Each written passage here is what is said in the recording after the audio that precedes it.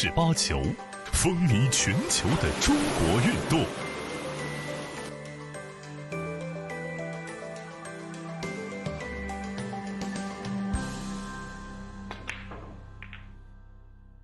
一线赛事指定台名：丁俊晖、奥沙利文、郑宇博、楚秉洁等国内外一线球星代言。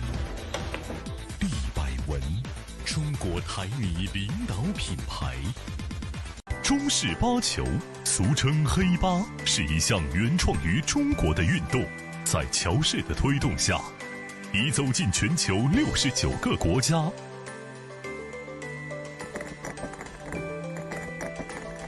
乔氏中式八球，风靡全球的中国运动。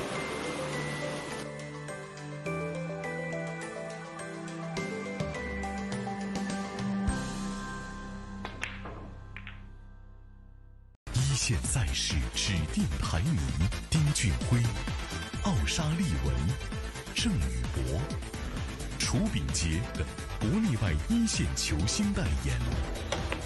利百文，中国台米领导品牌。中式八球，俗称黑八，是一项原创于中国的运动，在乔氏的推动下，已走进全球69个国家。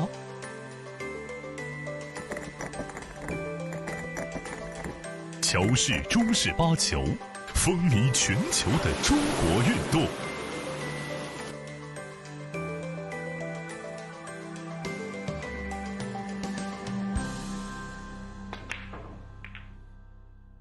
一线赛事指定台名：丁俊晖、奥沙利文、郑宇博、楚秉洁等国内外一线球星代言。利百文，中国台米领导品牌。中式八球，俗称黑八，是一项原创于中国的运动，在乔氏的推动下，已走进全球69个国家。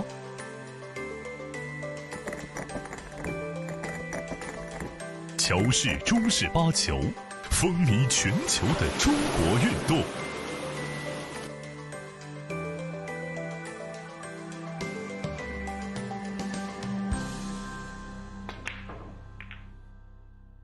一线赛事指定台名：丁俊晖、奥沙利文、郑宇博、楚秉洁等国内外一线球星代言。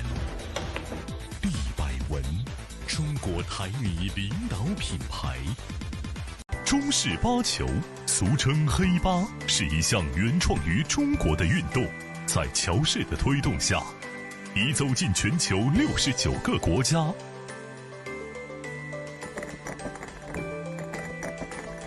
乔氏中式八球，风靡全球的中国运动。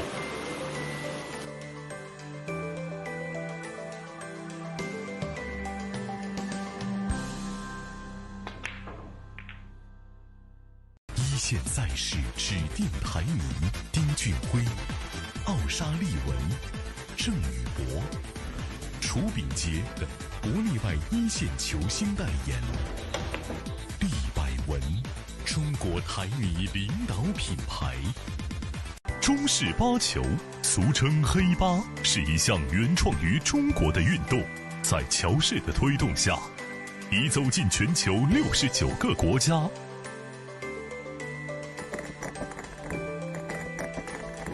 乔氏中式八球，风靡全球的中国运动。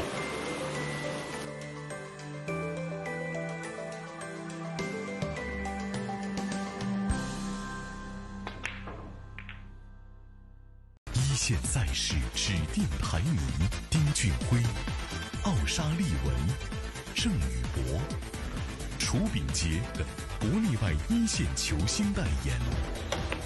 利百文，中国台米领导品牌。中式八球，俗称黑八，是一项原创于中国的运动，在乔氏的推动下，已走进全球69个国家。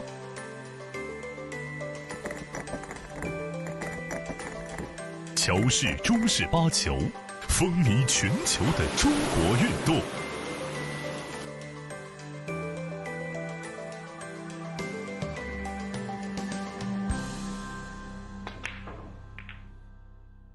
一线赛事指定排名：丁俊晖、奥沙利文、郑宇博。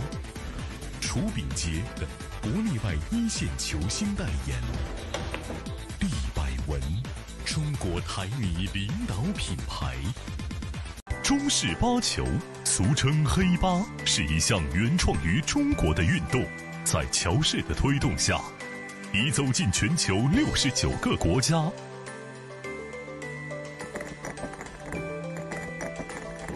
乔氏中式八球，风靡全球的中国运动。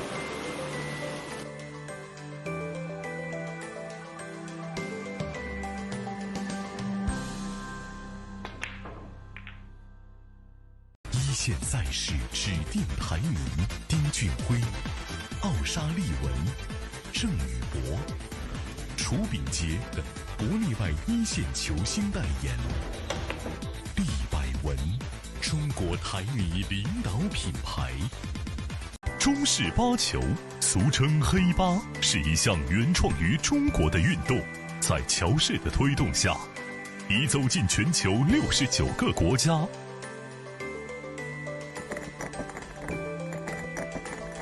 乔氏中式八球，风靡全球的中国运动。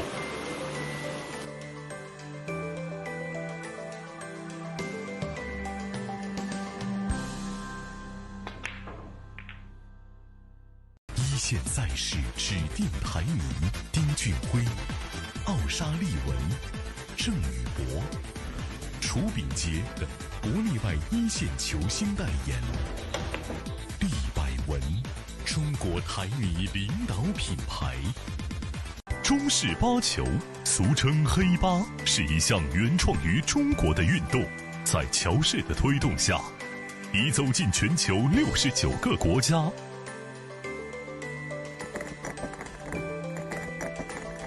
乔氏中式八球，风靡全球的中国运动。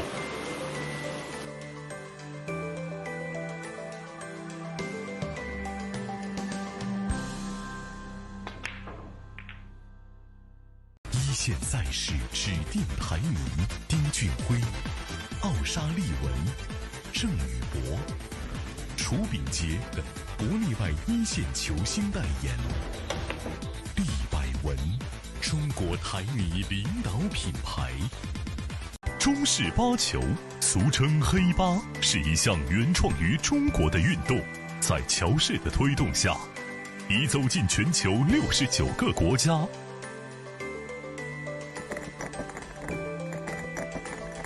乔氏中式八球，风靡全球的中国运动。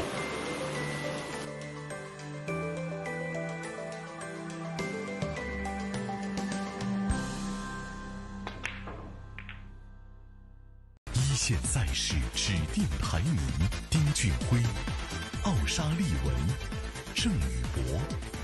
楚秉洁等国内外一线球星代言。利百文，中国台泥领导品牌。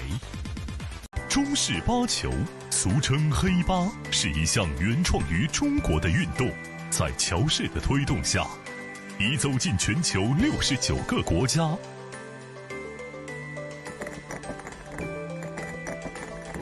乔氏中式八球，风靡全球的中国运动。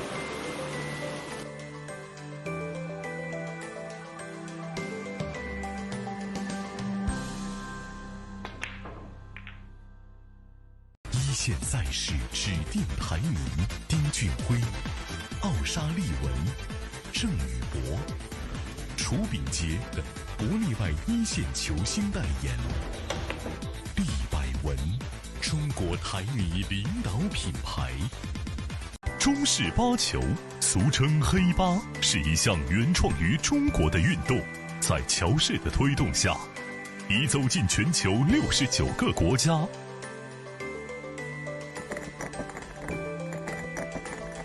乔氏中式八球，风靡全球的中国运动。一线赛事指定排名：丁俊晖、奥沙利文、郑宇博、楚秉杰等国内外一线球星代言。利百文，中国台泥领导品牌。中式八球，俗称黑八，是一项原创于中国的运动，在乔氏的推动下，已走进全球69个国家。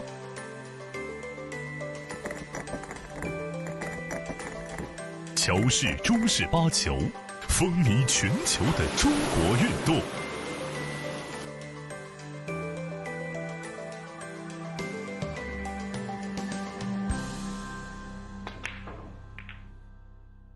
一线赛事指定排名：丁俊晖、奥沙利文、郑宇博、楚秉杰等国内外一线球星代言。利百文，中国台泥领导品牌。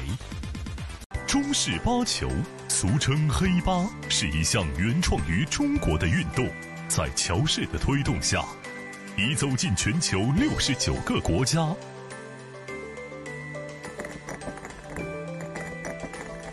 乔氏中式八球，风靡全球的中国运动。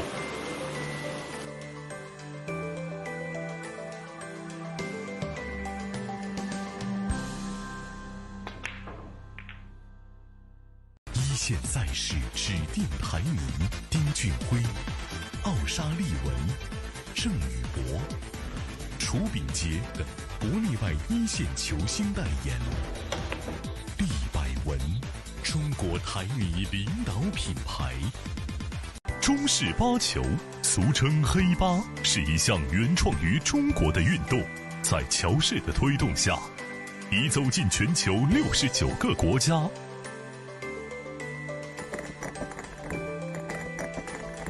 乔氏中式八球，风靡全球的中国运动。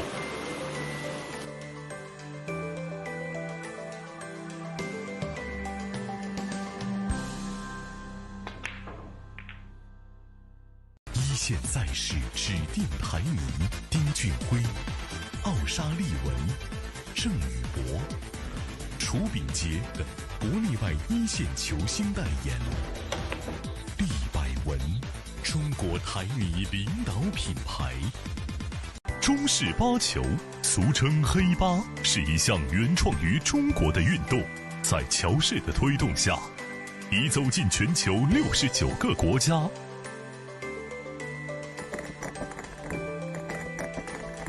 乔氏中式八球，风靡全球的中国运动。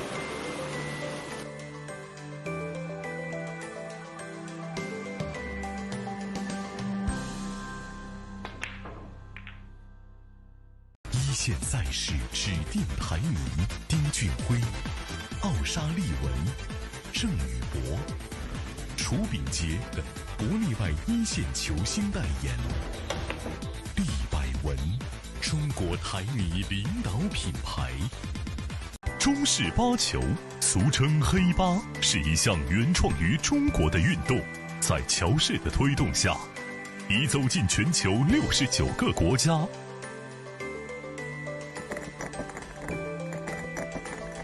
乔氏中式八球，风靡全球的中国运动。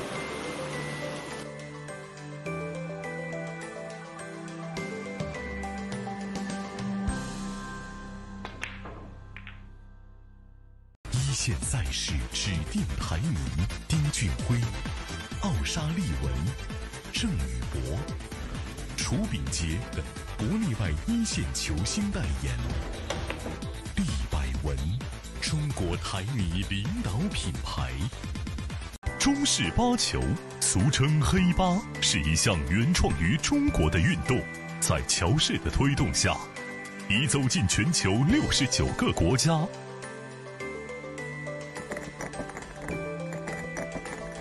乔氏中式八球，风靡全球的中国运动。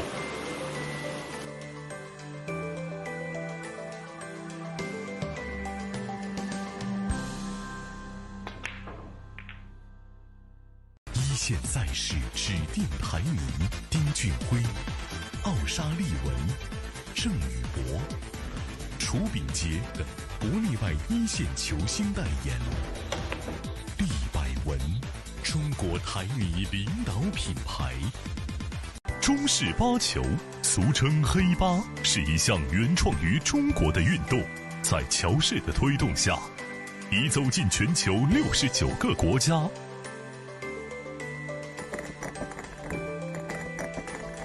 乔氏中式八球，风靡全球的中国运动。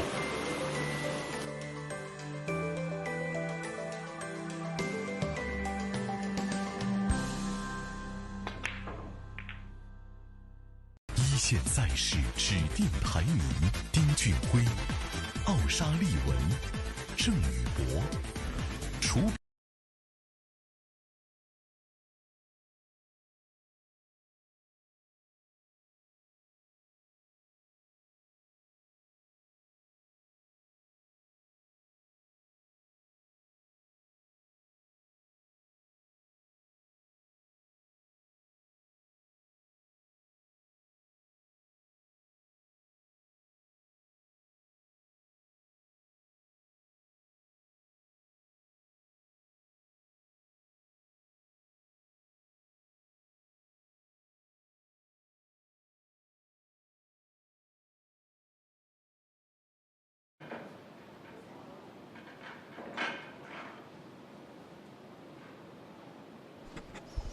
Good morning, ladies and gentlemen, and welcome to the Oceania Heyball Open Championships. My name is Barry Mavros. I'm joined in the commentary booth by Omid. Omid, good morning, and how are you? Good morning, Barry. How are you? I'm very glad to be here.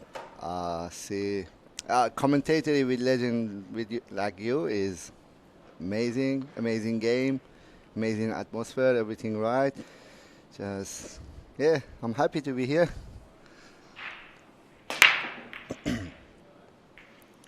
And we're commentating on two wonderful players. We're playing. Tell us all about this young man from Persia. This gentleman, his name is Sina. Sina is very top player of Iran. Include like top three player in Iran. He right now he lives in USA, but he play for Iran national team. He started with snooker and pool, but he switched in Heyball, and now he's a full-time Heyball player. He don't play pool anymore, so he focus and concentrate only on the Heyball. Oh, wow. So he's just all Heyball now. Yeah, now. He's actually not the first person I've heard do this. A lot of players have left the other disciplines and are focusing only on Heyball. For example, Jack Whelan last night. We watched him play. Did you watch that match at all? Yes, I watched. It was an amazing game with Mokin Hu, yeah? Against Vinny Calibreezy. Vinny Calibreezy, What an excellent match that was. It was just a great display of humanship. And again, he focuses all on this game. And this gentleman now at the table, his name is Paul Clark. He's an Australian, a fellow Australian. And he's been playing this game for a very long time. He's also now starting to focus on this. He's been traveling to China as well. Yes, he does travel to China or whatever is international games, but only Heyball. And his next step is Jordan, his Asian game. We're talking about Paul Clark here or Sina? No, Sina I was talking because, to be honest, I don't know much about him, so I don't want to give wrong information. But so you know a lot about Sina? Yeah, yes. I know. And you're a big fan? I'm a big fan of him. I heard that Sina is in Iran is similar to our Justin in Australia. He's very popular. Yes, that's it. Like, if I want to compare him with someone in Australia, is like I can say he's same as Justin in Iran. Okay. So the score is now 0-0. We've just had a visit from both players. Yep.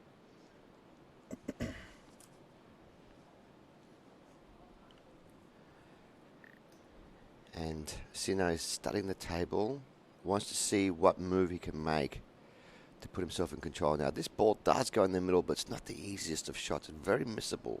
It's missable shot.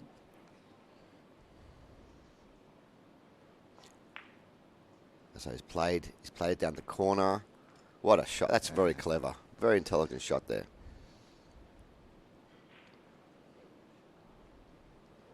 Now what? Is he going to possibly bank this back into the middle? I actually have never seen Sinner play before.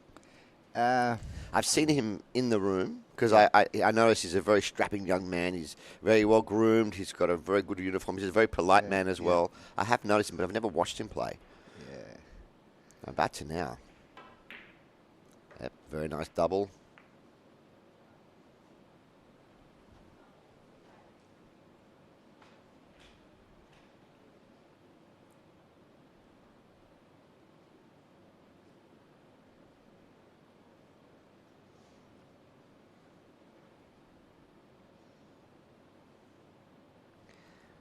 Cut in the middle. Delicate cut in the middle. Okay.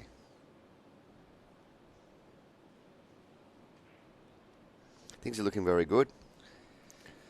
Very good. For the Persian fans out there at home, lovely Persia. You should be sharing the stream right now with all your friends and family. Where's your phone? The problem is now in Iran is now 3 o'clock at night or something like that, 3 a.m. So, but 100%. There is no excuse. Everyone should be getting up at 3 o'clock in the morning to support their players. Yeah. Okay, I share it right. He's gone now. a little bit too far to play the ball in the middle. That's the ball he was playing for. So now he's got to create a second plan, a plan B, if you will, to come back for it. And it's tricky. Does he go around all the balls and take the pink in the same pocket? Does he cut the ball now? That's what it looks like he's going to do. I think that's a prudent style of play. Take it now. Take it early.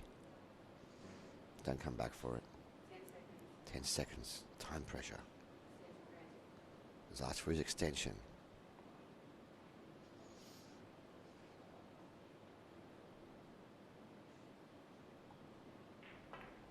Oh, it's a good shot. That's in. That's going in. That's a great shot. Well played. He's good. He's strong. Very nice visit here from Sinner.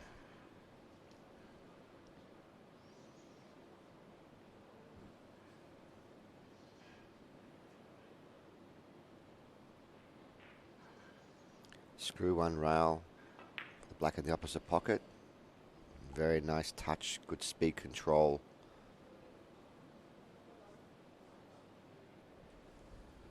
He's about to put the black ball away, take a 1-0 frame advantage. Draw first blood. Beautiful. Wow, did he start playing snooker when he was young? Yes, he does. It looks like he was a snooker player. He started with the snooker and then switched in pocket, American pool, and then he played like in U.S. Open, and he had some good results against like Skyler Woodward or some other pros like Shane Van Boening. He had some win against them, but now he's completely stopped playing. Look how happy you are. Your eyes are sparkling. Talking about, is he like one of your heroes over there? Yes. Wow, I can tell. He's a good friend of mine, actually. We go every day together from like when he comes to Australia, we are together from morning to night every day. From dusk till dawn. Yeah. Wow. All right, now it's Paul Clark to break. Let's have a look at his break.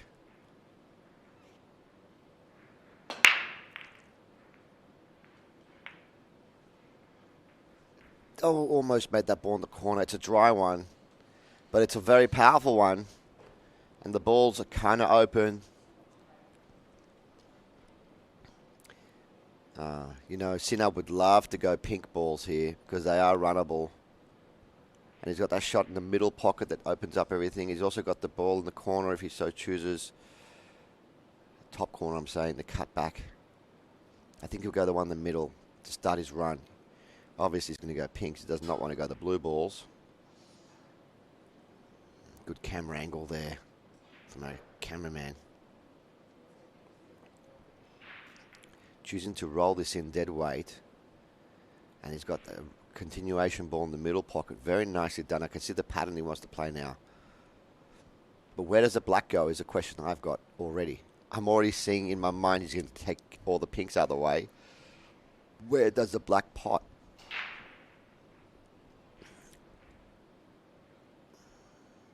He's probably thinking the same thing. Gee, Heyball is an exciting game. It's a mixture of attack, a mixture of defense. It's just one of those games where you don't really know what's going to happen. Every ball can be missed at any moment. We saw this yesterday with some of the top players in the world missing simple balls. My jaw hit the floor at one stage, Omid. I'm telling you. Yeah. Not any ball is guaranteed on this game. Mm-hmm. Not every ball is guaranteed. Yeah. Such is life. Nothing's guaranteed.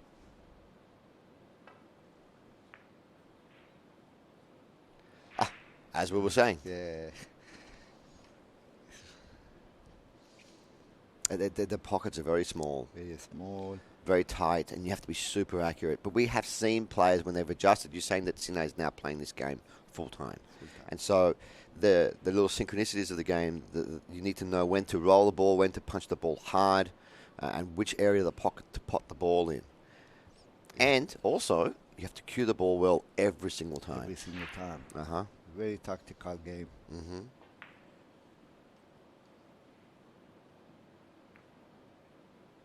That's a good shot from Paul Clark. That's a very good shot because he's got him. I think he's got him to the ball in the corner.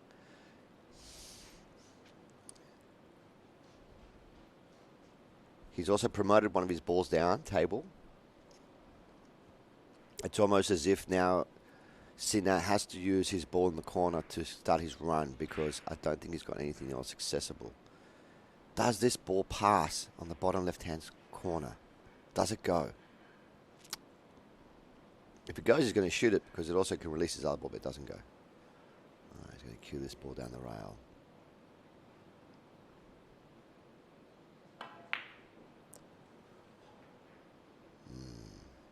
I wasn't a million miles away. That was very close.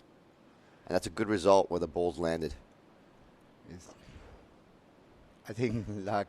You need luck when you play with a strong player. You need to have good skill and good luck together in the same time. Oh, yeah. So Paul Clark now.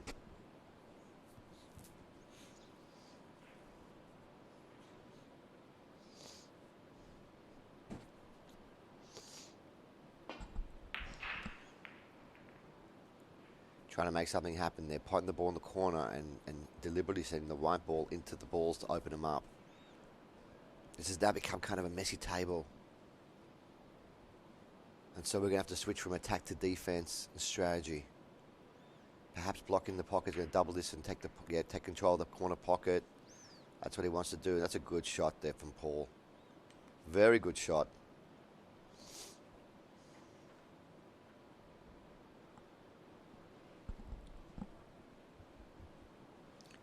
You can feel the tension in the air. This is a do-or-die match. Winner of this match gets into the top 16, to the top 16. Top 16, yes. That's correct. That's correct.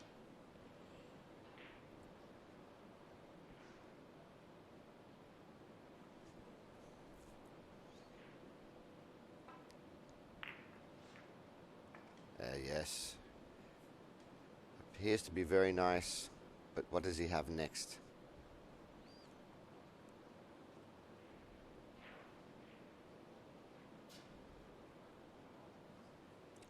He's a very deliberate player.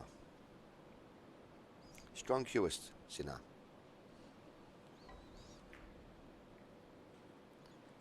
Yeah, he opted for discretion. I thought, you know what? I can't win at this visit. I'm going to promote my ball and release the table. Release the table. Make sure I get a better chance to wait run the table. Absolutely. Paul Clark here.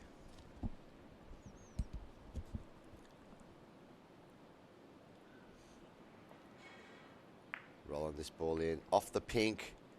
Taking control of that pocket. Oh, nice shot.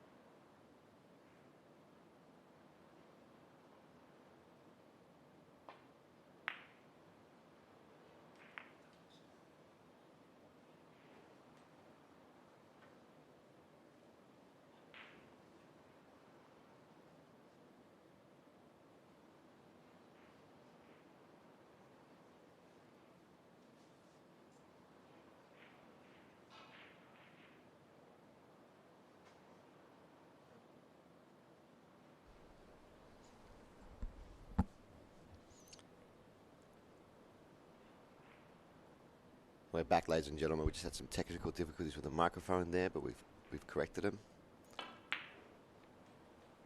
The players have been backwards and forwards, tit for tat, and Sina is first in with an opportunity. I wonder if he can play this ball off the knuckle into the blue and make his own ball. Let's see.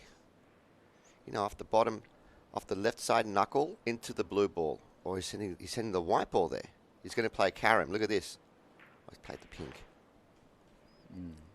How deceptive was the camera angle there? Yeah, it's different when you are on the table and you're watching from outside. Mr. Paul Clark at the table now, a fellow Australian.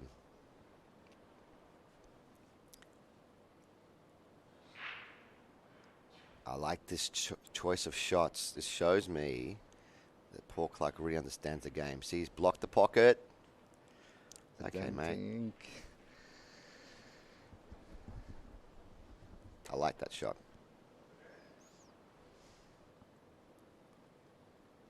So what do you do here now? Do you roll one ball onto the other, and then even he didn't actually block the pocket. So this is all doable here now for Mr. Sinner.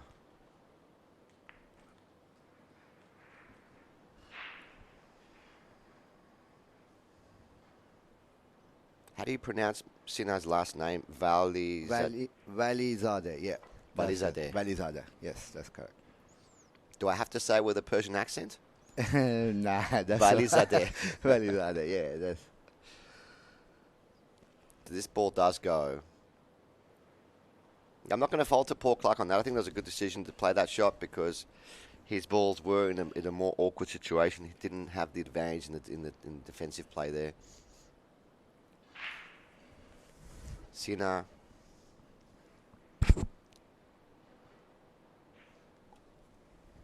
About to put himself 2 frames in front. Just needs one more good shot here. He needs to clear these balls. That's not a good shot. That is a terrible shot. Wow. That's a massive error.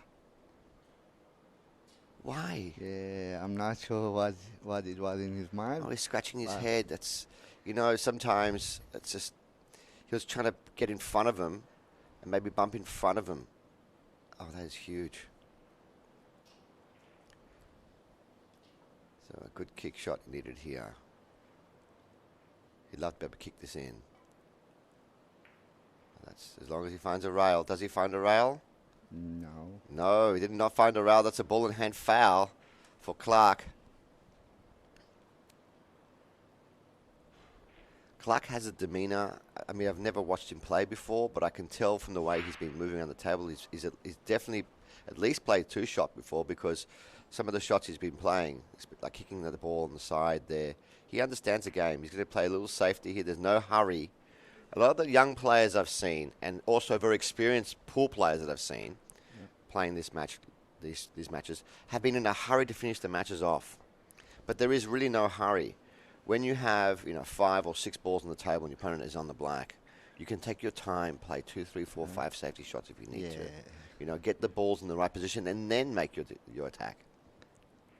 I saw this kind of game last night. Vinny and the other gentleman from he had ball in hand and he's very, very good player, but he did like 3 times safety, 3 ball in hand. He still plays safety to make sure every ball is getting in good position. Yes, and then he run the table.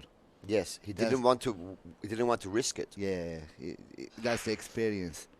Yeah, Jack Whelan played very well last night indeed. Oh, there's a valid attempt there. Now, you might think that Paul Clark missed earlier, but he did it on purpose to make Sinan move the black for him. And now everything is in the open, and Paul Clark can now go to work. Also known by his friends and family as Clarky. He's a very popular player. Yeah. Very well liked in the pool scene as well.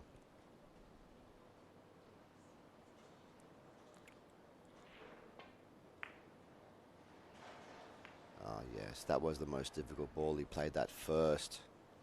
Now that's out of the way. I'm sure he's glad that ball's out of the way because the rest now all have a pocket.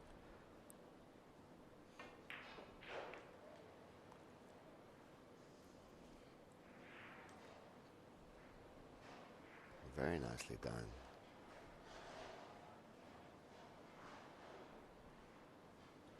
And Paul Clark's won heaps of events over the years. He's a strong player. He knows what he's doing.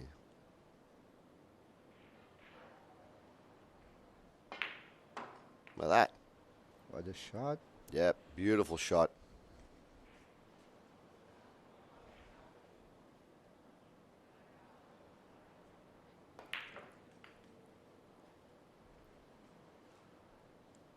We've got a match on our hands.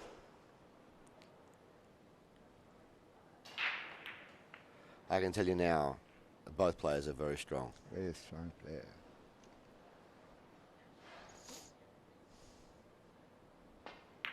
Nicely done. Wow. Nicely. Well, one apiece here. So you've seen both players now. How are you feeling? Yeah, I think it's going to be very tough match, close match. Maybe on the heel, someone win on the heel or 7-5. But in my mind, they both have 50% chance to win because both strong, experience, strong. They playing Heyball full time, so it's gonna be a nice match. Either way, lose or win, I'm enjoying the watching. And, yeah, I wish. Good And luck for you've been both. playing this game for a very long time too. Yes, I play pool for maybe over 20 years, but I never I can't say never, but just barely I played Heyball. Only maybe some practice with Sina and the other. I tell you what, I mean, Heyball is a whole different animal. Whole completely. If you is play different game. Heyball, I'm You don't like to go back on the pool. yes, you're going to want to play it all the The time. problem It is is- such a good game. Yeah, such a good game. The problem with that is anyone switch on Heyball, they don't like to play pool anymore. It is addictive, I tell you. It's a great game. And for me, I predicted the winner of this match will be the person that masters the break. I like Sinan's break at the moment. Yeah. He's breaking very, very well. Obviously, he's broken twice, and we've only seen Paul Clark break once. Yep. But Sinan's break is very strong. He's made a ball both times now, and he's also landing on balls. It's tough. You know, you need to be able to break and run the balls. Run the balls, yeah.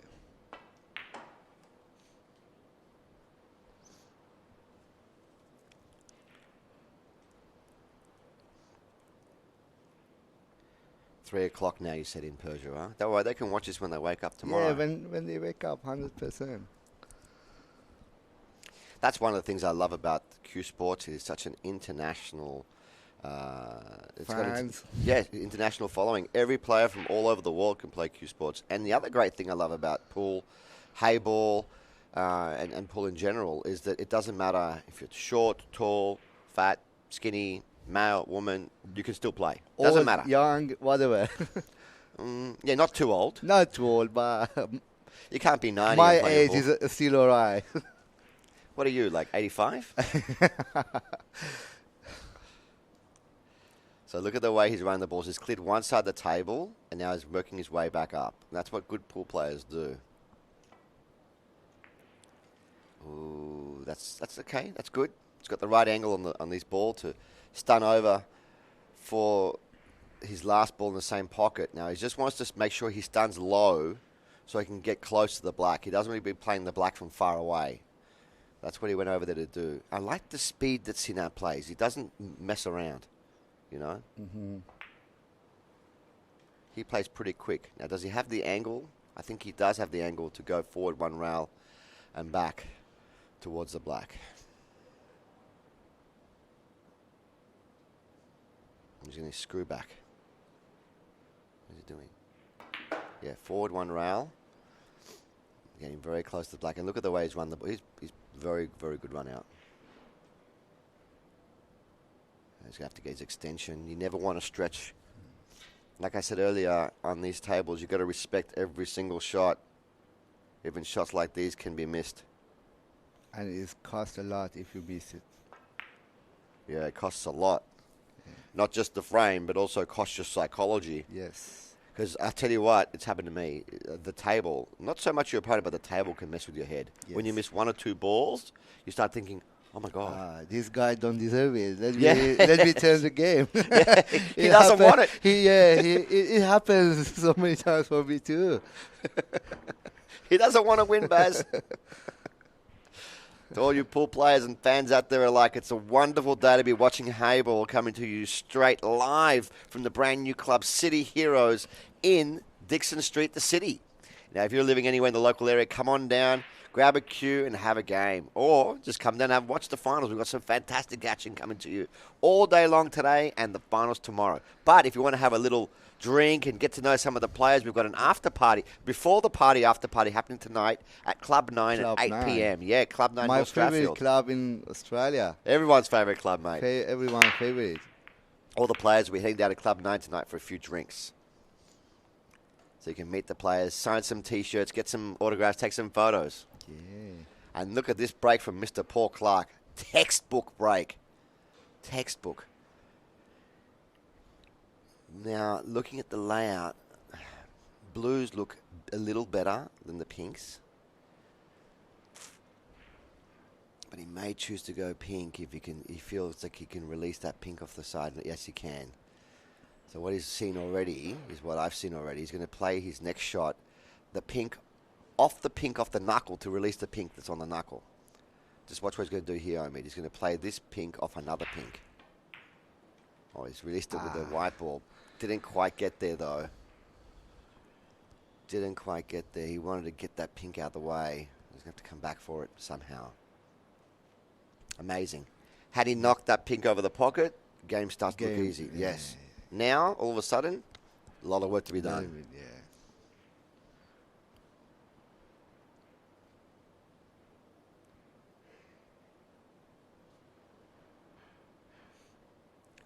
Now, we do have a 45-second shot clock with a 30-second extension once per rack. So players have to make up their mind and play. We also have a 2-hour time limit, 1 hour and 20-minute time limit per match. And we have seen some matches come down to the time limits, and then we've had shootouts, penalty shootouts. How exciting are those things? Exciting. What exciting. Only in Heyball do we have penalty shootouts. It's crazy. Crazy good. Yesterday I was watching a game that it went to shootout. Yeah. Between Kevin from Sweden and Jason Yu from Australia. Jason Yu, a fantastic player. He's very young fella, very good player. He's improving a lot because I watched his game He's only last 16, year. 17 years old. He's doing a lot of practice. A lot of practice. And who won? Kevin won on the shootout. What a shame. I mean, what a shame for young Jason. Happy for Kevin. But No, that's all right.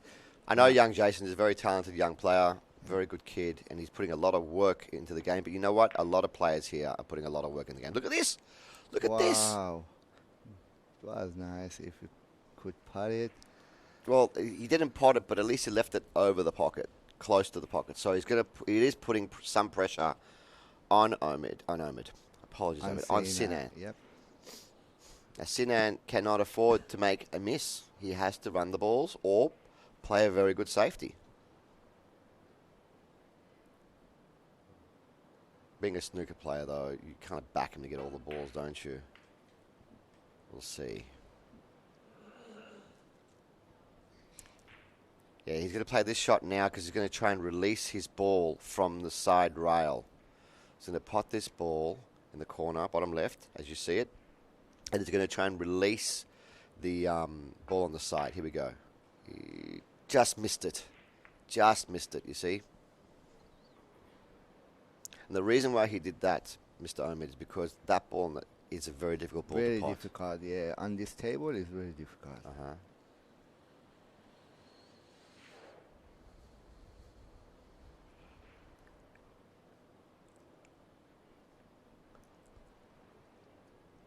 Now we have to go plan B. Make a different plan. He has got safety options if he chooses as well. Which I think he wants to take it. Does he want to release the other ball too? He's playing the safety now. Does he get behind the black? I think he did. That's a very good shot. Good shot. You see, yep. acknowledgement there from Mr. Paul Clark tapping the table. When you see a pool player do that, Do that. it means good shot, it mate. means good shot. Yeah. In other countries, it means good shot. In Australia, it means we tap it 3 times. Good shot, mate. Good shot, mate. I'm just kidding. Nah, extra good shot.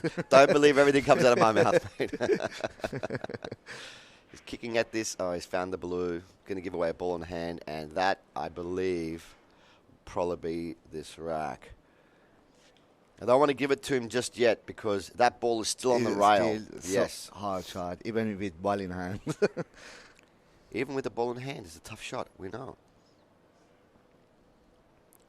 So he's thinking, you know what? I'm not going to take it. I'm just going to play behind it. Is he? He's going to tap behind it. Get it off the knuckle, off the rail a little bit. Now it's more playable. Yeah.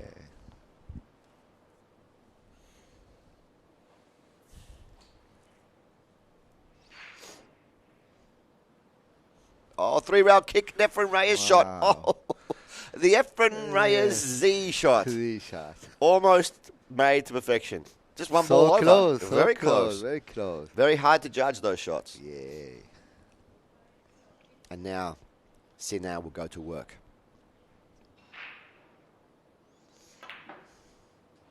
And again, he's just wanted to release the black a little bit. Good shot, good foresight. Positive things can happen.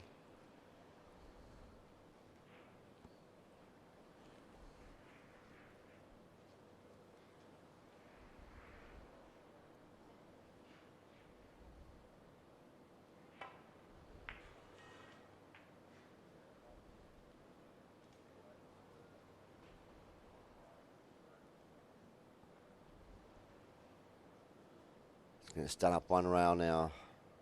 He wants to get nice and close to this. Stand up 1 rail. Beautiful. Good angle here just to roll forward. He would have preferred to have been a little more full, but it's not a problem because this cloth is quite heavy. It's quite a heavy cloth, so you can kind of hold the balls easier than you could on an American 9-ball table. Yep. It's a good camera angle there.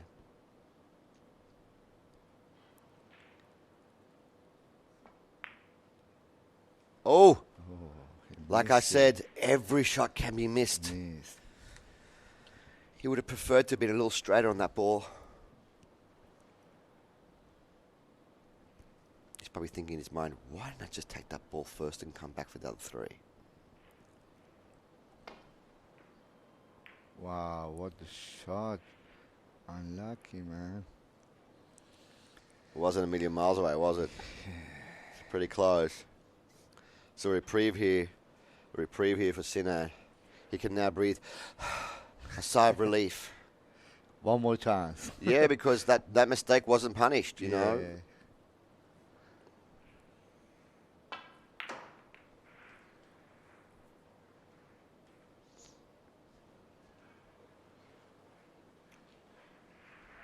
This game is such a tight game. You know, when you get punished for one mistake, it starts to play with you. Oh no, that's 2 mistakes in 1 frame. Lady Luck will not shine and smile on you forever. You can see the pain in Sinan's face. He's rubbing his face now like, oh my goodness. Okay, now this is got to be played the right way or else it's going to stay up there. He's played it nice and gently. Oh, didn't land exactly the nicest place on the black. Good thing for him, if he doesn't make this, he can leave it over the pocket. But he's made it. Made it. Beautifully. Leave it done now. Now, what's going on with the scores? It's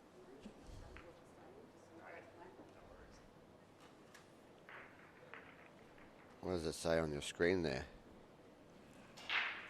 Should be 2 apiece. two all.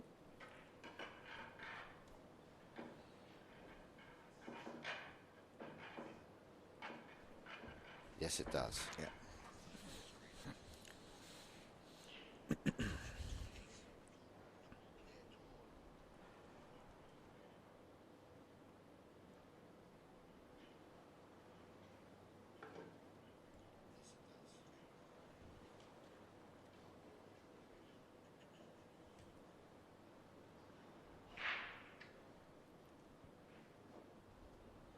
I just saw the screen here.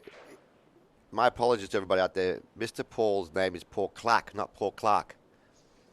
Paul Clark. Mr. Clark. See? Yeah.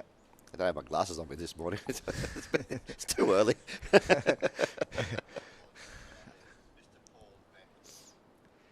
All right, it's another very good break-off shot here from Sinner. Okay.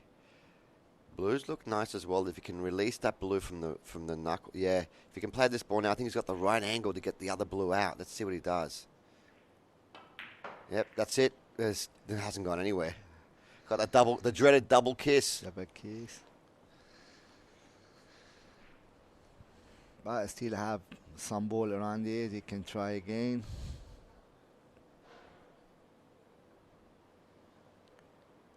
Oh, it's funny. This game is such a difficult game when you... Oh, good pot there. Good pot. Oh, you're right. He was trying again. He just missed it.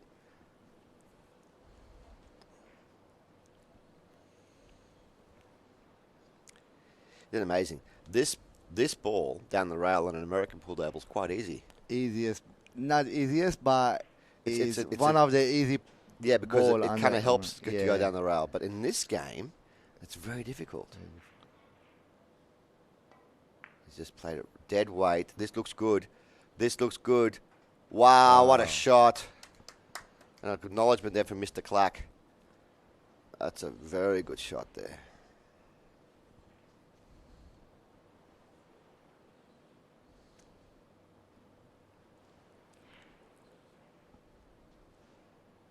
He needs another good one here now too. We've seen these spat out over the weekend. He's another good pot here.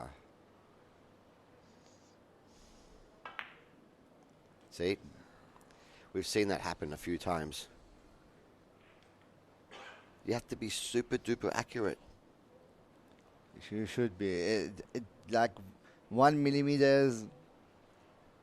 1 millimeter away. I just wonder how much those two missed balls before are now starting to play inside Sinan's mind. Yeah. It can.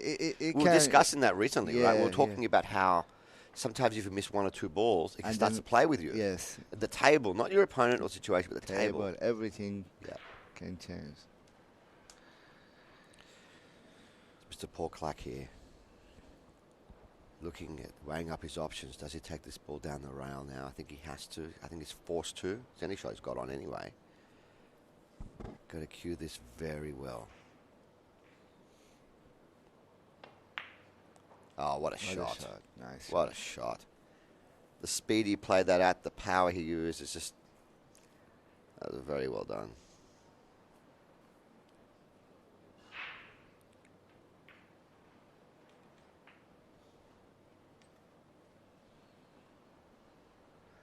And again.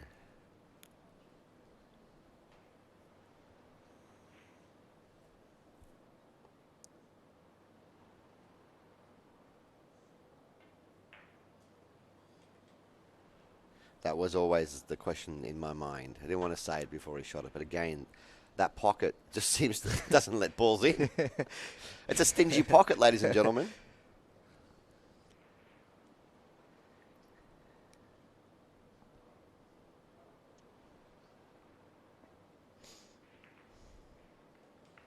Okay. So now played that very gently because he wants to take... He wants to stay close to his work. And now this is the key ball.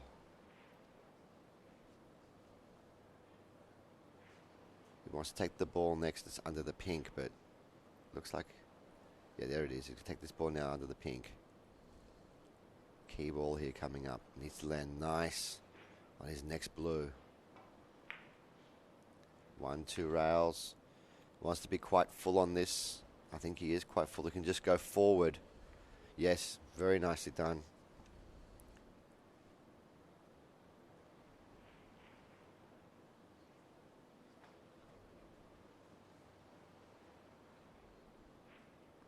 Good camera angle there.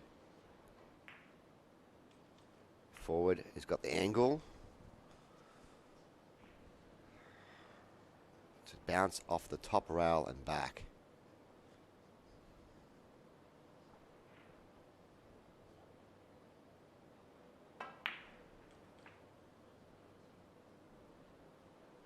Very nicely done.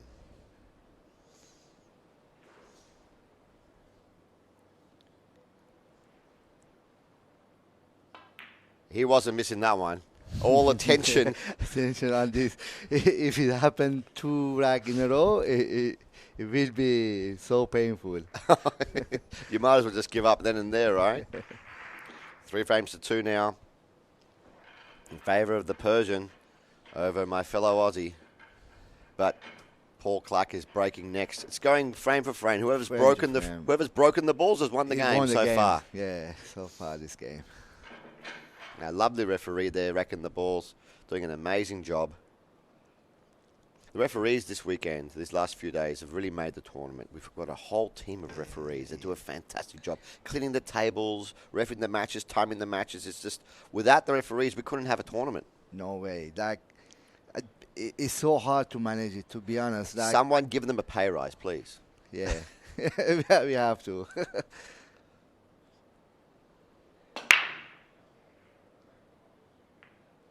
Does he make a ball off the break? Looking to make a ball off the break, but I don't see it. It's a dry one, Omid. Dry like the Las Vegas weather. The blue, I think blue is a little bit better. Oh, they're definitely better. Yeah. And does he have an opening shot on the blue? I think he does. This ball in the middle.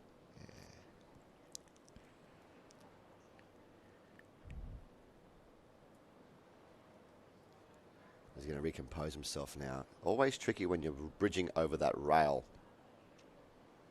He knows now that he has an opportunity. He's played one onto the other. Yeah. Played a combination. He had an opportunity there to try and put some daylight between him and his opponent. Try and get 2-frame advantage. We've seen time and time again a 2-frame advantage in an alternate break format in a race of 7 is huge. It's huge. Yeah. Huge. So far, I haven't seen a match turned around. Yeah. I've done a few matches the last few days. I've done a lot of matches. As soon as someone has a 2-frame advantage, they've won the match. Yeah, and he missed it, Mr. Clark. So it shows even very good player, they can miss every ball. It's really hard game. Yeah, right? yeah.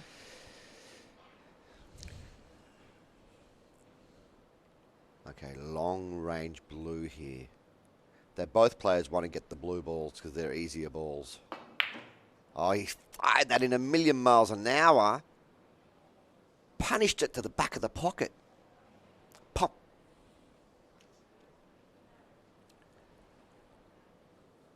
He's going to stun the white ball now 2 rails back.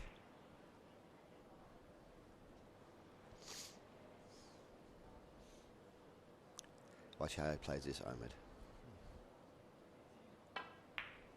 1, 2 rails back into play for a choice of the ball either in the corner pocket or down the left side rail. I think he's going to go the one in the corner, bottom right hand corner, and come back for the one down the side rail, because the side rail one, it doesn't really lead to another ball, does it? Or maybe he's got the ball in the middle afterwards. Okay, he's going to take this ball now.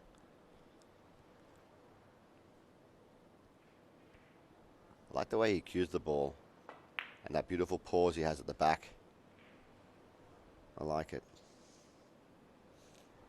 Didn't get over enough. Yeah. That's what I was saying. It was a tricky, very tricky to get back on a ball.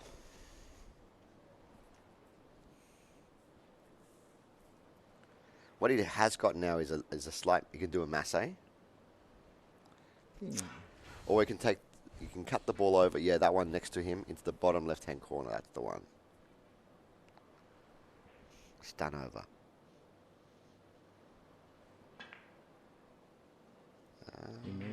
Straight in the pocket. It's now become a frame-winning opportunity. Needs one more good shot here, though. Ooh. Now, if he plays this too hard, you know what's going to happen. He's going to get stuck behind the black. He's looking now where he wants the white to land. If he overplays this, he's going to have no shot. He's got to play this nice and gently. Or what about if he come behind the 8 ball. Is that harder? Across. I don't think he wants to do that. Nice and gently. Beautifully done. Perfectly placed. Let's get a little... He actually played that too good. Would have preferred a little bit more. He's fine. Another soft... I've noticed that you need to be able to play the balls very gently. Yeah. Soft little tap here. Dead weight. Beautifully done. Looked like they used a little bit of right-hand spin there as well. Now it's all about this shot. He's having the cue ball clean because you know what he's going to do now. He's going to roll this ball down the rail and he wants it to drop. He wants the white ball to stop. He's going to play this again very softly. Yeah, I think he wants to get it for middle pocket, or if he's go over, is coming for the corner right-hand side pocket. Let's see what he's going to do. Nice and gently. Middle pocket. Yeah. Very softly played. And now in the middle to put himself 2 frames ahead.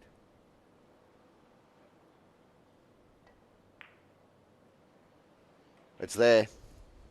It is there.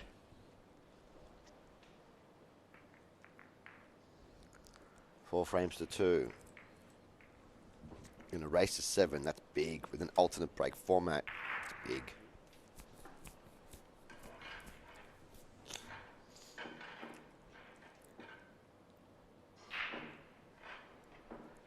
Yesterday I was Googling all the different players, and every time I Googled a player, I would hear.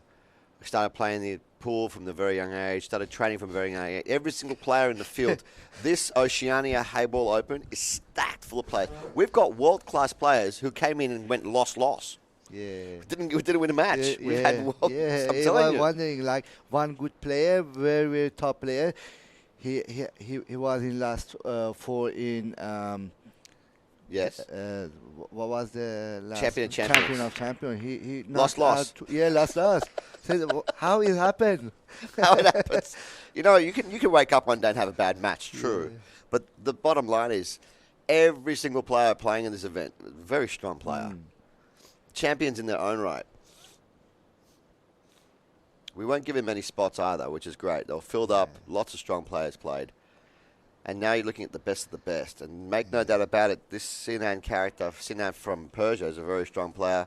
Paul Clark is a very strong player. Everyone we're featuring are strong players. Yes. Champions in their own right. And it's amazing because you can have one match one day with someone beat them and the next day they beat you. Yeah. That's what happens. And it looks like Sinan's starting to find some rhythm and some momentum.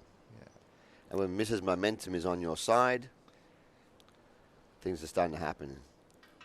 But he's breaking very well. He's breaking balls at the break. That's very important. Because it gives you that first opportunity at the table.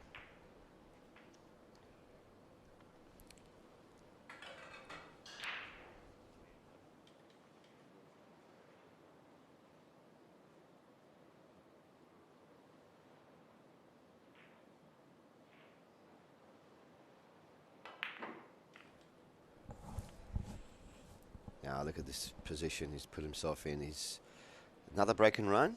It is break and run if he can finish it.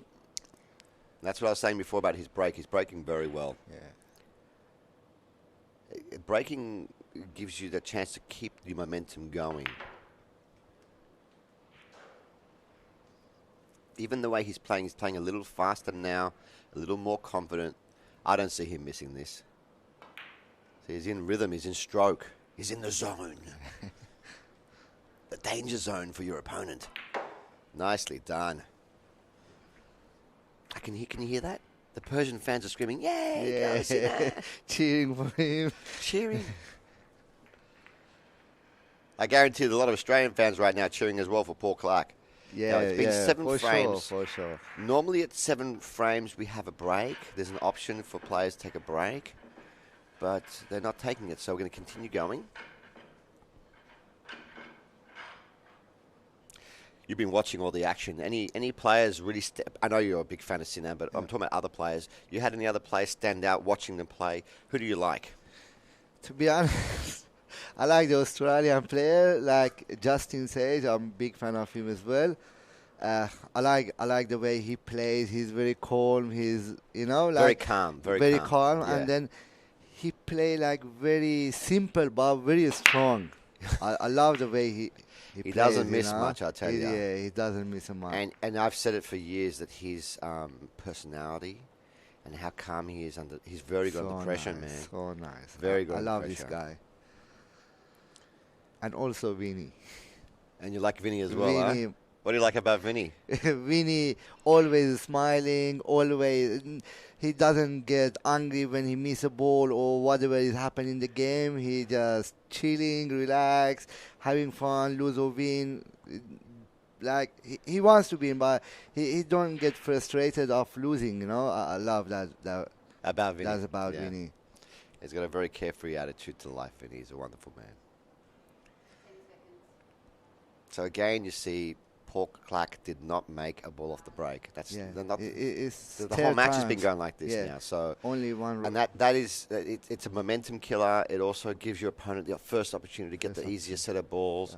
Because many times we see the pinks and the blues, one set of balls is easier than the other. We see that very often. And when your opponent gets easier, half the work's done. Exactly. The pressure is on for you because you need to put the hardest ones. But this time around, Paul Clark's getting in first. And I tell you what, he's tough. I can tell there's no quit in this man. Doesn't matter if he's up 5-2 or down 5-2. He's going to play the same way. He's going to run the balls if he gets a chance to. But the pinks are not laying in the easiest spots right now. As you can see, there's a lot. This is not a one frame, one visit win. He's going to have to relinquish control of the table and leave himself in control. I think he's going to put his pink ball over, like free up the pocket in the corner. Try and do that perhaps. What else can he do? I mean, what else can he do here? You're not going to continue shooting. You need to somehow free up that pocket or else you can't. There you go. That's the ball I was thinking of right now. He's going to roll his pink over the blue, take control of that pocket and send the white back up. That's it. That's the shot. He would have preferred to have kept the pocket closed. And what's worse is I think for the Clark fans is that Paul Sinner has the angle now to get his ball off the rail. I think he does. Punch forward here, hard, get it off the rail. Oh, that's twice now. He's gone for the extraction and not got it the way he wanted to.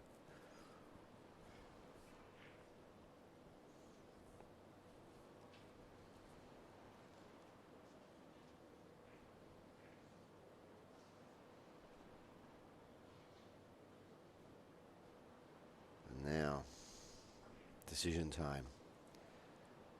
Not only did he not get the ball that he wanted to, he really doesn't really have much of a shot. I know he doesn't want to get rid of this ball in the corner. That's his insurance ball, if you will.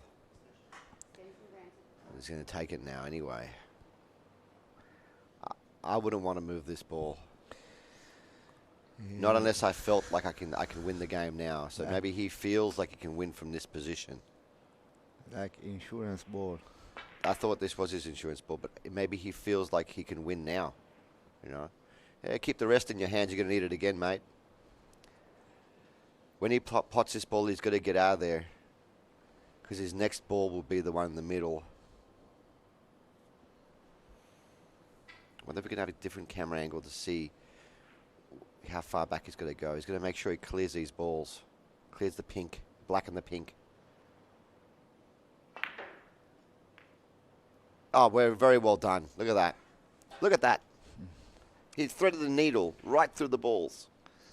Punched between the blue and the pink. Look at that. What a shot. He's going to leave the ball closest to the blue ball closest to the black as his finishing ball. He wants to bring the white ball back and be as close as he can to his work afterwards. So let's see. There's a bit of a stretch. He needs to rest again.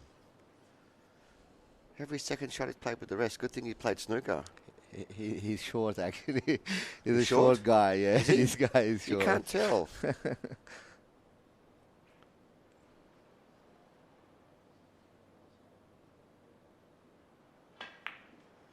Oh, it was not the easiest of shots, especially with the rest. Come on, Mr. Clark. That's the opening window that he's been waiting for. How costly could that ball be now that Sinner missed?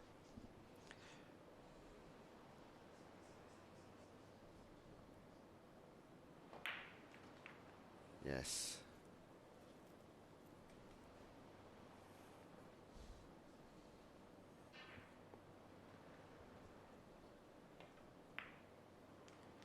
Okay. So Mr. Paul Clark wants to roll forward now for the pink in the middle afterwards. Delicate little tap shot. Has to still be accurate though with the cue ball and the potting. We've seen these shots, look at that, heart of the pocket. Now in pole position to take this next frame and bring it within 2.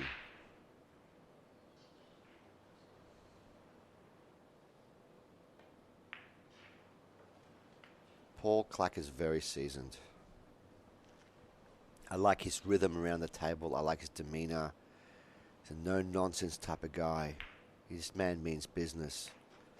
Very good clean up there from Paul Clark. Very good. Both very strong players, Very mate. strong.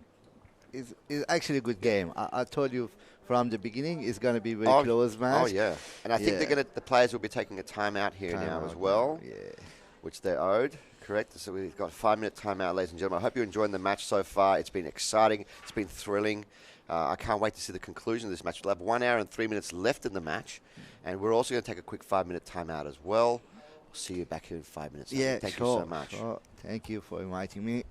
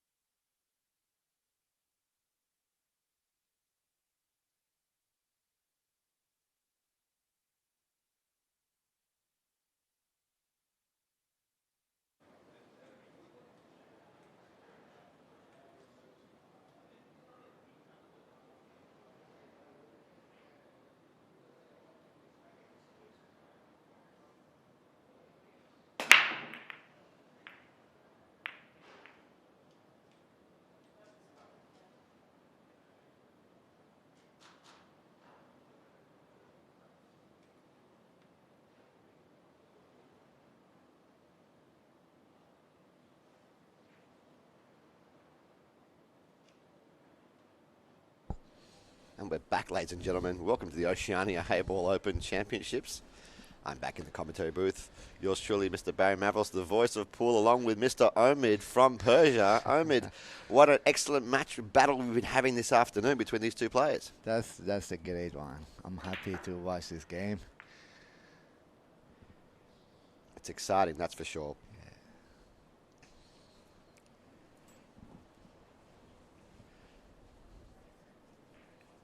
Mr. Paul Clack back at the table, trying to bring the score back within one. Winner of this match progresses to the top 16, and the prize money significantly jumps when you get to the top 16. This top 16 is knockout stages, but we're already at a knockout stage here now as well. The winner progresses, the loser packs his bag and goes home. Go home, long way to home. Well, depends. For the Persian, yes. For the Persian.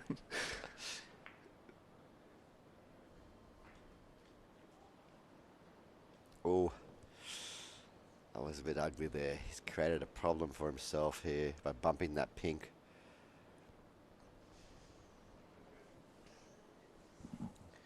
What do you do now?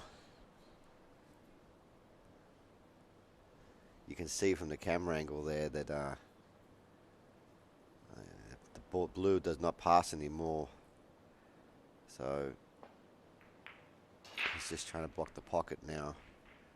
And he didn't achieve that now. Okay, so score is 5 frames to 3 in favour of Sinan.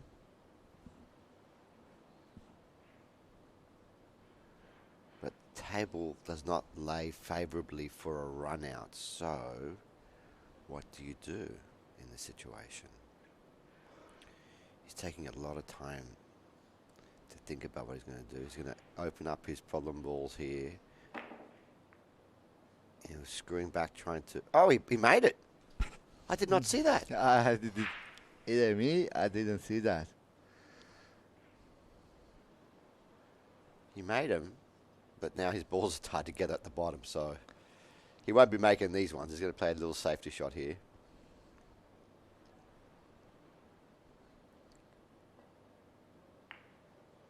Delicate little shot, controlling that pocket, trying to control that pocket. I think it's still open.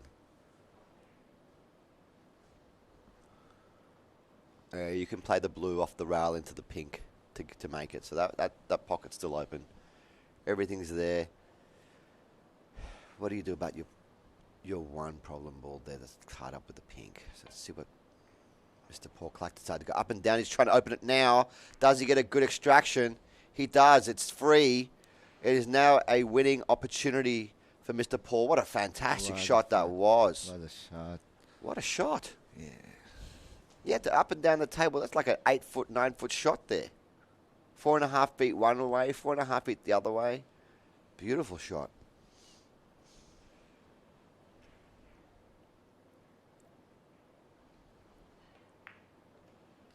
Very impressive. Okay, so it's going to play his ball in the corner now and leave the ball close to the middle pocket as his finishing ball. Big breaths here from Paul Clark. Paul Clark. Big breaths. Oh, it's straight in. It was straight in. It wasn't even blocked.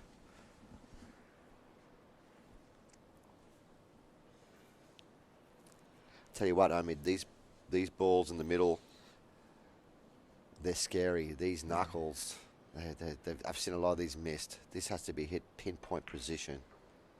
And it was done. Nice. And he's on the black by playing a beautiful cannon with the white on the pink. This black now to bring it within one, and he's got the break next. Paul Clark on the comeback trail here. Can he do it? Yes, he does. Wow. Strong performance there. Strong out.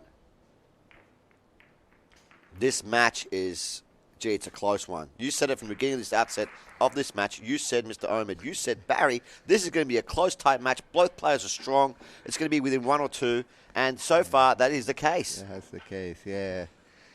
Why are you smiling for? Happy to see a nice game. It's exciting. Yeah, it's an exciting game. you never know who's gonna win, so it's exciting. Wow. Now, so far, Paul Clark has been breaking really powerfully but not making any balls. So he's desperately wishing to get a ball off the break now to get that first opportunity to run the balls and tie them, level the match. Can he make a ball off the break? Hit it well. Oh, geez, hit it well, but nothing again. We've just seen this. Four breaks, all dry. Yeah. Not four, five. 5 breaks. All breaks had been dry. Nah, one of them, he pot the ball, but 4 of them it was dry break. Oh, really? Okay. Yeah. It's a little bit unfortunate, you know. Well, unfortunate. Maybe move the white around different spot or something, or use more speed or less speed. We see other players are making balls every time. Yeah.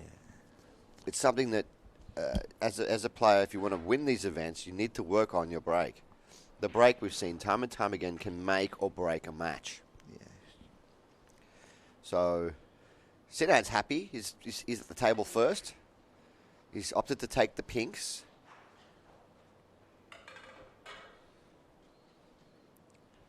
Pinks look good.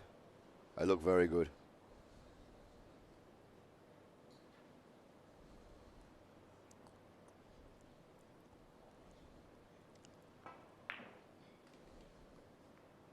Okay, he's taken this ball. He's played it there. What does he do about that pink that's got those 2 blues around it? Does he take it in the corner? I'm guessing he would. He would have loved to have taken it now, I guess. Let's see what he decides to do. He's going to come back for it. Of course he is. Oh, I see the pattern now. Stop the ball there for that he screwed it back for the pink in the same pocket. I see. He's going to take this ball now in the bottom left-hand corner pocket, Omid. Start up for the ball in the middle. Watch what he's going to do. He's got a framing opportunity right here, right now. Start for the ball in the middle next. So I can take that ball that's got those 2 blues next to it into the top left-hand corner. Yeah. That's where that ball pots. Yeah, he don't need to do doesn't have to move anything. Exactly. Unnecessary risks. If you don't need to move any balls, that's the way you should be playing. Just getting nicely close to him. Very nice. And now, probably screw the white ball back a little bit to bring it close to where he is now for his final ball into the middle. So just bring it back a bit further than where he is now, which he has done. He's made it. Yeah, look at that. Perfect. Where's the cameraman going? There he is. Okay, this to book himself, put himself on the hill. Yeah. That dry break proven very costly for Paul Clark. No fault of his own, but also very well played to Sinner. Yeah. Very well played. Yeah, he played well, and I think Mr. Clark, he was a little bit unlucky with the breaks. Unlucky, he's hitting him hard. Yeah. He's hitting him hard, just not making any balls. Yeah. It's cost him. It cost him. He's on the hill now. He's more pressure on Mr. Clark. He's got to win the next 3 in a row. Yeah. Actually, 4.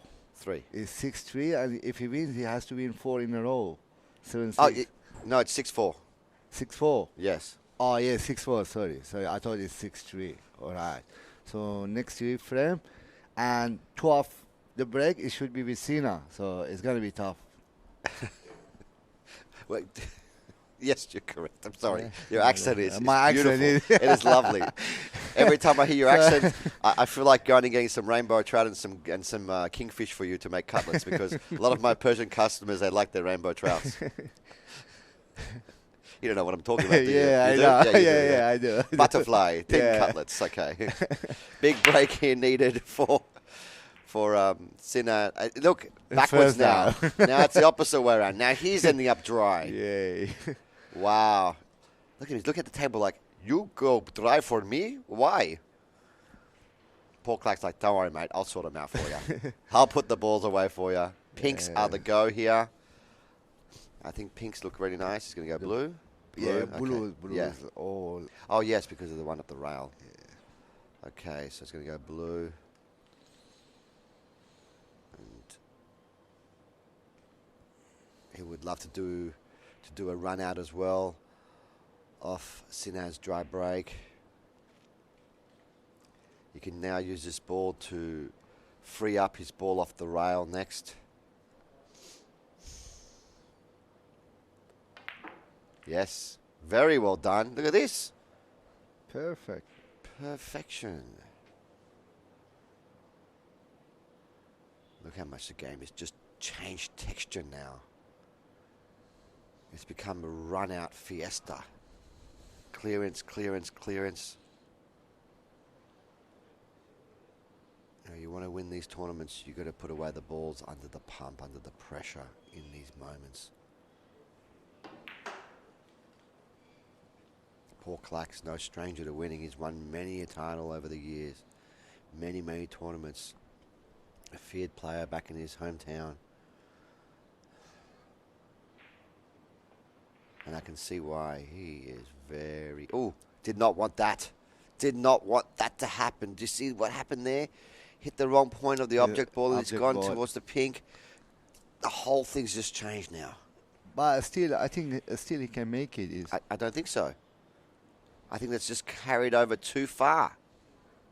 That's what happens when you roll one ball and the other ball. You never really quite know what's going to happen. So, you think he can make it? I don't think so. No.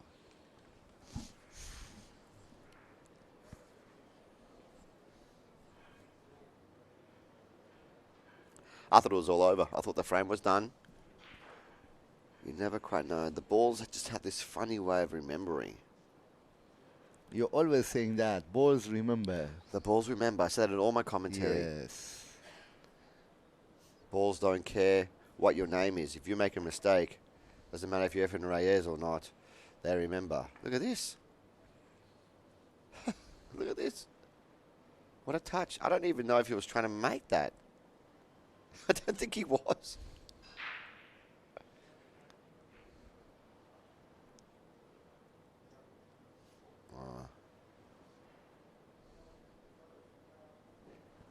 I don't think he was trying to make that, Omid. Yeah, I think he wanted to put it on, block that Yes. pocket. I think so too. Now what? What do you do? Playing the double, playing a safety, and he's blocking the blue. That's a clever shot from Sinner, showing us his pool IQ there. He's tried to block, marry the pink with the blue together to stop it from going anywhere.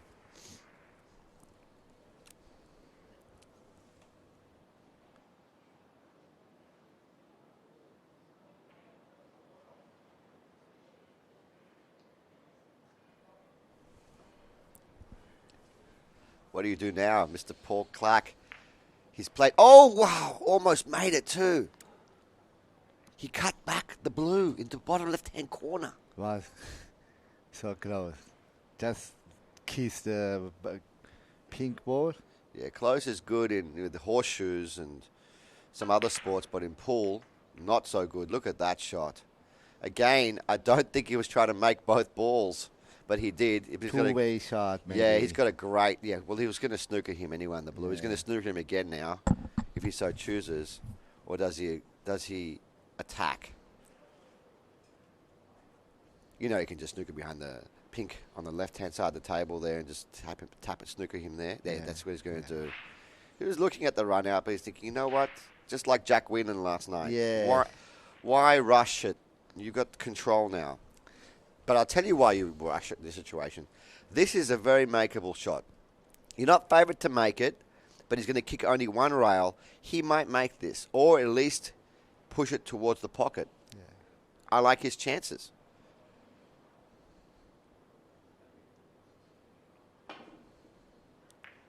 Well, he hit it, but he's hit it with speed, and it's now in the middle of the table.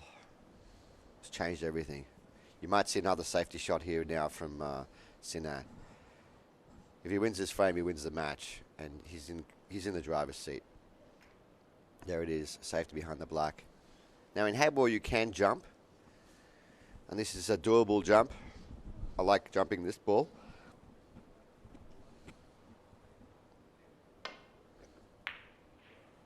Wow! Oh my goodness! I thought he made it. I thought he made it too, and if he made it, he had some kind of shot in the black too. So Sinan from Persia. Very much in control of this rack now. It just came down to that combination shot, that plant that Paul Clack played. The white ball just leaked out a little too far. Now, I know you think, oh, he missed the ball. He knew there was a chance he could miss that, so he left the white ball in the position where he's not going to give a shot away. You know, and that was a two-way shot. If he makes it, he continues. If he doesn't make it, he's leaving his opponent hooked. And Paul Clack, very nice kick shot there. Good speed, leaving it over the corner pocket, saying, hey, Mr. Sinan, you don't get out here now, I will probably finish the game off because I'm leaving the ball there. So we're Sinan going to play another safety shot, another one. Showing a lot of patience here. But I guess that's the way the game should be played. Last night I was in the hotel room, and we were watching the... Jack Wheeler and Vinny Calibreezy. No, the international in China between very top English player. What's his name? Sorry, I don't know. Oh, what a good kick shot there. He's hit it. He hit it nicely. He hit it, and he left the white ball far down the table. And so what happened in that match? That match, it was same situation. They had to play safety battle. Yes. And Sina was explaining me what's his problem. He said, I'm very aggressive player. I like to attack, but the right thing in this game, you have to play safety a lot, you know? That's very good that he acknowledged that. And this is what he's doing now in this match. Yeah. Wow, good safety shot too. Yeah, we all want to attack. And playing the American-style game, it's basically attack, right? Attack. But this particular game, you need to know when to attack, when to defend. You know, and so I don't know if he's left the window between the balls here. He may be unfortunate. Oh, it's getting closer and closer to the pocket. But the table is like every ball is in good position. He's going to have to attack soon. Yes, I think he attack right now. Does he play the double now and pot Paul Clack's ball and put the white somewhere difficult? What does he do now? This is tricky. He's going to have to attack soon. What's all that noise? Someone working on. Did they realise what's going on here? This is the Oceania Heyball Open Championships, ladies and gentlemen. Oh, he's called his extension. See, there's a lot of pressure. There's a lot of pressure on him right now. Paul Clack looks as cool as a cucumber sitting in his chair.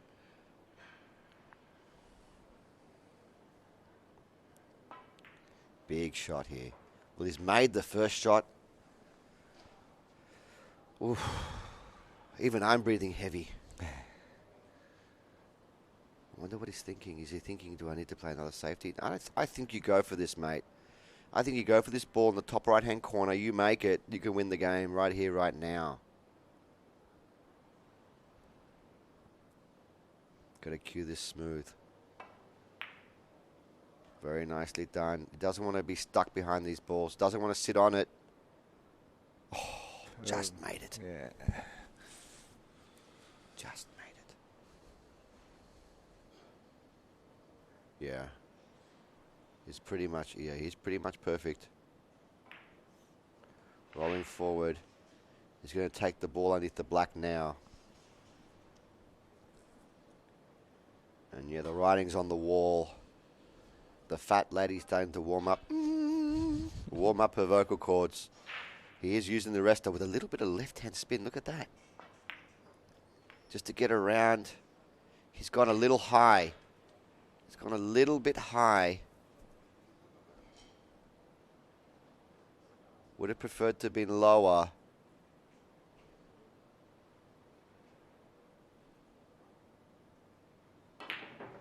And so he's had to go around 3 rails for the black, but he's played that with perfection. And look at this, dead straight in the black. He's in a hurry to pot the ball. It's in, it's done.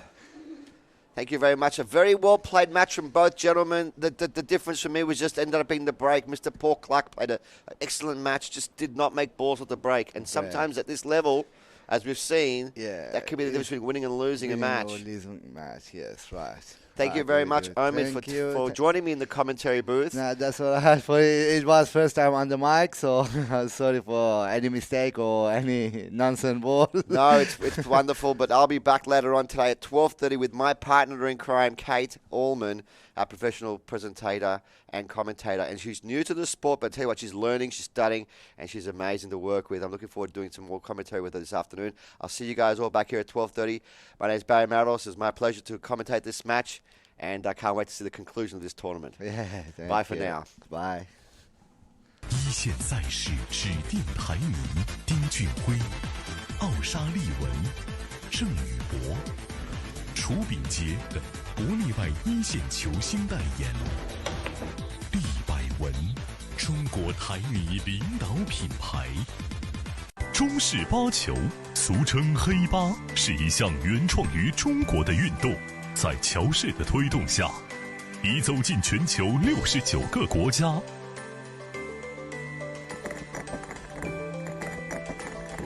乔氏中式八球，风靡全球的中国运动。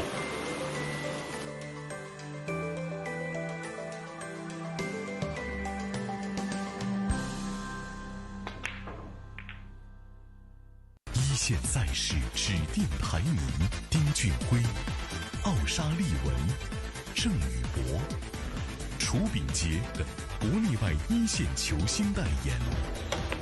厉百文，中国台女领导品牌。中式八球，俗称黑八，是一项原创于中国的运动。在乔氏的推动下，已走进全球69个国家。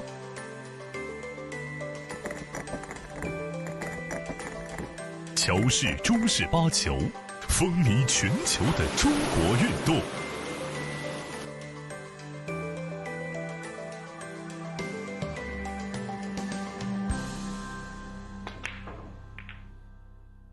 一线赛事指定排名：丁俊晖、奥沙利文、郑宇博、楚秉杰等国内外一线球星代言。厉百文，中国台女领导品牌。中式八球，俗称黑八，是一项原创于中国的运动。在乔氏的推动下，已走进全球69个国家。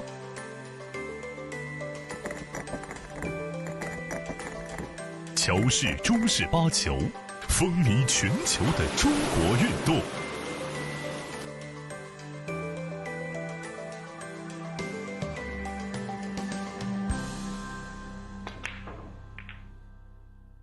一线赛事指定排名：丁俊晖、奥沙利文、郑宇博、楚秉杰等国内外一线球星代言。厉百文，中国台女领导品牌。中式八球，俗称黑八，是一项原创于中国的运动。在乔氏的推动下，已走进全球69个国家。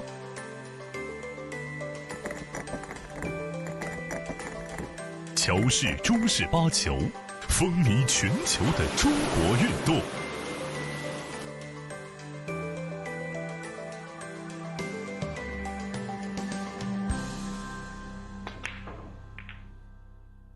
一线赛事指定排名：丁俊晖、奥沙利文、郑宇博、楚秉杰等国内外一线球星代言。厉百文，中国台女领导品牌。中式八球，俗称黑八，是一项原创于中国的运动。在乔氏的推动下，已走进全球69个国家。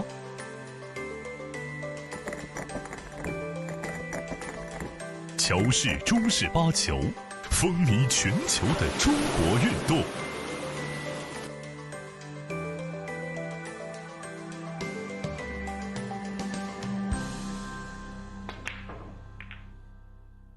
一线赛事指定排名：丁俊晖、奥沙利文、郑宇博、楚秉杰等国内外一线球星代言。毕百文，中国台女领导品牌。中式八球，俗称黑八，是一项原创于中国的运动，在乔氏的推动下，已走进全球69个国家。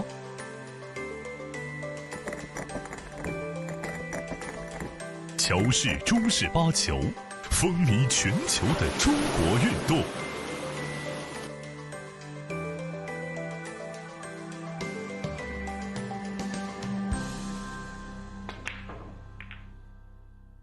一线赛事指定排名：丁俊晖、奥沙利文、郑宇博、楚秉杰等国内外一线球星代言。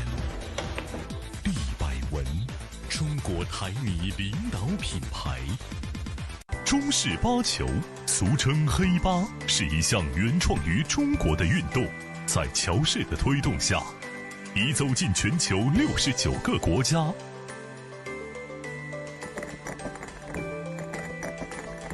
乔氏中式八球，风靡全球的中国运动。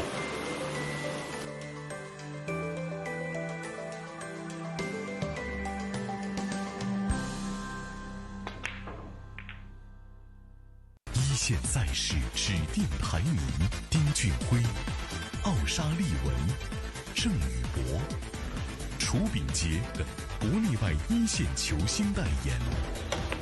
毕百文，中国台女领导品牌。中式八球，俗称黑八，是一项原创于中国的运动，在乔氏的推动下，已走进全球69个国家。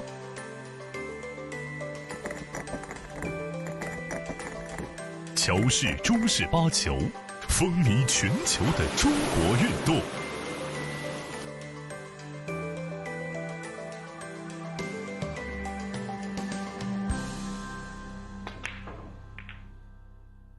一线赛事指定排名：丁俊晖、奥沙利文、郑宇博、楚秉杰等国内外一线球星代言。毕百文，中国台女领导品牌。中式八球，俗称黑八，是一项原创于中国的运动，在乔氏的推动下，已走进全球69个国家。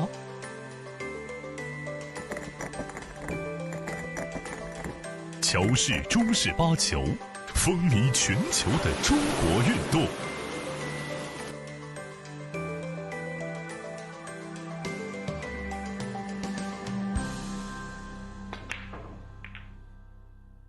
一线赛事指定排名：丁俊晖、奥沙利文、郑宇博、楚秉杰等国内外一线球星代言。毕百文，中国台女领导品牌。中式八球，俗称黑八，是一项原创于中国的运动，在乔氏的推动下，已走进全球69个国家。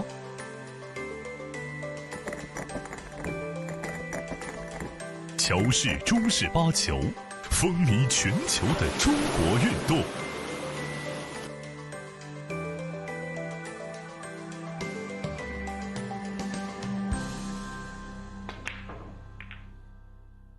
一线赛事指定排名：丁俊晖、奥沙利文、郑宇博、楚秉杰等国内外一线球星代言。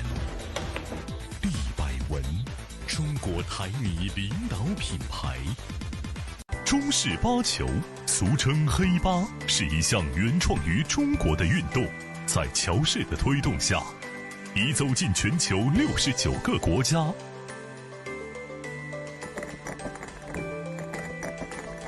乔氏中式八球，风靡全球的中国运动。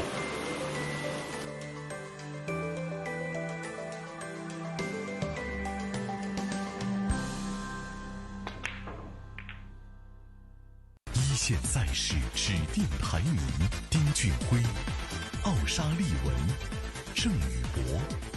楚秉杰等国内外一线球星代言。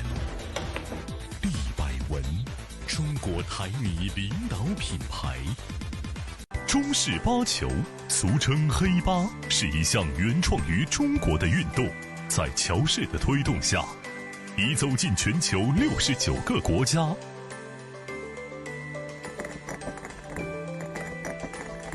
乔氏中式八球，风靡全球的中国运动。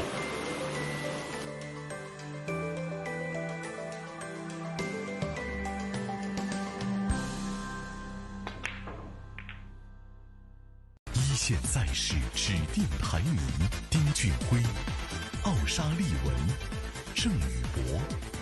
楚秉杰等国内外一线球星代言。利百文，中国台女领导品牌。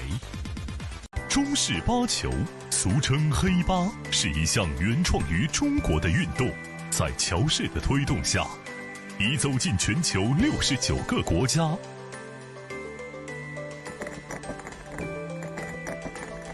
乔氏中式八球，风靡全球的中国运动。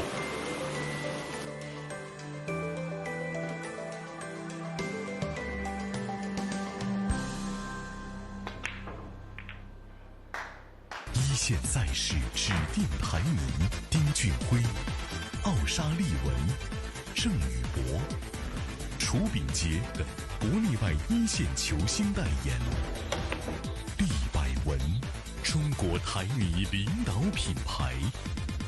中式八球，俗称黑八，是一项原创于中国的运动，在乔氏的推动下，已走进全球69个国家。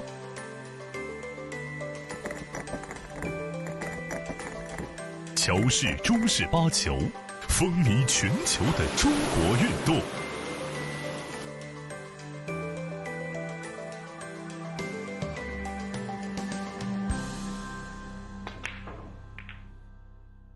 一线赛事指定排名：丁俊晖、奥沙利文、郑宇博。楚秉杰等国内外一线球星代言。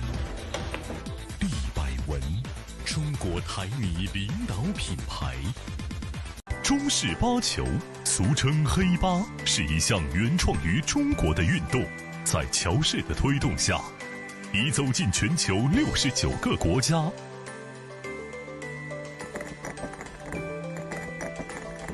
乔氏中式八球，风靡全球的中国运动。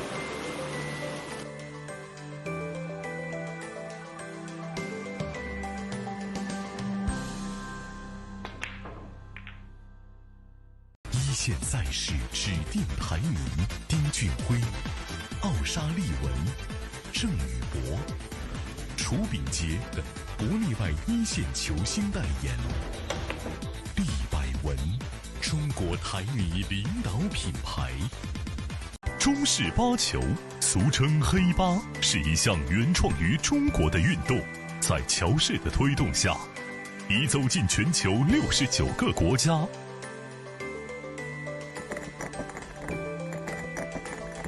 乔氏中式八球，风靡全球的中国运动。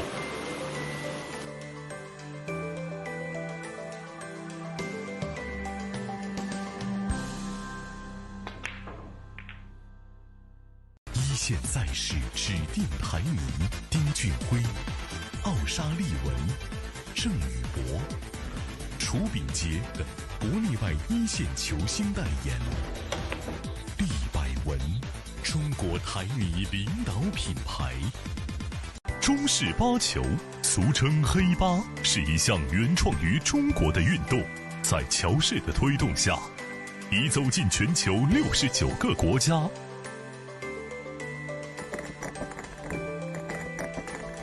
乔氏中式八球，风靡全球的中国运动。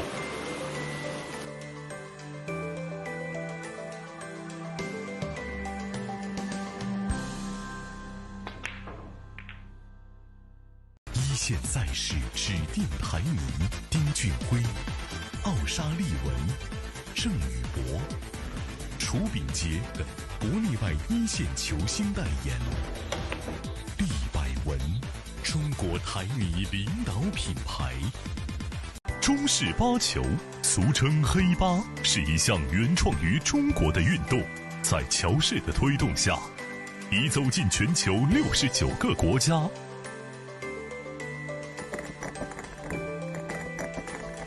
乔氏中式八球，风靡全球的中国运动。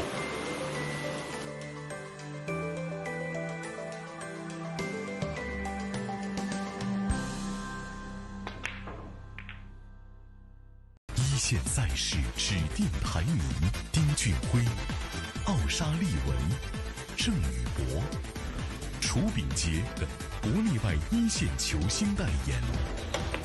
利百文，中国台女领导品牌。中式八球，俗称黑八，是一项原创于中国的运动，在乔氏的推动下，已走进全球69个国家。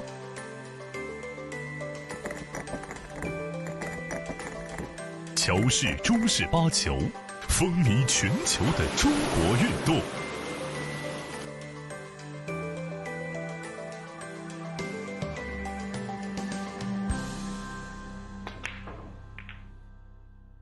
一线赛事指定排名：丁俊晖、奥沙利文、郑宇博、楚秉杰等国内外一线球星代言。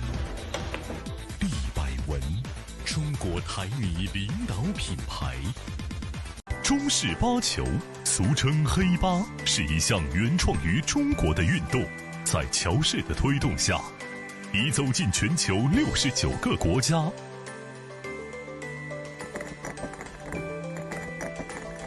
乔氏中式八球，风靡全球的中国运动。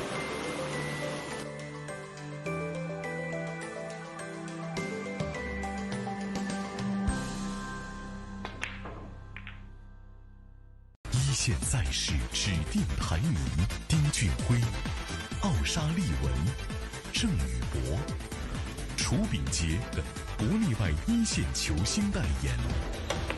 利百文，中国台女领导品牌。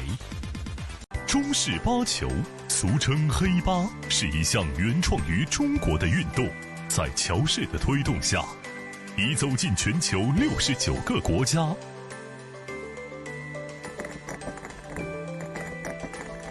乔氏中式八球，风靡全球的中国运动。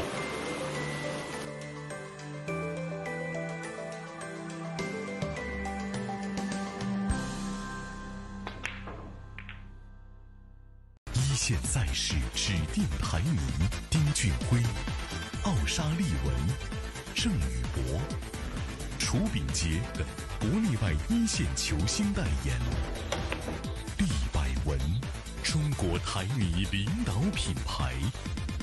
中式八球，俗称黑八，是一项原创于中国的运动，在乔氏的推动下，已走进全球69个国家。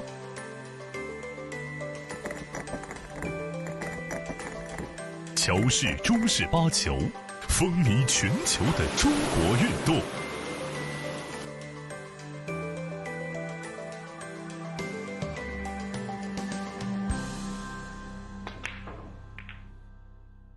一线赛事指定排名：丁俊晖、奥沙利文、郑宇博、楚秉杰等国内外一线球星代言。利百文，中国台女领导品牌。中式八球，俗称黑八，是一项原创于中国的运动，在乔氏的推动下，已走进全球69个国家。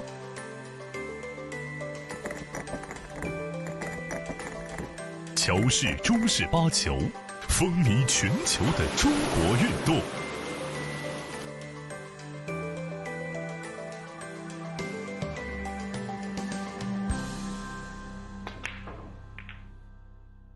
一线赛事指定排名：丁俊晖、奥沙利文、郑宇博。楚秉杰等国内外一线球星代言。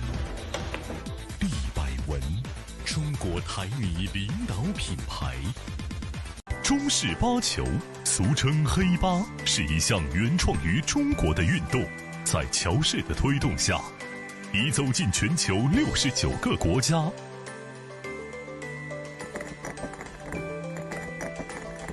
乔氏中式八球，风靡全球的中国运动。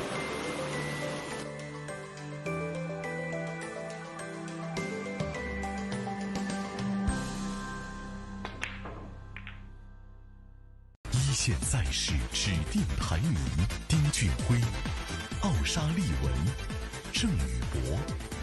楚秉杰等国内外一线球星代言。利百文，中国台米领导品牌。中式八球，俗称黑八，是一项原创于中国的运动，在乔氏的推动下，已走进全球69个国家。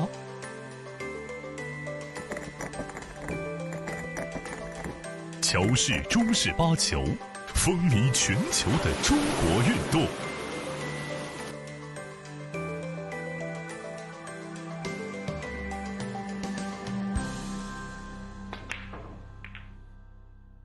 一线赛事指定排名：丁俊晖、奥沙利文、郑宇博。楚秉杰等国内外一线球星代言。利百文，中国台米领导品牌。中式八球，俗称黑八，是一项原创于中国的运动，在乔氏的推动下，已走进全球69个国家。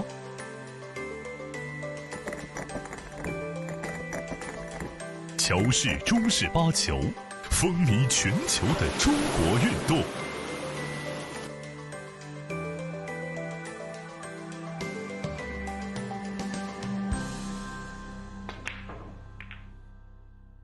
一线赛事指定排名：丁俊晖、奥沙利文、郑宇博。楚秉杰等国内外一线球星代言。利百文，中国台米领导品牌。中式八球，俗称黑八，是一项原创于中国的运动，在乔氏的推动下，已走进全球69个国家。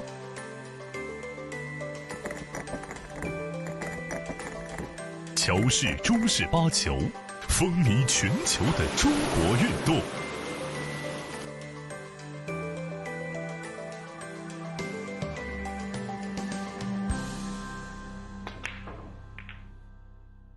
一线赛事指定排名：丁俊晖、奥沙利文、郑宇博。楚秉杰等国内外一线球星代言。利百文，中国台米领导品牌。中式八球，俗称黑八，是一项原创于中国的运动，在乔氏的推动下，已走进全球69个国家。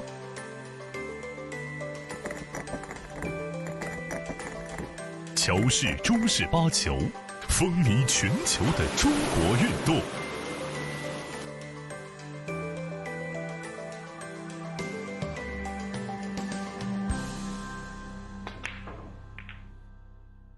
一线赛事指定排名：丁俊晖、奥沙利文、郑宇博。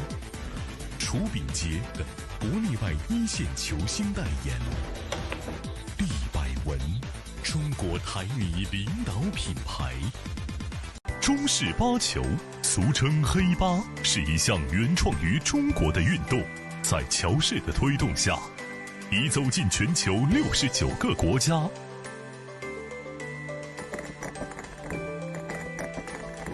乔氏中式八球，风靡全球的中国运动。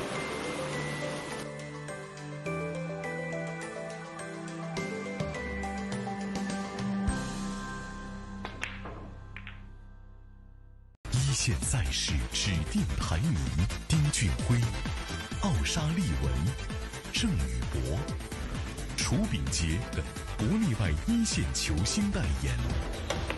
利百文，中国台泥领导品牌。中式八球，俗称黑八，是一项原创于中国的运动，在乔氏的推动下，已走进全球69个国家。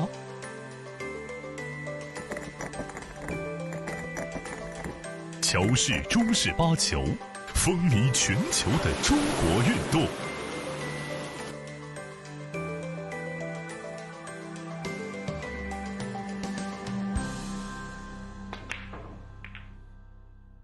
一线赛事指定排名：丁俊晖、奥沙利文、郑宇博、楚炳杰等国内外一线球星代言。利百文，中国台泥领导品牌。中式八球，俗称黑八，是一项原创于中国的运动，在乔氏的推动下，已走进全球69个国家。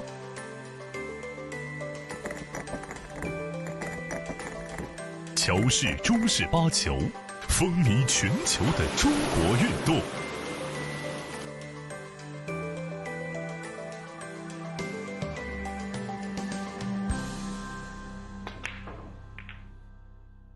一线赛事指定排名：丁俊晖、奥沙利文、郑宇博、楚炳杰等国内外一线球星代言。利百文，中国台泥领导品牌。中式八球，俗称黑八，是一项原创于中国的运动，在乔氏的推动下，已走进全球69个国家。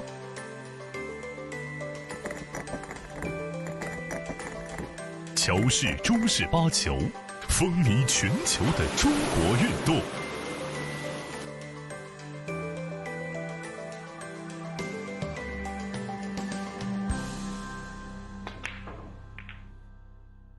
一线赛事指定排名：丁俊晖、奥沙利文、郑宇博、楚炳杰等国内外一线球星代言。利百文，中国台泥领导品牌。中式八球，俗称黑八，是一项原创于中国的运动，在乔氏的推动下，已走进全球69个国家。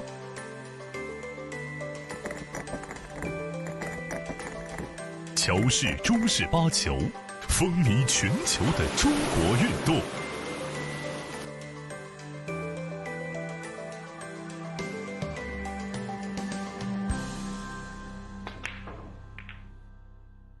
一线赛事指定排名：丁俊晖、奥沙利文、郑宇博、楚炳杰等国内外一线球星代言。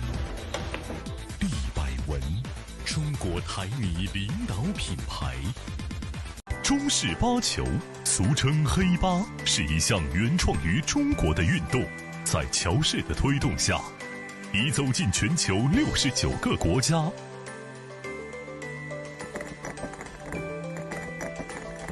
乔氏中式八球，风靡全球的中国运动。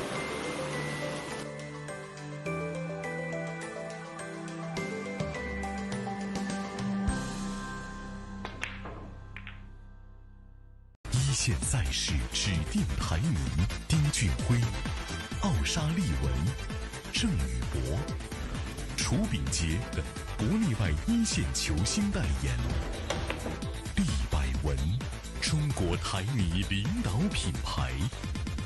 中式八球，俗称黑八，是一项原创于中国的运动，在乔氏的推动下，已走进全球69个国家。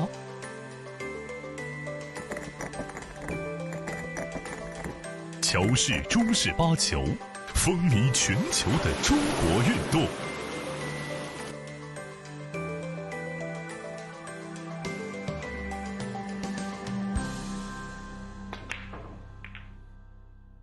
一线赛事指定排名：名丁俊晖，奥沙利文、郑宇博、楚秉杰等国内外一线球星代言。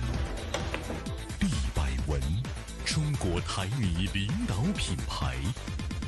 中式八球，俗称黑八，是一项原创于中国的运动，在乔氏的推动下，已走进全球69个国家。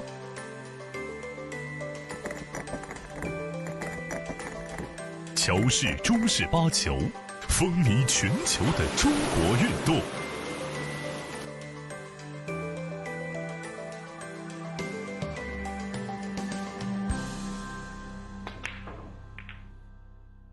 一线赛事指定排名丁俊晖、奥沙利文、郑宇博、楚秉杰等国内外一线球星代言。利百文，中国台女领导品牌。中式八球，俗称黑八，是一项原创于中国的运动，在乔氏的推动下，已走进全球69个国家。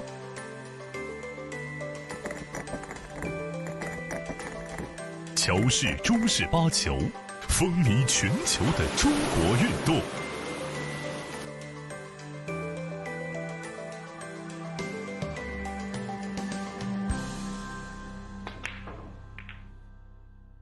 一线赛事指定排名丁俊晖、奥沙利文、郑宇博、楚秉杰等国内外一线球星代言。利百文，中国台女领导品牌。中式八球，俗称黑八，是一项原创于中国的运动，在乔氏的推动下，已走进全球69个国家。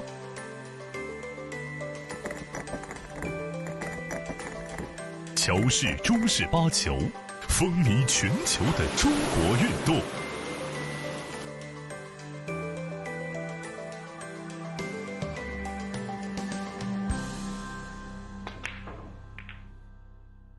一线赛事指定排名丁俊晖、奥沙利文、郑宇博、楚秉杰等国内外一线球星代言。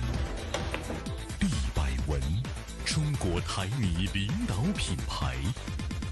中式八球，俗称黑八，是一项原创于中国的运动，在乔氏的推动下，已走进全球69个国家。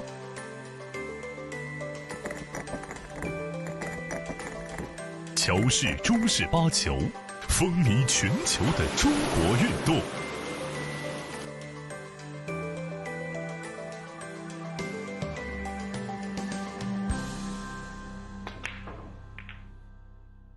一线赛事指定排名丁俊晖、奥沙利文、郑宇博、楚秉杰等国内外一线球星代言。利百文，中国台女领导品牌。中式八球，俗称黑八，是一项原创于中国的运动，在乔氏的推动下，已走进全球69个国家。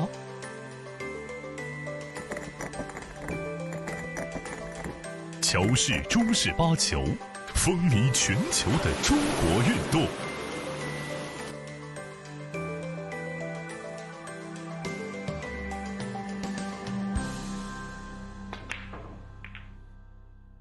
一线赛事指定排名丁俊晖、奥沙利文、郑宇博、楚秉杰等国内外一线球星代言。利百文，中国台女领导品牌。中式八球，俗称黑八，是一项原创于中国的运动，在乔氏的推动下，已走进全球69个国家。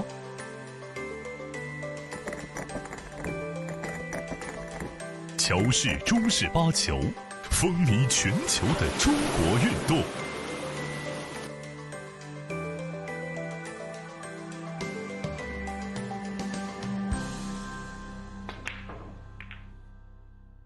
一线赛事指定排名丁俊晖、沙利文、郑宇博、楚秉杰等国内外一线球星代言。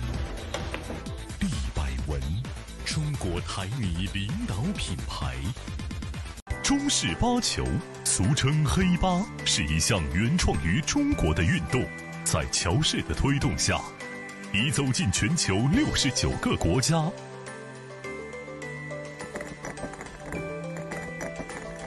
乔氏中式八球，风靡全球的中国运动。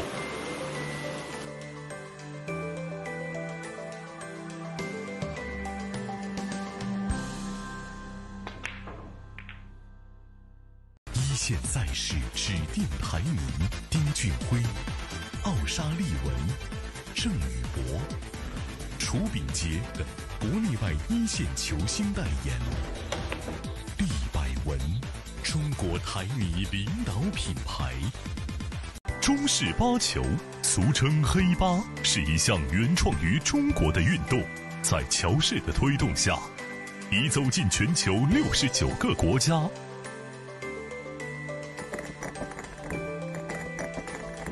乔氏中式八球，风靡全球的中国运动。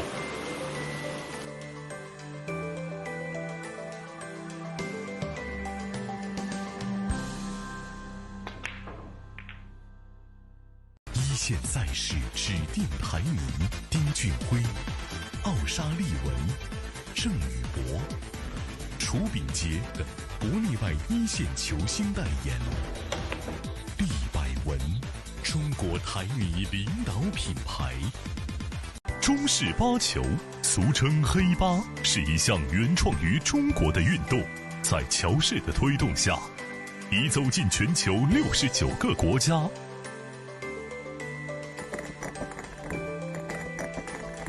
乔氏中式八球，风靡全球的中国运动。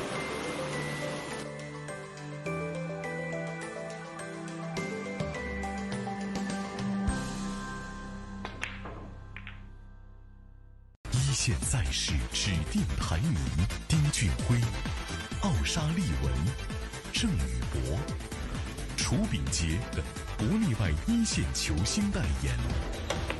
毕百文，中国台女领导品牌。中式八球，俗称黑八，是一项原创于中国的运动，在乔氏的推动下，已走进全球69个国家。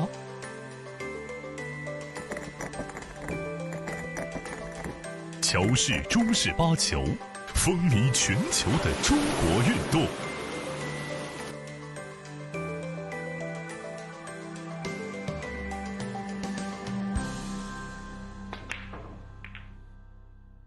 一线赛事指定排名：丁俊晖、奥沙利文、郑宇博、楚秉杰等国内外一线球星代言。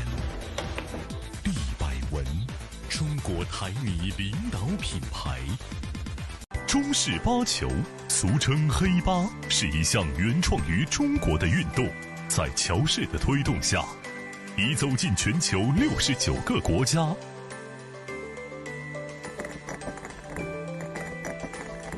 乔氏中式八球，风靡全球的中国运动。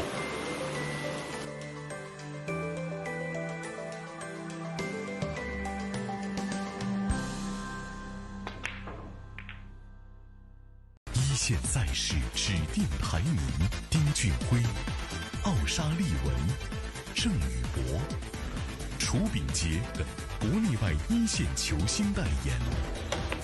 毕百文，中国台女领导品牌。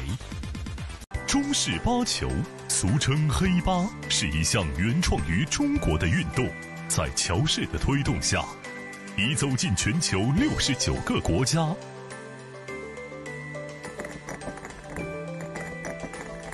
乔氏中式八球，风靡全球的中国运动。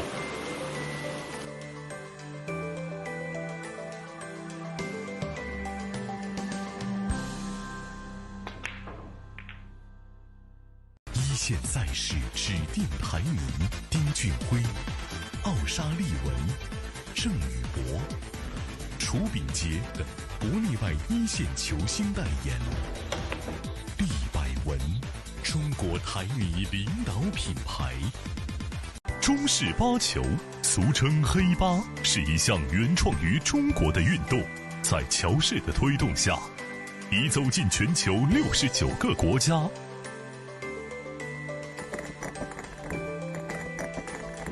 乔氏中式八球，风靡全球的中国运动。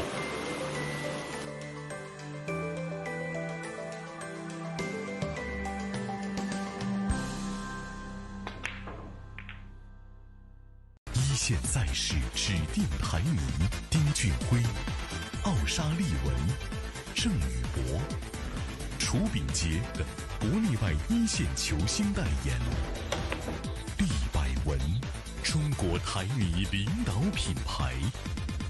中式八球，俗称黑八，是一项原创于中国的运动，在乔氏的推动下，已走进全球69个国家。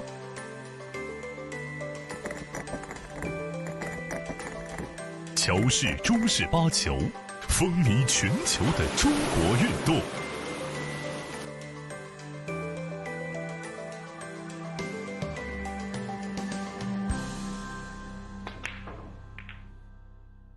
一线赛事指定排名：丁俊晖、奥沙利文、郑宇博、楚秉杰等国内外一线球星代言。利百文，中国台女领导品牌。中式八球，俗称黑八，是一项原创于中国的运动，在乔氏的推动下，已走进全球69个国家。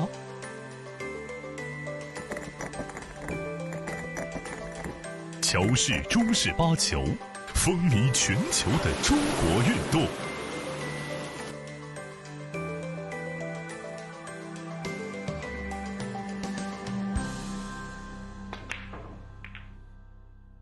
一线赛事指定排名：丁俊晖、奥沙利文、郑宇博、楚秉杰等国内外一线球星代言。利百文，中国台女领导品牌。中式八球，俗称黑八，是一项原创于中国的运动，在乔氏的推动下，已走进全球69个国家。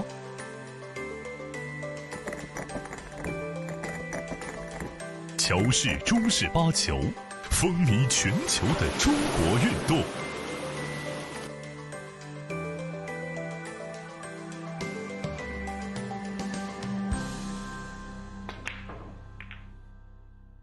一线赛事指定排名：丁俊晖、奥沙利文、郑宇博、楚秉杰等国内外一线球星代言。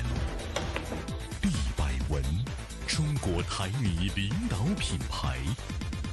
中式八球，俗称黑八，是一项原创于中国的运动，在乔氏的推动下，已走进全球69个国家。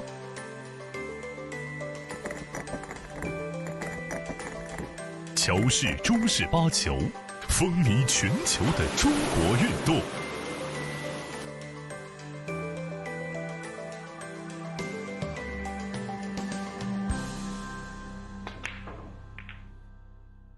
一线赛事指定排名：丁俊晖、奥沙利文、郑宇博、楚秉杰等国内外一线球星代言。利百文，中国台女领导品牌。中式八球，俗称黑八，是一项原创于中国的运动，在乔氏的推动下，已走进全球69个国家。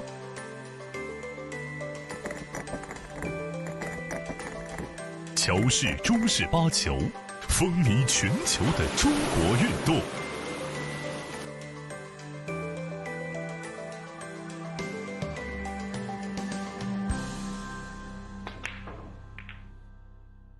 一线赛事指定排名：丁俊晖、奥沙利文、郑宇博、楚秉杰等国内外一线球星代言。利百文，中国台米领导品牌。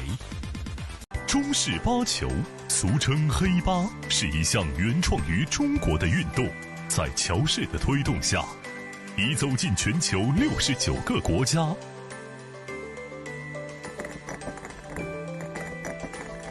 乔氏中式八球，风靡全球的中国运动。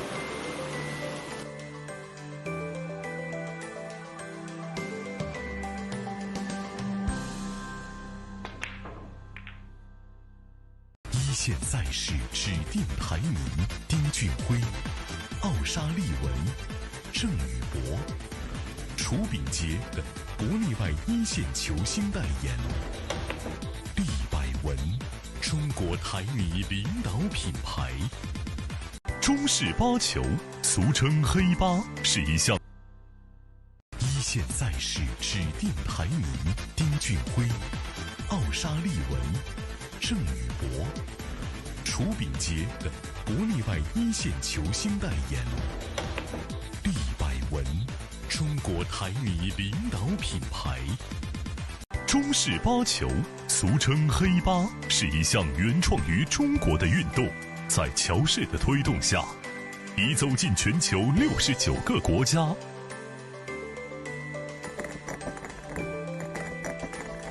乔氏中式八球，风靡全球的中国运动。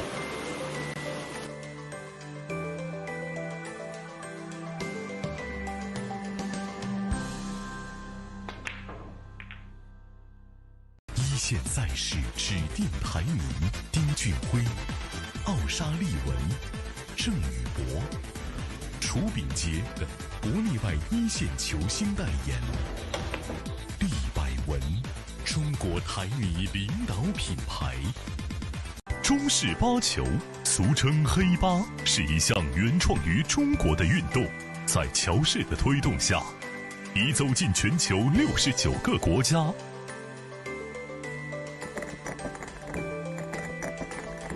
乔氏中式八球，风靡全球的中国运动。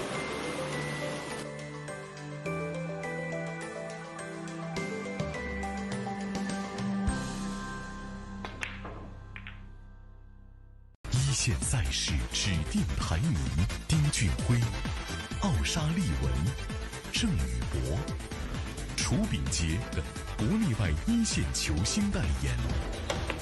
利百文，中国台米领导品牌。中式八球，俗称黑八，是一项原创于中国的运动，在乔氏的推动下，已走进全球69个国家。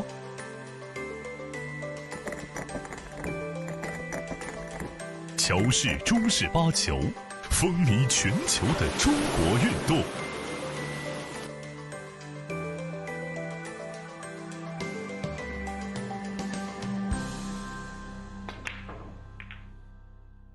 一线赛事指定排名：丁俊晖、奥沙利文、郑宇博、楚秉杰等国内外一线球星代言。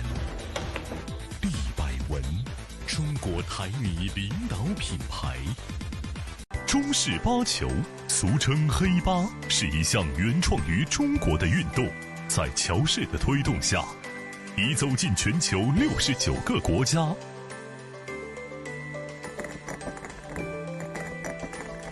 乔氏中式八球，风靡全球的中国运动。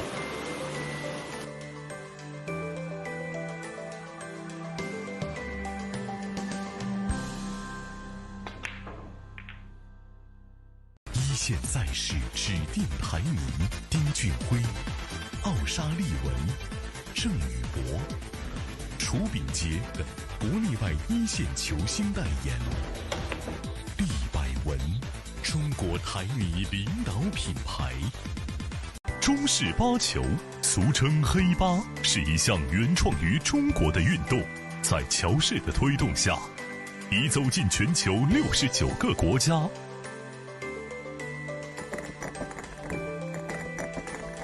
乔氏中式八球，风靡全球的中国运动。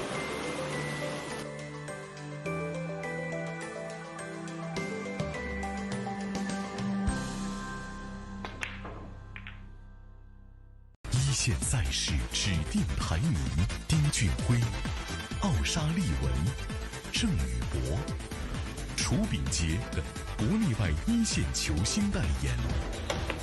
利百文，中国台米领导品牌。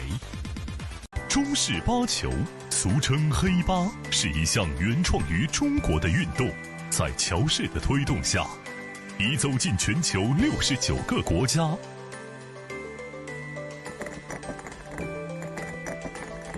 乔氏中式八球，风靡全球的中国运动。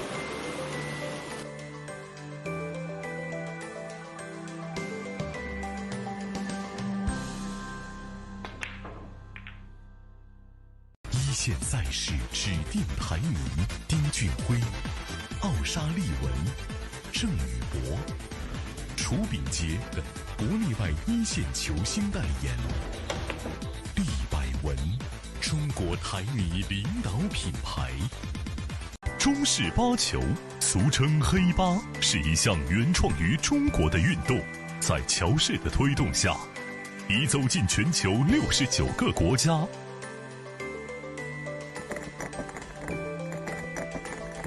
乔氏中式八球，风靡全球的中国运动。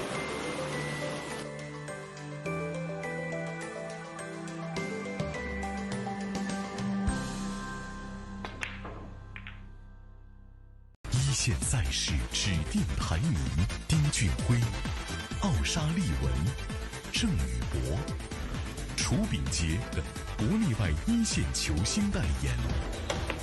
利百文，中国台米领导品牌。中式八球，俗称黑八，是一项原创于中国的运动，在乔氏的推动下，已走进全球69个国家。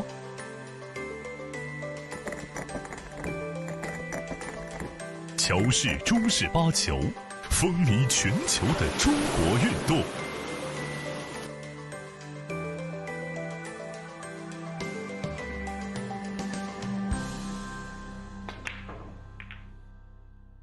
一线赛事指定排名：丁俊晖、奥沙利文、郑宇博、楚秉杰等国内外一线球星代言。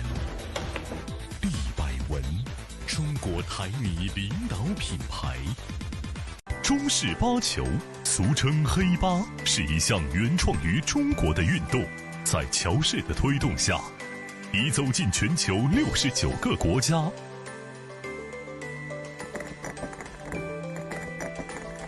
乔氏中式八球，风靡全球的中国运动。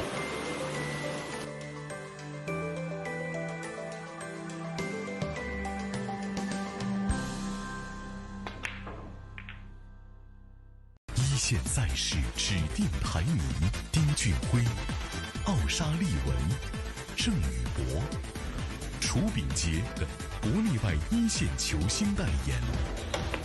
利百文，中国台米领导品牌。中式八球，俗称黑八，是一项原创于中国的运动，在乔氏的推动下，已走进全球69个国家。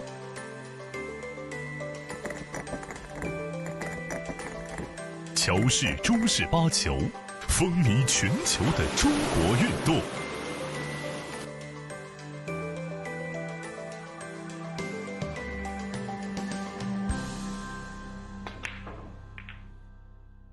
一线赛事指定排名：丁俊晖、奥沙利文、郑宇博、楚秉杰等国内外一线球星代言。利百文，中国台米领导品牌。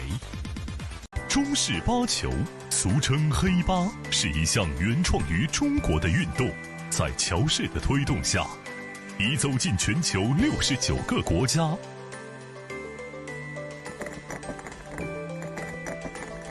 乔氏中式八球，风靡全球的中国运动。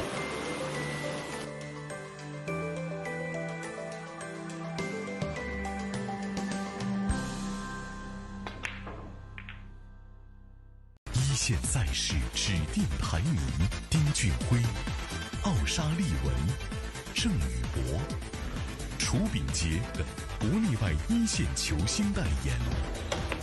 利百文，中国台泥领导品牌。中式八球，俗称黑八，是一项原创于中国的运动，在乔氏的推动下，已走进全球69个国家。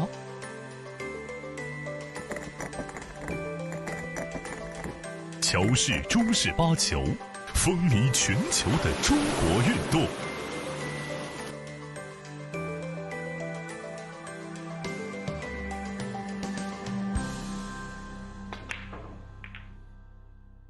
一线赛事指定排名：丁俊晖、奥沙利文、郑宇博、楚秉杰等国内外一线球星代言。利百文，中国台泥领导品牌。中式八球，俗称黑八，是一项原创于中国的运动，在乔氏的推动下，已走进全球69个国家。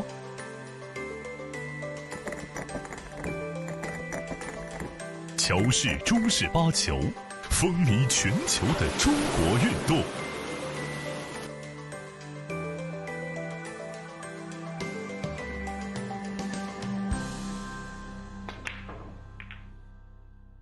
一线赛事指定排名：丁俊晖、奥沙利文、郑宇博、楚秉杰等国内外一线球星代言。利百文，中国台泥领导品牌。中式八球，俗称黑八，是一项原创于中国的运动，在乔氏的推动下，已走进全球69个国家。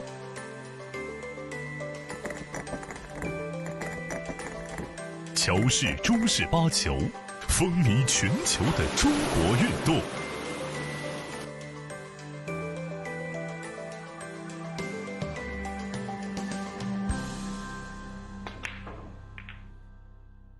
一线赛事指定排名：丁俊晖、奥沙利文、郑宇博、楚秉杰等国内外一线球星代言。利百文，中国台泥领导品牌。中式八球，俗称黑八，是一项原创于中国的运动，在乔氏的推动下，已走进全球69个国家。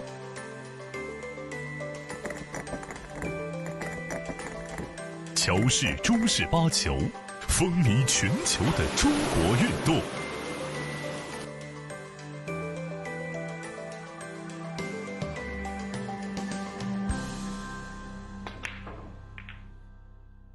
一线赛事指定排名：丁俊晖、奥沙利文、郑宇博、楚秉杰等国内外一线球星代言。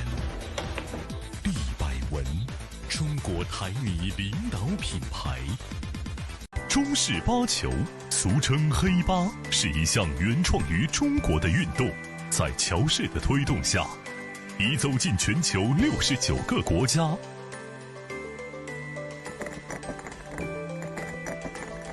乔氏中式八球，风靡全球的中国运动。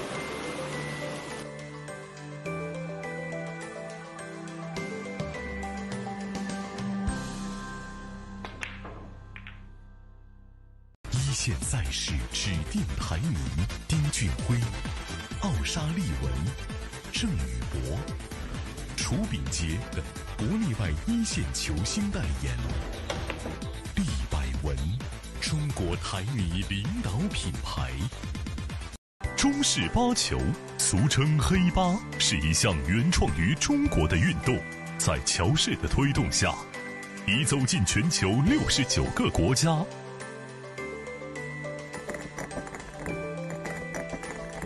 乔氏中式八球，风靡全球的中国运动。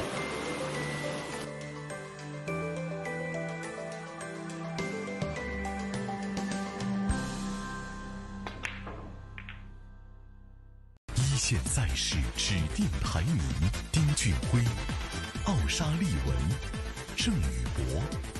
楚秉杰的国内外一线球星代言。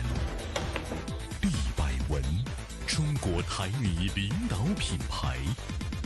中式八球，俗称黑八，是一项原创于中国的运动，在乔氏的推动下，已走进全球69个国家。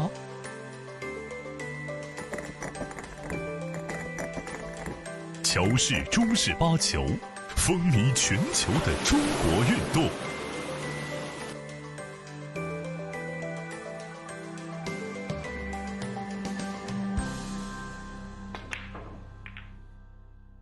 一线赛事指定排名：丁俊晖、奥沙利文、郑宇博。楚秉杰的国内外一线球星代言。厉百文，中国台女领导品牌。中式八球，俗称黑八，是一项原创于中国的运动，在乔氏的推动下，已走进全球69个国家。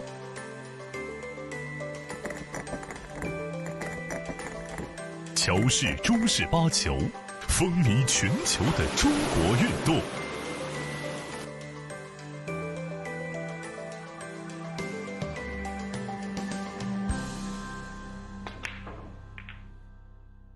一线赛事指定排名：丁俊晖、奥沙利文、郑宇博。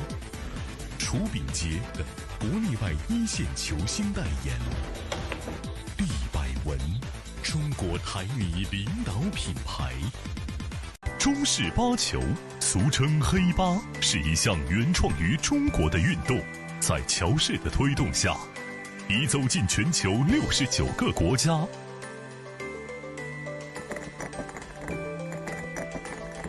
乔氏中式八球，风靡全球的中国运动。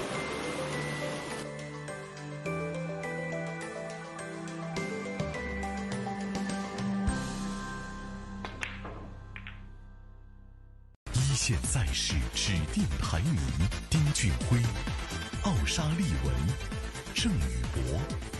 楚秉杰的国内外一线球星代言。厉百文，中国台女领导品牌。中式八球，俗称黑八，是一项原创于中国的运动，在乔氏的推动下，已走进全球69个国家。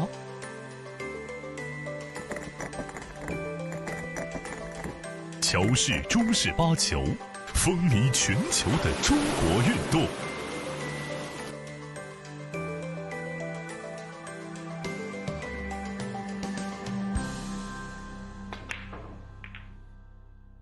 一线赛事指定排名：丁俊晖、奥沙利文、郑宇博。楚秉杰的国内外一线球星代言。厉百文，中国台女领导品牌。中式八球，俗称黑八，是一项原创于中国的运动，在乔氏的推动下，已走进全球69个国家。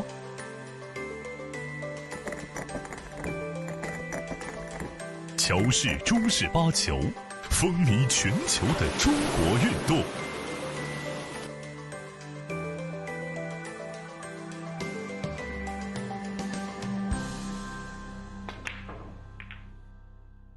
一线赛事指定排名：丁俊晖、奥沙利文、郑宇博。楚秉杰的国内外一线球星代言。厉百文，中国台女领导品牌。中式八球，俗称黑八，是一项原创于中国的运动，在乔氏的推动下，已走进全球69个国家。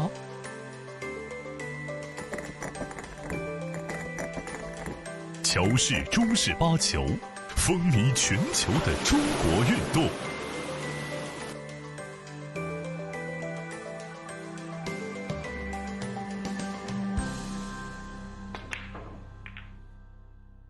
一线赛事指定排名：丁俊晖、奥沙利文、郑宇博、楚秉杰等国内外一线球星代言。利百文，中国台米领导品牌。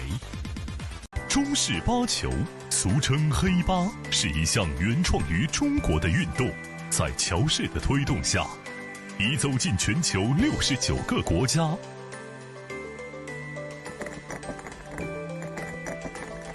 乔氏中式八球，风靡全球的中国运动。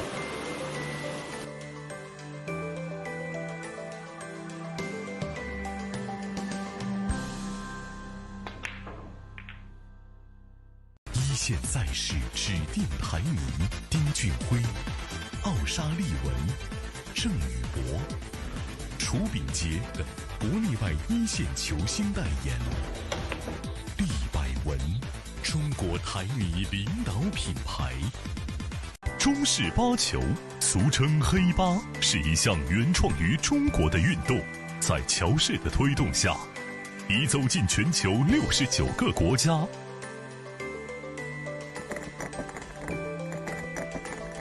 乔氏中式八球，风靡全球的中国运动。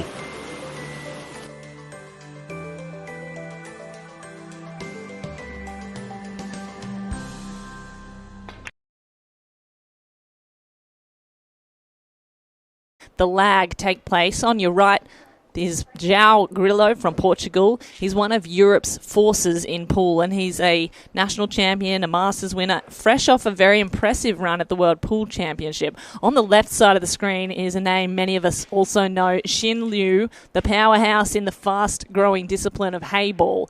He is very familiar with this game, and in 2024 he became the inaugural WPA World Heyball Champion.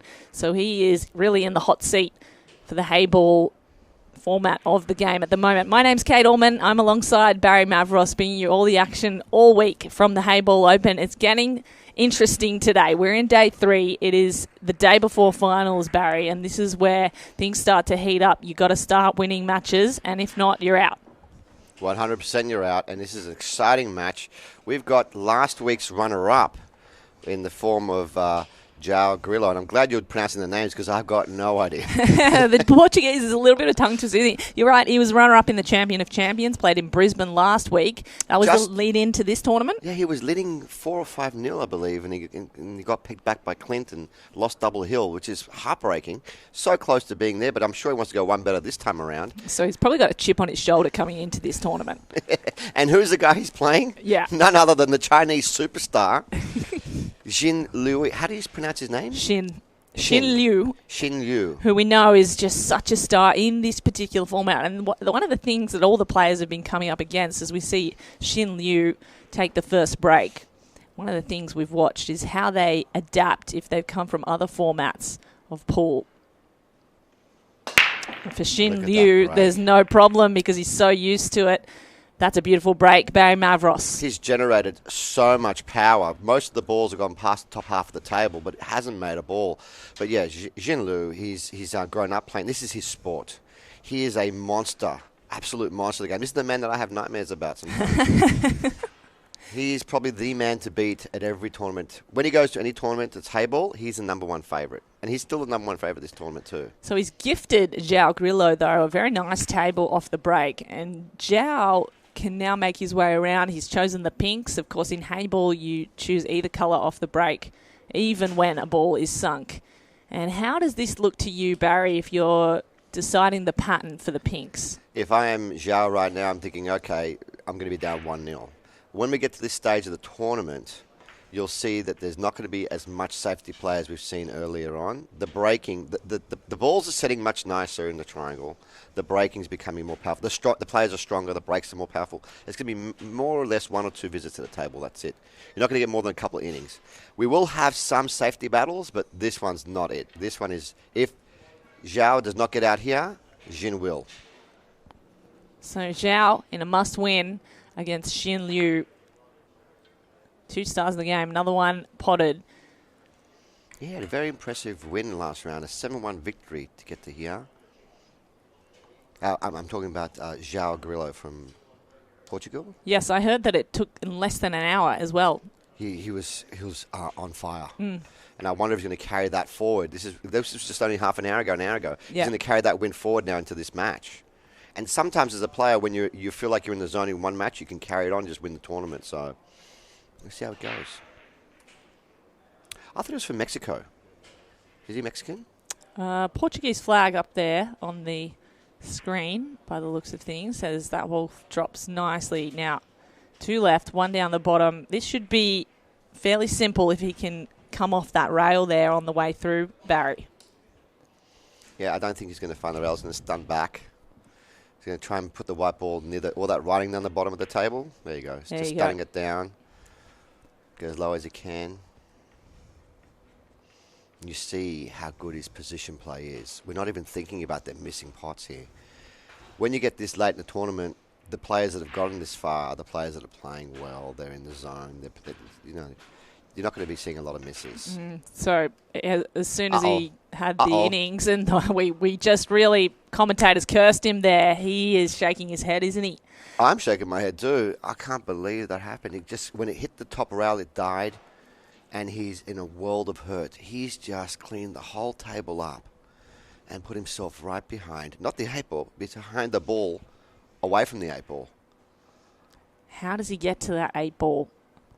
Is there an angle or is there a safety he can play? Is there any option? Well, right now he's just ruined this frame. He's basically lost this game now. He's made no errors on the way through. 1 loss, though, against Kelvin Nakandu early, but then it was win-win-win, 7-2, 7-1, 7-1 on the way here. His 5th match of this tournament.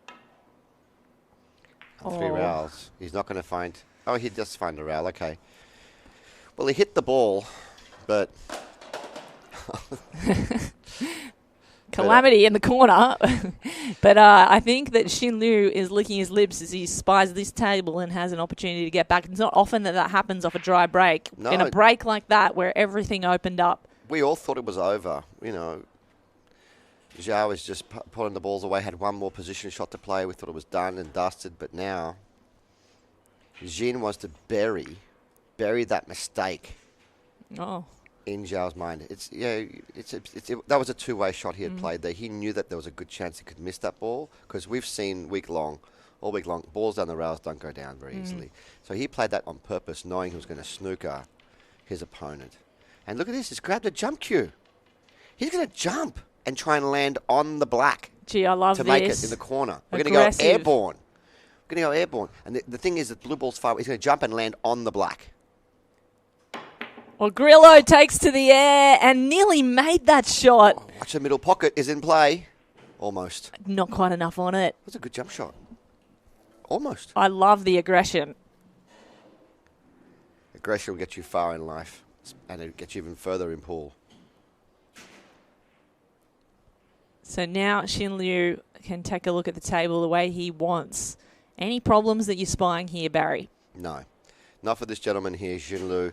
Look, the black isn't in a great position, so he may even opt to move it with this shot now. No, he didn't move it. I don't see any problems here. Not for this man. The monster of Chinese pool, Heyball superstar. He makes his living playing this sport. It's all he does day in, day out. He's a machine. He's one of my favourite players, if you can't tell from the way I'm speaking. Yeah, a big fan here.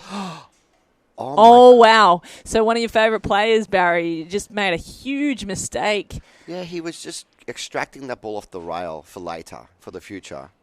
And that's something you can't really account for, to be honest. And ball in hand, anywhere on the table, and this is the opportunity for João Grillo. Wow, he takes the frame in what was a very topsy-turvy battle.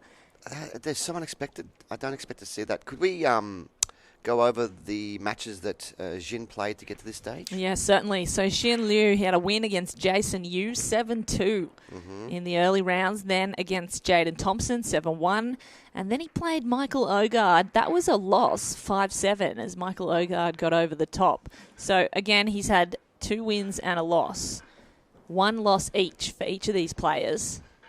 Yeah, and this is the match they're playing now, is to get themselves back into the top 16, where it's going to be a straight knockout from that point on. And the whole field has been stacked with superstars. Strong. It's a strong field. One of the strongest I've ever played in. And it's a surprise to me that both these players have got 1 loss, but, it does happen. Race to 7, when you've got 2 strong forces of the game meeting each other, that can happen. Our lovely referee, Catherine, right now, racking the balls. So we are races to 7 for the men's side of the tournament. Women do races to 6. And here is the second break of this match. João Grillo, who cleaned up in the first frame, well, cleaned up sort of by the end of it. Oh, that's a powerful break. The blue inched near that middle pocket and then rebounded out, and those are the knuckles that you talk about, Barry. It just wouldn't go in, another dry break. He's been cheated there. He absolutely murdered those balls. You can tell from the way that João Grillo plays that he's from a 9-ball background. Just the way he jumped the ball earlier and the way he's breaking the balls. I can tell he comes from the American pool, and of course he's playing with an American pool cue, which gives it away. But his whole style, so he's adapting to this table very well. Xin Liu is going to be taking probably the pink balls here. They are laying better. So Xin Liu, we've mentioned this before, he specialises in Heyball. He's been very active in the Chinese Heyball scene and really recognisable in the whole Joy Heyball scene. However, makes an early mistake there. Would you call that a mistake? Do you think he's done that deliberately? No, he didn't do that deliberately at all. He was trying to make that ball in the middle and start his run. And unusual to see this many mistakes from such classy players. I was actually thinking it's unusual for him to be on the 1-loss side, to be honest. I've never seen him on the 1-loss side before. I watched him play last year, and last year we're talking about last year in Gosford, he was phenomenal. So João Grillo sinks 1 pink and now sizes up the table in front of him. He's got a couple in little clusters at the bottom there, Barry. And you look to extract those early in this frame. I do, but it seems like he's on the pink balls now, right? So yes. Obviously the one at the bottom of the table, it does pass.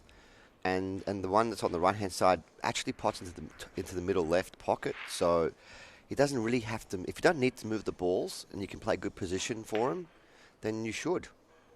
When you start moving balls around, it starts to become difficult. Here we go. He may opt to move it now. These cuts down the rail, they're so difficult to execute on this table. He may just block the pocket. He's made it. He's tried to make it. He's just blocking the pocket. He did exactly what you said, Barry. Cut down the rail, but it blocks the pocket, and now it's Xin Liu to take control.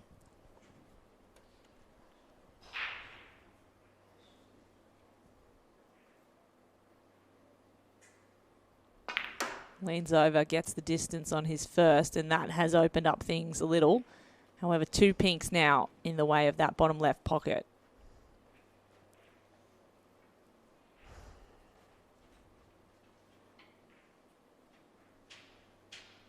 Yeah, he doesn't like those 2 pinks being there. He's thinking about rearranging the furniture now.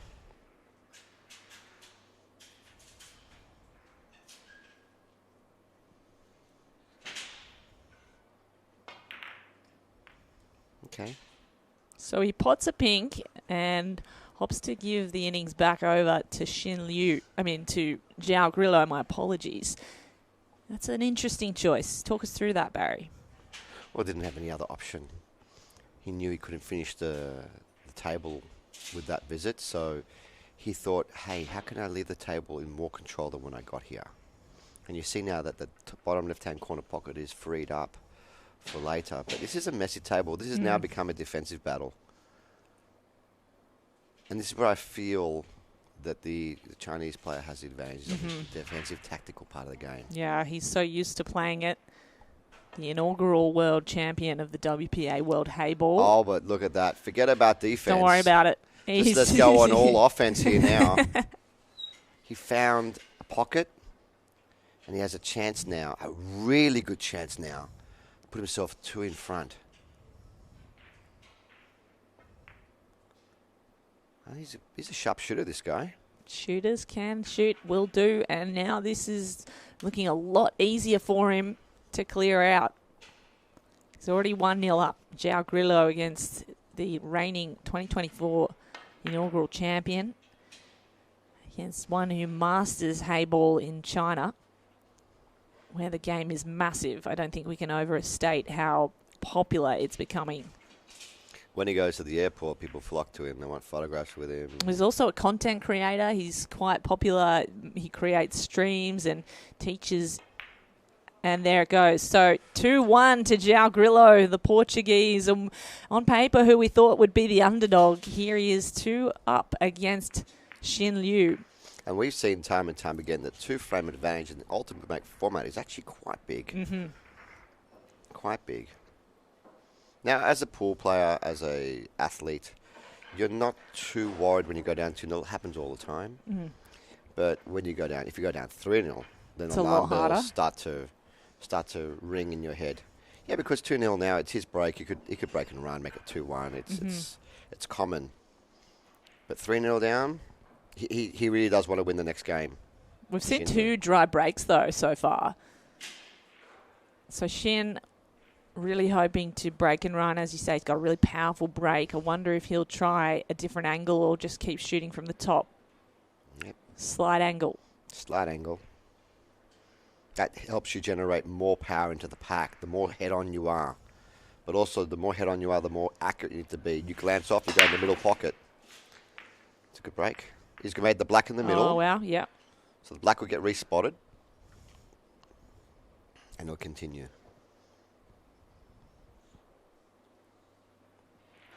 There we go now. Lovely referee will be respotting the black ball.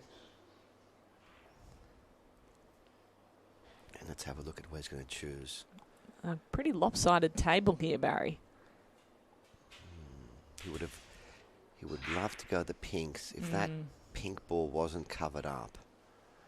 And if he chooses blues are very good. I think he's going to go blues because he can extract that blue on the bottom left-hand side. Let's see what he decides to do. He's studying the table now intently, weighing up all his options. He's thinking, he will go blues. He's going to use the middle pocket, the balls in the middle pocket to extract the one on the bottom left. Good shot there of his. Look at the spin he's going to put on it, yeah. Yeah. Oh, beautiful. Spun it around and into that corner pocket. Where does the cue ball land? That's almost optimal for 1, but where's the next pattern, Barry? He's looking at that one on the side there, on the rail, isn't he? Yeah, because he's thinking about it. He knows he needs to extract it. He Trying needs to get it figure out out how he gets that off. Pink ball covering the pocket.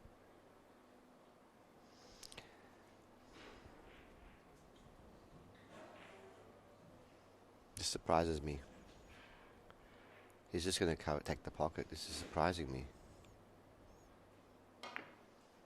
So opts to play defensively early while there are still plenty of balls all over the table, and that's probably the best time to do a move like that, I'd say, Barry. Yeah, absolutely. This is going back to that match we watched last night with Jack Whelan and Vinny Calibreezy. There were moments where Jack Whelan would put 1 or 2 balls away and opt to play a defensive shot and not go for it, which is what I believe was a real big difference in that match. Was Jack Whelan astutely knew when to aggress and when to defend. So João Grillo back in, and he's shooting the pinks.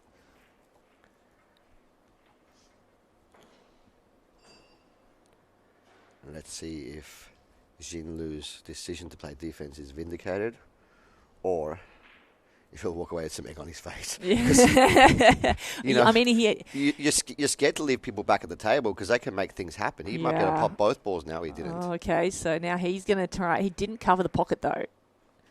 That pink came out further than he would have liked, I think.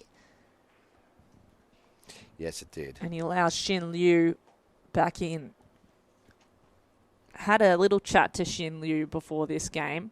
His English not amazing, so it's a bit stilted, but he is really enjoying the tournament, loving Sydney, and loving the obsession with Heyball that is growing. That was desperately unlucky, that kiss on the bottom rail. He played 2 rails with the white. He should have been back up the table, but I think he's okay. He's got a ball in the middle. So he's enjoying himself in time. Why wouldn't you? Why wouldn't you? Beautiful city. You're traveling the world, playing a sport that you love. You're a superstar. You're young. I love his style. I just love the vest of the Heyball vest. It's like, that's him. It's very stylish, yes. Absolutely. It's part of his whole slick operation.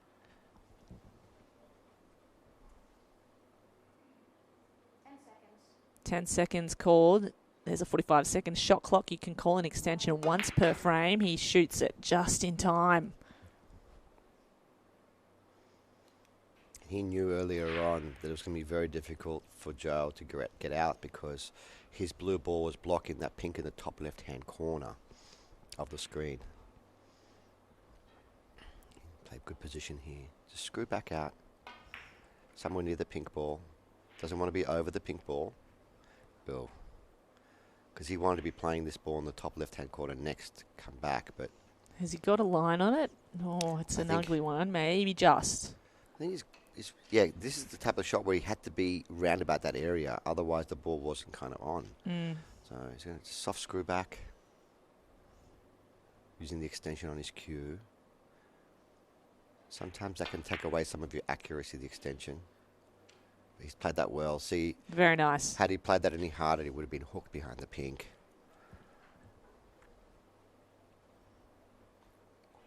And in that kind of shot, you can see just how comfortable he is with these kind of tables, Barry. The way that it's screwed back perfectly, set himself up to take the win here. Just got the black straight in line to the bottom corner.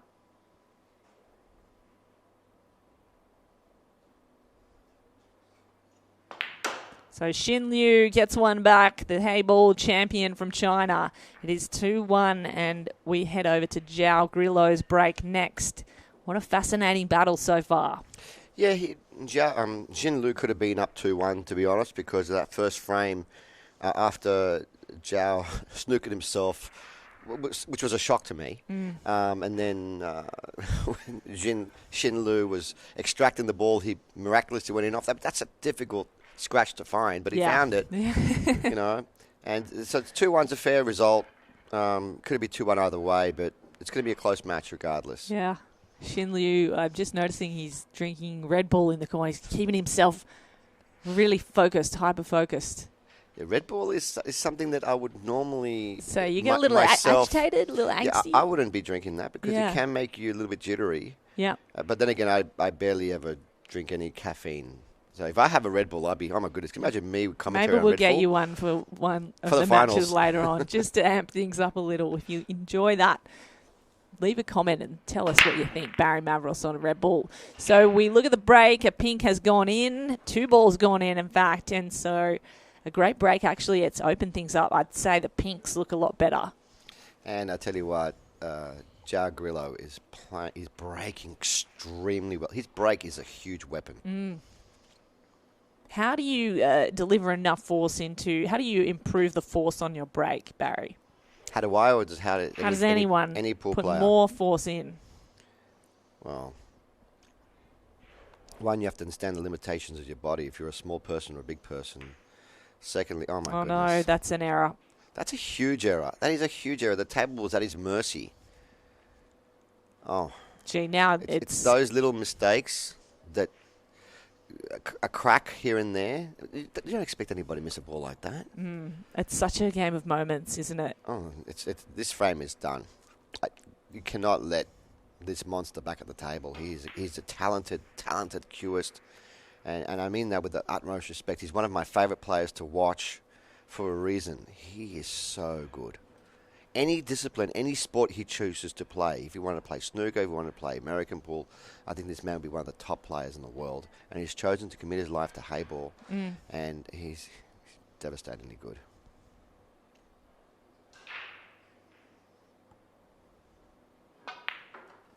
See that shot he just played now? How often do we see that missed over the course of the weekend? Yeah, exactly. Those claws can seemingly extend in the moment and knock your ball away in unrecognisable shapes compared to most American pool tables. And a lot of the players coming over from snooker or American pool are struggling a little with how the cloth runs here. Yeah, and the TV table's a bit faster as well than the rest of the club. I want to see how he plays this. Does he play to extract it now? He played around it. Oh, interesting, because it wasn't an elemental situation. He played around the ball. He's got a tough cue now over the top of this blue. Yeah, I think you can dig underneath it, and you can just screw the white ball back for the pink in the middle pocket afterwards as a finishing around, ball. though. No, I think you should draw it back. Your attention, please. Your attention, please. Careful. This is a test. Okay. He's overplayed that just a little bit. So he's going to have to go up and down the table. Yeah, he's just showing us now he wants to hit with the white ball. Watch his shot, Kate. This shows you the man's experience. Bottom with a bit of right. And see? Exactly where he tapped the cue with his the table. He hit, and he's landed absolutely perfect on the black. Look at the way it swung around. It was like he had it on a rope, didn't he? And this for the win. There it is, 2-2. Zhao Grillo and Xin Liu now leveled up, and Xin Liu is really making moves now. I feel like he's growing into this match. Yeah, he's looking more and more like the champion that he is, and more the favourite that we picked from the beginning.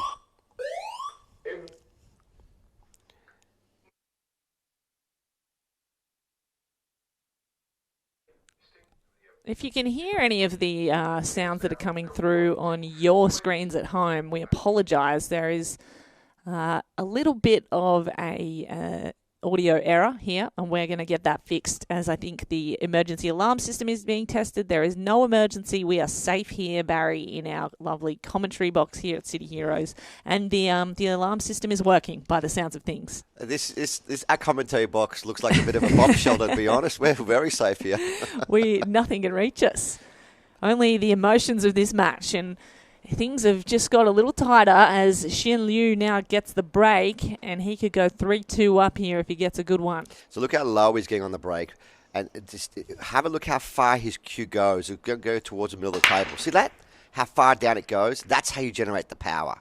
It's about the acceleration through the cue ball and following through as much as you can. But geez Louise, again a dry break. You still have to have some luck with it, don't you, Barry? Another dry break. This is unheard of. Usually we'd see a lot more break and runs in this game, but Joe Grillo hasn't been dry breaking. It's been, I think this is going to sound a little bit counterintuitive. Xin Liu is breaking too hard. yeah, That can be a thing when you break a little too hard. Ease off the Red Bull, maybe. So Zhao Grillo surveys the scene. As we are as well. Open table, you could. He's only got. I think his only opening shot is that pink in the middle. Like the Blues, there's one chord on the bottom, but the opening shot, pink down the bottom or in the middle pocket. Yeah, you want to be taking a shot you're pretty much guaranteed to make. There it is. And there's been a bit of movement there. Oh, he's not going to be happy with this. Look, he's got the grimace face on and everything. It's like the whole table to land on. I land here in the bottom corner. What do you do now?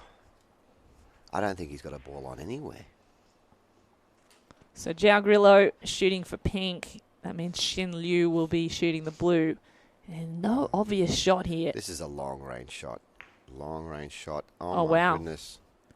Does it go in? No. Nearly, but he's covered that pocket, so not a terrible result. The Chinese superstar now is his mathematical brain's going at it and he's looking at it thinking, I need to take control of this pocket. if I just take this pocket and put the white ball behind his own pink ball, he'll have no shot. Watch this. Oh, he didn't get the hook with the white. He would have preferred the white ball to hit the pink and just stay there underneath. So, for me, that's a bit of an error there. João Grillo back in. Yeah, and He's got room too there. It was just very casual, very quick thinking there from Jin. Maybe you should have taken a bit more time because you can't be allowing this man back at the table. He's a sharpshooter. They're all there. They're all there, Kate. This ball, you roll in the middle. Yeah. And then the other ball, you roll down the rail, take your problem ball in the bottom, on the top left-hand corner, one that's covered up by the blue. It pots in the right-hand pocket. Yes. He's looking at it now. And then you finish off with the last two. That's a big error. So Xin Liu, again, lets João Grillo back to the table to his detriment. Now that pot's there in the top corner. And he's got the perfect angle. He's landed a little bit low on this ball so he can just stun up for his finishing ball. See, there's a good camera angle there. That's a nice three-quarter ball. That's a three-quarter ball strike. It's our favourite, as a pool player, our favourite ones. The best way of potting the ball. Explain what you mean by the three-quarter ball strike. Well, this one's a half ball now, so he can only hit half the ball. He has to hit half the ball to pot it. Mm-hmm. It's got more of an angle, like a 40-degree angle. The other one was it was more fat on the ball. More straight. Yes, and then you can put the white ball anywhere you want, really. He's going to want to play the black in the same pocket as the ball it was shooting at. Okay. And yeah, big safety error there. This one mistake we're seeing here now is costly. This is going to be a tough shot to make. Really big angle to turn that black in and to take the frame. No. Wow. Xin Liu gets another opportunity. That he shouldn't have had. Yeah. He shouldn't have had this opportunity. That was an opportunity for João to really burn that safety error into Xin Liu's memory banks, I tell you. But he didn't, and he's not going to like what's going to happen. I mean, in a way, Xin Liu right now should be kind of like freewheeling because he should have lost the frame. Yes. And as a pool player and as an athlete, you kind of gain confidence when you see your opponent missing blacks like that. Mentally, it does great things for you, right? Like, you can see them going a little more anxious. It fuels you, and I think that helps Xin Liu. He hasn't had the lead yet in this match. Tell you what, race to 7. I think we're going to be seeing every single one played out tight like this, Barry. Okay. He's opted to play the safe here and now, and I fully feel that João can hit this black. The reason why Xin Liu left the safety down the bottom here, it's obviously the furthest away, and there's blocker balls. You can see now the angle. João has to actually bounce off one rail and go in between two of his own balls to get to the black. It's a big ask. And even if it does, it's not guaranteed to hit the black and make it, but there's a chance. Let's see what happens. Does some quick trigonometry. Takes one rail. Oh, there's a foul.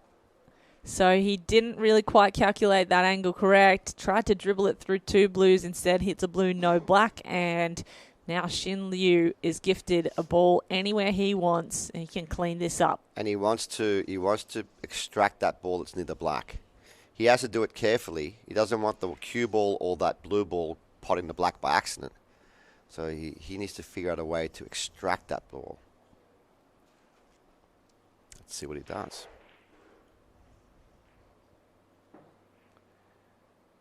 He's scratching his head.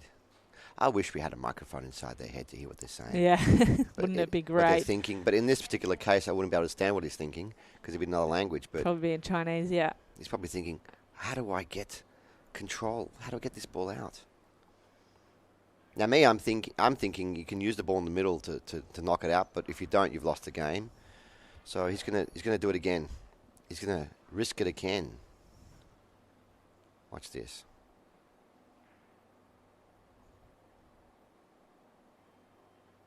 See, he's gonna give him another try. He wants his opponent to knock the ball out.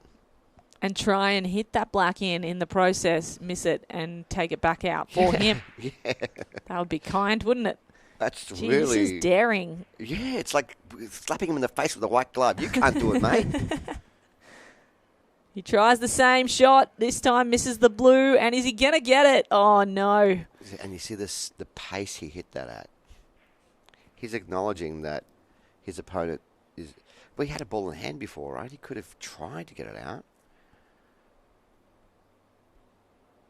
I think sometimes you need to do it. You just need to go for it. He's going to give him another chance again. A little more pace, you reckon that would have gone in? No. He deliberately played it soft because he knew that the chances of making it very small. He's going to give him another opportunity now. Watch this. Yeah, okay, so the rail is obscured by 3 blues. Does he have an angle through them to get back out and to the black? This time he's got a 2-rail kick, and he's an American pool player. These are kicks that we play all the time. I expect him to hit this ball. And because he's coming in from a lower cushion, he's got a chance to make this. He could possibly make... Oh, no. Miscalculated that one as well, and it is a foul by João Grillo. The battle continues. Xin Liu, when is he going to start shooting?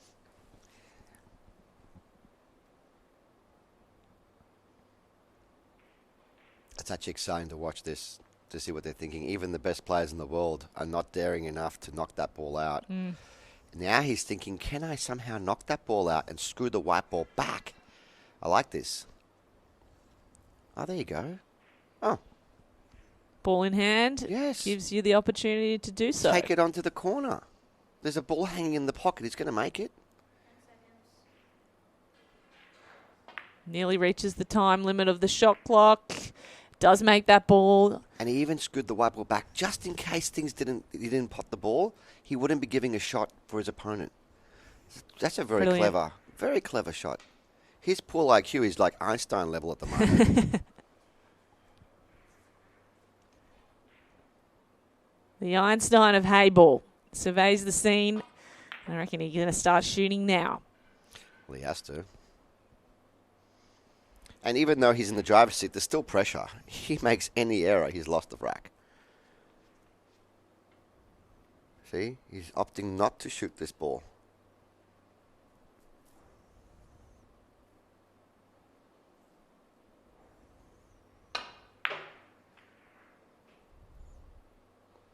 No, he's not going to like this. He's not going to like this. Unless this passes the black pocket. It does. And that's not a full pocket. It's going to be super accurate. Wow. I see. So what do you like about that or dislike, Barry? Because now João Grillo is calculating the angles. He's used to these bank shots. He's the American pool player. I like him to knock this in. His favourite to make this. Yep. There it is. So finally, oh my goodness, João Grillo keeping us on the edge of our seats and Barry's heart in his throat. It is 3-2 against Xin Liu. Wow, this is interesting. So João Grillo finds himself up again. I'm a massive fan of Xin Liu. I just don't like the way he played that particular frame. I mean, I know it was difficult. I would have liked to have seen him go for that ball down the bottom and just gone for it. Too defensive, you reckon? Too not trying, too defensive and not wanting to lose the frame. Sometimes you just got to go for it. It was a tough spot he was in, and no one would have said, hey, when you go for it, and when you go for a win and you miss, you've done it. But when you miss from playing defense too much, it hurts more. You don't even give yourself a chance. Yeah. I think he was trying to pot that ball off the knuckle into the black and make it. So, he was trying to run the balls. Regardless, the score is now 3-2 in favour of João Grillo. And check out this guy's break. It's huge, ladies and gentlemen.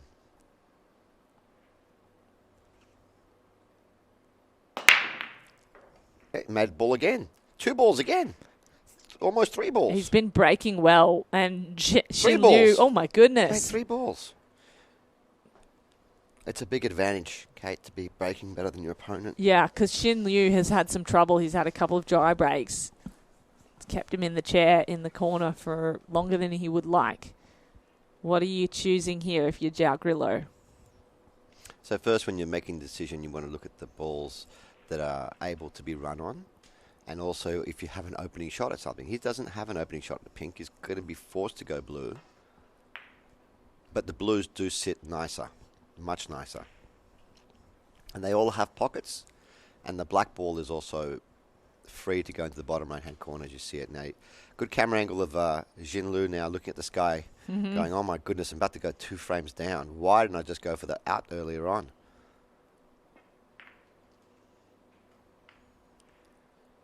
And I'm not expecting, other than that simple miss in the corner earlier on, 2 frames ago by João Grillo, he hasn't made any other errors I can remember.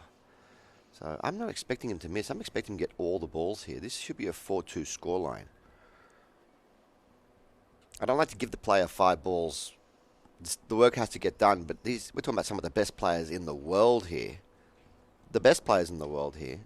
We expect them to get out here. Well, João Grillo has only recently started to transition to becoming a full-time professional pool player. Xin Liu, of course, travels the world playing Heyball, but João is relatively new to this format, and he's made a name for himself in Europe, but he's never quite reached the top echelons. This is his opportunity in this tournament to really make a name for himself as a Heyball player, and he's wasting no time. You know, that's all great that he's just recently transitioned, but I know that last weekend he came runner-up in the Champion of Champions event by 1 frame. Yeah. So he's really quickly gone bang, bang. He's a really good player. To even make it in the top 16, you've got to be a top player. He went to the final, and it was within fingers grasp of the trophy. So this is a name we should expect around Heyball for years to come. I hope so. The thing that he doesn't like now, though, is he's landed too flat. He doesn't have a good angle. He's going to have to use a lot of power now to get on the black. Watch this. Oh. And I don't think he's got it. I think he's hooked by the pink. Trapped himself there by the pink. Is there a way he can bank and still get that black to go in? If he's close enough, he could do a soft little masse. He's raising his cue. And he could masse a little bit into the rail and then into the ball. That's a possibility. He can also go up and down the table, possibly with a jump. He's running out of time. He doesn't even need to jump. He can use a level cue. He's running out of time. He's going to do something. I think he's going to go up and down the table, like you said. He's going to use a soft touch. He's going to use a soft touch in case he doesn't make it. He made it, though. Brilliant. Wow, João Grillo takes that frame. So it's 4-2 up against Xin Liu. That was a fun thing to watch. That final shot, not an easy shot to make by any means. Yeah, he played the extraction on the black to make it potable for later, and he just landed. It was just very unfortunate to land dead straight on his last ball. If he had any angle, the 3/4 ball angle I spoke about, or the half ball angle, anywhere there, he could have manipulated the white ball around 2 rails for the black easy. He didn't. He opted to screw into the balls, and he hooked himself, but pulled off a beautiful Houdini shot up and down the table. Great to watch. Yeah. So fixed things and manages to get up 4-2. It's now time for Xin Liu to break, and he's not had great breaks so far. Oh, he desperately needs to pray to whoever he prays to get a ball off the break. It's very important. And to be honest, he's been breaking fantastic, just hasn't made anything. Yeah, it's been so unlucky. The breaks look good. He's down low. He's getting his cue all the way through the ball. Using his distinct open-handed bridge. There you go. He's made 2 balls now. There we go. 3 balls. Oh, wouldn't it be wonderful if he can just pocket those extra 2 balls for later? Wouldn't it? So he's happy. He's given a nod at the table there. He's like, yes. Yeah, finally. I can take control. You've listened to me. Is he taking these blues? I think he has to go pinks. I don't think he has any shot in the blue. Yeah. And pinks are all available. They're at his mercy. They've got a pocket. There's nothing clustered up. He just needs to get good position play. What's he taking? Pink in the middle.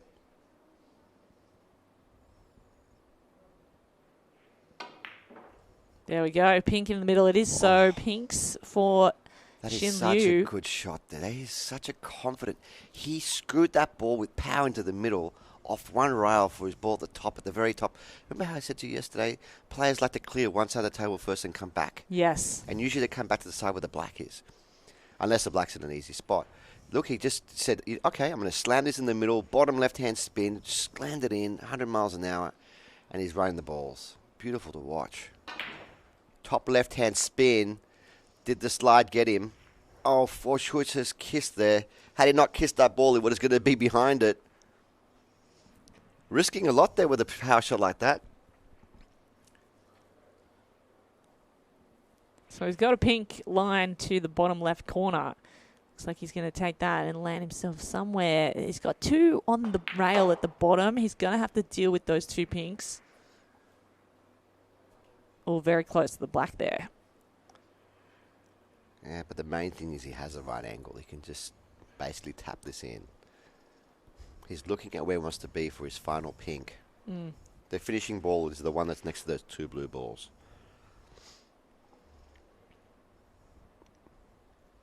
As he's just showing us where he wants to be on his second last pink. His second last ball will be the one on the bottom. Look, he's got to Right. cue this high to get over the black. Gets there. Yeah, now Nicely he wants played. to have, like we said earlier, about a 3/4 ball angle. He wants to be fat on this ball. Doesn't want to be too thin, because I think he's going to try and screw it back 2 rails for the pink. Let's watch this. Not now. The next shot after this. So that see how he's really fat. He's 3/4. Yeah. He's going to screw the white ball back 1-2 rails for the pink up the top. Here we go. Good camera angle here. Table from the bird's eye view from the top. 1-2 rails. Oh, he's Oh, missed it. no. He was thinking ahead, and Barry Mavros, we know you've got to get your ball in first. And that's why he opted to play the 3/4 ball angle. It's Do the you think most secure way of potting the ball. He mishit that. He looked like the way he came off it, it was not what he wanted. And then he kind of sort of shot in his mind how he would have shot that. Yeah, as a pool player, you know straight away when you struck the ball how you hit it. You know, and you know also if it's in or not. Sometimes you see players, they hit the ball and they just walk away the table. Yeah. Before it even gets to that, no, it's not in. But, João Grillo, wow. he's in a tough spot here. Oh, he's in a happy spot right now. He's feeling really good because he knows that he should have been. No opportunity. So he can deal with these blues and then go to the black and a very open table. Ooh, Barry Honestly, Mavros grimacing. that's not the best shot he could have played there. He's not where he needs to be. He may be having to play defense now. He was playing to get on those 2 balls into the bottom left-hand corner, and he just didn't get around. He's too close to them. He's got a very thin cut on the ball on the side. He should be going defense now. Possibly just coming off it and using the black as a blocker. Here we go. Using the black ball as a blocker. This is a slow down. Oh, no. Didn't get there. He really wanted the white ball to marry up with the black. To give Shin nothing. But now, as it lays,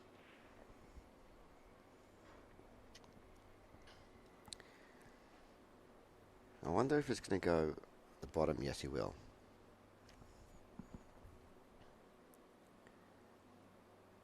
Where's his safety? I always learn something whenever I watch this gentleman play.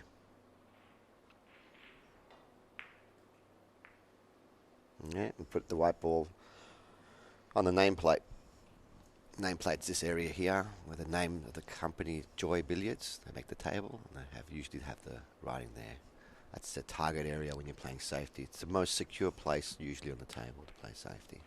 He's locked it up right there on the nameplate, right in the safe house of this Heyball table. Because now, what can João do? I think he can see a ball. He's been proven to be very aggressive. Like before he cut a ball like this in the middle and he ran the balls, he might try it again.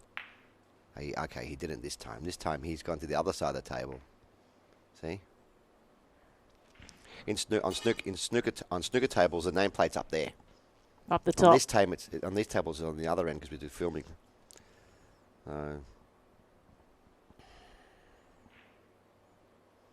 So Xin Liu, does he start to attack or does he continue to play safety? Well, this is a tough shot to shoot at, no matter who you are. Even if you are the famous and great Xin Liu. Maybe just play it dead weight, because if you don't make it, you can cover up the pocket. See, he was deliberately not even trying to make it. That's why he gave it so much angle. Back at the nameplate. Back in the safe house, hoping to stutter and stun João Grillo's run. Yes, João Grillo should be using the ball that's stuck on the left side of the table, because he wants to release that ball, promote it to a better position, and then go back onto the other end. And yeah, look at that. So now you're starting to understand now. You've been enjoying this sport now for a while. I have loved being part of this Oceania Heyball Open, to be honest, Barry. Working with you has been such a thrill, and I'm learning so much about Heyball. It's a very exciting format of the game, and yeah, I've just loved it. I hope everyone's loved it at home as much as I have, and apologies in advance for any errors that I'm making. I am fairly new, but really, it's fascinating me. You are learning very fast, and the great thing about we've done so many matches now leading towards the end of the tournament. We've got still another 2 days ahead of us, right? It's so exciting, yeah. Wait till you get to the semi-finals and finals. You'll be able to cut the tension with a knife. But you're starting to understand the nip and tucks of the game. It's not just all aggression, like the American games are very aggressive. This is what I love about Heyball. It's a good blend of both. Mm-hmm. Yeah, certainly. It can turn into these defensive battles very quickly. Yeah, and I do feel that Xin has the advantage here. Maybe Zhao will have to go for an attacking shot, and he did. And he made it. Hell, yeah. He was forced into it because he could not play any more defense. That's a great shot. He's now on the attack almost, and do you think he sinks these now? Another stop shot coming up here, another just dead stop shot, beautiful. Yep. Slight screw back now, and wow, we're going to have 3-frame advantage. That's massive. With his break coming up next. He was forced to shoot there. He could not play defense anymore. So João Grillo playing slow, fast, and when the opportunity arose, he took it with both hands. Now he goes 5-2 up against the master, Xin Liu. Wow, what an upset. Wow times 100. I love this kind of action.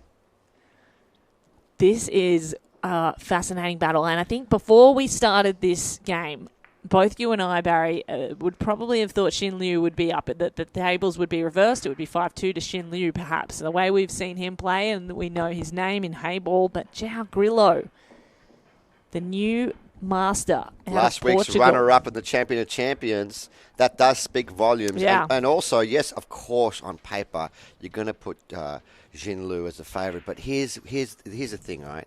Being a favourite is just on paper. But it's also pressure, right? This man rocked up to win he's not just here to win, he's here to win the event. Yeah. He's thinking, man, I came runner-up last week. I'm here to win the tournament. Yeah. And you could see from the way he's stuck to his game plan. He's more attacking than what he is defending. And also he's been breaking. Well, let's see what happens here. He's been breaking really well.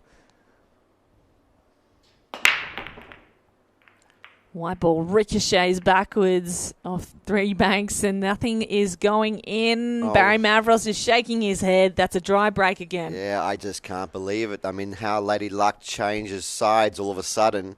It's his turn to have a dry break. And this is possibly what Xin Liu was waiting for, because he could run the balls out and then break and run and bring it within 1 and put some pressure on his opponent. And we've seen him do this time and time again. It's time to go to work. A little bit of right-hand spin there. Do you see he put a little bit of right-hand spin on the white ball, changing the trajectory off the rail to nudge the blue out of the way. And now all of his balls are playable. Yeah, waste no time as well. On his opening shot, he released his problem ball. Champion. That is the work of a superstar. Pinks for Xin Liu.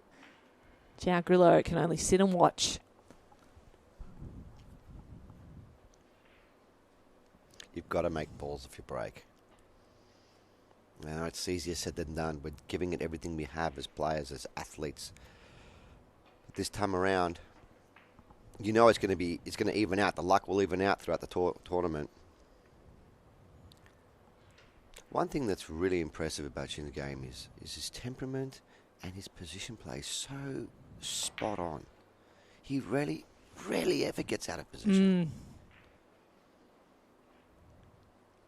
Seems to have the cue ball on a string, doesn't he? You might have like little pocket AI machine in his pocket that controls where that white ball's going. It's magnetic the way he pulls it around. Just looks so easy for him. Might screw it into the blue here. No, I didn't have to. Perfect. Have faith, Barry Mavros. This is Xin Liu we're talking about. Yeah, his cue ball control is so good. I mean, he just had that miss earlier that cost him that frame. Remember when he was... It should have been a much closer contest. But it's not over yet. Playing fast too. This frame's going to be done very quickly.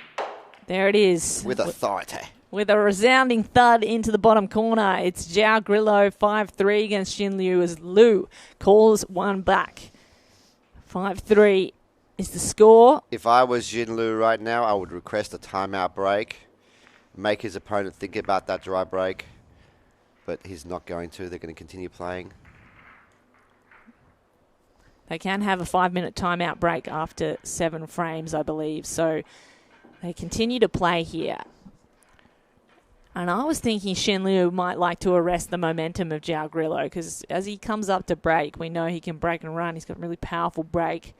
He's then... And he made 3 last time. Yeah, and then he's 6-3 on the hill.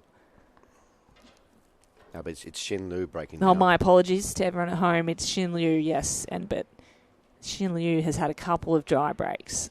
Can he get this one? Let's see.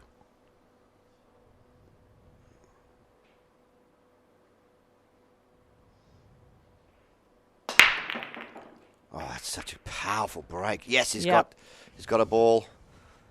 Wow, it's such a powerful break. And what's unique is he's using an open-handed bridge. I rarely see that. I'm used to see people use a loop bridge when they're breaking to stop the cue from flying out of their hands. He's launching everything he's got into this break. It's amazing. Pinks look very good here. He has got one that's tied up. He's going to have to get out, but they look very good.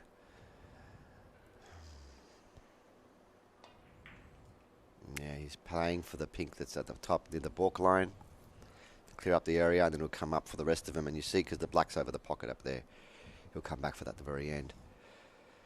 Now, he does have to extract one pink ball at the bottom left-hand corner of your screen. You just see it right now, ladies and gentlemen. So let's see what he does with that. But this is a glorious opportunity for him to bring it within 1. Oh, he's changed his mind.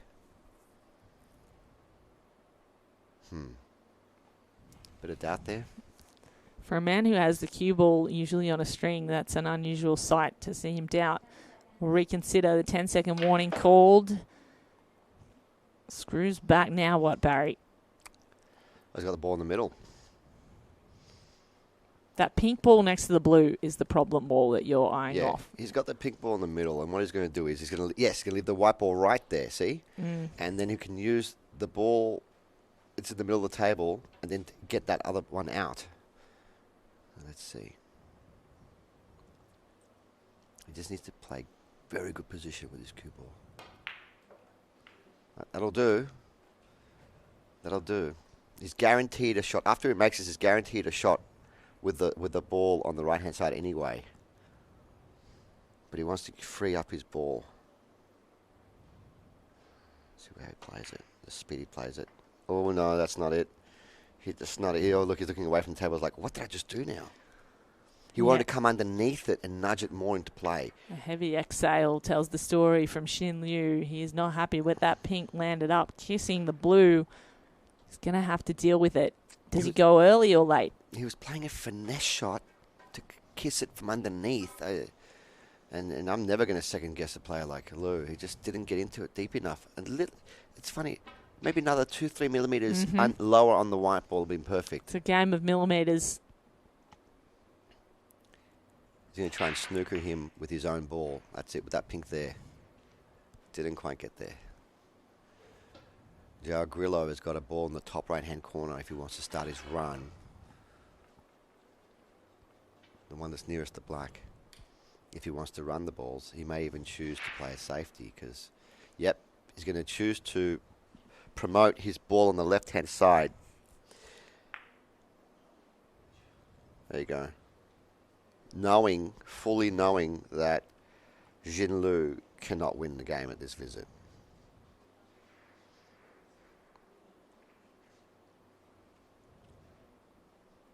Jin Liu is in trouble in this match, Kate. Does he play defensively here and continue to just safety? Yeah, he's going to have to just try and promote this over the corner pocket. He's hit that too Oh, no. thick. He's hit that way too thick, and that's in a tough spot now. So 2 errors in a row where he's hit a little more than he bargained for. When we say errors, obviously not a huge error, but one little, as you say, millimetre on the white ball can change everything. João Grillo still not keen to start his run. Sits the white ball as far away as possible from the pinks. Right now, João Grillo is feeling very relaxed. He's feeling in control. There is a shot that Jin can play right now to turn things a little. He can try and glue the white ball right behind his pink on the left side. Yeah. He's going to try and glue it there. But when you have 6 balls on the table and your opponent has only 2, you have a huge advantage. See, he's feeling very comfortable. He knows. He plays his cards right here. He should win the frame and put himself on the hill.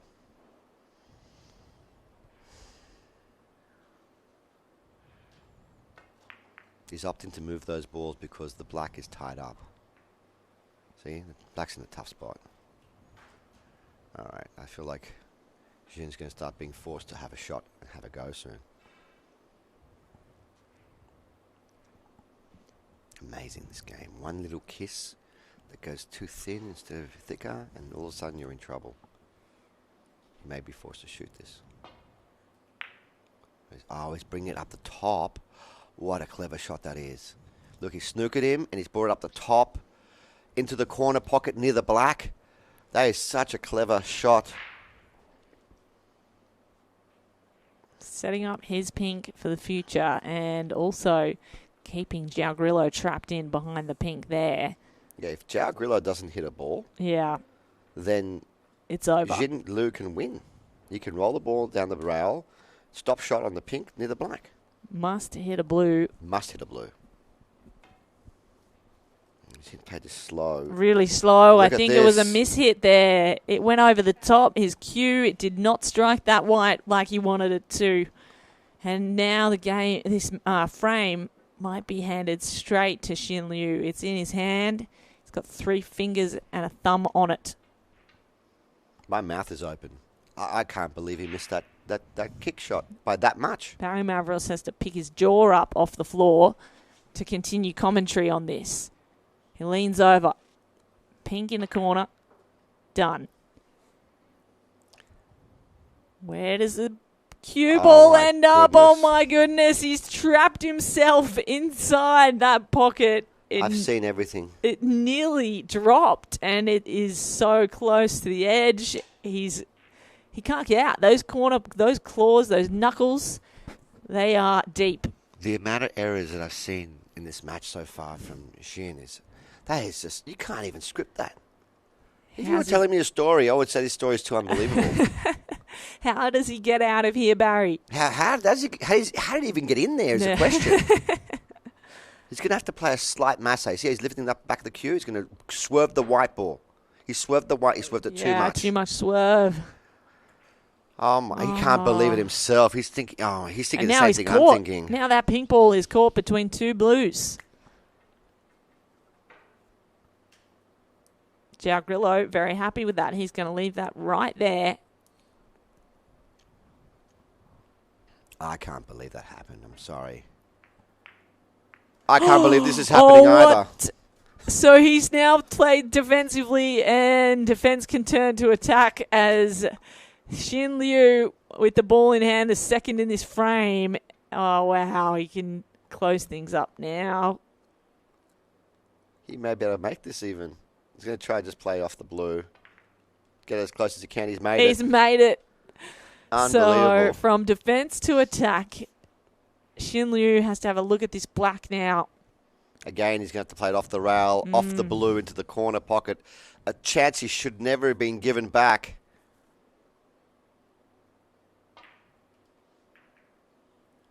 Can't quite get it to the corner pocket. And now it's João Grillo with a lifeline.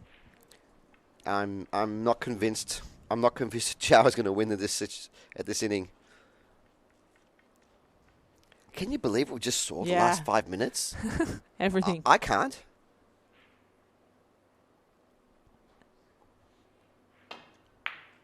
João Grillo lowers his eyes. He has an option to run it, or does he send the white to the bottom end, the opposite corner? Just park it behind one of those blues down the bottom. He's going to extract this blue now. There you go. He's missed extraction too. He's extracted a different blue. Oh, no. I think this gives... It's okay. I just feel like we need to everyone needs to calm down. Not Calm just commentators. down, the everyone. players need to calm down too. You see, this is where the pressure's kicking in and the emotions are getting high. Both players feel like they should have won the frame by now. Yeah.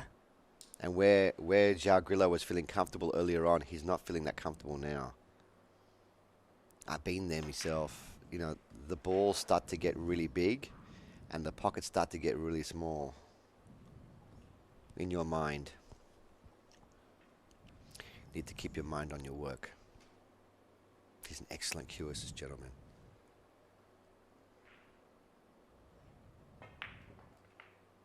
Beautifully directed around that knuckle. Now, provided he doesn't find the middle pocket now, he should be taking this frame. João Grillo, opportunity to get up on the hill. He means business in this tournament.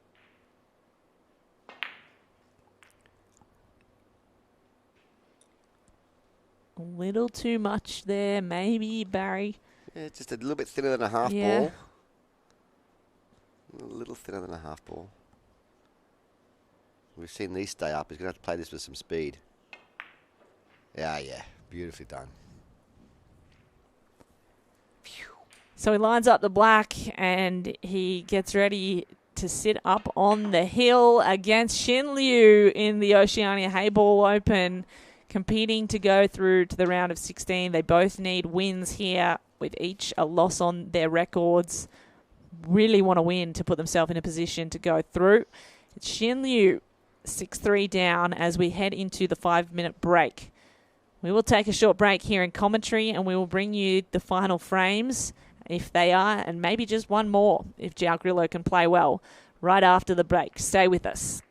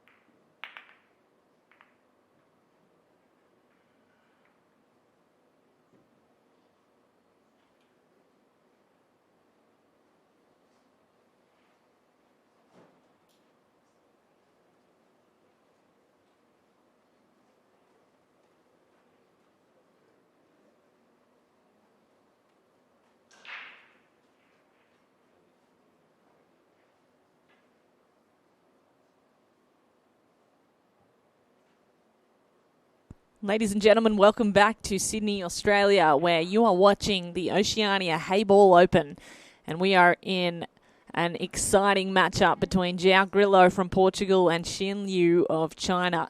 Two of the superstars of Heyball meet in the opening rounds of the tournament, day 3. And it's Xin Liu who is chasing the game. He has been down against João Grillo with some unfortunate breaks and a couple of errors. He finds himself in an unfamiliar place that is down by 3 frames. Now, João Grillo, if you are new to this match and you've only just joined us, he was the runner-up in the Champion of Champions in Brisbane, the tournament that just preceded this tournament. So coming into the Oceania Heyball Open, João Grillo has been on form. And he is on form here on the hill against Xin Liu. And difficult-looking break as we welcome back Barry Mavros after a short break here. Barry, look at the table and how things have lined up for João Grillo. Yeah, it's a bit of a messy one, isn't it? He's on the hill. Xin Liu broke. No, apologies. João Grillo broke. And how come he's got a ball in hand? Okay, so he's just...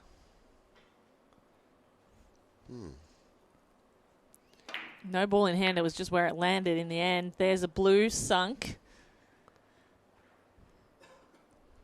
And we wait for that cue ball to stop spinning while we survey things. So it's going to be Xin Liu shooting blues.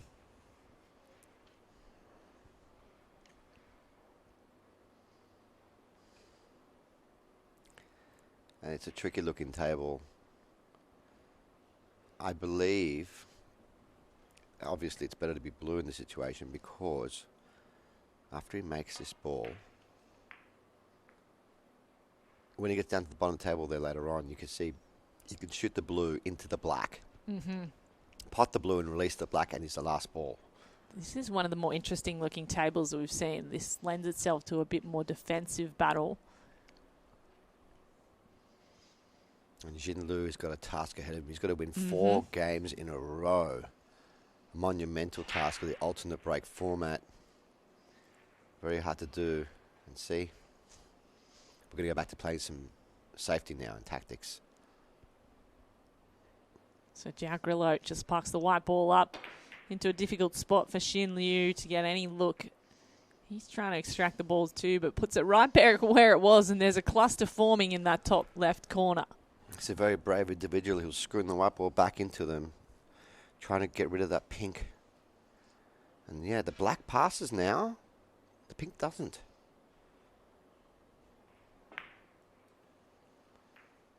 João Grillo able to extract 1 pink from that cluster. No obvious way to go about this table right now. And Xin Liu in his head a little, obviously thinking about the scoreline. Barry 6-3 needs to win. Yeah, his shoulder's a little bit slumped as well. He's in a spot that he's not normally in. This is the frame that could decide it. Oh, wow, he didn't want to make that. But he has done.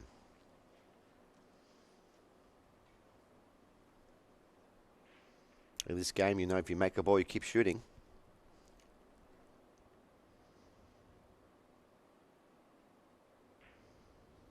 He's under pressure now. He really is.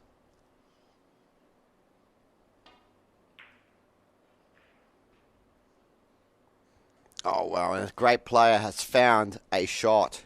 Brilliant. He was really up against it, I tell you. That is a great shot.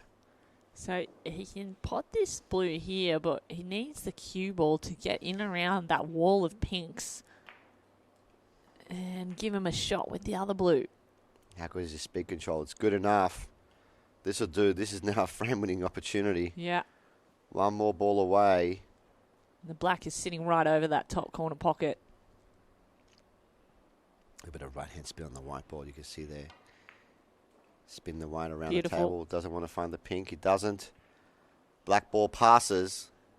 I'll tell you what, Kate. That's a round of applause, I'd say. Yeah. Xin Liu played that really well. This has been an unbelievable clearance under the pump. So Xin Liu takes one back, 6-4, as João Grillo remains on the hill. Wow, that was a display that we expect from Xin Liu. After the break, he's come out and just changed things altogether. What did he eat during the break? He recollected his thoughts for sure. That was clutch pool at its finest. He played a safety shot, accidentally made the ball, and then found a bank. I don't think he expected to make that ball. He wasn't trying to make it. Yeah. No. And then he's thinking, "Oh my goodness, now I'm in trouble." And he found an out that wasn't really there. It's so fun to watch. So João Grillo's still on the hill, 6-4. Yeah, he could end it. Oh, Xin Liu could extend things. If we take a look around the other tables right now, it's Yuma Dorna playing Cale Barrett, 4-2 up against Cale Barrett. Vinny Calibreezy is playing Michael Cacciola, an all-Australian battle. Vinny is up 5-3 across the room. A few others going on, but those are the big names to watch out for. Kurt Dunham, another big name, against Kieran Dempsey. Kurt is up 4-2, Australia versus New Zealand there. Both very, very talented players. Two of my favourites, to be honest. Kieran won my heart yesterday. He played amazing. So here's the break from Xin Liu. Crushes the break. Makes a ball. He's happy to see that ball go down. He's made two balls. He's made 2 balls, and he had a couple of dry breaks earlier today. So this is... He never smiles, but it's as close as you might get to a smile. Doesn't give too much away. He's a lot of grimaces, and you can tell when he's frustrated. But... He threw everything he had in that break. A bit of venom in that break. A smile there too. Happy with that. He even got a nod, I reckon, from João Grillo there, who appreciated it. Very good break. This man's not going to go down without a fight, I tell you. No way. So Xin Liu chooses the blues.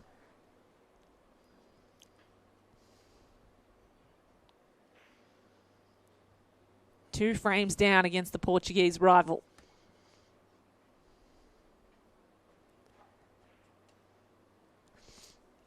He's thinking about taking that ball in the right-hand corner and promoting it, possibly making it. These shots are tough. Okay, so he played safety using that ball.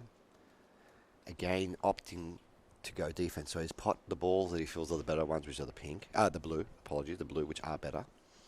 Purely because the black is blocking the pink and the blue is blocking another pink in the top right-hand corner as I see it. He's taken the easier balls, per se, and played a safety shot. He said, okay, mate, you get in now, see what you can do. Fascinating to watch pool with you, Barry Mavros. Not only the voice of pool, the encyclopedia of reading these games, reading these tables. And that is actually a good shot from João, because fortunately for him, he's bumped the blue ball in one of Jin's balls in a tougher spot, so it's made Jin's life a lot harder. I apologise if I get people's names wrong. Xin, yeah. Xin. It's the pronunciation. You're very close.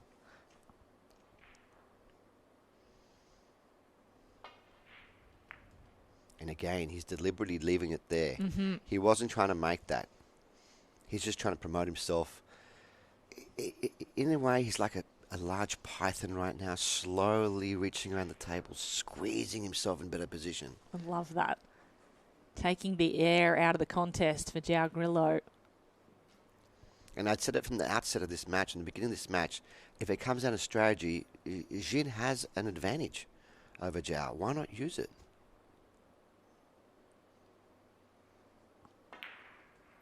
So João starts his run, pink to the bottom right corner. So we've seen João, when he has an opportunity to start shooting, he takes it.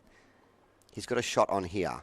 He's looking at it, and I like it. I like the way he's thinking. He's going to try and play his pink off the blue into the corner and also freeing up his other pink. If he can execute this shot perfectly, and I mean perfectly, it becomes a frame-winning chance. He's not going to shoot that. He's played the double instead. Not only a frame-winning, a match-winning chance here.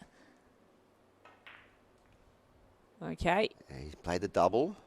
He's very ultra-aggressive. He's very good at the doubles. He's not had any misses on doubles when he's attempted them. And look at this. He's got a chance to pot his difficult pink and release the black for a frame winner, for a frame winning opportunity.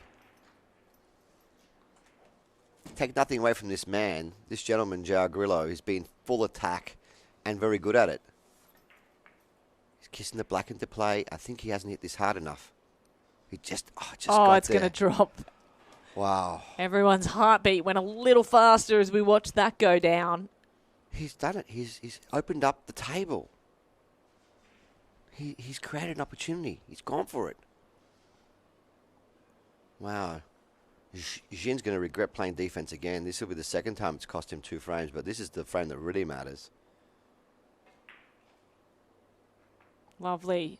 So all of a sudden, João Grillo opens things up and has the match within his reach.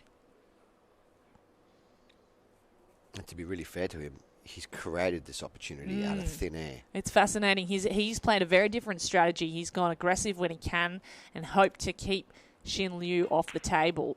Xin Liu playing far more defensively, and to his bane and downfall, if João Grillo takes this match, it will be because he played too defensively and too much safety.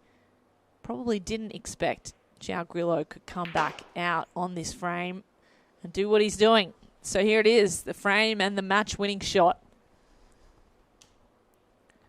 Showing us why he came runner-up last week in the Champion of Champions event and why he's a big favourite to win this tournament this time around. João Grillo, he takes it 7-4 against Xin Liu, the Portuguese master, the rising star of Heyball, looking to get back after that runner-up position in the Brisbane Championship. He moves forward as the winner and puts himself in great position for the round of 16 and the knockout rounds that continue after this. So we take a short break from commentary. We will have the next match up for you at 3 p.m. on the TV table. That was a fast match, that one, Barry. They get faster and faster as the players get better and better. We can't wait to bring it to you. Until then, enjoy your break at home, and we'll see you at 3 p.m. See you guys. 一线赛事指定排名：丁俊晖、奥沙利文、郑宇博、楚秉杰等国内外一线球星代言。厉百文，中国台女领导品牌。中式八球，俗称黑八，是一项原创于中国的运动，在乔氏的推动下，已走进全球69个国家。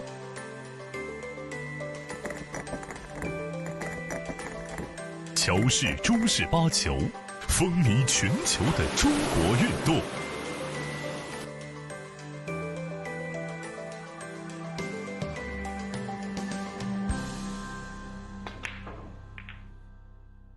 一线赛事指定排名：丁俊晖、奥沙利文、郑宇博、楚秉杰等国内外一线球星代言。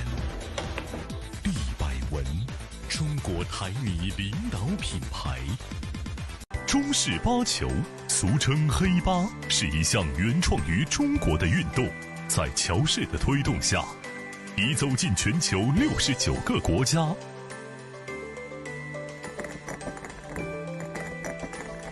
乔氏中式八球，风靡全球的中国运动。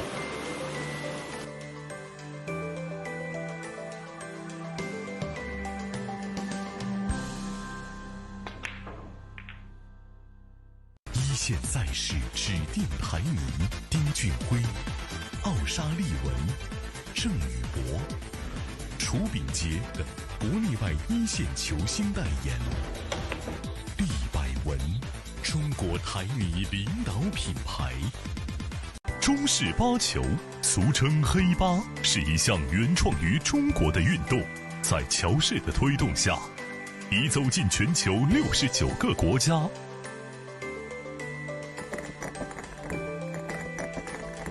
乔氏中式八球，风靡全球的中国运动。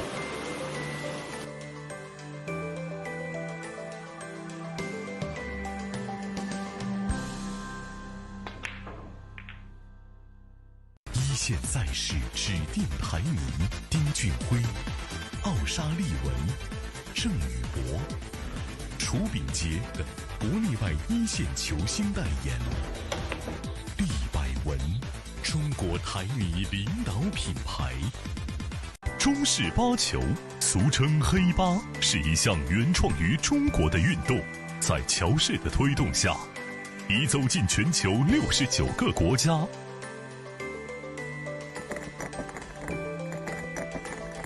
乔氏中式八球，风靡全球的中国运动。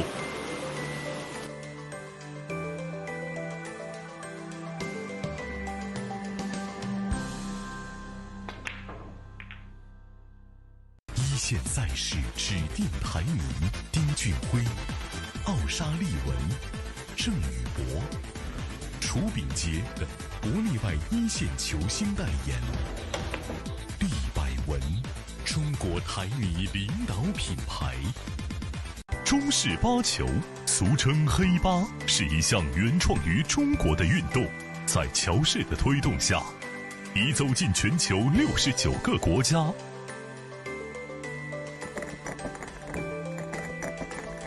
乔氏中式八球，风靡全球的中国运动。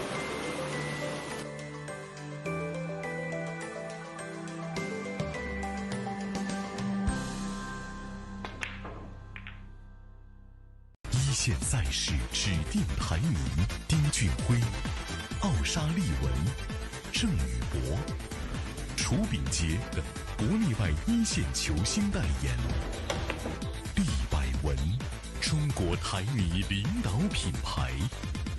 中式八球，俗称黑八，是一项原创于中国的运动，在乔氏的推动下，已走进全球69个国家。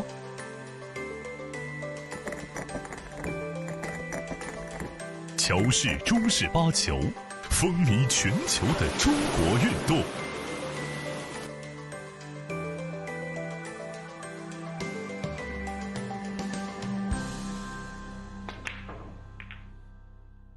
一线赛事指定排名：丁俊晖、奥沙利文、郑宇博、楚秉杰等国内外一线球星代言。厉百文，中国台米领导品牌。中式八球，俗称黑八，是一项原创于中国的运动，在乔氏的推动下，已走进全球69个国家。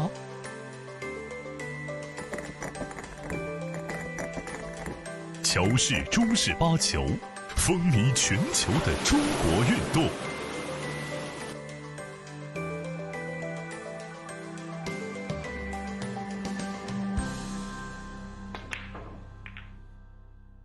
一线赛事指定排名：丁俊晖、奥沙利文、郑宇博、楚秉杰等国内外一线球星代言。厉百文，中国台米领导品牌。中式八球，俗称黑八，是一项原创于中国的运动，在乔氏的推动下，已走进全球69个国家。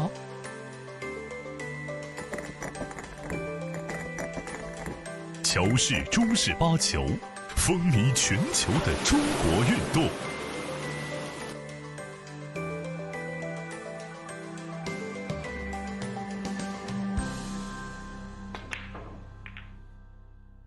一线赛事指定排名：丁俊晖、奥沙利文、郑宇博、楚秉杰等国内外一线球星代言。厉百文，中国台米领导品牌。中式八球，俗称黑八，是一项原创于中国的运动，在乔氏的推动下，已走进全球69个国家。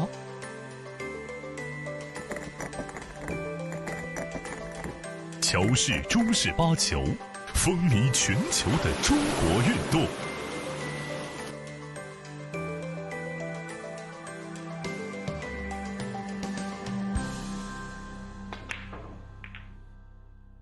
一线赛事指定排名：丁俊晖、奥沙利文、郑宇博、楚秉杰等国内外一线球星代言。厉百文，中国台泥领导品牌。中式八球，俗称黑八，是一项原创于中国的运动，在乔氏的推动下，已走进全球69个国家。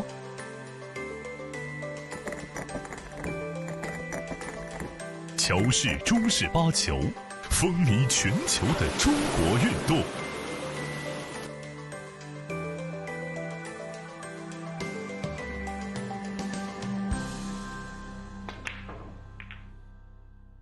一线赛事指定排名：丁俊晖、奥沙利文、郑宇博、楚炳杰等国内外一线球星代言。利百文，中国台泥领导品牌。中式八球，俗称黑八，是一项原创于中国的运动，在乔氏的推动下，已走进全球69个国家。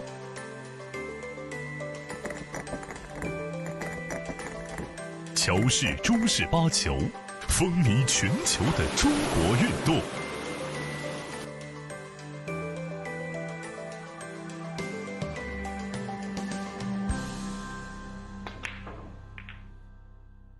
一线赛事指定排名：丁俊晖、奥沙利文、郑宇博、楚炳杰等国内外一线球星代言。利百文，中国台泥领导品牌。中式八球，俗称黑八，是一项原创于中国的运动，在乔氏的推动下，已走进全球69个国家。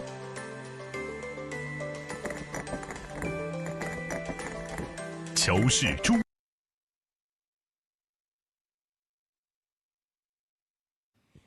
Ladies and gentlemen, it is Kate Allman here with Barry Mavros, the voice of pool in Australia, and we're here in Sydney for the Oceania Heyball Open. Barry, what a fascinating tournament it's been so far. How much are you loving the action? Oh, I can't get enough of the action. I've been having trouble sleeping at night, thinking about the next action for the next day.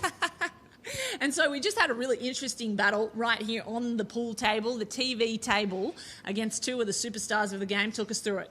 Yeah, we had Jin Lu from China, megastar from China, what I call the monster of pool. Everyone's afraid of him, and he ran into a real tiger, the Portuguese tiger, who played amazing. Honestly, it was a defensive battle versus attacking. The attacking won. Yeah, and Heyball has been really fascinating format of the game that is pretty new, but a few years ago we didn't know about it. Now it's becoming huge, and I think one of the most exciting parts of it is how you can play slow, fast, and that's exactly what we saw here. Yes, it's an interesting mix. It's not just a fully attacking game. It's also a lot of defense involved in Heyball. Heyball's a highly skilled game, and I believe it's going to go worldwide, global, and hopefully soon, fingers crossed, will be part of the Olympics. Yes, and it's already becoming massive around the world, certainly in Asia. Here we are at the Oceania Heyball Championship. It is going like this around the world. Now, we are nearing the business end of the competition. We are about to enter the knockout rounds, and what can you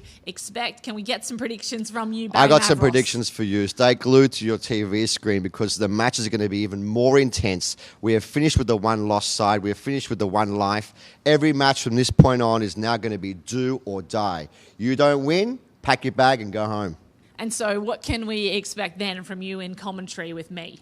Oh, it's going to get even more exciting. We've meshed together. This is our first time working together. First time. And we've meshed together very well. It's like a glue and piece of wood. It's a beautiful thing that comes together in the end. A glue and a piece of wood. It sounds better than it actually is, but I've had a really fun time, and I'm sure everyone at home is enjoying watching. Please do like, subscribe, and put some comments on the stream. Let us know how you feel about it. Hopefully all kind, and continue to watch all of the action here from Sydney and the Oceania Heyball Championships. We have so many matches coming up, and of course the big ones, the finals coming up tomorrow. That is Saturday. That's the one you can't miss, Barry. Playing for big money, and it's not just the money that's at stake here as well. You win an event like this, you're talking about sponsorship deals, you're talking about opening up doors in the future with Heyball and Joy Billiards. Fantastic to work with. $10,000 for the women, $10,000 for the men, and of course the chance to put your name on the map for Heyball internationally. Don't miss it. There is so much excitement to come. Tune in from WPA TV, YouTube and Facebook. We can't wait to bring it to you. 线赛事指定排名：丁俊晖、奥沙利文、郑宇博、楚炳杰等国内外一线球星代言。利百文，中国台米领导品牌。中式八球，俗称黑八，是一项原创于中国的运动，在乔氏的推动下，已走进全球69个国家。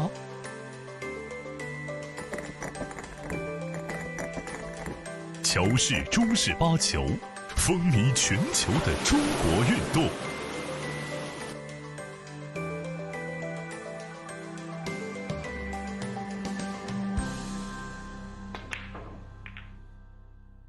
一线赛事指定排名：丁俊晖、奥沙利文、郑宇博、楚炳杰等国内外一线球星代言。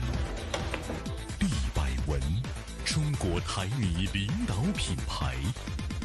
中式八球，俗称黑八，是一项原创于中国的运动，在乔氏的推动下，已走进全球69个国家。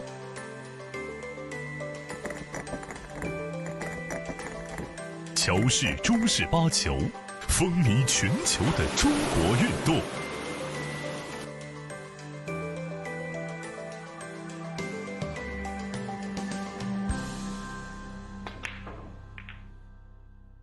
一线赛事指定排名：丁俊晖、奥沙利文、郑宇博、楚炳杰等国内外一线球星代言。利百文，中国台米领导品牌。中式八球，俗称黑八，是一项原创于中国的运动，在乔氏的推动下，已走进全球69个国家。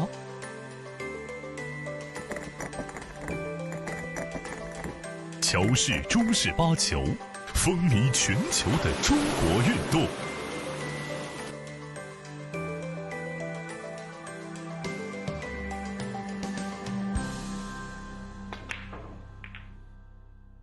一线赛事指定排名：丁俊晖、奥沙利文、郑宇博、楚炳杰等国内外一线球星代言。利百文，中国台米领导品牌。中式八球，俗称黑八，是一项原创于中国的运动，在乔氏的推动下，已走进全球69个国家。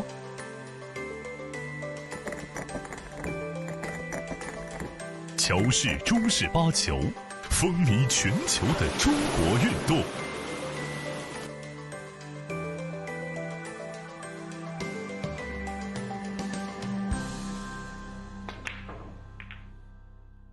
一线赛事指定排名：丁俊晖、奥沙利文、郑宇博、楚炳杰等国内外一线球星代言。利百文，中国台米领导品牌。中式八球，俗称黑八，是一项原创于中国的运动，在乔氏的推动下，已走进全球69个国家。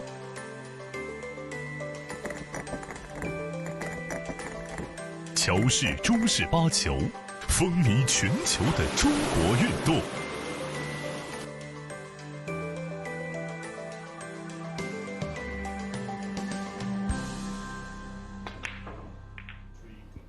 Ladies and gentlemen, I am here with the superstar, the Iceman, they call him, Alec Evrenatos, the champion of pool and known in Australia and globally in pool circles. You're here at the Oceania Heyball. How are you enjoying the Heyball tournament so far? Oh, I love the tournament. I love the game, and yeah, everything's beautiful. Really good. A really nice venue. We're here at the TV table. Talk to us about how the cloth has been running on these Heyball tables.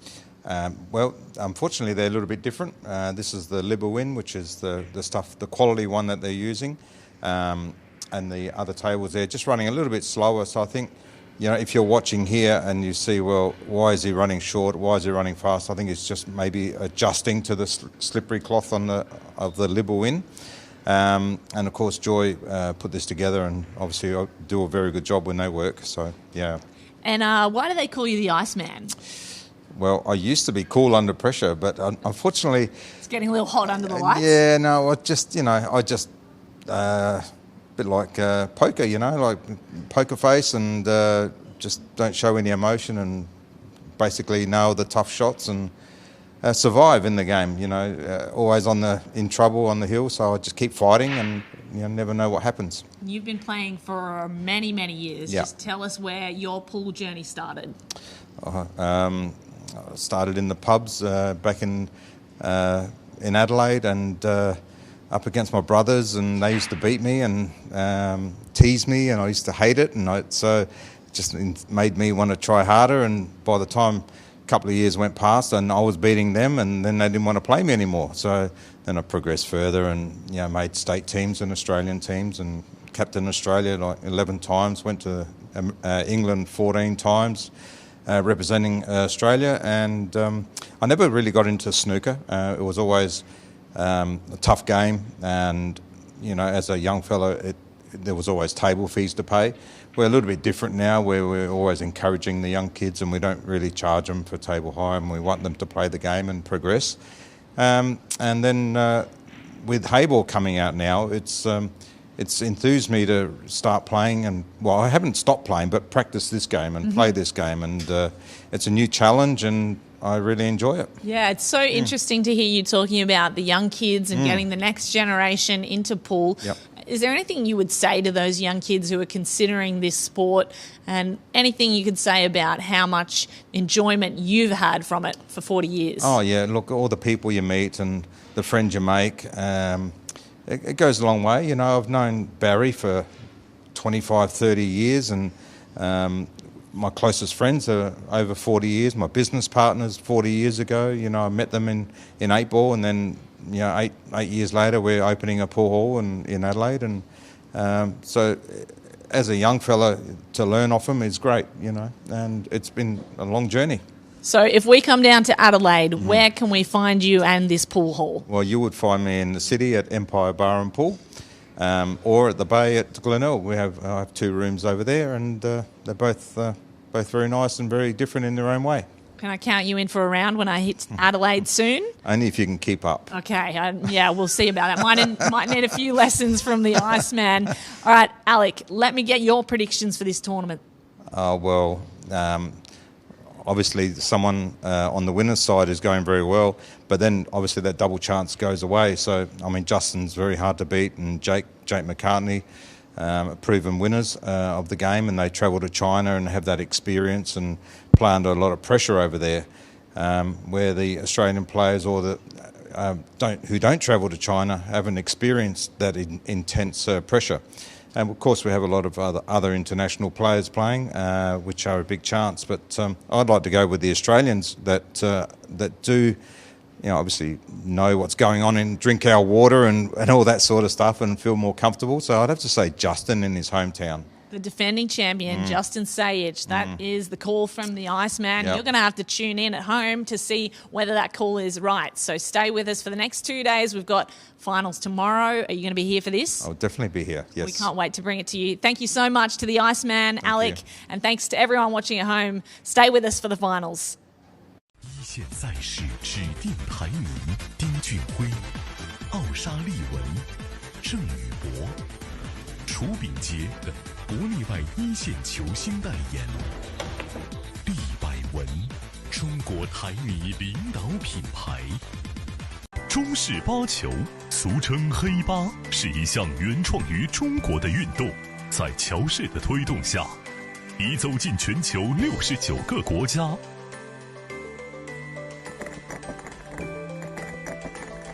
乔氏中式八球，风靡全球的中国运动。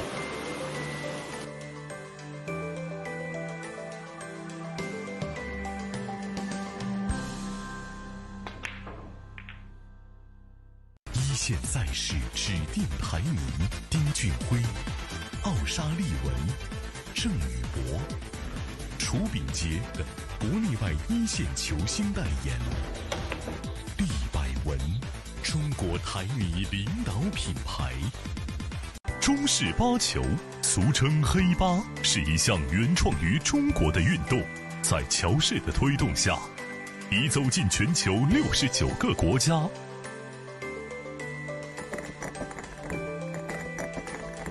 乔氏中式八球，风靡全球的中国运动。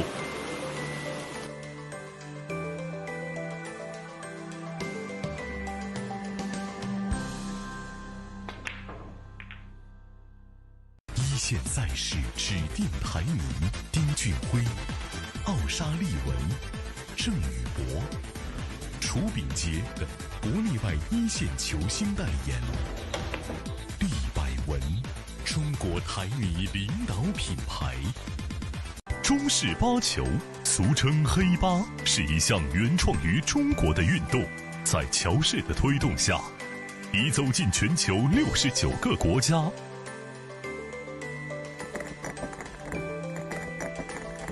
乔氏中式八球，风靡全球的中国运动。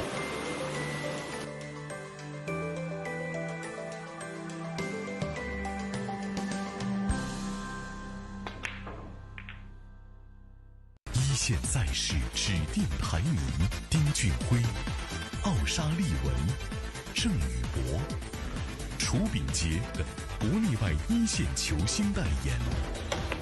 厉百文，中国台女领导品牌。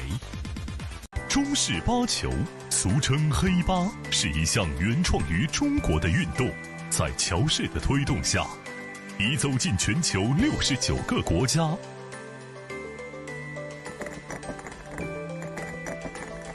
乔氏中式八球，风靡全球的中国运动。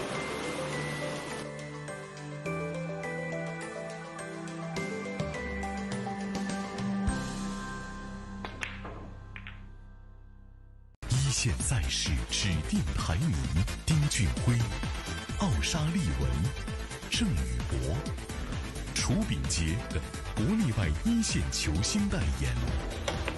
厉百文，中国台女领导品牌。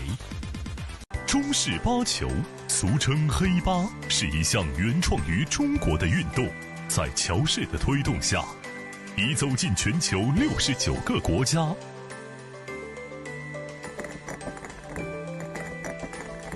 乔氏中式八球，风靡全球的中国运动。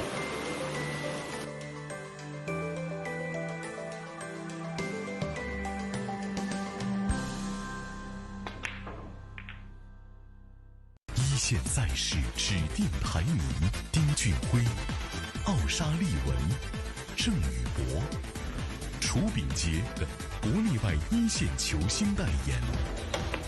厉百文，中国台女领导品牌。中式八球，俗称黑八，是一项原创于中国的运动，在乔氏的推动下，已走进全球69个国家。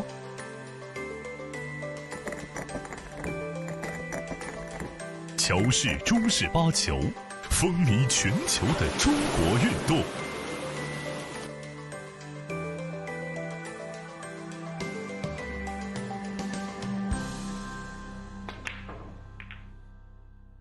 一线赛事指定排名：丁俊晖、奥沙利文、郑宇博、楚秉杰等国内外一线球星代言。厉百文，中国台女领导品牌。中式八球，俗称黑八，是一项原创于中国的运动，在乔氏的推动下，已走进全球69个国家。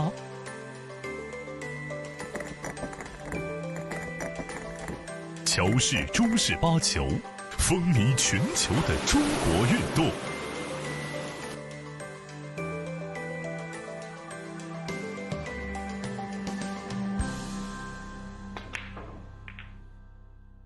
一线赛事指定排名：丁俊晖、奥沙利文、郑宇博、楚秉杰等国内外一线球星代言。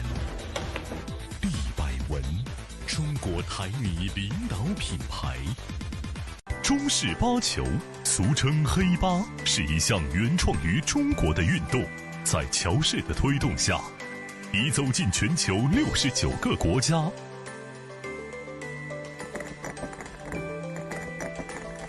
乔氏中式八球，风靡全球的中国运动。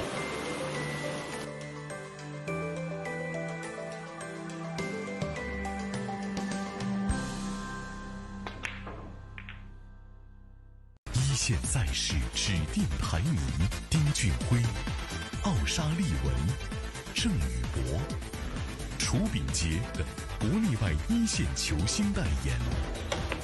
利百文，中国台泥领导品牌。中式八球，俗称黑八，是一项原创于中国的运动，在乔氏的推动下，已走进全球69个国家。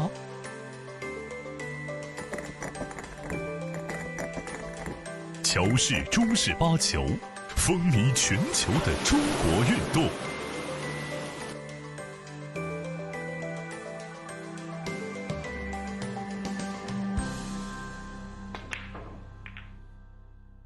一线赛事指定排名：丁俊晖、奥沙利文、郑宇博、楚炳杰等国内外一线球星代言。利百文，中国台泥领导品牌。中式八球，俗称黑八，是一项原创于中国的运动，在乔氏的推动下，已走进全球69个国家。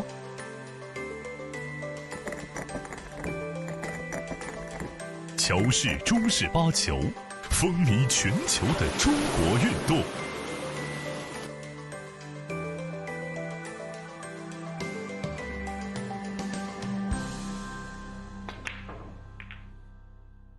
一线赛事指定排名：丁俊晖、奥沙利文、郑宇博、楚炳杰等国内外一线球星代言。利百文，中国台泥领导品牌。中式八球，俗称黑八，是一项原创于中国的运动，在乔氏的推动下，已走进全球69个国家。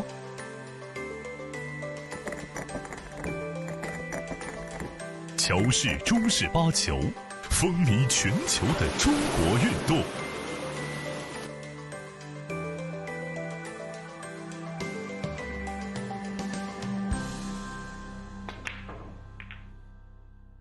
一线赛事指定排名：丁俊晖、奥沙利文、郑宇博、楚炳杰等国内外一线球星代言。利百文，中国台泥领导品牌。中式八球，俗称黑八，是一项原创于中国的运动，在乔氏的推动下，已走进全球69个国家。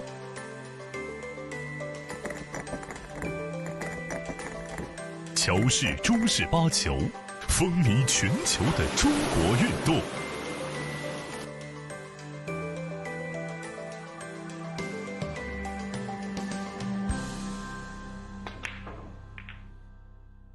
一线赛事指定排名：丁俊晖、奥沙利文、郑宇博、楚炳杰等国内外一线球星代言。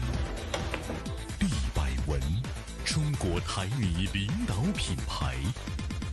中式八球，俗称黑八，是一项原创于中国的运动，在乔氏的推动下，已走进全球69个国家。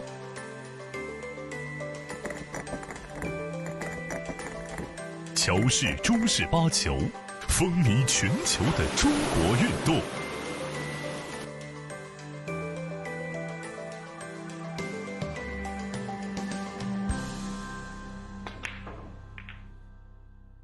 一线赛事指定排名：丁俊晖、奥沙利文、郑宇博、楚炳杰等国内外一线球星代言。利百文，中国台女领导品牌。中式八球，俗称黑八，是一项原创于中国的运动，在乔氏的推动下，已走进全球69个国家。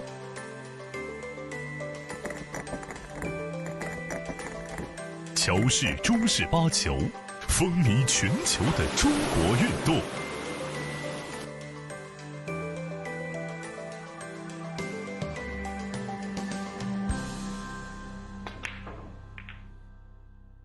一线赛事指定排名：丁俊晖、奥沙利文、郑宇博、楚炳杰等国内外一线球星代言。厉百文，中国台女领导品牌。中式八球，俗称黑八，是一项原创于中国的运动，在乔氏的推动下，已走进全球69个国家。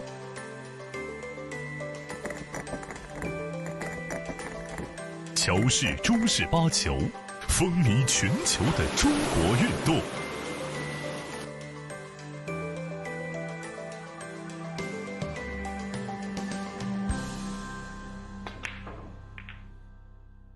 一线赛事指定排名：丁俊晖、奥沙利文、郑宇博、楚炳杰等国内外一线球星代言。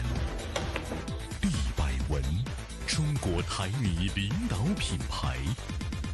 中式八球，俗称黑八，是一项原创于中国的运动，在乔氏的推动下，已走进全球69个国家。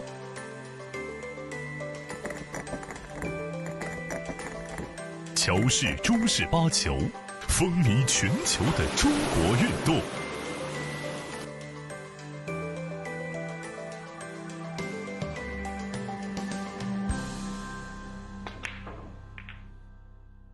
一线赛事指定排名：丁俊晖、奥沙利文、郑宇博、楚炳杰等国内外一线球星代言。厉百文，中国台女领导品牌。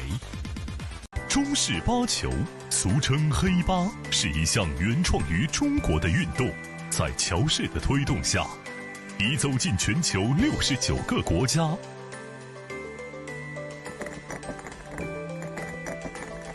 乔氏中式八球，风靡全球的中国运动。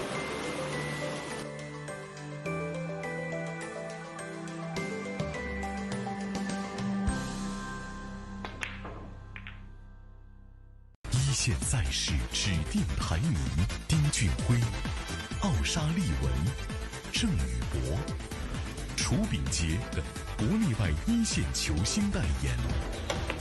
厉百文，中国台女领导品牌。中式八球，俗称黑八，是一项原创于中国的运动，在乔氏的推动下，已走进全球69个国家。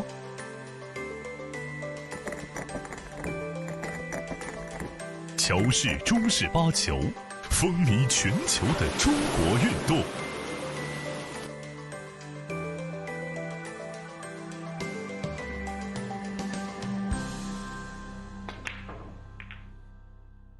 一线赛事指定排名：丁俊晖、奥沙利文、郑宇博、楚炳杰等国内外一线球星代言。厉百文，中国台女领导品牌。中式八球，俗称黑八，是一项原创于中国的运动，在乔氏的推动下，已走进全球69个国家。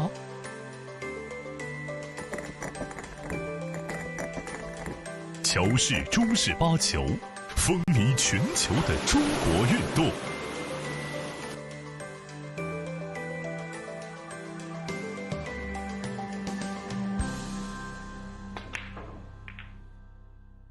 一线赛事指定排名：丁俊晖、奥沙利文、郑宇博、楚炳杰等国内外一线球星代言。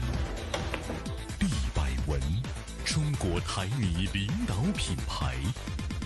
中式八球，俗称黑八，是一项原创于中国的运动，在乔氏的推动下，已走进全球69个国家。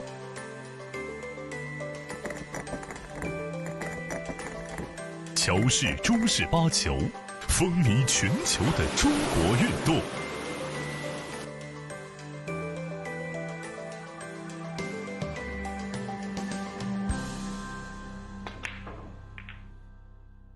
一线赛事指定排名：丁俊晖、奥沙利文、郑宇博、楚秉杰等国内外一线球星代言。利百文，中国台泥领导品牌。中式八球，俗称黑八，是一项原创于中国的运动，在乔氏的推动下，已走进全球69个国家。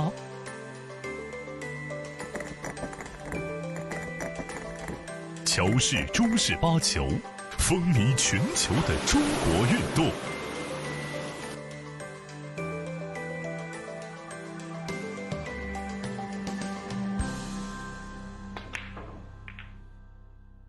一线赛事指定排名：丁俊晖、奥沙利文、郑宇博、楚秉杰等国内外一线球星代言。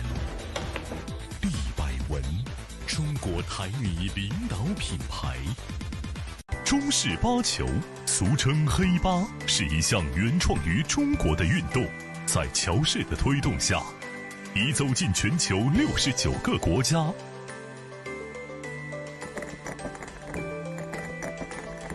乔氏中式八球，风靡全球的中国运动。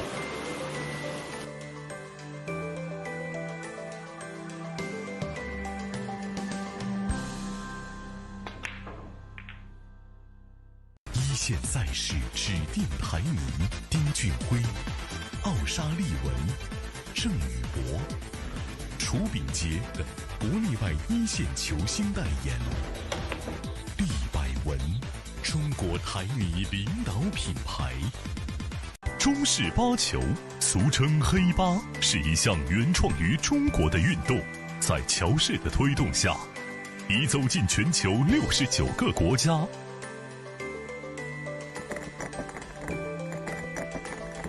乔氏中式八球，风靡全球的中国运动。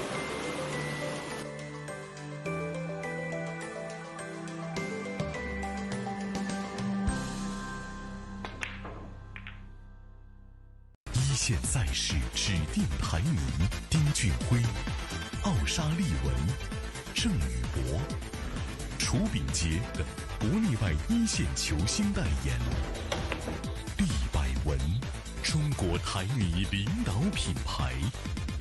中式八球，俗称黑八，是一项原创于中国的运动，在乔氏的推动下，已走进全球69个国家。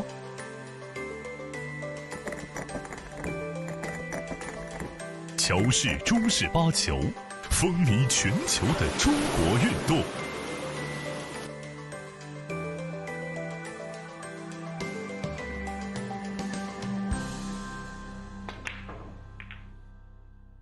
一线赛事指定排名：丁俊晖、奥沙利文、郑宇博、楚秉杰等国内外一线球星代言。利百文，中国台泥领导品牌。中式八球，俗称黑八，是一项原创于中国的运动，在乔氏的推动下，已走进全球69个国家。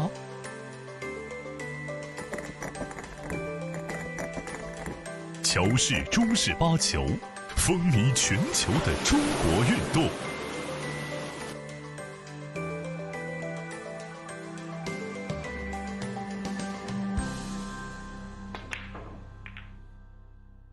一线赛事指定排名：丁俊晖、奥沙利文、郑宇博、楚秉杰等国内外一线球星代言。利百文，中国台女领导品牌。中式八球，俗称黑八，是一项原创于中国的运动，在乔氏的推动下，已走进全球69个国家。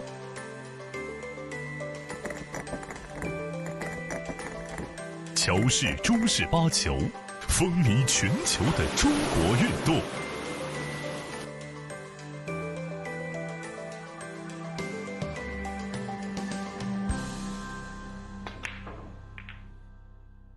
一线赛事指定排名：丁俊晖、奥沙利文、郑宇博、楚秉洁等国内外一线球星代言。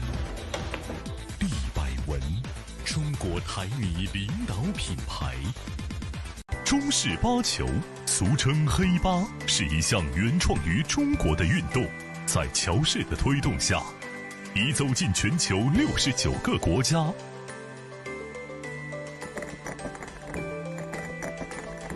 乔氏中式八球，风靡全球的中国运动。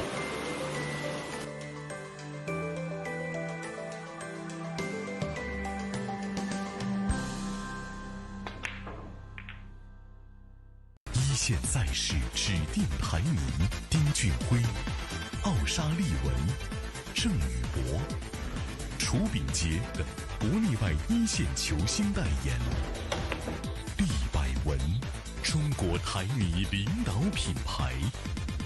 中式八球，俗称黑八，是一项原创于中国的运动，在乔氏的推动下，已走进全球69个国家。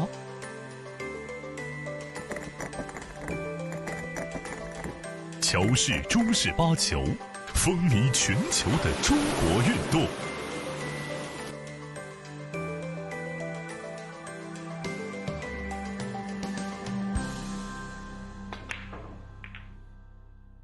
一线赛事指定排名：丁俊晖、奥沙利文、郑宇博、楚秉洁等国内外一线球星代言。厉百文，中国台女领导品牌。中式八球，俗称黑八，是一项原创于中国的运动，在乔氏的推动下，已走进全球69个国家。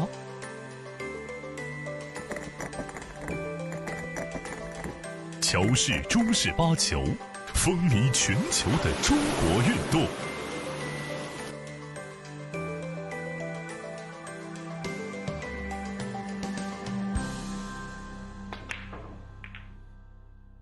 一线赛事指定排名：丁俊晖、奥沙利文、郑宇博、楚秉洁等国内外一线球星代言。厉百文，中国台女领导品牌。中式八球，俗称黑八，是一项原创于中国的运动，在乔氏的推动下，已走进全球69个国家。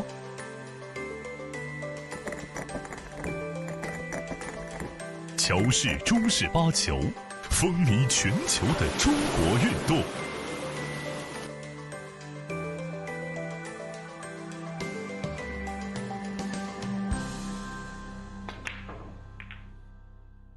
一线赛事指定排名：丁俊晖、奥沙利文、郑宇博、楚秉洁等国内外一线球星代言。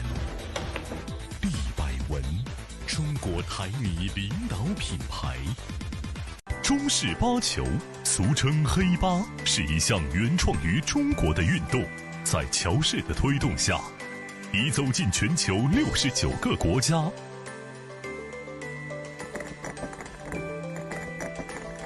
乔氏中式八球，风靡全球的中国运动。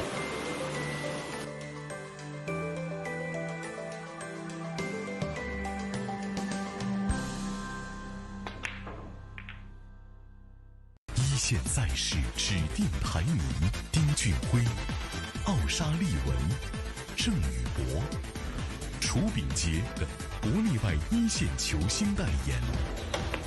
厉百文，中国台女领导品牌。中式八球，俗称黑八，是一项原创于中国的运动，在乔氏的推动下，已走进全球69个国家。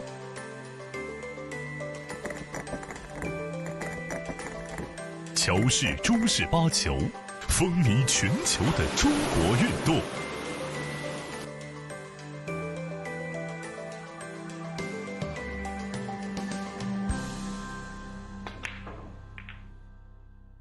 一线赛事指定排名：丁俊晖、奥沙利文、郑宇博、楚秉杰等国内外一线球星代言。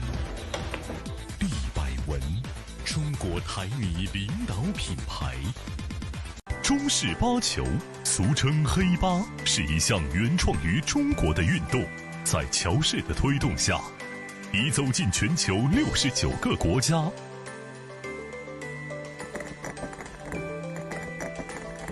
乔氏中式八球，风靡全球的中国运动。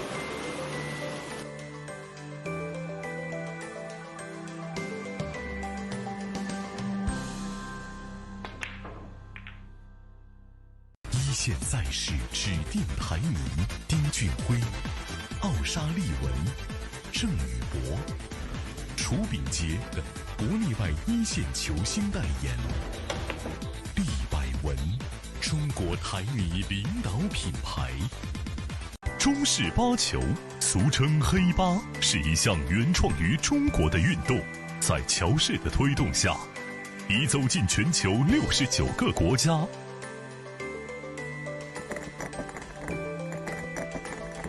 乔氏中式八球，风靡全球的中国运动。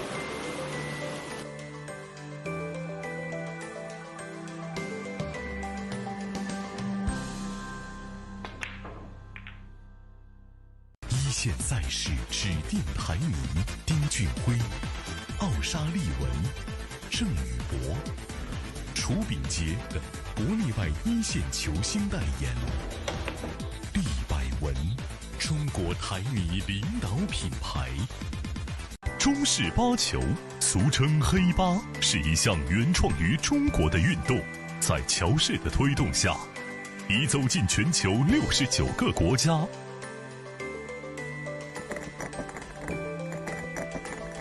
乔氏中式八球，风靡全球的中国运动。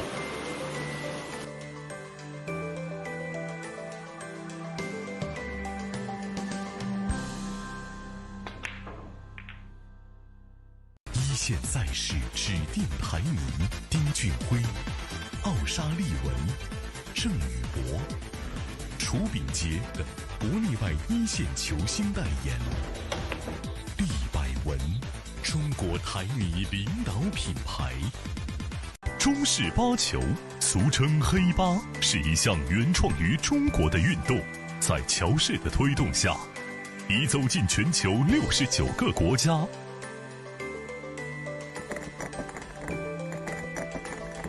乔氏中式八球，风靡全球的中国运动。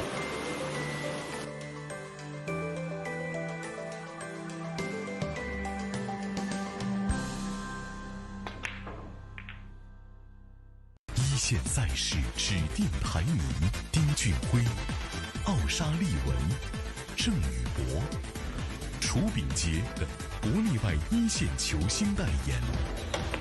厉百文，中国台女领导品牌。中式八球，俗称黑八，是一项原创于中国的运动，在乔氏的推动下，已走进全球69个国家。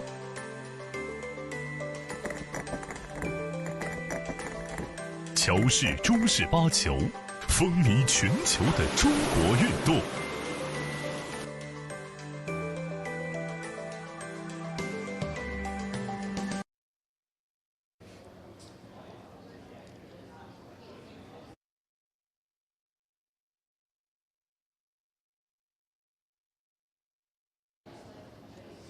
Kate Allman here alongside Vinny Calibreezy, the reigning Australian Open snooker champion. It's such a pleasure to have you here, Vinny, at the Oceania Heyball. How are you enjoying the tournament so far? Thank you. It's been a great turnout. I was at Brisbane last week for the Champion of Champions, and then straight on to here in Sydney. It's a great venue here. Tables are great. Just enjoying the moment, actually. Yeah, just trying to get a lot of experience. Is only my third Heyball tournament. Yep. So I'm just sort of playing as it comes. And what are the big differences you're noticing coming across from snooker and now playing Heyball? Well, for those who haven't played Heyball and watch it on TV, it looks like, oh, how did he miss that? It's actually quite demanding, these pockets, and it's not as easy as it looks. Coming from snooker, everyone's like, oh, it should be easy for you, but I reckon it's easier to pop. Like, I miss less balls playing snooker than I do on this table. Right. So it's a challenge for me. Yeah, it's very different, and I think the cloth runs differently. Talk us through that. I believe it's actually quite similar to a snooker cloth, but they do react a bit different. Mm-hmm. Like all the table sports all have slightly different cloth. They just play different compared to a snooker and compared to American table. So I'm also trying to, negotiate with that and find my my groove. Yeah, we've loved watching you play, Vinny, and you are actually now through to the round of 16, where this is the business end of the tournament. It starts to become knockout. Do you know who you're facing next? No, the last 16 they do a draw from the 8 winner qualifiers from yesterday and the 8 loser qualifiers from today, and they get pitted against each other. I think it's a random draw. Mm-hmm. So yeah, the draw might be out yet, but I'm not sure. All right, well, best of luck for that one. Now, I just wanted to go back over some of your snooker experience, since you are a legend of the game. I don't know. Tell us where you started your snooker journey. When was the first time you picked up a cue? Well, you could say I was sort of born into it. My father had pool clubs even before I was born, and then I grew up in a pool club. My older brother played, my father played.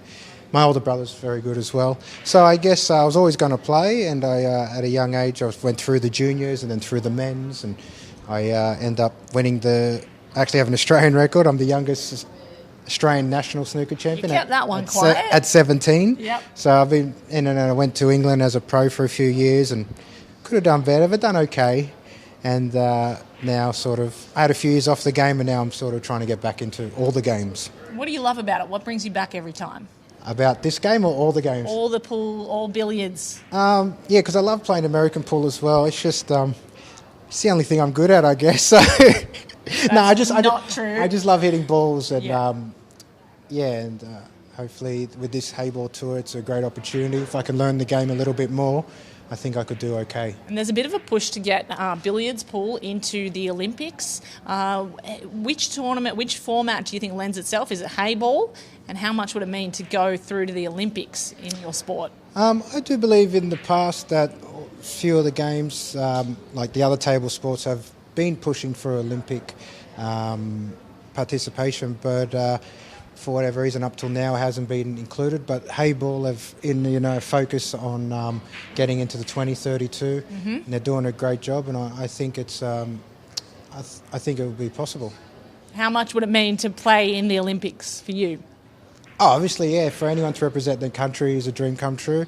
It's in 2032, which is in what, 7 years? Time. I'm getting, I'm not getting any younger. Train on Heyball. That's the problem. Yeah, I'm only getting older. In 7 years, I'll be even older again. So, anyway, if I keep improving, see how we go. Yeah, well, we wish you the best of luck. Thank it would be such a pleasure to watch you in Brisbane at a home Olympics, and it would be a pleasure to watch any Australian, really, at that Olympics playing your sport.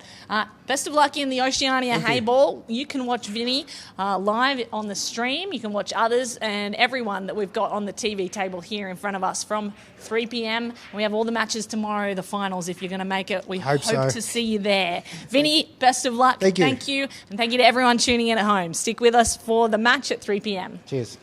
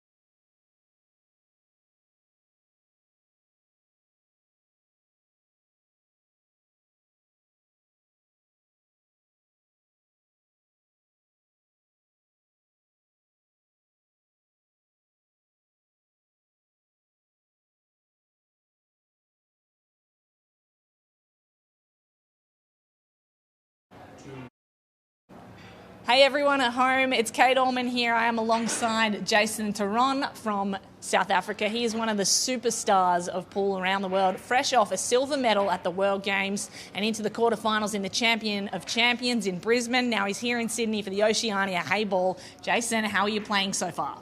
Yeah, well, so far so good. I'm still in, so yeah, I'm playing well. I'm hitting the balls good, so hopefully I can go all the way this time. Are you feeling confident? Is Sydney got you fired up? Oh, I love Australia in general. I love it. Absolutely. It's probably one of the best places I love to come visit. But yeah, I'm fired up. So talk to us about your pool journey. Where did it start? Many players have been playing for so many years. Where did you first pick up the cue? So I started when I was 4 years old. Wow. So 38 years ago. But I played English pool. But then I stopped for a few years, and then I started playing Heyball in 2016. Yeah. And how do you find the differences between English pool and Heyball? Well, mainly size of the table and the white ball, the object ball, it's different sizes. But yeah, Heyball, best game to play. You love it. Okay, that's great. So you entered the quarterfinals and were knocked out there in the Champion of Champions. Yeah. The Oceania might be your tournament. How do you think you're going to change things slightly? Are you going to do anything differently to go further in this tournament? No, I'm just going to play my game. I had a good quarterfinal match against Clint, who eventually won it. So, I think in my next matches coming up, I want a good start. Yeah. I need a good start, and then from there, just play my game. Okay. And do you know who you're up against next? No, not yet. Not yet. No okay. idea. Well, best of luck when you do find out. And it's so great to hear that you're enjoying Sydney. Yeah. Hopefully everyone's being nice, and we love having you here, Jason. Any message to the fans back home? Yeah, thank you for everyone for the support, the messages, always appreciated. Thank you. Thanks everyone in South Africa and around the world for tuning in to the Oceania Heyball Championship. Jason Theron, thank you for your time. We can't wait to watch you in the next ones. And for everyone at home, we've got the TV table on from 3 p.m. in just 15 or 10 minutes away now. So tune in.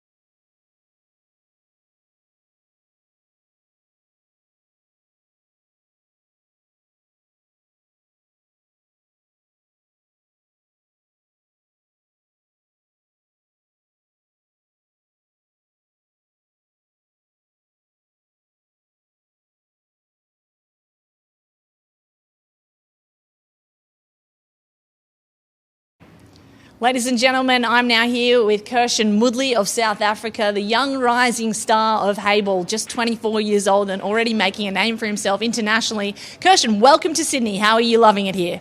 I'm actually enjoying it very much. Well, basically, the entire venue, the area, oh my God. It's a beautiful city, right? Have you got a chance to get out and see the harbour at all? No, I haven't, but last year I went and I saw the Sydney Opera House. I went and seen the harbour, and basically went to one of these like zoos. Great, See the probably koala. Taronga Zoo. Now, here in City Heroes, in the pool room, is where the action is, though. How have you found the tournament? Any difficult contests so far? I lost one match, but apart from that, it's just been like clean sailing or plain sailing. Great. And you feeling confident heading into the round of 16? Feeling quite confident, but you never know what can happen. It's just you play one frame at a time, one match at a time, one ball at a time. Talk us through why you love Heyball pool. Ooh, that's a pretty tough question. I just love it because it has all of the important parts in the game. From American pool, it has the size of the balls. From English pool, it has now the two groups and the cloth as well. And from snooker, which is what I grew up playing, it has basically the design of a snooker table. So it's a bit of a mishmash of all of your favourite types of pool. Yes. And what do you love about playing the game generally, any format? When you can win matches, clear up tables, make break and finishes. We all love winning, though, don't we? That's great to hear. Well, we hope to see you winning too. So do you know who your next opponent is? I'm not sure. Not yet. But it doesn't matter who I'm playing. Okay. What's the mindset going into that match? Just take it one ball at a time. Yep. And as a 24-year-old, you're still one of the youngest players in the room. What would you say to anyone else who's your age considering getting into pool sports? Just basically listen to your parents. If you have a coach, listen to your coach. And try and make as many friends as possible. That's why I'm feeling so comfortable here. I know everybody here. Well, now I know you. We're friends now. We're all family here in the Heyball pool, and I think that's the beautiful thing of it, isn't it? Oceania Heyball tournament, that is where we are, and you can watch the next game on the TV table in just a few minutes' time, so stick around. We can't wait to bring it to you.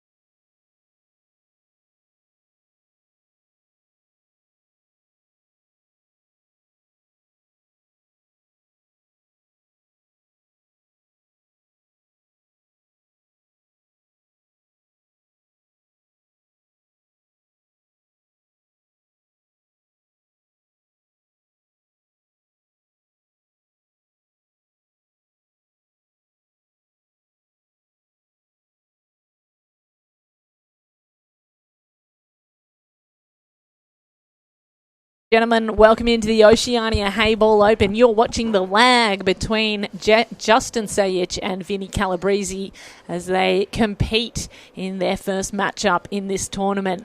We are into the round of 16 in the Heyball Open from Sydney, Australia, and it is Kate Allman alongside Barry Mavros in commentary to call this match and to call all of the finals. Barry, this is a scintillating match, one of the most exciting, and particularly given the Australian crowd here. These are two favourites. You know, how can you not want to watch this? This is a repeat of last year's semi-final where Justin just got up at the line. I think it was 7-6 or 7-5, and they went on to win the tournament. So we've got the defending champion and the contender to the throne, Vinny Calibreezy. It's going to be fireworks. Of course, Justin Sajic, defending champion, as you mentioned, he won the Oceania Heyball Open last year, and he is looking to claim that throne once again. Vinny Calibreezy, someone you've known for many years, a fiery contestant, brilliant competitive fair, loves to play aggressively. And Justin Sajic, well, you can talk to his game. Justin Sage, in my opinion, is the most balanced player we have in Australia. There's a reason why he's our number one ranked player and why he's an absolute winning machine. Here's the break, first break of this match by Vinny Calibreezy. And it looks like nothing has sunk there. There's no balls in, so Justin Sajic can get up on what is looking to be a pretty open table. Now, he can choose which colour he likes. In Heyball, you can choose either colour even if a ball does sink. And I've been watching Justin's matches intently and commentating on them for over a decade now. Justin very rarely makes mental mistakes. He's, in my opinion, the best player we have in the country under pressure. Put him in the pressure cooker, this man shines like a diamond. Right. And one thing he does well is he starts the matches off well. He's also a very fit individual, and there's a lot to be said about someone who's fit when they compete, because you can go on later on. You know, sometimes we have 3-4 matches in a day as athletes, and if you're not physically fit, it can wear on you. Well, you're standing up on your feet for so long, and you have to maintain look at the stability on the wrist action here to bridge over those balls. So it's Justin Sajic shooting for pinks. How do you like the look of the pinks here, Barry? He was always going to go pinks. The question in my mind was, did that ball go? It did go. Everything has a pocket. They're all there. The bottom line is it's the first frame. The only pink, there's a problem. If I'm looking at another camera, see camera 2, there's a pink ball that doesn't really have a pocket available. This one here you can see at the moment at the front. He's going to have to do something with that ball. Other than that, it's happy days shooting away. Oh, goodness. So that one he thought was an easy in. It did not pot. Now Vinny Calibreezy can get up. Barry, you are eyes open and eyebrows raised. I was not expecting him to miss. I just don't see Justin miss that often. It is the early beginning of the match, though, and that can happen sometimes early in the match. As the match progresses, both players will settle. They'll get more used to the speed. As you know, this table's a bit faster than the other tables as well. It can catch you out a little bit. So Vinny shooting for blues. He pots his first. After the dry break, he has a lifeline here. One thing about Vinny, he plays like his hair's on fire. He doesn't waste any time, this kid. He's so much fun to watch for that reason, isn't he? Playing a delicate kiss shot there to release, to open up his 2 balls. Now, Vinny, if all of you out there who do know or don't know, Vinny is our reigning snooker champion in Australia. He's also a number 1 ranked player in Australia for snooker. He also played on the world tour at one stage. He's a very accomplished cueist, one of the best we have in the country, one of Australia's finest. And so you might say, oh, it's not going to be hard for him to pop balls, but the balls are much larger in Heyball than what they're in snooker, and you still have to adapt. He plays a lot of 8-ball, though, as well. 2024 Australian Open winner. Look at that. Ultra aggressive. He played to break that ball open, which he did. But I don't know if he has an open shot to continue his run. Very aggressive player, Vinny. If we've learned anything over these few days on the Oceania Heyball Open, this is a game you can play aggressive until you can't, and then it's time to play defensively and start looking for safeties. He's weighing up his options now. He's got a ball to attack with. He does have a shot that's on. The bottom right-hand corner, he can cut this. It's a thin cut, like a quarter ball cut in the corner. but then is not really guaranteed to land on the ball. I think that's his best option. If he doesn't make it, he can block the pocket. And that's what he's going for. Looks like it. So try to make the ball at least block the pocket. He's made it. He's made 2. That's class from Vinny Calibreezy.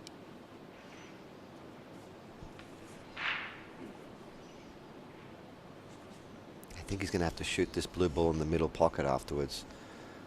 Is he screwing back? So this one goes into the bottom right, but it's where the cue ball lands after that is going Nice to shot. determine the frame, and it's perfectly placed. Now, how do you get on the black here? Black doesn't have an obvious pocket. He's going to play it around, swing it around 1, 2 rails back for the black in the bottom right. This needs to be hit with pinpoint precision. 1, 2, 3 rails. Doesn't want to overrun it. And he has a similar situation to the first frame that we saw in the last match. The players are just not adapting to the quick cloth. If it stops one ball less, he's got the out. He's changed cues here. It's going to go the shorty, jumping in the air. So Vinny Calibreezy with an aggressive shot to end the frame. Sits his bum up on the table. And he takes to the air. It's not the accuracy he needed, though. So the table opens up to Justin Sayich. Barry Mavros is shaking his head. Oh, I just know that this table is a lot faster than the other tables, and it did catch him out there. It's amazing. This game is amazing. Now, you can't just give it to Justin just yet. He's got to do some work here. I'm thinking he might actually play a cannon with the white and open up those balls now. No, he's not going to do that. He doesn't have to. He's got them in the middle pocket. Look how good Justin's cue ball control is. You'll see it now. Even the way he, shoots it, it's just caressing the ball. Even the way that he walks around the table is so deliberate. Look at him. Let's go do the work, though. Gets really low to his cue. Pops that one in the middle.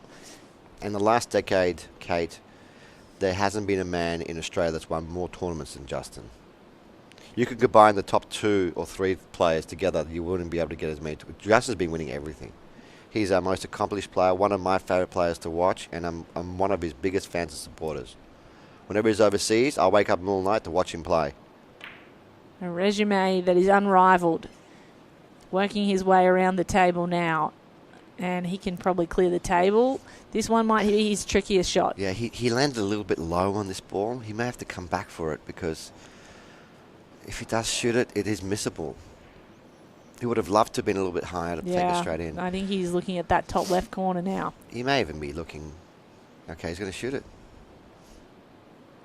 This is a missable shot, ladies and gentlemen. He's got to cue this well. Perfect. And well, he does. Well, the frame's now there for the taking for Justin Sayich.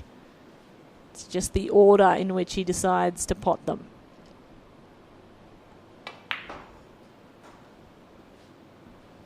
One to go, then the black. Very nicely done. Stop shot here for the black. I always say with a good player, the last 3 balls always appear to be easy. And make no doubt about it, Justin is a great player. There it is. The first frame of the match goes the way of Justin Sayich. Even when Vinny Calibreezy had the slightest option and the opportunity to take it, he, one mistake, hands it over to the defending champion.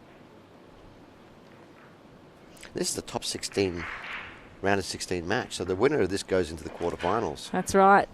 We are into the knockout round. Round of 16 and quarterfinals later.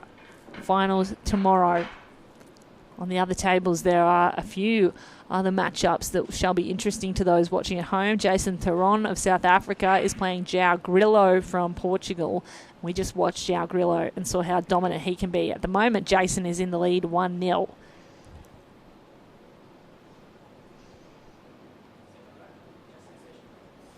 Jack Whelan plays Sundeep Gulati. They're 0-0 so far. This is the match in front of us that's moving the fastest. Is Justin Sayich. Oh, no. Mistake off the break. Unfortunate error gives Vinny a chance to place this white ball and have his pick of the shots. He'll have first dibs at the table. Looks like he's going to go the blues. Now, if that blue ball in the middle that's close to the pink, if that passes in the middle, and it's going to be pretty easy for him to run the balls, but I don't think it does. He's going to have to open him up. He may choose to open it up right now. Let's see what he decides to do. Vinny, very hyper-aggressive player, digging into the white ball. Let's kiss the pink. So Vinny Calibreezy picks blue or this frame. Yes, and we can see that the blues, all the balls have a pocket. They're all on.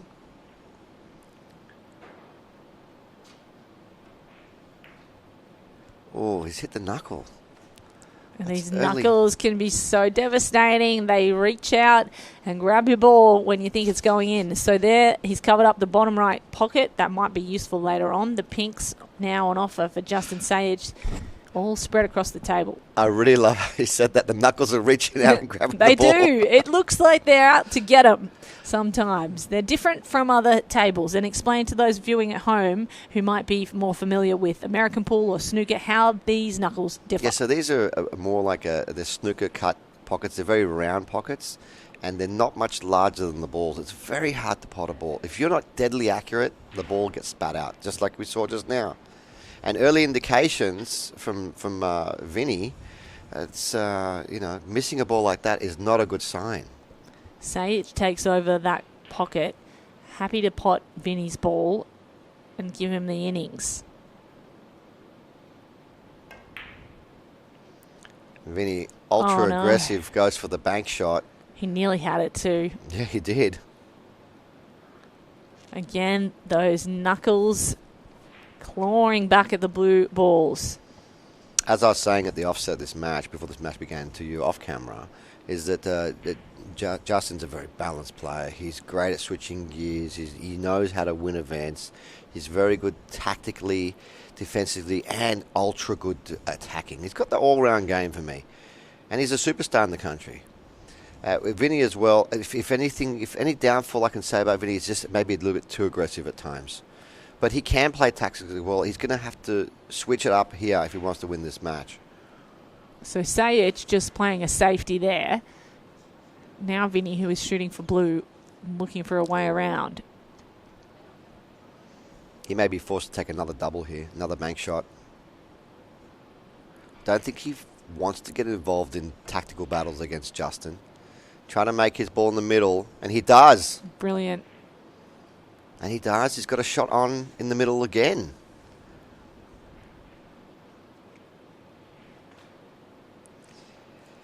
He would have preferred his last ball not to sit on the rail there. But that's where it sat. So we've got to, as a pool player, going to have to make up your mind on to shoot again. Yes, he's going to go for it. Fearless. So Vinny Calibreezy now shooting for the frame. Two balls awkwardly placed against rails though. Takes a full circle, walks around the table to check out the scene. Not an obvious shot on here. Yeah, he's just looking at where he wants to be. He's going to need to have quite a bit of angle to play his last ball to get on the blue, on the black. Watch these knuckles. It's actually probably better for him to just stay there, leaving the pocket there. Because it's so tough. He would have obviously would love to made it and then make the next ball and get on the black and go out, but it's Justin's going to figure out a way to get himself control of the table.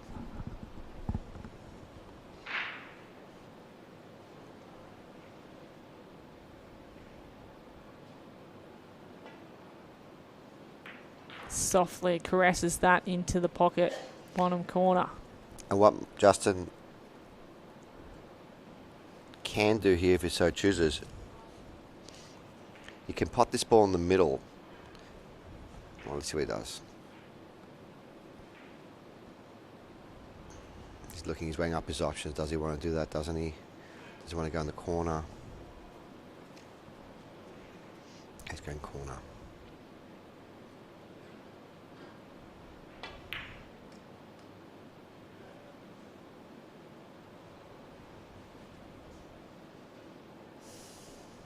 That blue ball in the top corner pocket might be a problem later. He's got that pink on the rail at the top. Everything else looks potable. Yeah, so he's going to do it now. I think he's going to do it now. He could have he could pop this ball in the corner and send the white to free up the pocket. No, he's choosing not to. Justin thinks of things that a lot of people don't think of. He's running out of time though. He's going to have to call his extension. 45-second shot clock. Can call an extension once per frame. He's running long Got time. down to 5 seconds on the shot clock. Under pressure, though, you mentioned it, Barry. No issue, even when the referee is counting down.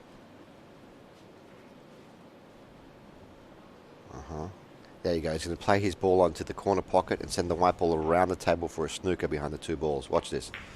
1, 2 rails of the white. You're going behind the black for a snooker. What a shot.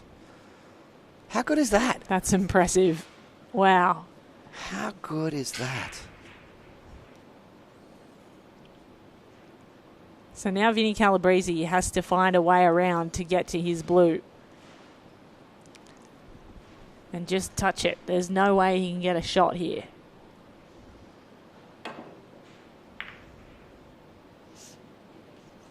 He hit it, and you know what? He actually got a pretty good result. He's got the blue in the middle of the table where it can attack 4 or 5 different pockets. But you see how deliberate and dangerous Justin's thoughts Yes, are. you can see, isn't it? He's a cold stone killer. Oh, make way no he doubt about moves it. around the table. He is one of the best in the world.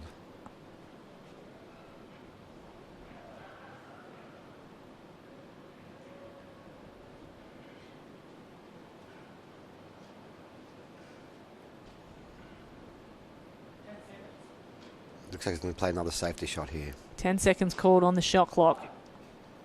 Has to shoot. Yeah, just going to leave the white ball down there. And what, Vinny can't do anything here. He's got no pocket on, does he?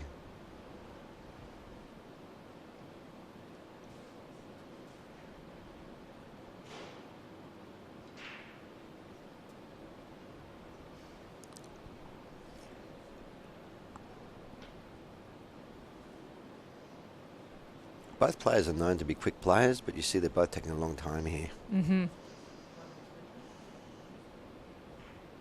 Vinny just asking if he has an extension, and he does. What can you do here, do you? 10 seconds to go. 5, 4, 3, 2.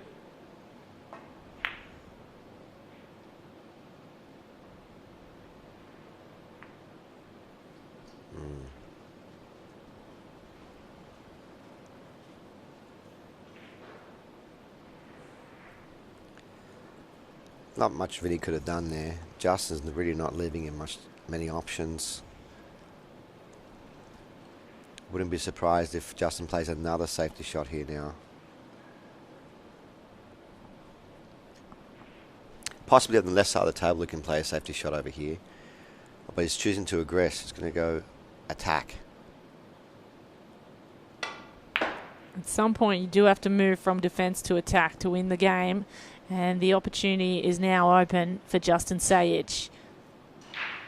And that was what, in the last match we had, the Chinese superstar was going too much defence, I feel. You see, Justin switching gears is like, I've got a chance, I'm going to run out. I don't want to give my opponent any opportunity to do something back to me. These long-range shots, they're very tough. Yeah, they're very missable. I guess you can play it as a two-way. He does so. Yeah. So covers up that bottom left pocket. White ball still far away from Vinny's, which is stacked up against the top rail. Yeah, it does have a bank. Low percentage shot, but it does have a bank. Does he go for it here? Or does he play safe? It might be his very best option. I mean, you're going to keep playing safety against the man. Yeah. Justin's caliber's got 2 balls over the pocket. If Sage gets up again, I think he wins it. Joe Grillo before was just banking balls when he had no other options. Vinny's choosing to bank balls. No. Oh, no. Ball in hand now for Justin Sayich. And this might be the frame. He's going to wish he played the double now. At least he would have given himself a chance to win the frame. It's not Vinny's style to play safety. I would have thought he would usually go aggressive there. Yeah. I understand what he was trying to do. He was trying to put the blue ball in there to create a problem for Justin. But in the end, it worked out absolutely wrong. Scratching with the white. And basically those 2 balls in the bottom left-hand corner, they're set. They're set to go in. If you fire this correct, you get both in, maybe, Barry. No, he's not going to try this. He's going to try and control them. That's it. To be able to get a better position for the black. And he's got options here. He can choose to play the black in the middle. He can choose to come around the black if he so chooses. It's really up to him. We've been seeing, though, that the players this weekend have just been tapping the balls in and taking the middle shots. Oh. That's okay. Gone far enough. For the second frame, Justin Sayich in the hot seat.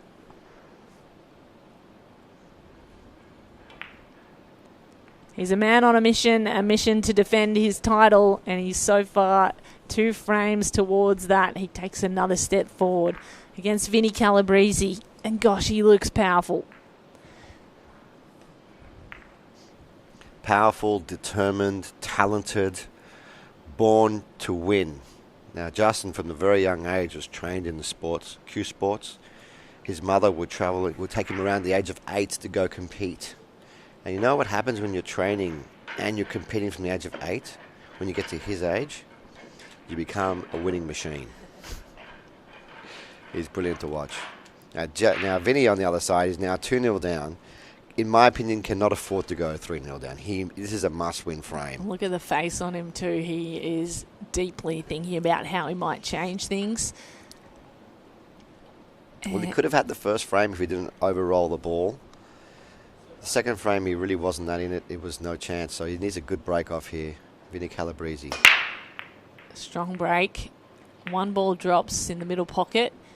Nearly black as well. Black covering up that bottom left pocket. That's interesting. How does that play out, Barry? That is interesting. That makes things a lot harder. Basically, that pocket is now out of commission for the rest of the frame.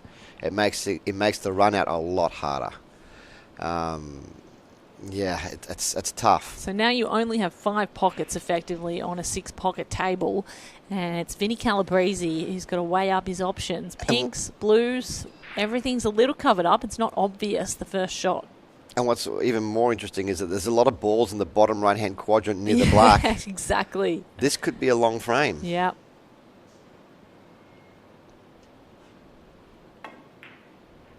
So he chooses pink. That one almost drops the second as well. Okay, this is a difficult-looking table. And he's put himself in a position where he's looking down the barrel of that black in the corner, wishing it was not there. Yeah, in April, sometimes in the American game, you can take a deliberate foul and push the black over the pocket like this to stop the opponent from winning. He's going to promote his ball into play. Yeah, that's a shot that I was thinking he might play. Just promote into play, and then we're going to be involved in some more tactical battles. And this is a tactical battle that I feel Vinny cannot afford to lose. He does not want to go down 3-0. No, that's difficult to come back from against the defending champion. So Justin Sayich, winner of the Heyball Open of Oceania last year, made the ceremonial frame on the opening ceremony on day 1. We are now day 3 in a 4-day competition, and this is the knockout round. You must win to go through. Win and you're in. That is the equation. And since you mentioned the opening frame, every year we have the 2 defending champions from the male and female category play each other 1 frame. Last year and this year, Justin ran out twice under the biggest pressure. And he's told me personally, he said, Barry, That was the most pressure I've ever felt. In a ceremonial frame. Yeah. Ceremonial frame. You're playing the winner of the female. There's only one frame. Everyone's watching you. Yep. And he done it twice. And that's what I'm saying about this gentleman, Justin Sage, true champion, shines under pressure. Careful. You don't want to be knocking in. So he knocks one into the bottom left corner, puts 2 blues. That's interesting. Okay, so those 2 blues are locked up there right next to that black. Nowhere to go apart from out for Justin Sage. And I'm going to say something a little bit controversial here now, and I'll be probably hated in the comments because sometimes they do that to me. But he'll be doing Justin a favour if he just runs out now and wins the game very quickly, not burning up a lot of energy and getting on with it, because Justin's balls are absolutely horrible where they're sitting right now. Really bad place. And Vinny has an opportunity here to run all the balls. He's underplayed this. He would have preferred to play this in the middle.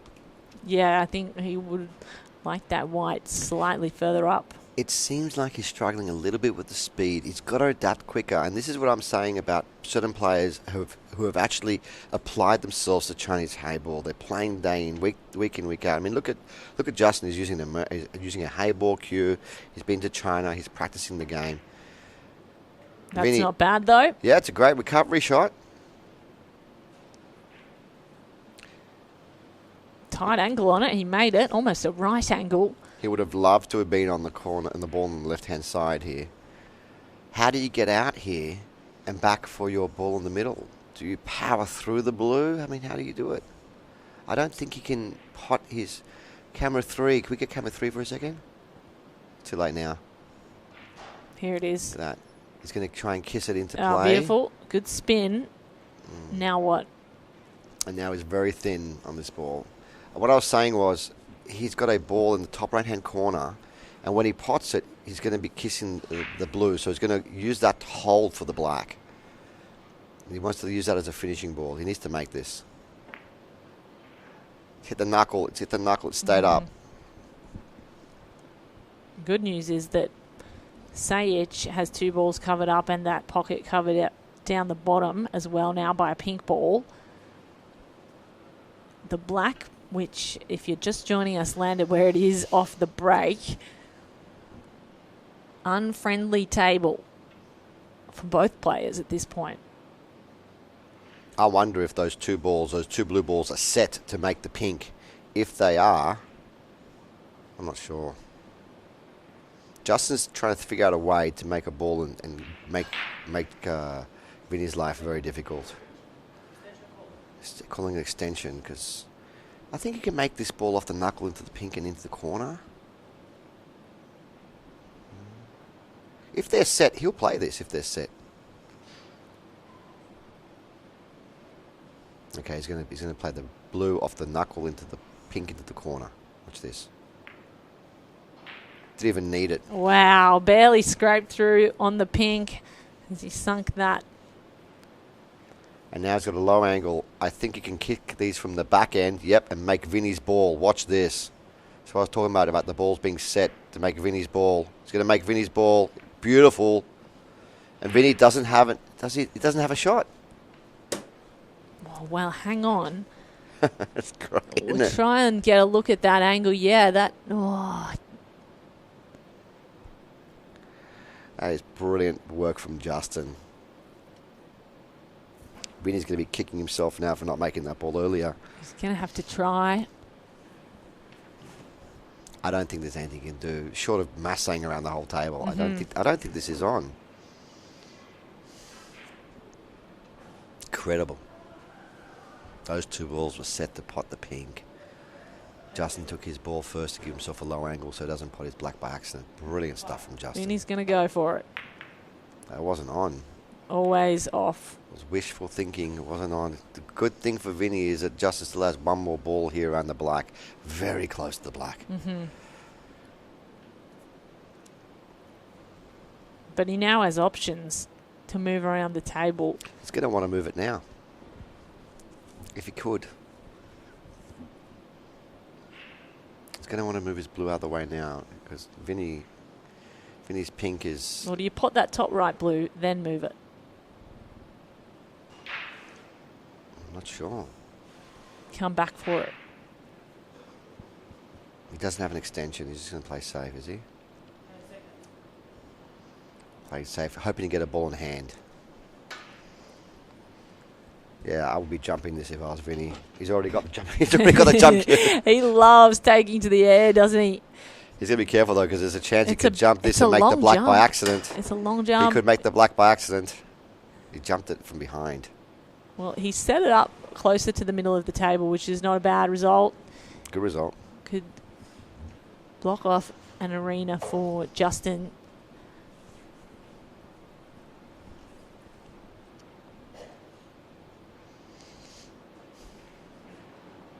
And again, we see the safety, the tactics of this game come into play. Now what for Vinny? I think Vinny should just keep holding the jump cue in his hand. Don't let go of it, Vinny. That's Just keep his jumping. favourite. It's entertaining, that's for sure. Oh, you're kidding. Oh, gee. Nearly. Had to have a go. Okay.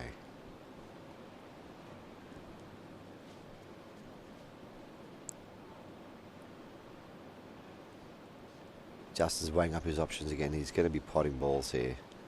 I'm just curious what he can do with that black, the blue that's over the black. It's very close to the black ball. Mm-hmm. Here we go. He's going to get rid of it now. Got to be careful. Oh, wow. Did not get wrong. Didn't want that to happen. Oh, you could look at the pain on his face right now. Well, he didn't sink the black, but he made things really difficult for himself. He didn't want a double kiss there, Kate. He almost made the black by accident. Vinny can make this. Got to cue this well. Difficult pot. He's made it flush. Oh, that's an error. Oh. Opportunity for Vinny Calibreezy to take his first frame of this match. He does so. Gets one back off the defending champ. And we are 2-1 in this All-Australian battle. Oh, I didn't expect that at all from Justin. He didn't want the double kiss. Look, it was a tough, being very fair, it was very tough. But he played that very creative shot before we kicked two balls from behind. And I thought he was going to play another creative shot to release his ball. Bottom line is sometimes the balls just favour one player at the table. So There's a lot of luck involved as well. Sometimes they just don't sit from the break the way that you would have preferred. Now, if you're a pool fan alike, and you're enjoying all the action tonight, most of the pool players and athletes will be heading down to Club 9 at North Stratfield for player photographs, a little after party, pre-after party. So you want to come on down and meet some of the fans and take some photographs, or yours truly, Barry Mavros, I'll be there as well. The voice of pool in the flesh. What a treat. And a fantastic break-off from Justin making a ball. We've got a couple of clusters that are built up, though. I like the blues in this situation. He's got a long blue he can start with. But he might take the pinks. Yeah, pinks are good too. He's got an easier starter. He's got the balls in the middle he can open up the balls with. He's looking at him right now. Yes. This is the elimination round of the Oceania Heyball Open, as Justin Sayech looks to defend his title from last year, shooting for pink. Yeah, and even though Justin hasn't lost a match, he's had 3 wins in a row without losing a match, and Vinny has lost 1 match along the way. He lost that match last night to Jack Whelan. At this point on, both players have no life. It's do or die. Win, you're through. Lose, go home. Or stay back and watch. Win and you're in. I like that. Lose, go home, or as you say, watch and make sure you head to our after party at Club 9 tonight in Strathfield. Have you been there yet? It's a beautiful venue, Barry. Oh, yeah, I love Club 9. Will you be shooting some tables there? I'll be too busy with all the fans taking photographs, doing interviews. And things like Paparazzi this. will be coming for you. They're going to be taking me down there with a limousine, flowers at the venue. So dark glasses, look for Barry Mavros. Blue Label whiskey at the front door, you know. Yeah, standard treatment. It's ordinary Friday night for me. Justin Sayech, the superstar. We hope he's there, and we hope he can figure out a way to run this table. It's a fascinating way it's fallen. Everything pink on the left, everything blue on the right. Yeah, so this is the trickiest part of the rack here now. He wants to open them up. He wants to... Things can go really right or go really wrong. He's been taking a lot of time. He wants to get it just right. The carom shots in this game are so important. Not so much in American pool, but in this particular game, Heyball and two-shot, the carom shots are very important. Let's see what he decides to do. I wonder if he goes in with pace. Or he chooses to go in softly. Taking a very long time, Kate. 10 seconds called on the shot clock. He's opted for discretion.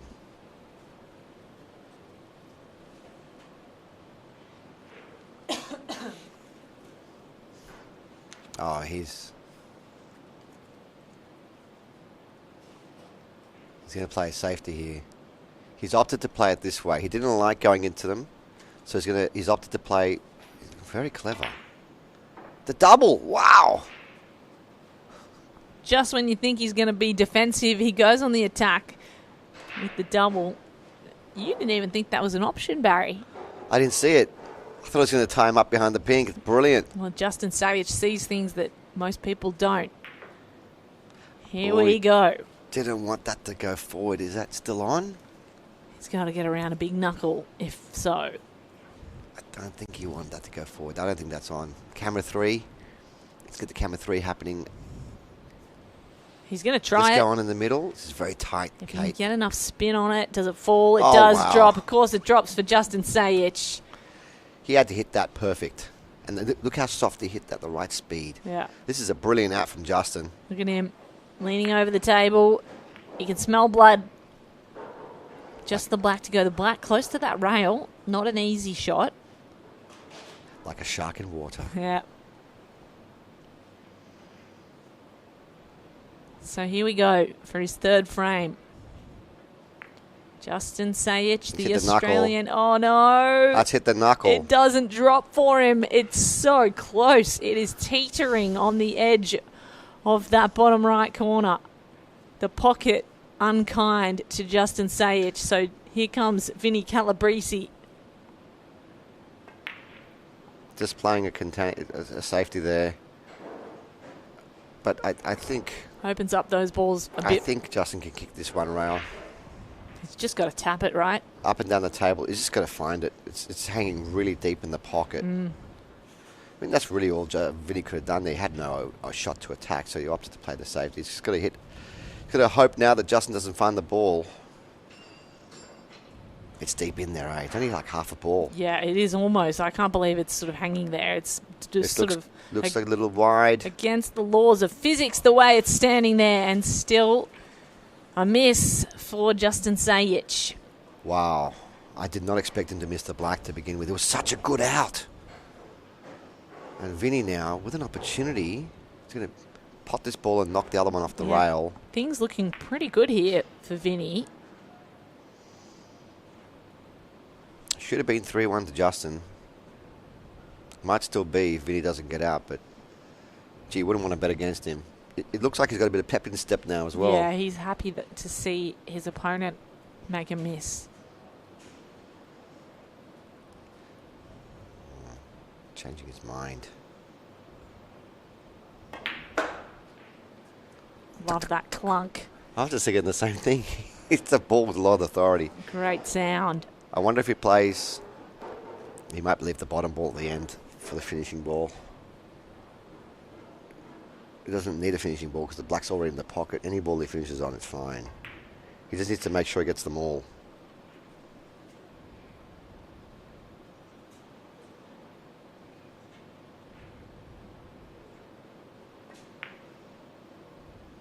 Okay. 2 to go.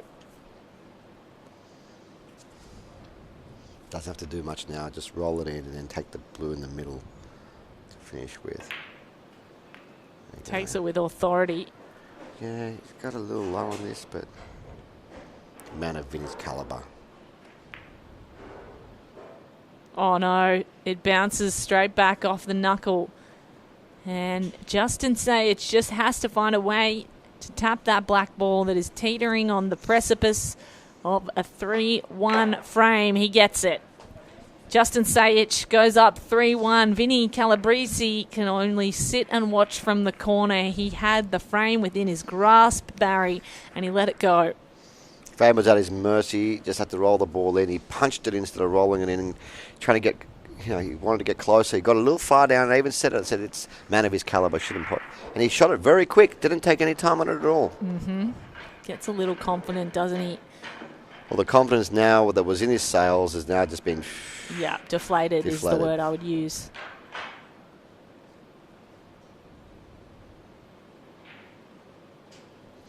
One or two errors we've seen can cost you matches. And I wonder how costly that miss will be for Vinny. So instead of burning the missed black into Justin's memory banks, he's now thinking, oh, gee, I just missed the ball in the middle. So Vinny now a chance to break and get back into this match. No, it's not been kind to him, the table. Nothing falls for Vinny Calibreezy. He looks forlornly over his shoulder as Justin Sajic steps up for an innings.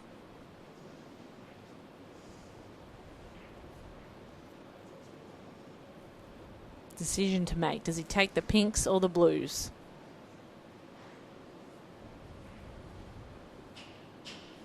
He would prefer to be taking the blue, if he could. Can you play a safety off this shot here? Would Sajic try to do that, or not really?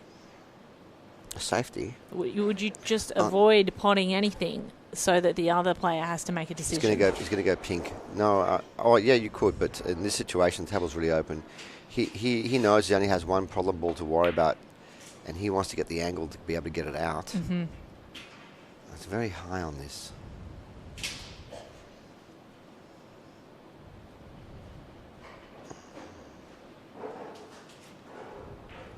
How does he get that ball out? Does he need to get it out? I think so. Here we go.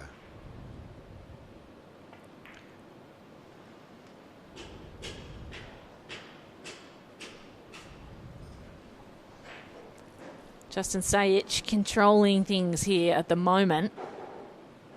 Shooting for pinks. He has one pink on the rail down the bottom. That's the problem ball that you're talking about, Barry. On the left side, yes. Mm-hmm. On the left side, it's covered up.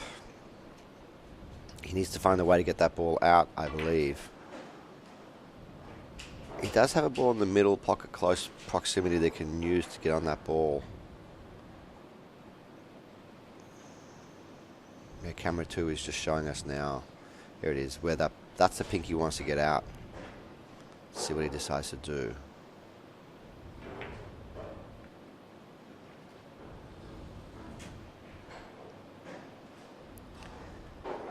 Very nice. It must be on. That ball must be on the way he's played this rack. It was done down low now for the other ball in the middle. That's it. And look at the finishing. He's going to roll forward and get on that ball. And then stop it for the black.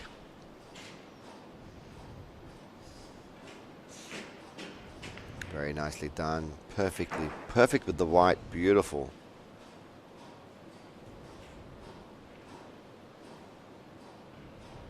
Oh, this ball goes. So Justin Sajic for another frame. Oh, wow, it does go. Lined that up perfectly and now just has the black to sink. Sink it does. So Justin Sajic, the defending champ, well on his way. He is 4-1 up against Vinny Calibreezy. Wow, from a dry break, Vinny Calibreezy looking forlorn in the corner there. Lawn. Forlorn. Oh, yeah. Unhappy with the way that things are panning out right now. He's 3 down. It's a lot more difficult to come back. It's very difficult when you're talking about a player as strong as Justin. You know, I felt like Vinny had to stay close to him. In this discipline, you know, Justin is the reigning champion and a favourite to win the event in many people's mind. And we're seeing with every frame that's been played why he is such a favourite. His defensive game is top notch. His attacking game is top notch. His mental strength is second to none. This is going to be interesting now. He's going to have no shot. He potted a blue in that middle corner. He looks so upset. Pocket. He looks so upset. Like, oh, jeez. Strong break. 1 ball falls. He's iced himself in the corner, hasn't he, in front of that pocket and the pink. Well, there's nothing you can do. That's just pure luck there.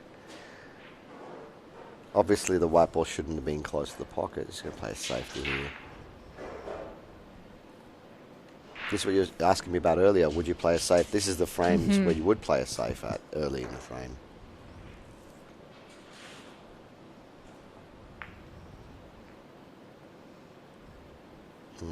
Neither player wanting to make a move first.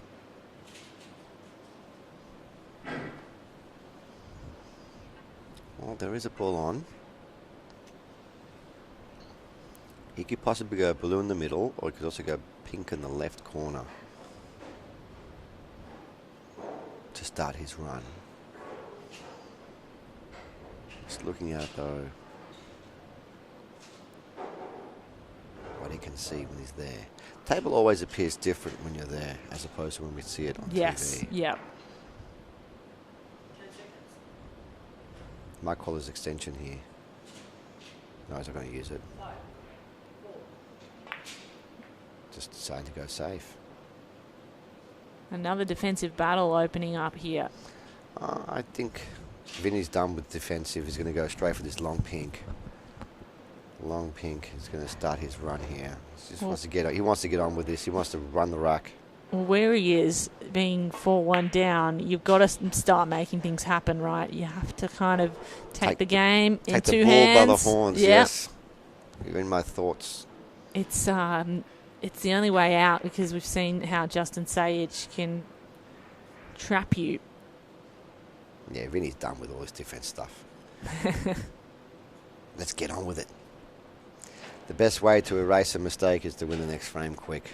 And to get your confidence back as well, start building momentum. Oh, Mrs. Momentum is... When she favours you, she favours you well.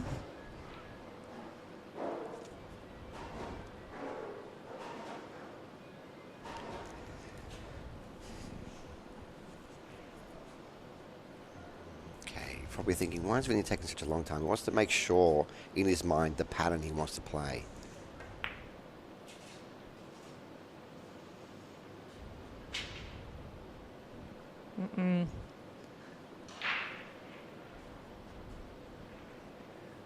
Now he's considering whether that pink is on to the bottom corner. Yeah, he's going to play this into the middle.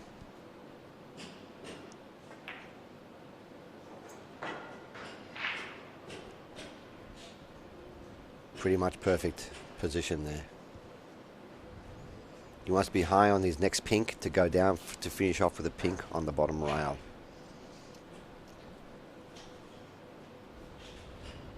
I like it when he slows down. You think he plays better at this pace, yeah. Yeah. Sort of not his style, though. When he plays really quick, sometimes he gets a little bit careless because he knows he can do a lot of things on the table that a lot of people can't do. But this game, as we've seen time and time again, you don't want to be forcing things. He might play for the bottom ball now. Yeah, he is. Okay. To make this ball drop, he's going to have to play it soft. Can't thump these in. We've seen this. Look at he played softly. Even I'm talking softly. See? Those knuckles again. Claw back at the ball, and now Justin Sayich can step up. Oh, Vinny. In pain. You can see it on his face. In pain. He just doesn't practice on these tables enough to understand how to drop those balls. I apologise, ladies and gentlemen, about all the sound. I don't think it's coming through on our mics, having checked with our sound guys, but there is a bit of construction in the venue. But Vinny Calibreezy has gifted back the table here to Justin Sayich. I know maybe you can hear it. There's a couple of comments coming in, so apologies for the sound if you are listening in at home. we'll try and get that sorted for you in the next match. I wonder if the sound guys can hear me. Could you just cut the mic from the feed from the table for a little while they're thumping away? Thank you. So you won't be able to hear the balls for a little while until we fix things.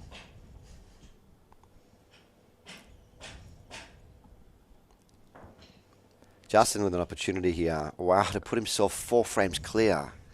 And looking at the table, Kate, I think Justin's loving the situation. Vinny's made a couple of mistakes back to back. He wasn't punished for the black he missed. You know, it's going, it's good. Yeah. Justin certainly seems more confident in and more relaxed as well. You can see Vinny shaking his head there in the corner. Oh, Vinny knows he's not favourite to win this frame. Justin has to make a mistake here, and Justin very rarely makes mistakes. He's in 2 minds. He's running out of time. He's got to hurry up, though. Oh, wow. No. That spun back out awkwardly. He didn't manage his shot clock enough. Yeah, once again, the knuckles proving more difficult than expected. Okay, Vinny, time to go. Oh, no. Look at Justin's face. He's got his hand on his face. He's thinking, what a golden opportunity to go up 4 frames to 0 there. When he put this away, he's not going to miss from this situation onwards. Justin just ran out of time there and just rushed the shot. I have no doubt in my mind if he had another 5-10 seconds to just compose himself, he wouldn't have missed that. Okay, we can get the sound back now, gentlemen, on the balls. Vinny Calibreezy, with a look at his second frame against the defending champion, gets it. It is 4-2. Things got a little more interesting. Vinny Calibreezy has been allowed back into this match from what was looking to be almost a shutout by Justin Sage. Oh, I just actually feel sorry for Justin there. It's all about time management. And, yeah, he knows it himself. He's like, geez, I had a great opportunity to go up 5-1. Don't worry. And gifted the frame back to Vinny. Vinny gifted the frame to him earlier as well. It's kind of even. I think 4-2 is a very fair score. Yeah. Justin has played better so far this match. And Vinny has to really break better and make less mistakes.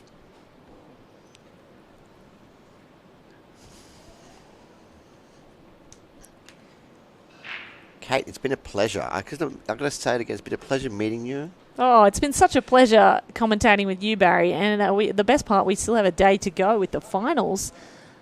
And we hope everyone at home is enjoying as a ball falls in the middle pocket for Vinny Calibreezy. He's actually made 3 balls. 3 balls, there you go. Made 3 balls. He's got 5 pinks to pot or 6 blues. It really doesn't matter. This is an open table. The best break of the match so far. I don't expect Vinny to waste much time. He's going to go straight to work.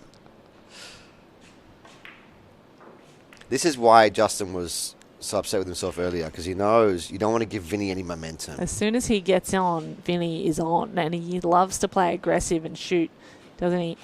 So, be unlikely that Justin Sage gets up for an innings in this frame. For a visit. It's highly unlikely. It's all about Vinny now. Vinny has a chance to bring it within 1. And we saw Gurillo, the Portuguese superstar, earlier. When he had an opportunity like this, he would break and run the balls very fast, and it was hurting his opponent. So, looking at some of the tables around the room, Jack Whelan is up 2-1 against Sundeep Gulati. As we watch Vinny Calibreezy work his way around the table, Clint Ianson is up 4-3 against Sina Valizadeh. Wow. Vinny's played this frame really well. Wants the ball to slow down a little bit. He's almost there. We'll give you the scores in just a minute when we finish off this frame. Vinny missed a ball like this earlier. He didn't miss it this time, Kate. He knows. But look where he's landed. He's landed over the pink. Difficult bridging here. Awkward. This is missable. A break and run by Vinny Calibreezy to bring things back 4-3. And he's hurt himself there on his left, his bridging hand. He's got a cramp. He's got a finger cramp. That happens sometimes when you're bridging over those balls, like way he's shaking his hand. Get some potassium in, Vinny. Needs some electrolytes, actually. Pickle juice is one of the best things for cramps. If anyone Bananas? bananas is great. And You often oysters. see- really, and Zinc you and would, magnesium are you good would for you. know the fish shop owner, Barry Mavros. So what are the score updates for So the other it- matches? apologies, we'll go back to those. Jordan Shepherd of Great Britain is up 4-3 against Jake McCartney. We've got Kirshan Moodley. He is down 6-0 as Arfan Dad. Arfan Dad has been playing out of sight. I've got to say, Really? I wanted to feature that particular match, but I was outvoted for this match, and Arfan is amazing. Kurt Dunham is up 4-3 against the Finnish Arseni Savatsyanov. And this is the round of 16. It is do or die. You must win to go through to the final round, the quarterfinals. As we watch Justin Sayich take a break here and try to break and run back. He's got a blue ball in the top pocket, a spinning pink to cover the other top pocket. How are things looking to you, Barry Mavros? Well, where is his first ball that he can pot? I don't see an easy opening shot for Justin. Maybe the pink in the middle would be the ball he can start his run with. Or does the blue go off the pink? Let's see. Justin's looking for the opening shot as well.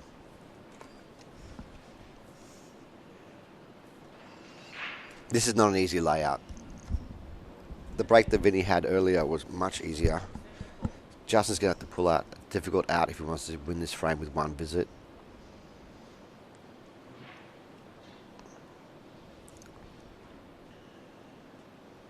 Yeah, he's going to go the pink in the middle. That was really the only ball I could see him have on. And he needs a favourable kiss. This is not a favourable kiss. This is terrible. This is the kiss of death off the black ball. Scratch in the corner. How the tables have turned. It's an open table, ball in hand.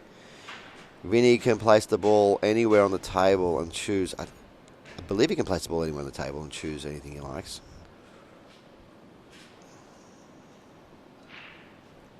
So Vinny Calibreezy, one frame away, and if he places this right, he may even things up. Does he have an opportunity to go 4-3 here, Barry? Okay, he's taking the pink in the middle.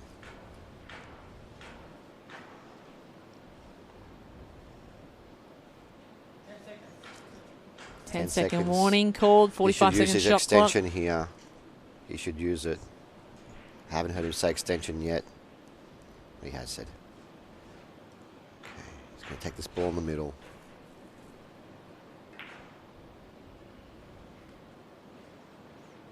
Okay. Wow, what a terrible kiss that was off the black ball. Highly unlikely, very unlucky for Justin. Fortunate for the Calibreezy camp though. He's stretching, doesn't even bother getting his extension out. When really starts to feel good, it doesn't matter. He just starts to strike the ball really pure. Yeah, he's playing with freedom now, isn't he? He should have been 5-1 down. Literally 6-7 minutes ago. It's about to be 4-all. How are you feeling? Things change so quickly in Heyball, don't they? And Justin Sayich is all of a sudden the one shaking his head and holding his head in his hands. We saw Vinny doing the exact same in the opposite corner. There goes the pink in the top left, sorry. Just 3 balls left. There's one on the rail on both sides of the table. He can maneuver well to get a line on it. How does he go about it, though? I think he might need the rest again. And if he does use the rest again... Oh, he's not. He's going to go in the middle. He needs the rest again. Yeah, and Time he's running is out of time. ticking. He's got to run. He doesn't have an extension left, does he? No, Hurry he's up, already Vinny. used it. He's got to make decisions faster than that. Okay, give yourself time here, Vinny. Set up the shot. You pay some attention to potting this ball because he did miss one in the middle earlier that cost him a frame as well.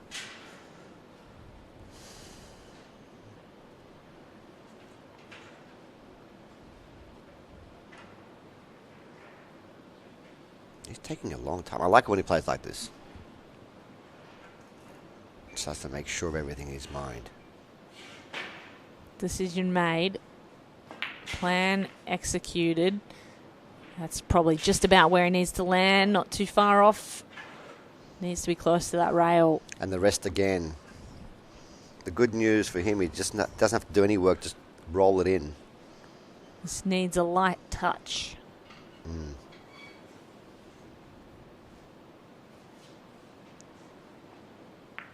Yeah, he hit that slow, making sure he made it. Well, about to be 4 apiece. Provided that this black ball finds gravity. So Vinny Calibreezy, How slow did he hit that?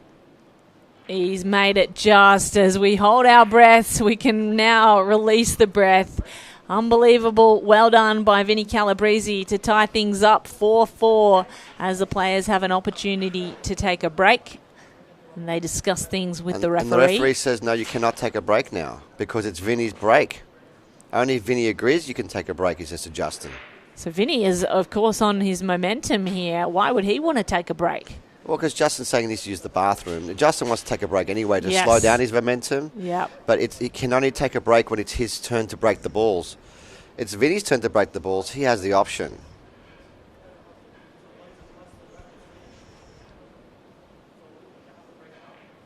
Oh, we hear what they're saying.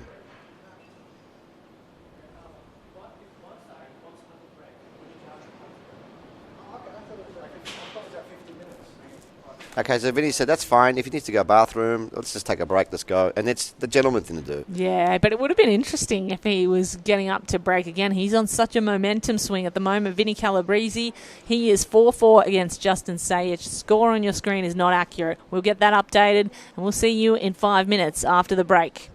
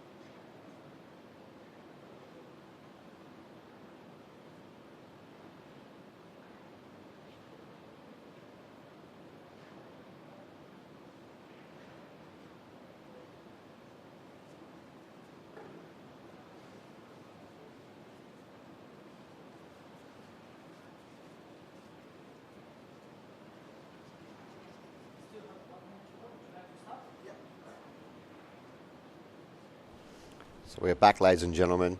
Vinny Calibreezy to break. The score is 4 apiece. Welcome to the Oceania Heyball Open Championships. This match has just had such a swing from start to finish. We had 4-1 up for Justin. Vinny won the last 3. People were counting Vinny out there, even myself. And all of a sudden, it's back to 4 apiece. And then we've had a little timeout. Vinny coming back with a dry break. Would have loved to have made a ball off the break. It didn't. And now Justin is analysing the table. Lots of excitement. Lots of pressure out there. This is a do-or-die match. Top 16 action. Winner of this progresses to the quarterfinals. And this is a repeat of last year's semi-final where Justin came out on top and won the tournament. Pinks look delicious. Yummy.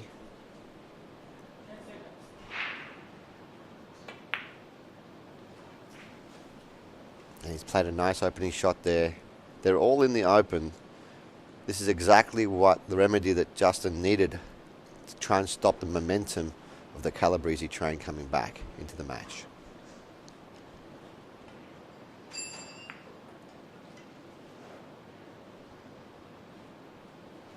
Very nicely done. Perfectly in line.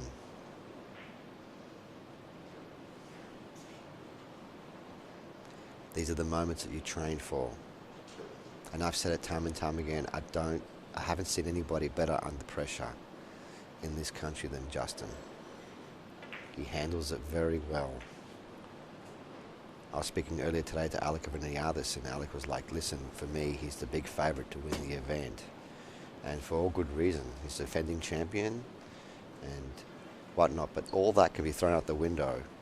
It all comes down to these moments. Welcome back, Kate Allman. Thank you, Barry Mavros. Thank you for having me, and welcome into everyone watching from home at the Sydney Oceania Heyball Open. It's Justin Sayich in the driver's seat here. Yeah, we had a dry break from Vinny. He gave it all he had. Nothing found gravity. And it's Justin's turn now to run all the balls, and he has been. The only problem that he may have is this ball he's played for now, is the one on the bottom left-hand side corner.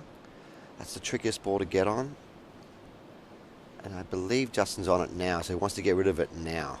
If you've just joined us, Vinny was 4-1 down as Justin was in the lead, and he clawed 3 back.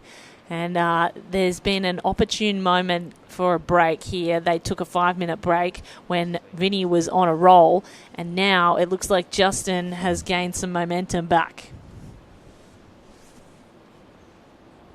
And this is what champions and legends are made of.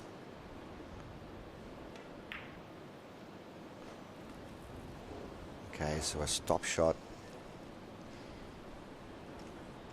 He's got a bit of angle. He's going to have to punch this off one rail. Camera 3. You see the angle he's got there. He's going to play this off one rail now to land perfect on the black. Beautifully done. And that was what Justin needed. It stopped dead for him, didn't it? So Justin Sayich finding his momentum again, finding his groove, finding the pocket with the black ball. And he receives a little round of applause from Barry Mavros in the commentary booth as he goes 5-4 up against Vinny Calibreezy. It's a race to 7. We are in knockout rounds, folks. This is the round of 16, and it is elimination time. Loser goes home from this match, which is an incredible thing to think because both of these two players are the caliber that you'd expect to see in the finals. This could have easily been a final, just the way the draw happens. In fact, a lot of the players in the top 16 are all... They're all incredible talent, right? Yeah, they are. The highest caliber of Heyball pool players. We're so thrilled to have them all here in Sydney. It's been an amazing tournament so far. And these are 2 of our best Australian players that we have meeting each other in the 16. Would have been nice if they met each other in the final, and could have been, but not for this tournament. There is just so much at stake. $10,000 on the line for the winner. $116,000 prize pool. Justin needing a ball off the break. So Justin takes the break from the top of the triangle, and no balls fall for him. It's his turn to be dry now. Sometimes things just don't go your way, no matter how hard you play it. cannot control some things in Heyball.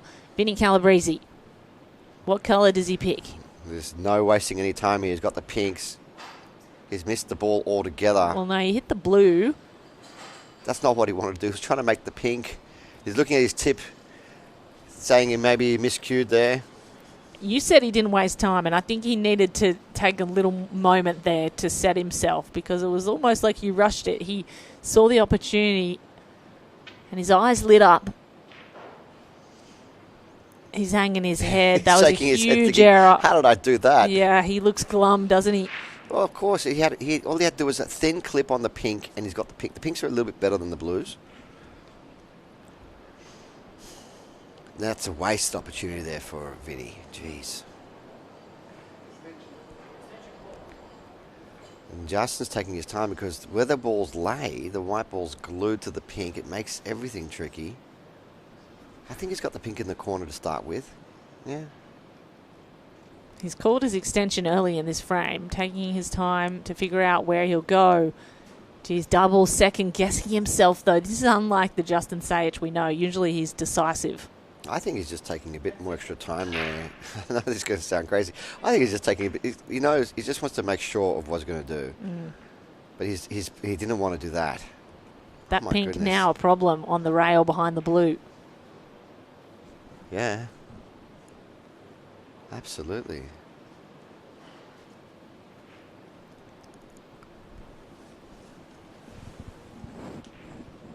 So Justin Sayich working his way around the table. He is shooting for pinks. Vinny Calibreezy in the chair is on blue. After a miss-hit off the break, Vinny Calibreezy gives control back to Justin Sayich. Look at that shot. Oh, wow, Justin. that's unbelievable. The problem ball, no problem for the defending champ. Even the speed he played at that was absolutely brilliant. Look, if he had missed, he was leaving virtually nothing for Vinny. And he doubled the ball, knowing fully we could leave it in the pocket. He dropped in the pocket, and he could continue his running. Oh, that's not the best shot he's played. That's underplayed by a fair way. He wanted to be a little higher on this ball. Where to from here? It was as if he didn't get through the ball enough. Didn't follow through the white enough there. He wanted a bit more on that white. He's a bit thin. It's still makeable, but he might be glancing off those two blue balls now. Almost has to put this at a right angle. Slow and steady. It drops for him. Where does the cue ball end up? Right on the rail there. Not where he wanted to be. Not at all. He's too low to play the balls in the corner, I believe. Did not land in a good place for him at all. This goes back to the shot earlier where he landed too low on his previous pink ball. Camera 3 showing us the angle there. People at home. It's going to hit that knuckle if he tries it. Probably very difficult. It looks like it's on from here, but when you look at the overhead camera, it's not on. Too thin. Okay, he's running out of time. 5, 4, 3. So he's opted to play some safe. Now, I actually had a conversation with Vinny during the break, and Vinny was saying to me he's not managing his time at the table well. He said he slowed down a few times too much, and he was running out of time. And I said, we saw that, that's fine. I said, just take your time at the table. But now he's going too quick. The first shot when he missed. Because this one here, for him, it's an automatic safety here. See? There's a little wall of balls there he's playing behind. But you're right, in the opening shot, he was too quick. Yeah, so it's interesting you said he's gone from one end to the other, too slow now, too quick. But this is a nice safety. Really difficult for Justin Sayich to get out here.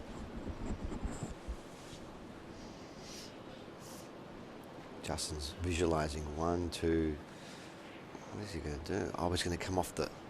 Okay, I see what he's going to do. He's going to come between the cushion and the blue ball with the white and try and make the pink. This is very optimistic. Oh, he misses millimetres away. Wasn't too far away. That wasn't too far. So Vinny, ball in hand after that foul, scratches his head and weighs up the options. Vinny could play another safety here. That's it. Yeah, he could play another safety here behind the blue ball. I feel like it doesn't have to play full attack here. Take a page out of Jack Wheeler's book from last night and play a few safety shots. Jack Whelan, apology. Get this into a better position.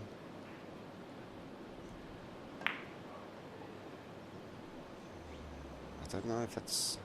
Not sure what he was trying to do there. Maybe he was trying to move the blue in front of that top pocket. Nevertheless, it's a safety of sorts. If they're a shot on for Justin Sayich, that's what he's checking out now. I can't tell. Can he thread it between the black and the blue to hit that top corner pocket? Not the best safety shot, to be honest. There's something... I believe Justin can hit the edge of this. Here we go. Testing the physics. He manages to hit a pink. Oh. So now it's Vinny Calibreezy to figure out a way out now himself. He really wasted that ball in hand opportunity earlier that he had. Do you think he should have played more aggressive, tried to pot some balls? I think he should have just played a much better safety and should have had another ball in hand now. Like Jack Whelan last night was finding ways to manoeuvre his balls in better positions and then getting another ball in hand. He got 2 or 3 in a row off Vinny at one stage. And he's really... He could use the ball in the bottom right-hand corner and put the white ball in the bottom right-hand corner as another safety. He's got a ball of balls there to protect himself with. Yeah, where his hand is now, he could put the white there. He's running out of time again, though. Look at Justin Sayich. Yeah, focused. He's got a very solemn face. Eager to see. This is the shot I was talking about. As long as he doesn't scratch with the white ball, you should get a good safety here. That's the shot I was talking about.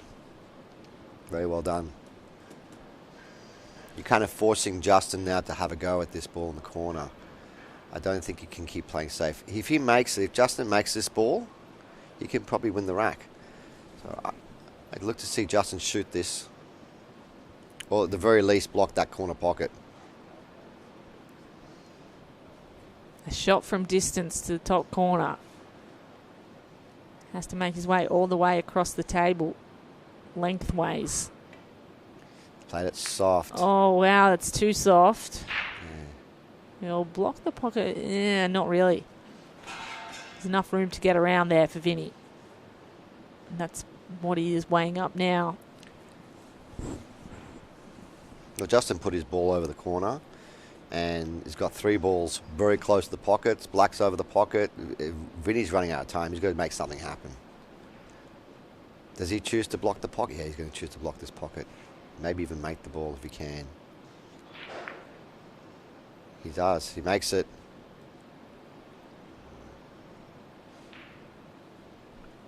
So Vinny playing defensively as well. Not necessarily his forte. Not usually what we expect. Sayich forced to make a move now.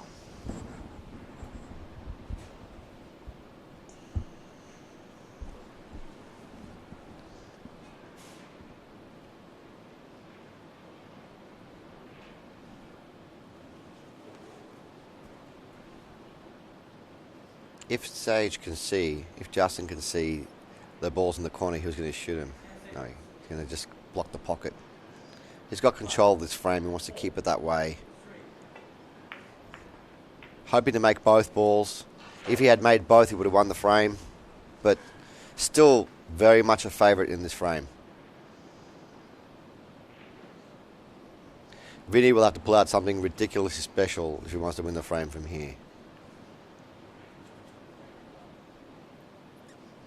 A race to 7. So Justin winning this would put him on the hill in the elimination round, the first elimination round of the Oceania Heyball Open. What a story it would be, though, if Vinny Calibreezy could go 5-5 after being 4-1 down against the defending champ. He's going to try. He's going to have to figure out a way. I don't believe he can run the... As brilliant as Vinny is, I don't believe he can run the balls here. He's going to have to figure out a way to give himself an advantage of some kind.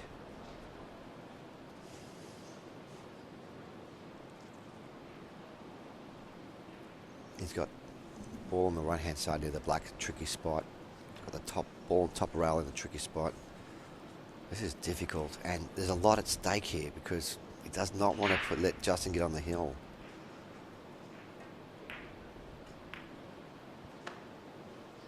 Where's this going?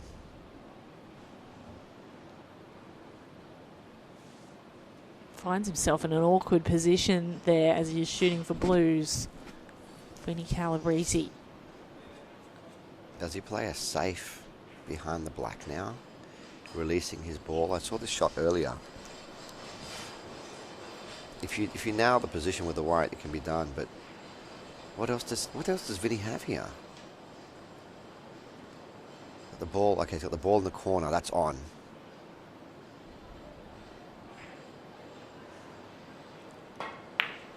Nails it. Sends the white back to near where he would have liked, maybe a bit further up the table he needed it. There's no obvious shot now. Okay, I think what his plan is he's going to use his blue ball to pot Justin's pink ball and send the white ball to the bottom right-hand quadrant of the table so Justin hasn't got a shot. I think that may be his only option now. He's very thin on this. So controlling the white's going to be racing. He's going to have to control the white really well. Running out of time. He's been mismanaging time. He's got to go now. And he does exactly what Barry Mavros says. Puts the white back at the bottom of the table. Is it far enough, though? Has Justin Sayich got an angle? That was what he was worried about. He was very thin on that ball, so it was hard to control the white.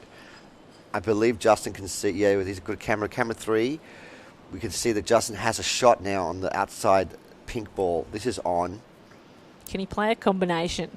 Oh no, I think it goes direct. We have another camera 2. Can we see? We can get everything in line. We can't get it in line. Yeah. So he's got a direct shot there with that outside pink. And that's an error from Vinny. He didn't want to leave this for Justin. Justin's going to have to shoot it. Well, the way the white ball just sprang back, it went a little too far. Running out of time. Needs to go. He's opted to play safe. He's playing safe. Okay. He's opted to play safe. It must not have been on. Yeah. From our angles on the TV, it is deceptive. And obviously the players are a lot closer to the balls than we are. Gee, this is a defensive arm wrestle now. Can Vinny get out? Well, Vinny can shoot the ball that's closest to the black if he wants and send the white down the bottom of the table, but there's not going to be much cover left. So does the blue ball pass? I think this ball goes down. Interesting. Okay, Vinny's using the same ball, same kind of shot as before.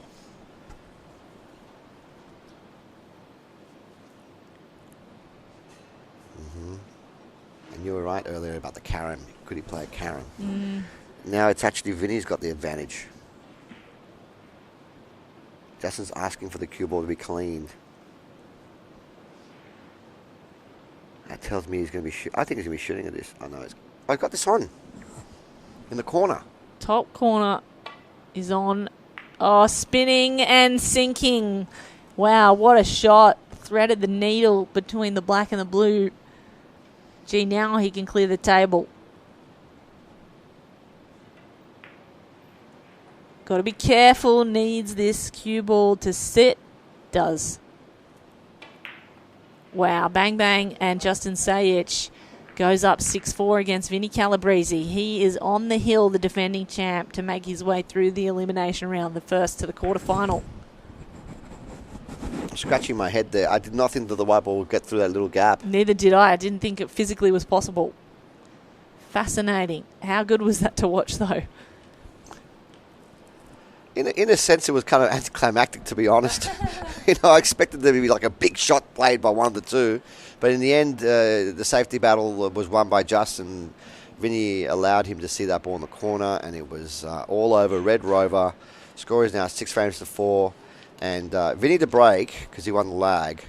But if he doesn't make a ball off the break, he may not get back to the table this match. A lot at stake. Do we have any of the other results from the other tables? Yeah, let's go through them while we are waiting for this table to be racked up. So Jack Whelan is ahead 6-2 against Sundeep Gulati. This is the elimination round, remember, folks. So whoever's ahead likely goes through. Clint Ianson over Sina Valizadeh. He is up 6-4. Last week's champion, Clint Ianson, and last year's champion as well. Jake McCartney's up 6-7 against Jordan Shepherd, and Jason Taron of South Africa is up 6-5 against João Grillo. So João Grillo, the Portuguese, who was runner-up in the Champion of Champions last week. We expected him to go deep in this tournament. As we see the break from Vinny Calibreezy, a ball sinks in the middle pocket. One cluster in the centre on your right of your screen. But otherwise, what are you thinking, Barry? Blue all day long. He's going to go blue. He's got a really easy opening starter ball. That blue ball in the middle pocket is going to allow him to free up his problem ball. He's looking to try and run this rack out as soon as possible and put some pressure on. The score is 6 frames to 4, not 5 frames to 4. Yeah, we'll get his that updated. His opponent is on the hill. Vinny's starting to play some exhibition shots there with deep screw.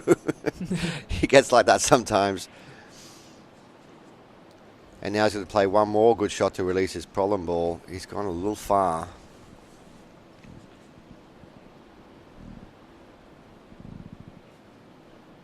Yeah.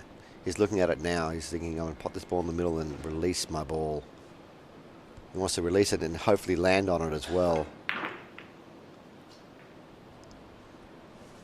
Don't know if that's going to work. Now he's created another issue, though. He's kissing the pink there with that blue. As it rebounded out, stayed stuck. It may still be on. We just can't tell from this angle. It may still be on. He's going to have to pot a big ball here now down the rail.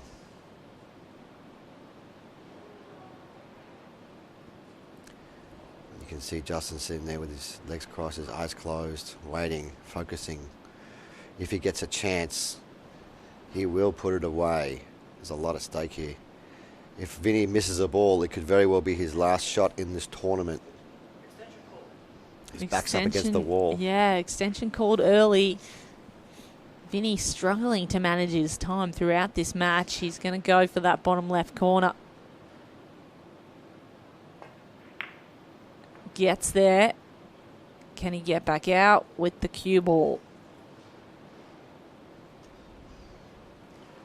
He would have loved to have left that ball there on the left side as his finishing ball because it allows really good position for the black. He's going to have to play a couple of big shots here.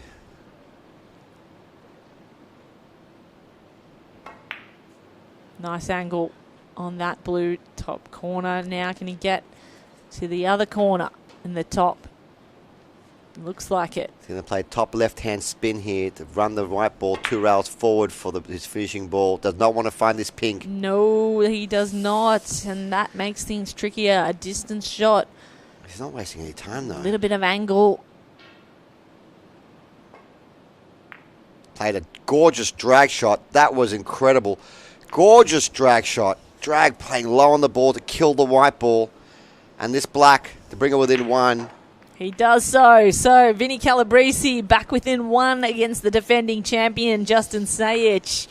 Well played by Calibreezy as Sayich still remains on the hill. Feels like Vinny's coming back, though. This is such a game of momentum. Well, that shot he just played now, he didn't waste a lot of time. He knew what he had to do. He's in his mind, he's thinking, I'm going to play a drag shot. A drag shot is where you play deep on the white, so it has a lot of backspin, but then the backspin wears off just before you strike your object ball. And that's also, in the Americans, they call it a kill shot. What that does is it allows your white ball to die after contact and hold position. That was a tough shot, perfectly executed by Vinny. So you can see the calibre of talent we have here in Australia in Heyball. These are two of the top players and a really tight contest as we stare down the final frames. Justin Sayich on the hill. Vinny Calibreezy coming after him. He was 4-1 down. He is now 1 frame away from being tied hill with Justin Sayich. Look, it's had all the things that we expected it to have. It's got so much action. It's lived up to its promise. Our 2 best players we have in the country, no one's going to dispute what I just said. it's the very best two going at it. Justin Sage to break. Needs the ball to drop. Calibreezy licking his lips. No, can't. There was a break. There was a drop there. So He's made two balls. He's made a blue and a pink. And it does appear to be easy at first glance because nothing's touching, but it's never easy when you're about to win the match. Justin has to be careful here because if he does fall out of position once, it can be very difficult to get back in. And where's his first opening shot?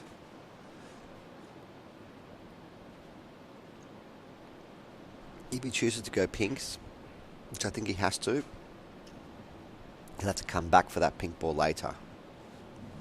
the bottom pink nearest the rail closest to your camera screen, yes. If he chooses to go blue, his opening shot's going to be very difficult. He's going to take that one on the top right-hand spin, on the top right-hand of the table as we see it, or a long blue into the top left-hand corner. So unless the one at the bottom goes, in which case he would take first. No, he's going to have to go pink. 10 seconds is called for extension. Already used his extension on the shot clock. So it's not an easy out. This is not an easy run out. He's going to have to do some work here. The good news though is the black is close to the middle pocket.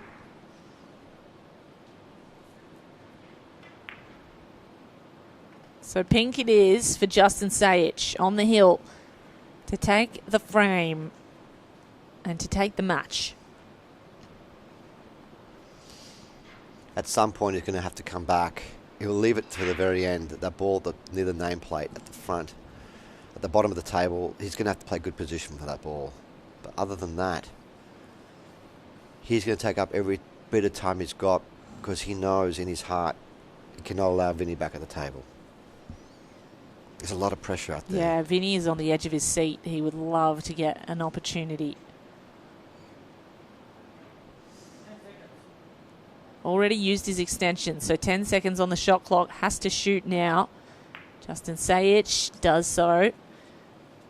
Pots it to the top right. Now, what's his shot? Well, he's got that ball in the middle. He's a little thin on it. It's not ideal.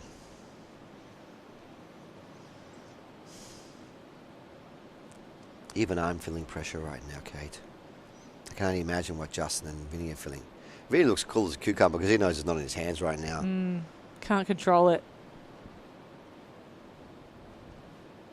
Justin's taking a long time. He doesn't like it. He's got a lot of angle. 10 seconds to go. 10 seconds. He must make a decision. He's got to line it up now. Looks at the middle pocket. Gets there. Oh, and he's released his ball. Fantastic play there from Justin. He played to release his pink ball. Didn't get the easiest of shots afterwards, but he's released it. Step one of the process done. Step two, continue your run. And while he's going to choose to cut this in, he's going to make sure he's going to stun the ball to avoid colliding into other balls. If he makes this, and he does, he's going to be hot favourite to win the match. Look at this. Oh, wow, yeah, that's lined up now. Important where he finishes with that black there near the blue. And look at this. It's camera 3. A stop shot here needed. Stop the ball. Beautifully done.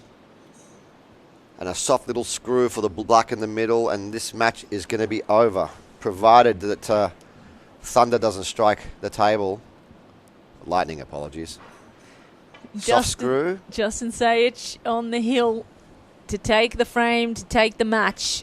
Defending champion on his way to claim another championship here in the Oceania Heyball Open. He goes through as Vinny Calibreezy unfortunately goes down and ends the tournament here.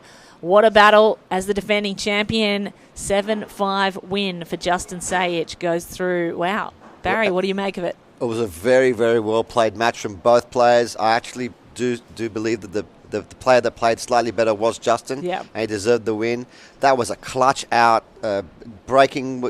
Was it evenly breaking between the two? Honestly, very well deserved win from Justin. Good luck to him. Commiserations to Vinny. You did great, but Justin did play slightly better this match. Yeah, all the hallmarks of a classic, that one.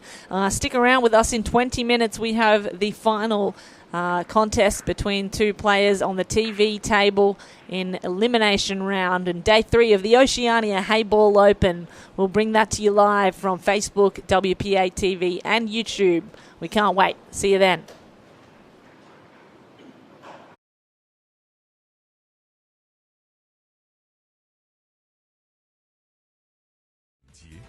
国内外一线球星代言，利百文，中国台泥领导品牌。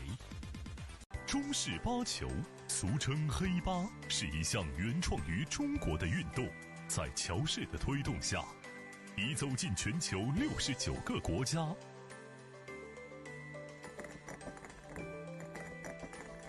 乔氏中式八球，风靡全球的中国运动。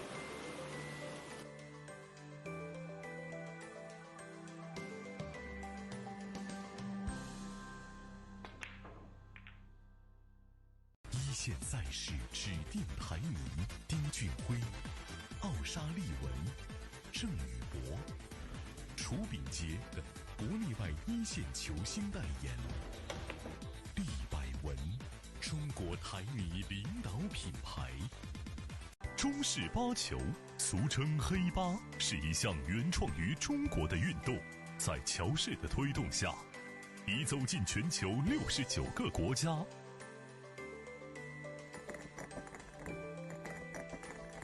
乔氏中式八球，风靡全球的中国运动。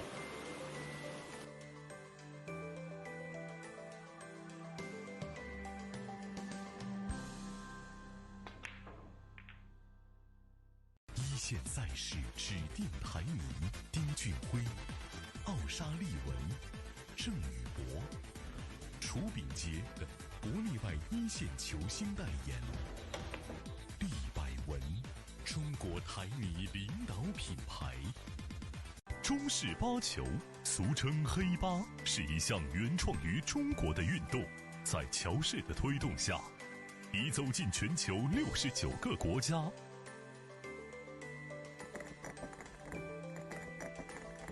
乔氏中式八球，风靡全球的中国运动。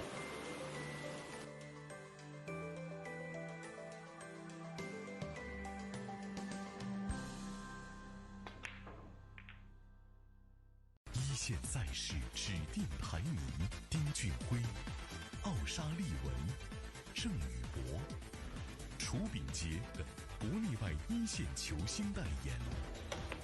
利百文，中国台泥领导品牌。中式八球，俗称黑八，是一项原创于中国的运动，在乔氏的推动下，已走进全球69个国家。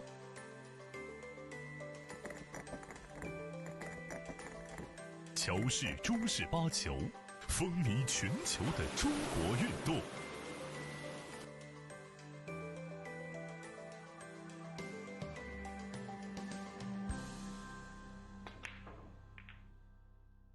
一线赛事指定排名：丁俊晖、奥沙利文、郑宇博、楚炳杰等国内外一线球星代言。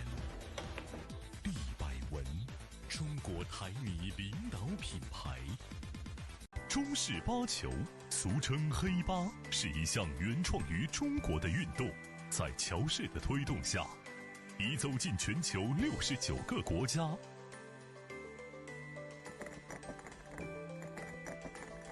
乔氏中式八球，风靡全球的中国运动。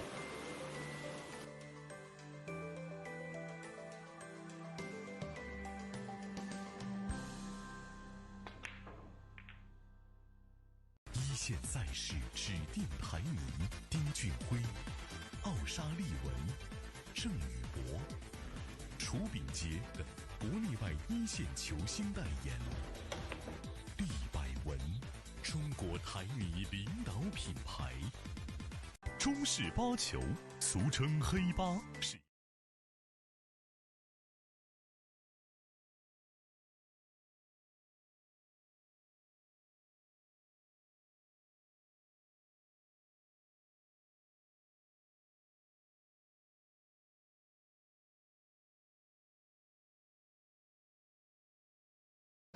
Hey everyone, it's Kate Allman here, and I have got one of the superstars of Heyball Pool. It is Justin Sayich alongside me, the defending champion of the Oceania Heyball Open. Justin, it is so great to have you back. Tell us how you're feeling in the tournament so far. Yeah, I was a little bit scrappy early on, but I felt a lot better in that last match against Vinny, and I had to up my game to come out on top there. Yeah, you just had a really tight contest that we were watching against Vinny Calibreezy. Two Australians. It's so fun to watch the Aussies come up against each other. Unfortunately, one always has to go down, but he brought it to you at the end. Yeah, I was getting away early, and I had a 4-1 lead and had a chance to go 5-1, but unfortunately made a mistake, and the great player Vinny is, he came back very strong 4-all, so I had to sort of take a break and reset. And you came back strong and ended up winning that one. Talk to us, though, about the talent in the room here at the Oceania Heyball Open. There are plenty of good players. Yeah, absolutely. This year we have a lot more overseas players, European champions and UK champions and whatnot, so a lot tougher field, so I have to even up my game even more. And we're into the elimination rounds now, so you've got past the first hurdle, now into the quarterfinals. How are you feeling? Oh, very happy with that performance. So if I can build on that, I'll be very grateful. And you are a local boy as well, born and raised in Sydney. Not born and raised in Sydney, from originally from Perth, Western Australia, but resided in New South Wales for the last sort of 10 odd years now. So very happy here and great to have this tournament so close to home. Yeah, I was going to say, how great is it for all of the best pool players in the world to be coming to your hometown? That's right. No jet lag, no 10 plus hours of travel. So it makes a great difference as well, and it's a bit more comforting. And you are one of the superstars in Australia of pool, and I think one of the best dressed, most classy looking players that we have going around as well. You make everything look great, especially on the table. We're trying to grow the game of pool. We obviously have our sights set on the 2032 Brisbane Olympics. What message do you send to people who are considering getting involved in the game? Yeah, it's growing bigger and bigger each year, and I just would love people to try the game out. It's such a difficult game, but once you get the bug as such, it's hard to stop, and it just makes you want to get better and better. How long have you been playing? About 25 years, a very long time. Cue sports from pool, snooker, and then sort of in the last 5 or 6 years, Chinese Heyball. So I love it. It's a great challenge. It's a mix between all different cue sports for pool, for snooker, and it's right in the middle, so it's a great game. Yeah, it's got a bit of everything, and I think that's what people love about playing it. It's what we love about watching it. We love watching you, Vinny. Justin, beating Vinny. We can't wait to see Justin in the next rounds as you go through to the quarterfinals in the Oceania Heyball Open. Best of luck, and we'll see you soon. We've got our next match up at 5 p.m.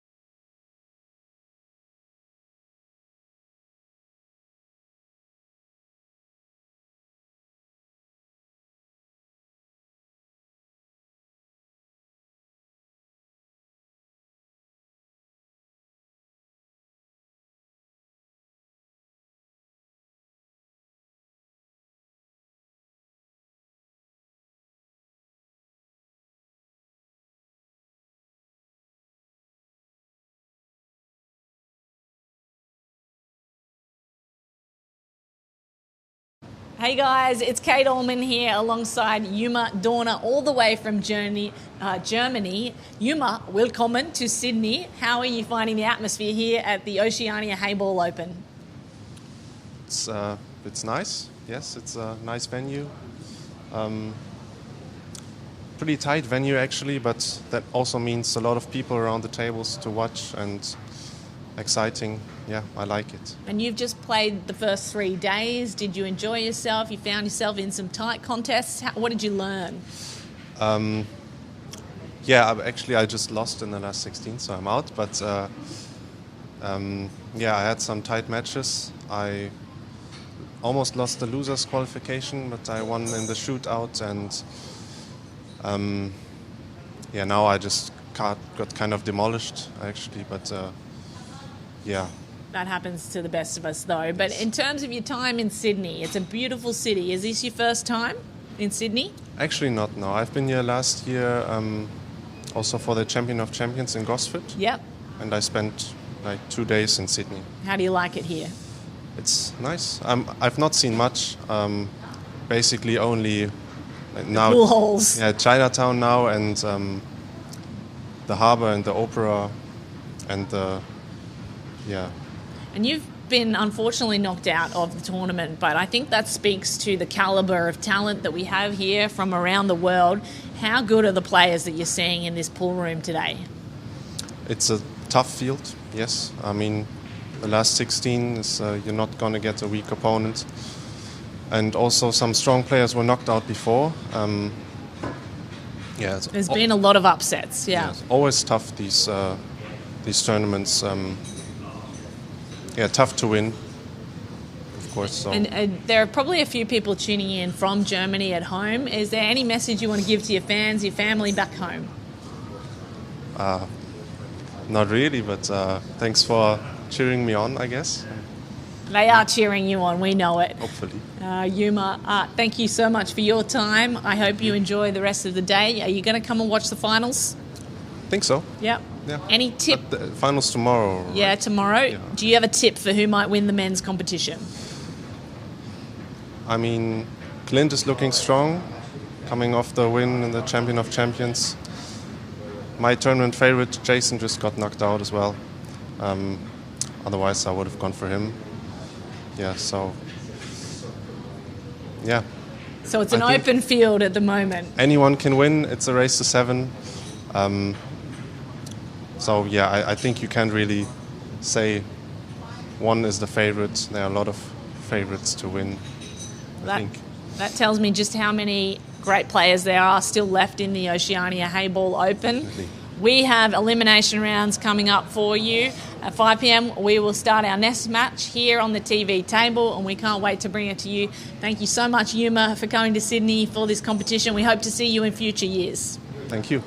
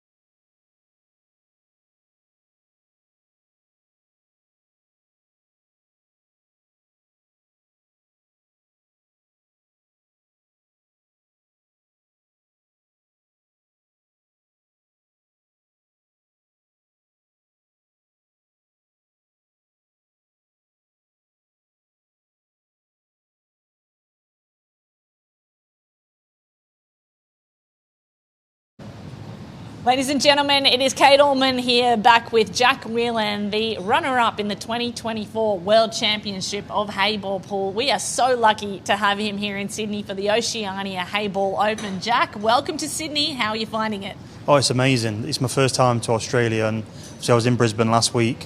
Amazing place. I loved it there. Then Sydney's just, I think it's actually, I prefer Sydney over Brisbane. Right answer. Thank you. But I've got Melbourne to go next week, so I'll decide after I've finished it all. Okay, make sure you try the coffee and bring back to me that Sydney coffee is the best. So you've been playing some of the best players in the world. How's the talent standard been to you? It's the standard's good. It's a little bit weaker than outside of China. So in China, obviously, there's a lot better players there. Yeah. But all the guys that are left in the tournament now, 32 players left, they're all playing in China anyway. They're just choosing to be here instead. But someone's got to win at the end of the day, and hopefully it's me. Yeah, and of course Xin Liu, who beat you in the World Championship last year, he's here. Yeah. I think he's still in, so it may be he's just come out. Yeah, okay, he's out. word right here first. Yeah. So that's a weight off your mind then. Not really. Like I say, they're all good players, and I beat him in the following tournament after he beat me in the World Final, and then Clint beat me in last week, and if we both win the next match, we'll both play each other again. So they're all good players, and race of seven's a lottery, you know. It's a very short race for the standard of play that we play at. Yeah. So luck of the breaks, and whoever gets a little bit of luck here and there will win. Yeah. So Heyball, one of the newer formats of the game, Yeah. it's obviously becoming very quickly popular in China and now around the world. Talk to us about the peculiarities and what you like about Heyball. I think it's like a perfect hybrid between all the games. So obviously, like, it's a snooker style table to look at. It's an American sized pool table with American sized balls. But at the end of the day, you're playing 8-ball, which is what the English guys all they've ever played is 8-ball. So although it might take us a bit of time to get used to the equipment, that I think we're getting better at now and more used to it. The heaviness of the balls is like the 9-ball player. That's what suits them. Yeah. And the slickness and the cut of the pocket suits the snooker players. But I think all in all, at the end of the day, like I say, you're playing 8-ball pool. It's just a bigger table with bigger balls and a little bit smaller pockets. So I think that the English players will tend to, if the table goes messy, the English players will sort of take control, because there's a lot of fiddly shots that we know that the 9-ball players wouldn't play, so to speak, or the snooker players definitely wouldn't play. Right. So it's a perfect game where everyone that stands here thinks they've got a chance. Yes. And they have at the end of the day, but hopefully we come out on top. Yeah, so it's interesting for me. I'm a newcomer to the game. I'm finding it really interesting to watch, and the more I watch, the more excited I am by this format. Tell anyone at home who's maybe thinking about getting into pool why they might choose Heyball.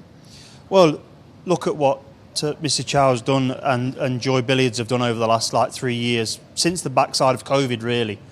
They've put in so much money worldwide, not just in China, and they've got events all over the planet now. And for example, like next week there's a tournament in Melbourne. There's also a tournament in Thailand, all run by Joy. Yeah. So like there's clashing all over. There's one in Jordan, which I'm probably favouring to go to Jordan. So there's Jordan, Thailand. But yeah, it's amazing what they've done and the cash injection that they've done, and all in all, it's for the Olympics, you know. So hopefully they're on the right track and they're ticking all the right boxes, and hopefully we can get there in 32. Yeah, and it will be a home Olympics for me, which is so exciting. So how much would it mean for you to see Heyball pool in the Olympics? Oh, it would be amazing, you know. I started playing when I was like 12 or 13. I'm only 20 now. Well, I wish, but you only look 20. Yeah, I know. It's this cream that I've been putting on. Yes, yeah. But skin looks great. It'll be amazing to play in the Olympics for Great Britain. You know, that's past about playing for money and stuff like that. That's a real goal of mine, and because I'm young enough still that it's in 6 years' time, stroke 7 years' time, I'll still be at an age where I could compete, hopefully. And that would be a big goal of mine, to be in the 32 Olympics for Great Britain. Yeah, well, we really hope to see Paul in the Olympics. Yeah. I really hope to see it here in Brisbane. It's been fascinating. I loved watching you play, and I'm looking forward to watching you play in the finals, Jack. When is your next match? We play again in like 30 minutes' time. Yeah. So. I'll let you get to it then. Yeah. So you better warm up. Yeah. We're going to warm up to our next match on the TV table is at 5:30. Stay with us for that. The Oceania Heyball Open continues.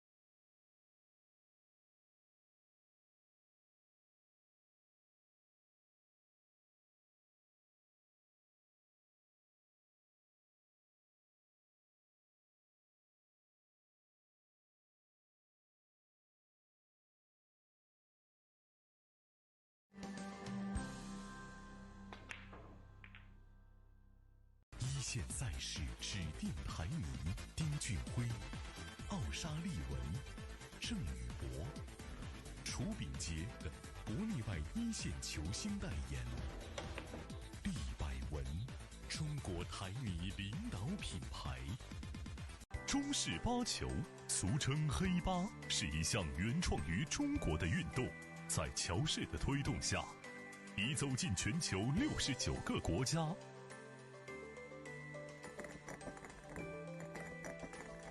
乔氏中式八球，风靡全球的中国运动。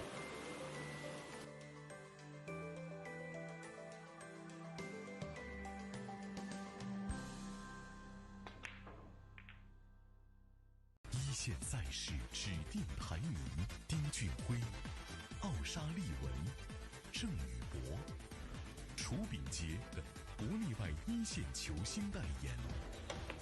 厉百文，中国台泥领导品牌。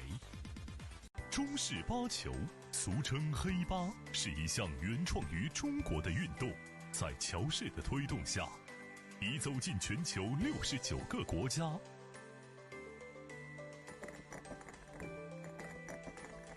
乔氏中式八球，风靡全球的中国运动。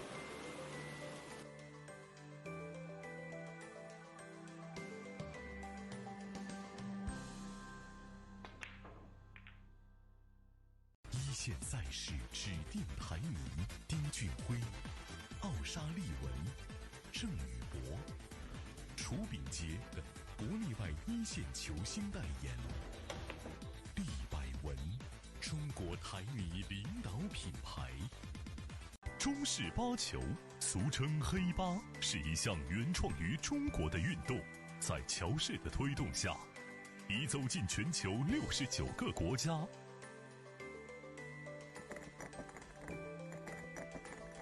乔氏中式八球，风靡全球的中国运动。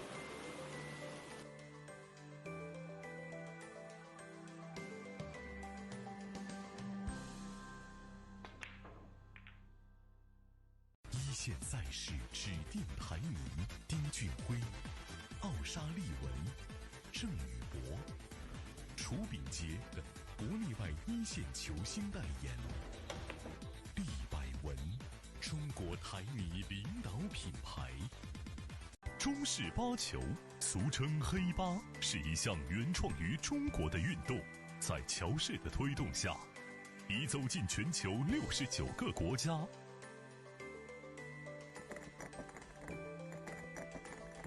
乔氏中式八球，风靡全球的中国运动。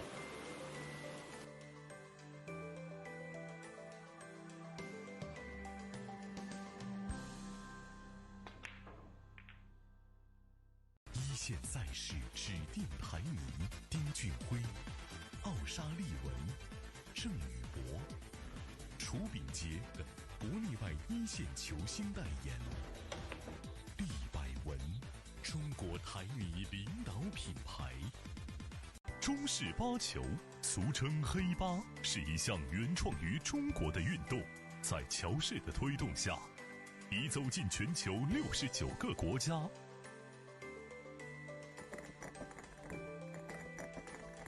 乔氏中式八球，风靡全球的中国运动。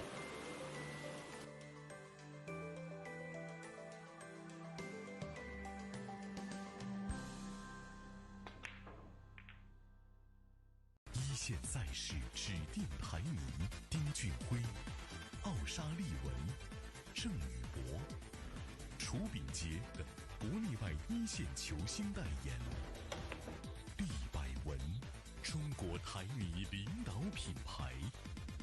中式八球，俗称黑八，是一项原创于中国的运动，在乔氏的推动下，已走进全球69个国家。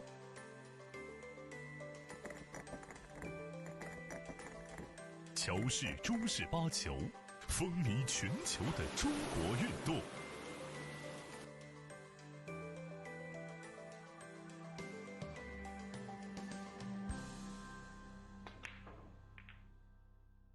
一线赛事指定排名：丁俊晖、奥沙利文、郑宇博、楚秉杰等国内外一线球星代言。厉百文，中国台米领导品牌。中式八球，俗称黑八，是一项原创于中国的运动，在乔氏的推动下，已走进全球69个国家。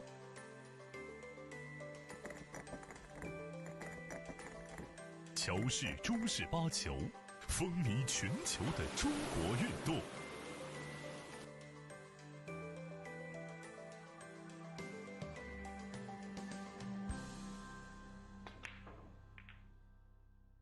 一线赛事指定排名：丁俊晖、奥沙利文、郑宇博、楚秉杰等国内外一线球星代言。厉百文，中国台米领导品牌。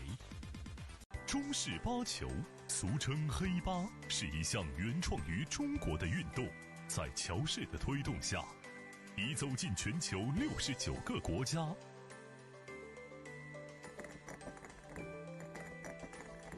乔氏中式八球，风靡全球的中国运动。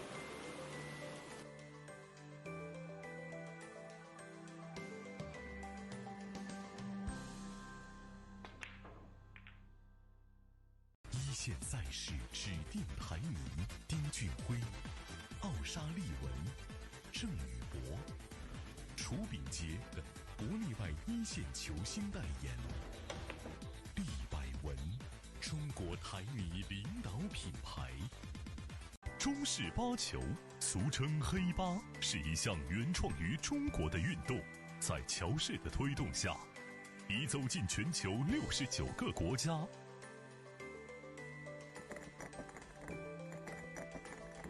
乔氏中式八球，风靡全球的中国运动。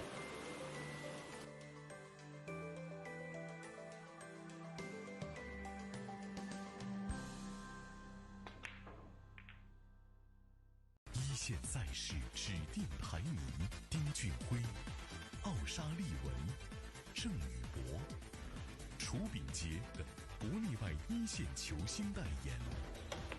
厉百文，中国台米领导品牌。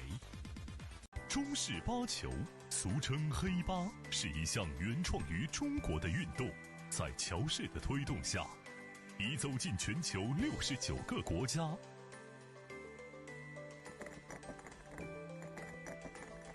乔氏中式八球，风靡全球的中国运动。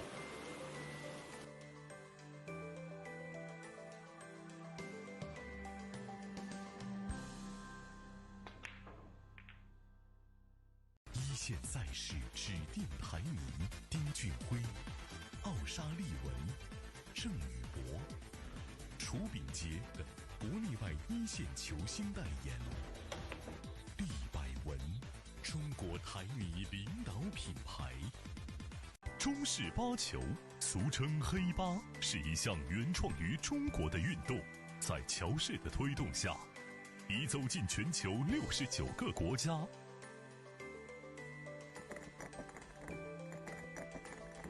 乔氏中式八球，风靡全球的中国运动。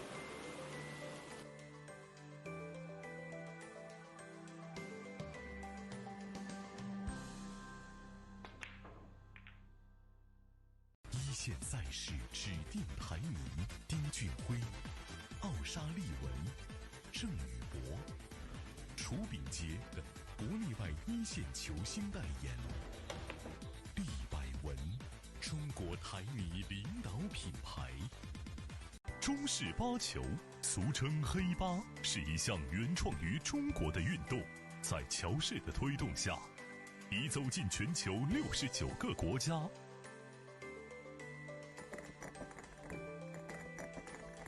乔氏中式八球，风靡全球的中国运动。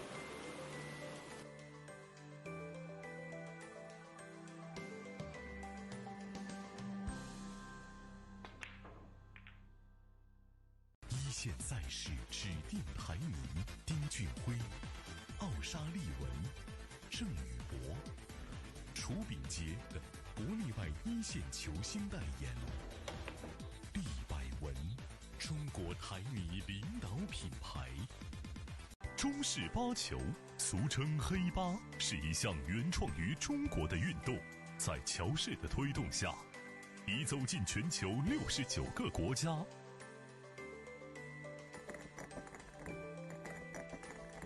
乔氏中式八球，风靡全球的中国运动。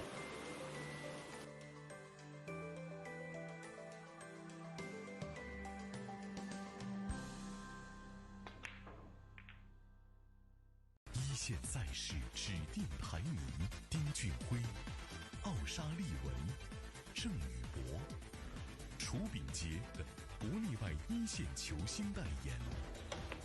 厉百文，中国台泥领导品牌。中式八球，俗称黑八，是一项原创于中国的运动，在乔氏的推动下，已走进全球69个国家。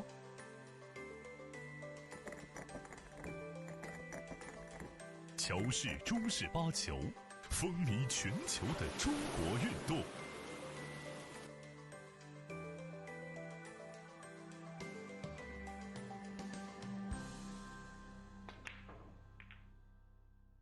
一线赛事指定排名：丁俊晖、奥沙利文、郑宇博、楚炳杰等国内外一线球星代言。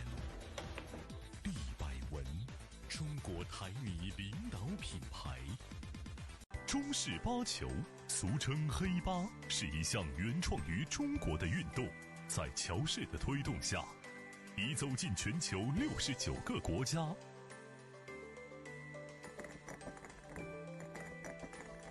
乔氏中式八球，风靡全球的中国运动。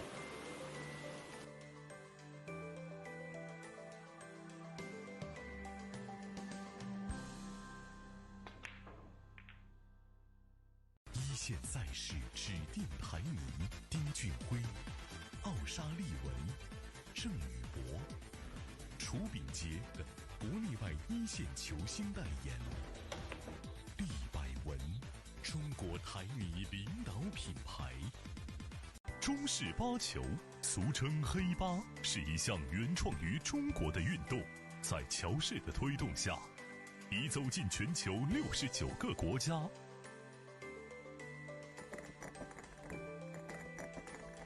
乔氏中式八球，风靡全球的中国运动。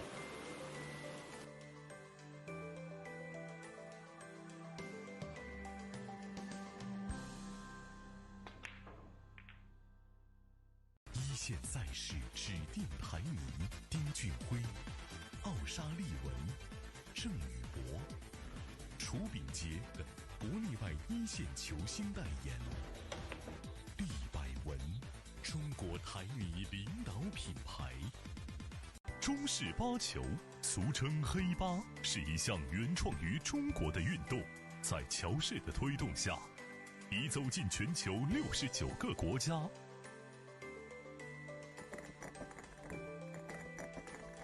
乔氏中式八球，风靡全球的中国运动。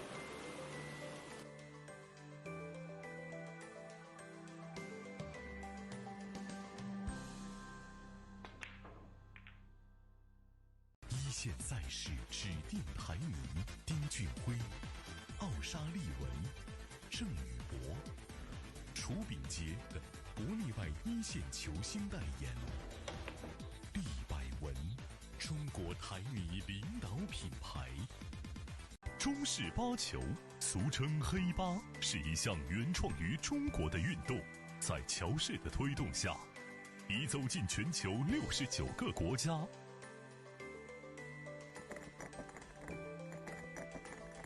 乔氏中式八球，风靡全球的中国运动。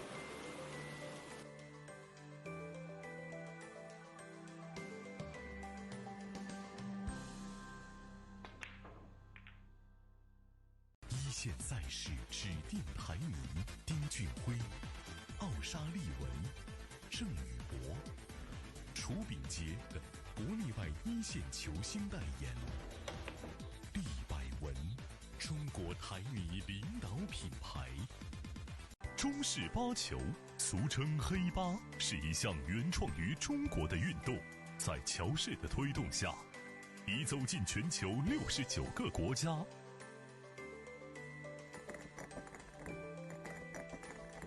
乔氏中式八球，风靡全球的中国运动。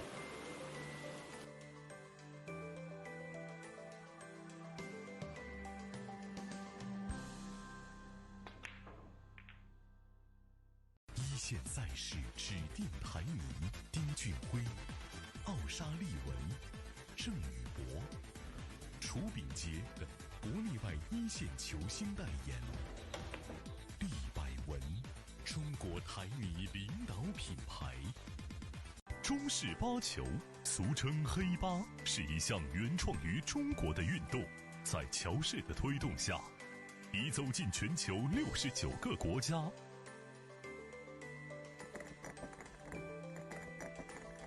乔氏中式八球，风靡全球的中国运动。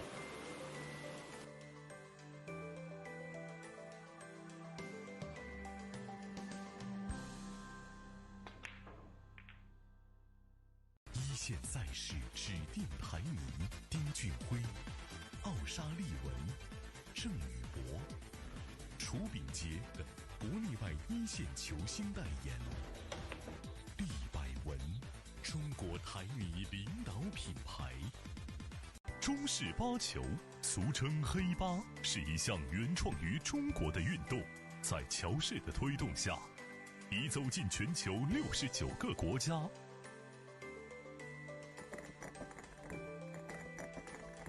乔氏中式八球，风靡全球的中国运动。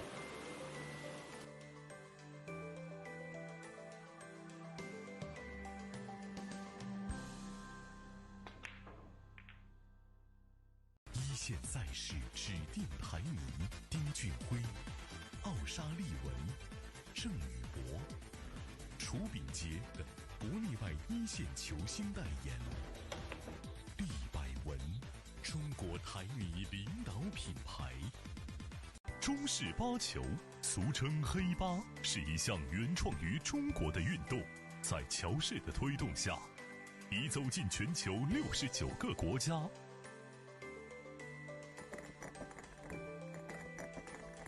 乔氏中式八球，风靡全球的中国运动。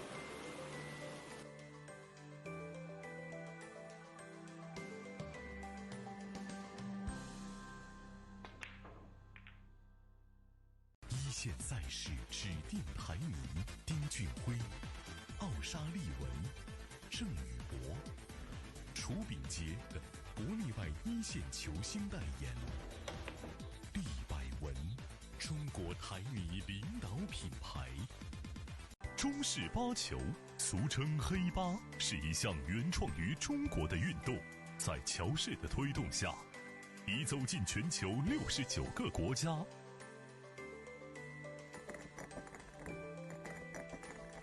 乔氏中式八球，风靡全球的中国运动。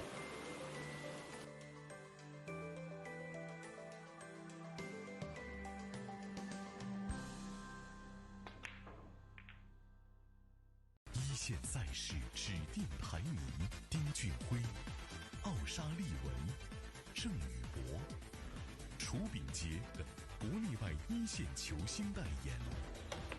厉百文，中国台米领导品牌。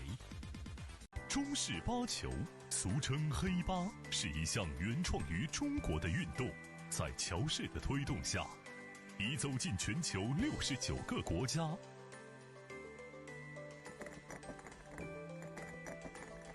乔氏中式八球，风靡全球的中国运动。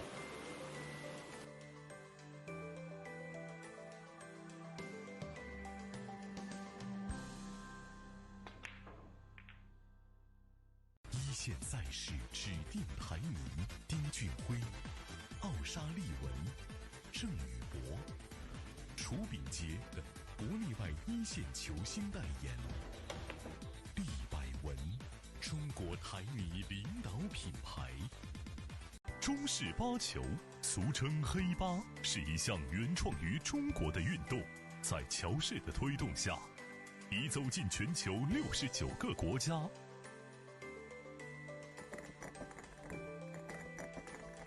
乔氏中式八球，风靡全球的中国运动。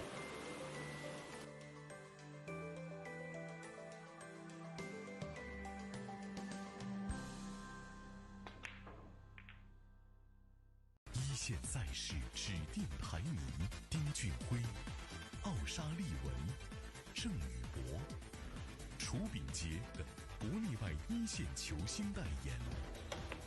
厉百文，中国台米领导品牌。中式八球，俗称黑八，是一项原创于中国的运动，在乔氏的推动下，已走进全球69个国家。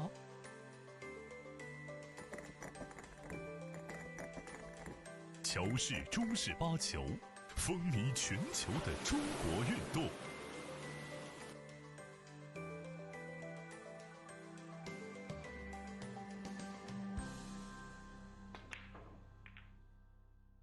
一线赛事指定排名：丁俊晖、奥沙利文、郑宇博、楚炳杰等国内外一线球星代言。厉百文，中国台米领导品牌。中式八球，俗称黑八，是一项原创于中国的运动，在乔氏的推动下，已走进全球69个国家。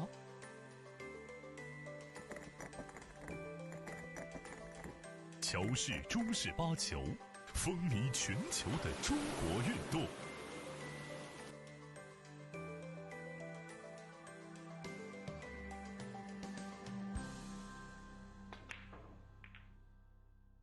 一线赛事指定。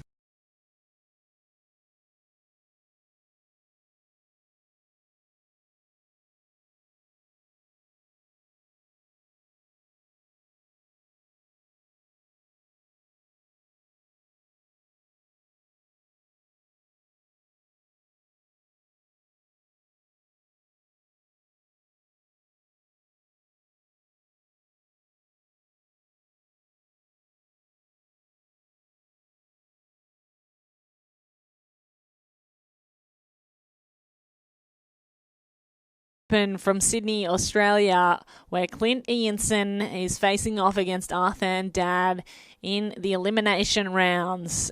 As we watch the lag between these two players to determine who breaks, it's very close. In the end, Clint Ianson getting closer to the edge of the table. He will break first. My name is Kate Allman. Thank you for joining us on the live stream across WPA TV and YouTube and Facebook as we enter Day 3 of the tournament. Just one day to go after this, and it is the business end of the tournament. Finals are tomorrow, and US $10,000 on the line for the winner. There's a $116,000 US prize pool for this tournament, an incredible one, and really some of the best talent we've seen across Oceania and the world coming to Sydney. As we welcome Barry Mavros back into the commentary booth with me, it's been a long couple of days, an exciting couple of days, Barry, and this one promises fireworks. Oh, absolutely. Look at the players we've got playing. Clint Lazen, last week's champion of champions champion, and last year's champion of champions champion. Hoping to make it a hat trick this time around. And he's playing Arfan Dad, who is the big daddy, as they call him in the pool scene. Fantastic player. Both without a loss, both hoping to continue that trend. Both players from the UK and the daddy of pool, as you say, on the right of your screen. But to break first, it's Clint Ianson. Wow, strong break. You could hear that echoing through the pool hall.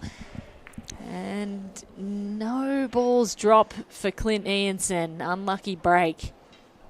So instead, Arfan Dad, undefeated through the tournament, steps up. Now, Barry, you have been praising Arfan Dad's play so far through this tournament. Just what do you like about his style? It's his demeanour around the table. It's extremely deliberate. His cueing style. This gentleman knows how to play the game the way it's meant to be played. He has no problem shifting gears between attack and defend. But to be honest, he's playing Clint Lazen, who's fresh off last week's win. I would tip him as a slight favourite for the match. But as we all know, on paper, favourites is only good on paper. We have to get down and do the work. So we'll see who wins. We've seen time and again the favourites on paper mean nothing when they come up against others in this tournament. This is a race to 7. The women have a race to 6. But it can be anyone's game in a race to 7. 120-minute time limit and a 45-second shot clock. Players have an opportunity for an extension once every frame, and it looks like Arfan Dad is going to pick the blues. Yeah. This is a quarterfinal action match, so it's huge. The winner of this will progress to the semi-final. Only 8 players left. All those strong players, it comes down to 8 players only. No surprise to me to see either one of these guys in the quarters. Just a shame. This could have easily been a finals match. Out of 64 players, we bring it down to the final 8. And it's Arfan Dad shooting blue, making his way around the table. Can he run this out here, Barry? He can definitely run him out. He's got to play pinpoint position, and he has to extract that one ball, because you can see from camera angle 2 there that this ball very tight to bank to double the ball, so he's going to have to get it out. He may choose to get it out now. The extraction ball, the one you're talking about, top left corner of your screen. Yeah, the left side near the middle pocket. He can pot this ball now and try and get that ball out now. So it looked like that's what he's trying to do. Gee, they're all these top players are using Heyball cues, aren't they? English ash in the front. They're like thick snooker cues. Look at this, he's got it out. Gentle touch. That little nudge, that's all it needed. Just a little caress. It looks easy on TV. It's not. He had to make the ball and then maneuver the white ball the correct angle that he wanted to get that ball out. But you can see the way he played it. He didn't thump it hard. He just knew, hey, I'll play it soft and smooth. That's why they call him the Big Daddy. As it says on his back shirt. It's great. Character of the game. Oh, that's a mistake. He definitely thought that was going in. Too confident on the cue. And a surprising mistake as well. You would never think in a million years he'd missed that shot. Uncharacteristic. So Clint Ianson gets a chance here. Door wedged open. Can he run through it?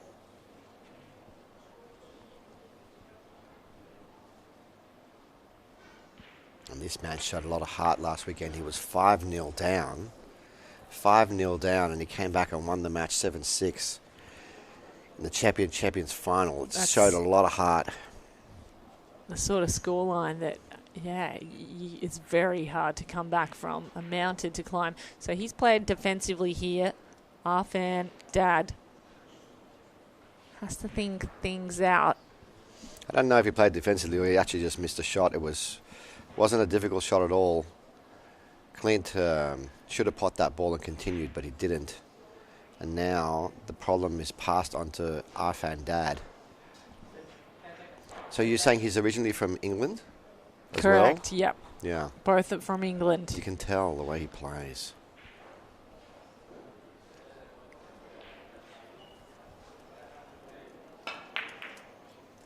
Oh, look at that clever shot there. So he banked the ball and screwed the white ball into the corner to pot Clint's ball.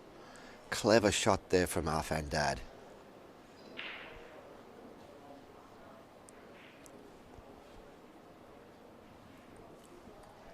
Clint, no stranger to pressure situations and pressure cookers, taking out both the champion and champions event. They're $50,000, $60,000 first prize each one that he's won. Yeah, it's incredible. So Arfan Dad steps up again. He resides in England, I believe, but he's playing under his home country, Pakistan. You mentioned, though, that they both have similarities in the English pool style. Why do you say that, Barry? And well, you can tell from the way he plays. The shot selection, even the way he walks around the table and carries his cue. Mm-hmm. You straight away, you kind of know where he's coming from. Yeah. And it just shows, for me, the two-shot game that they've grown up playing. The two-shot player for me can play this game, can play American pool. They just seem to adapt to the game so much better. Let's take it back to guys like Darren Appleton and Carl Boys. Amazing, like Darren Appleton, two-time world champion. Very good guy as well. They all came from that British two-shot background, and they transitioned to the American style game very easily. And we're seeing that guys like Jack Whelan, Clint Liaison, they understand the way to play safety, the nip and tuck of the game that's necessary at this level to win. Such as that shot now. Clint wasn't trying to make that ball, he just wanted to cover up that pocket. In your interview with Jack Whelan earlier, I highly recommend people to go watch that on Facebook. But in that interview, he mentioned it himself that the British players come from that background where they are playing a lot of defence. They have an advantage. I think so as well. I agree with him on that behalf. If you want to watch any of the interviews I've done with any of the players, they are on the Facebook page, Australian Association of Pool Players. We've got a number of stars there as we watch these two stars go head-to-head. Now Arfan Dad with a clever shot to cover up that bottom pocket. A little tit-for-tat in safety defensive tactics. Clint doesn't like his pocket closed. He's going to open it up now and block it himself. Slowly closing and putting more pressure on Arfan Dad. You see, with every ball that he loses options of what to do now. Doesn't have much here.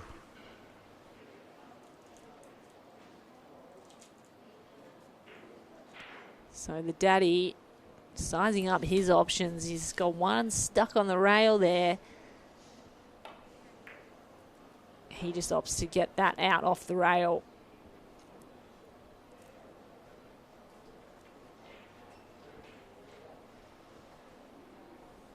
Clint not in a hurry to attack. Although he could if he so chose to. He's not in a hurry. He's just going to keep buying his time. He's going to push this ball over the middle pocket to make his life easier later on. And look at Clint's balls. Mm-hmm. They're all over the pockets. He's basically got four pockets closed. He's in a commanding position. The only thing that Arfan Dad can do now, I believe, is bank the blue ball into that cluster of balls at the top and try and close that pocket. Yeah. Arfan came through the previous rounds undefeated. He won 7-1 against Kershan Mudley, 7-3 and 7-4. Those are his scores. He gets rid of the pink from the corner pocket and moves his own balls out. Did you think that was a little too hard, though? Well, it's disaster because the cue ball's got in the hole. Oh, my apologies. I totally blanked that. So, huge error by Arfan.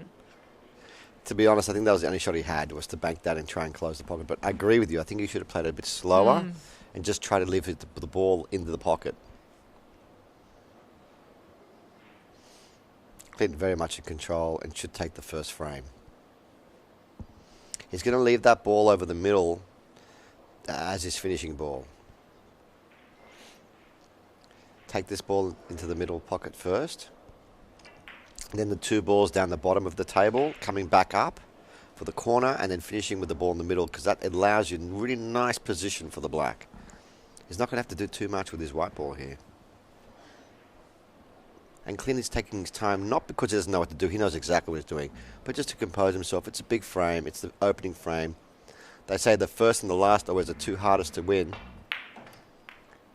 And he is about to win the first one. So Clint Ianson about to take a frame from Arfan Dad, the first of the match.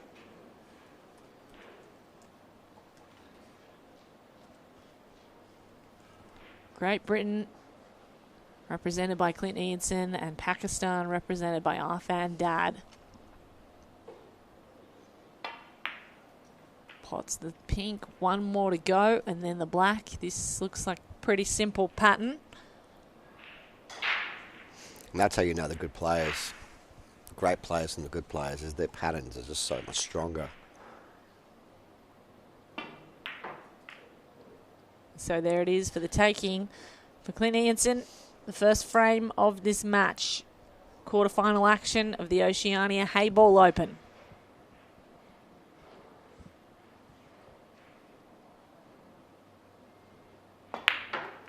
And it clunks into the bottom corner. So 1 frame down and it goes the way of the great British Clint Ianson against Arfan Dad. We expect this to be a tight contest. Both of these players really clutched through the rounds. Arfan Dad went undefeated. Clint won 7-4, then 7-2, then 7-6. Both are undefeated so far in this tournament, and we've mentioned it before, but there's $116,000 in the prize pool, $10,000 on the line for the winner of the men's and $10,000 on the line for the winner of the women's. As the referee racks up the balls for the second frame in this quarterfinal.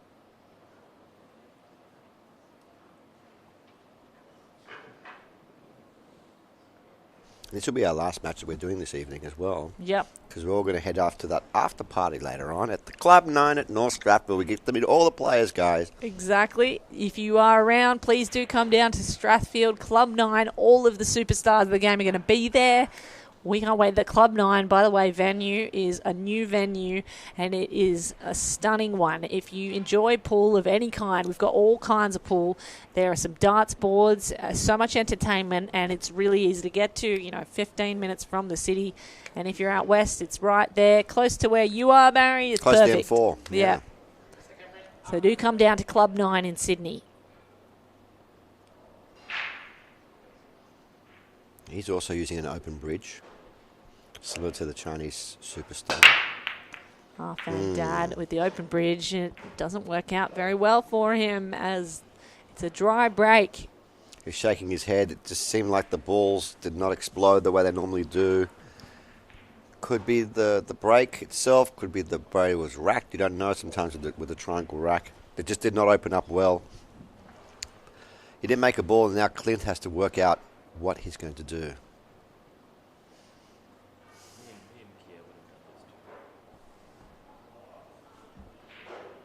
He's opting to go pinks. Probably going to go into him right now. That's it. Go into him to open up the pink. Beautifully done. And the black is open too. Look at that. With one shot, he's just opened up the entire rack. That is the class that we have of player here in the quarterfinals. The Oceania Heyball Open. Oh, I did the commentary last year. You missed out, Kate. Yeah, was it when good? When Ianson won last year, he was just, I remember this one particular shot. I'll never forget it. He deliberately left himself long and put the white ball into the corner pocket for his next shot across the entire table and nailed it to put himself on the hill. It's just to show he just showed us all that he's backing his potting. This guy's got a lot of confidence and a lot of talent. Well, he's backing his defense as well, as he right now has 2 pink balls covering up 2 pockets. Arfan Dad has to figure out a way around. Yeah, these strategies, as Jack Whelan was saying earlier, the strategists from England, they do understand the game, and they're happy to play defense. You could see what Arfan Dad was doing there. He was trying to pot that ball in and open up the pocket with the white ball.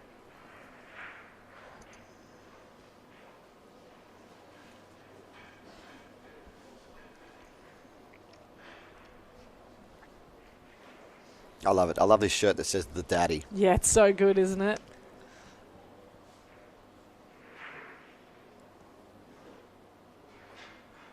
Shot that I like here, I don't know if he's going to play it. He's looking where the ball's going. That's where he does. 10 seconds. He's just trying to block that pocket again. Didn't quite get there. Yeah, he's not happy with that. Not at all, because Clint's balls are all in the open. Clint will play position now for his ball on the left-hand side. Yeah, that one right there. He wants to get on this ball now. Needs to get underneath it. Very well played. Look at the speed. That's the angle he wanted. Now can just stun out. Very nicely done. Tell you what, Kate, after 4 days of commentating on Heyball, you're going to become a professional at playing this game. You're going to go out there and be taking people's money in the streets. If only my commentary was as good as how good I am playing. If only learning in commentary could make your skills better, I think I would be good, but I'm not quite there yet with you, Barry. Maybe a few rounds at Club 9 and I'll get there. Very well said. Now, does he play? He's going to play one onto the other. A combination shot or a plant if you're from England. He's playing the plant. And he's missed it. G2 stuck down there in those knuckles, and the Heyball knuckles are not kind to you if you get a slightly wrong angle. They keep you out. Not at all. Actually, that surprised me that he missed that. This is an opportunity that Arfan Dad shouldn't ordinarily get, and he's going to have to capitalise. It is a very doable table. He's got an easy starter in the middle pocket. He can come back later on to release his ball. This is very doable. I know it doesn't look like it in the beginning, but as he pots the ball, it'll get better and better. Let's see. In the middle pocket to start. Yes. And you can see how he wants to finish off. He wants to finish off with that ball in the middle and releasing his problem ball. So... score is 1-0. Yeah, we need to get that score updated on our screens there for you, but it is 1-0 to Clint Ianson.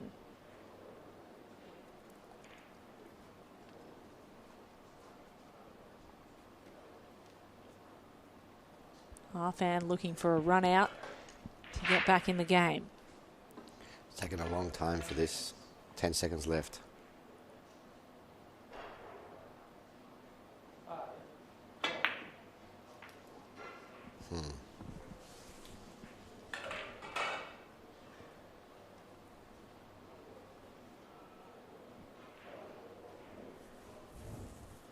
He's just showing us now where he wants to be. He wants to be a little bit higher on that blue to be able to dislodge the blue to the middle, to be able to dislodge the blue on the rail.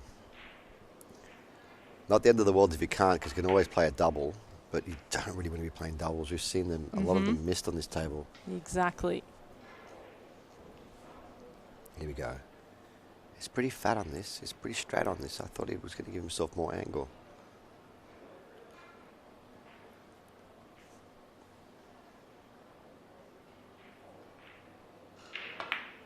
So you have to screw straight back without finding a rail. And this is very touch sensitive when you screw. It looks like he's gone too far by a couple balls. He may well have to choose the double. There it is. He's going to have to go double.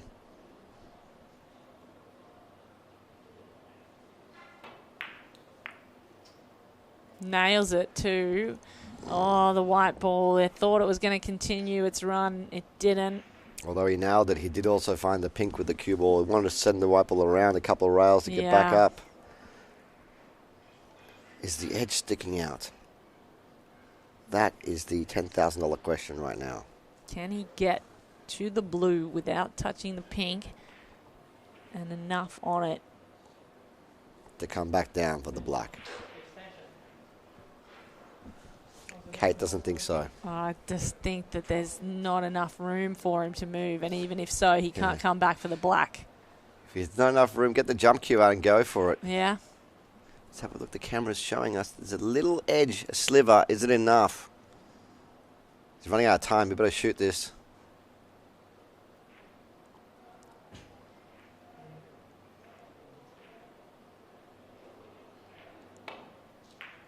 Oh, wow. Okay. Does he get it back? I think he's absolutely nailed it. And he played that with left-hand spin to flick the ball a little bit in as well, so it wouldn't cut it too thin. Very well played shot. Brilliant. What a shot. And what a frame by Arfan Dad, who gets one back against Clint Ianson. It is 1-1. We're all tied up.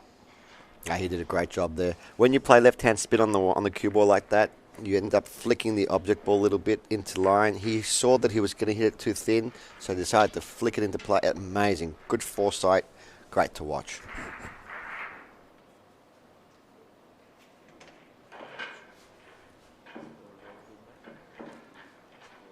So third frame of this match coming up. We're in the quarterfinals of the Oceania Heyball Open. Just going to go over some of the scores for all of you out there at home. I know you're all intently watching the match, but they've got some quarterfinal matches going on as well. Jack Whelan. Oh, he's playing Justin Sage. Wow, 2 winners as well. They're locked at 1 apiece. We've got Jake McCartney against Arseny Sevastianov. I hope I said that correctly, at 1 apiece. And João Grillo still in it to win it against Mikhail Oegard, and he's 1-0 up as well. So some big names in all of those matches. Early days, and we'll keep you updated with them as we move through this round. There's the break from Clint Ianson, another dry break, unfortunately. He doesn't look very happy with himself either. He's like, oh my goodness, 2 breaks, both dry. Exactly, he's going to let Arfan Dad run this table now, I think. Yeah, the pinks do look very inviting, don't they? Wow, it's not a difficult table at all. No, he didn't even question it. Straight to the pinks. Arfan Dad.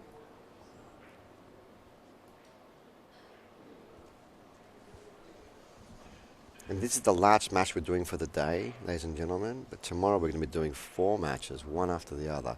Semi-finals and finals for the women's and the men's. Yep. Big day. Huge.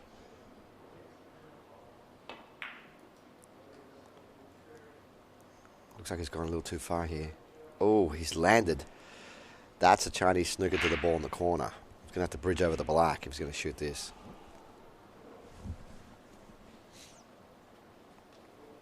Maybe he'd be tempted to take the ball in the middle. It's just landed kind of awkward. Going to have to bridge high over the black now. Referee's going to get close to make sure he doesn't foul. Oh, he's got the top of it. This is fine. Should be okay. Just gets the angle on it and gets over the black. Where to next? You see, because he had a bad position earlier on, now he's got very thin contact on this. He's shaking his head. He's going to have to go down the table and try and avoid hitting a ball or play a deliberate hit on a ball. He would like to deliberately play a cannon with the white on his pink ball to the right. And then push that towards the pocket would be the ideal, but he's very thin on this. Could be a lot of energy still left on the white ball after contact. Quarter ball contact here. It's going down. He doesn't want to hit anything. Perfectly done. Found the gap. Brilliant.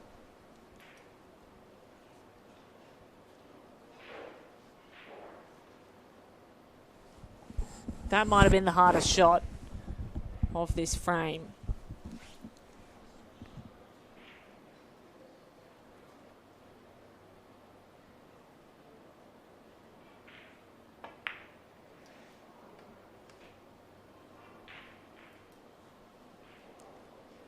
Yeah, soft little screw now.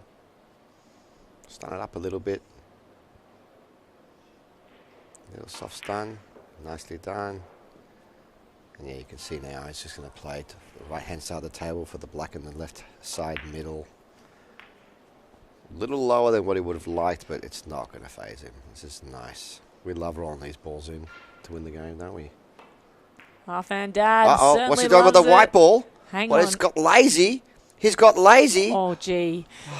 Well, it didn't matter in the end. Hearts in throats, and half-hand Dad takes his second frame of the match. Nearly a crucial error, but he got there. It's just lazy on his behalf.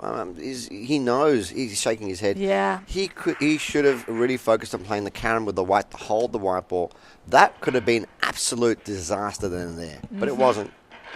No problem. Lucky those knuckles are thick. Yes, exactly. Yeah. So, third frame goes the way of Arfan Dad. 2-1 now. Arfan takes the lead for the first time.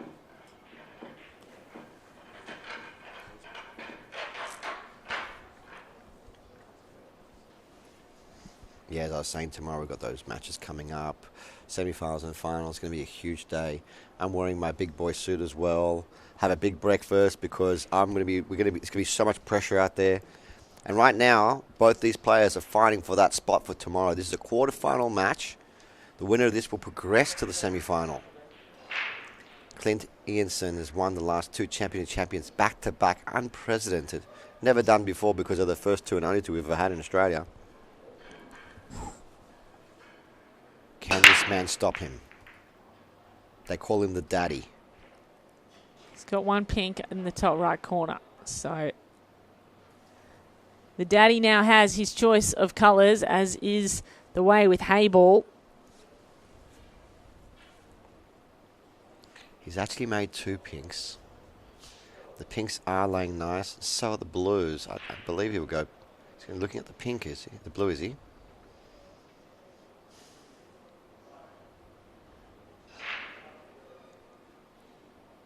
It doesn't matter if he made 2 balls, 3 balls, 5 balls. He'll choose the balls that he feels he can run.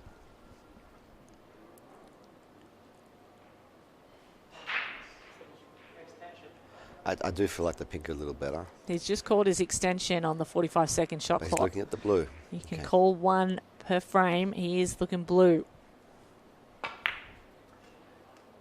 So blues for Arfan Dad. Clint Ianson will be on pink if he gets an opportunity to get out of his seat.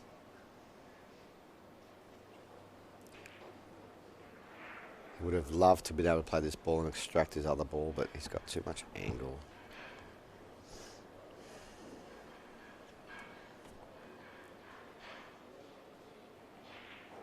He's going to choose to bank it again. He loves banking balls. He's done it again. Hard the pocket. Both times. Forget extracting the balls. Just bank him. Just bank him. He's no issue. When a player is that good at banking balls, is it hard to keep being defensive against him? So now you've touched something we haven't actually discussed the last couple of days. There are certain players that are really good at jumping balls. There are certain players that are really good at banking balls. There are other players that are really good at long distance shots. Knowing your opponent can give you an advantage.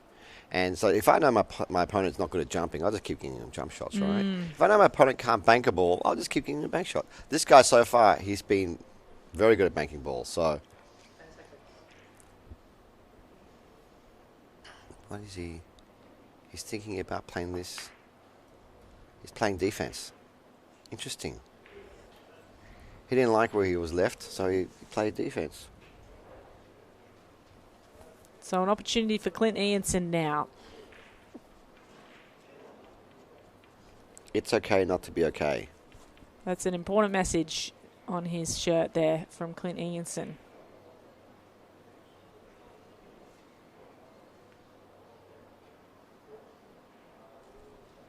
An important choice here, though. Does he play on the attack, aggressive? Try and make this in the middle. No, he's played safe off it. Yeah. Look at this. Does he get behind the pink? If he gets behind that pink, this is an amazing shot. Did he get behind that pink ball is the question. Did you see that? Well, Arfan might have a lane down to the blue, bottom right corner. Not sure if you can get around the pink. Yeah, you can. He's going to have to try. Another millimetre or two, he would have had him completely snookered from everything on the table. Just shows you the quality and class of Clint Jensen. Mm-hmm.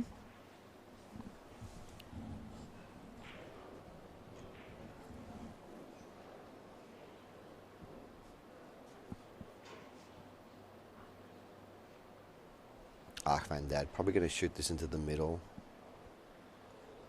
At first glance, you think the corner's the shot, but I think the middle's the shot. If you can negotiate the white ball to have a shot on the blue into the bottom left-hand corner afterwards. There you go. Oh, he's missed it. Hit the knuckle and rebounded out. So those now, knuckles, Kate. Yeah, that's the problem, isn't it? These knuckles jump out at you.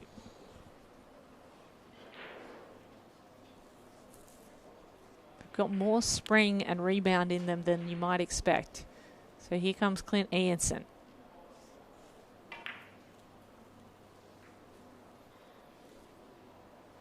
Trying to get that white ball behind that pink again. That's his target. He's gone very close twice now. Playing tactically, Jensen, the Brit.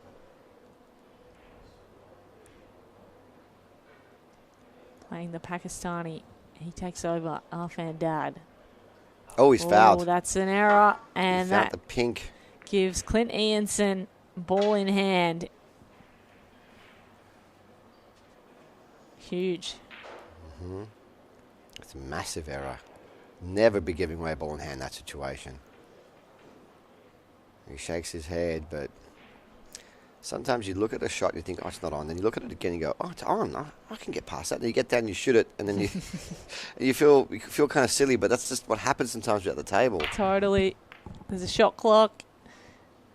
Time pressure. You're playing for a big title, playing for money, sponsorship deals, you name it. There's a lot at stake.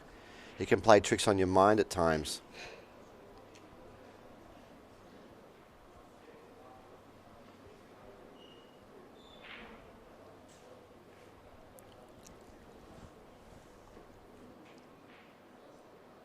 So Clint Jensen gifted the ball in hand, and now he has the opportunity to take this frame if he can play it right.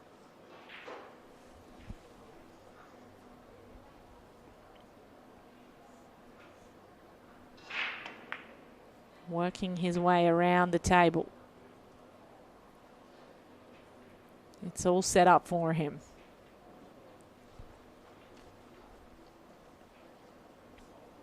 As I always say with really great players, the last three balls, it doesn't really look like they're doing much because they're choosing good patterns, these beautiful triangles to finish with. And he's going to follow this ball in with a little bit of left and then a little bit of left-hand side on the white ball. Just to keep it close. Yeah, see the left-hand side there. And now he's got a nice shot in the black.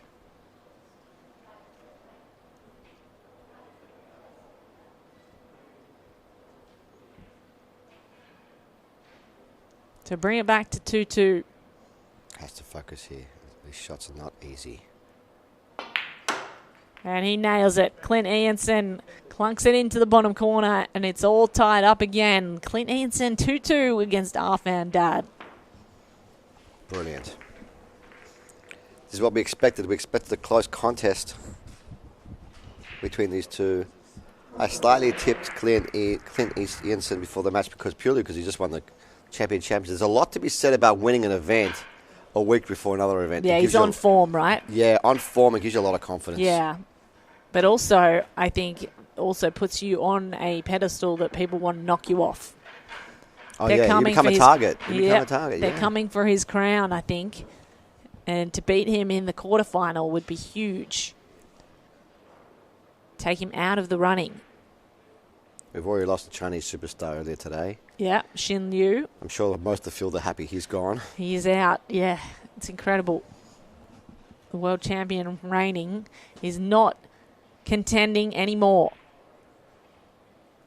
But that's it. That's how tight these Heyball games can be, especially in races to 7, Barry. They're short races. Anything can happen. You find yourself on the back foot and it can be difficult to get back in. Clint Jensen is going to break from the center of the top. right from the centre. Straight down the guts of the table. Maybe 2 straight. He didn't make a ball again. That's 3 in a row. That's going to start playing on his head now. He's thinking, why am I not making balls at the break? But I like how he's moving the ball around different spots. He's trying to find what's going to work. So Arfandad has the choice of colour. What's looking good for you? There's only one choice here. He's got to go blues. I don't think he can win one visit with a red pink at all. He's going to have to go blues here. He's looking at the blues in the corner pocket. If I was him, I'd leave him there. You could probably finish with them as well because you could come back, and I think that's what he's going to do. He's going to leave them there for later. You can use one ball to open up the other 2 balls. There you go. He's going to get rid of his most difficult ball first at the bottom rail. Nice. I feel like Arfandad is a guy that likes to play with a bit of rhythm as well. I just get that feeling. The way he waltzes around the table, he's sort of marching at the same pace, and he likes to get going, doesn't he? He's got a lot of swagger. Yeah, the daddy. The daddy. Of course he does.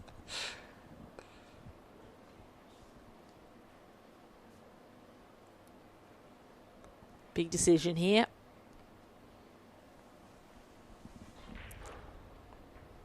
Oh, look at this.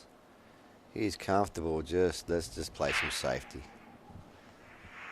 He didn't want to risk going for the art now. He definitely grew up playing this game in England.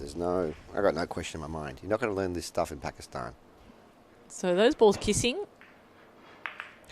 He made the black. He's made the black. No. Oh, my goodness. How did the daddy know? How? What an error. Wow. You can't legislate for that, Kate. I know what Clint was doing. He was just trying to rearrange things. You can't imagine in a million years how I'm going to pot the black out of turn. No. So Arfandad gifted that frame. Wow.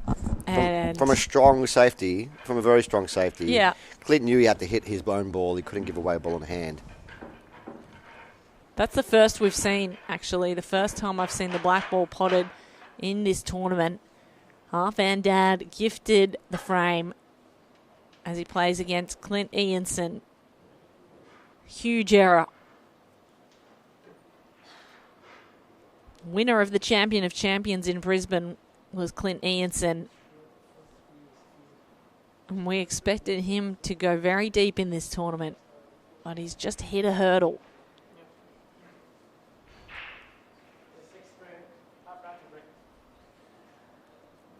So Arfandad to break now.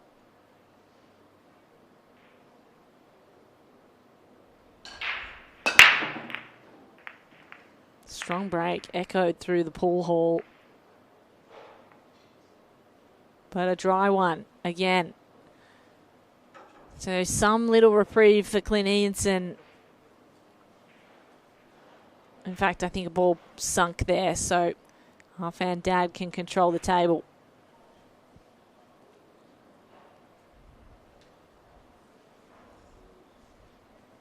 Weighs up his options. What colour are you taking here, Barry? So, well, he's taking the pinks, isn't he? 3 frames to 2. That was such a weird way to lose the last game for Ianson. I felt so sorry for him. Yeah. It was that's just unfortunate. One of those things that happens. At the end of the day, Arfandad played a great safety shot there. I wonder, is he going to play now to get behind? Yes, he was going to play to get underneath this. Okay. He's left his pink ball near the black. He'll finish with those later, is his plan. He has got that ball there, you know, near the balk line. There's a ball that's covered up by a blue ball. I thought he was going to play for position on it now, but he's decided to do it a little bit later on. Let's see what he does. Here. He'll be getting it out here. Right behind it. That's the spot. That's the shot there. Good position play.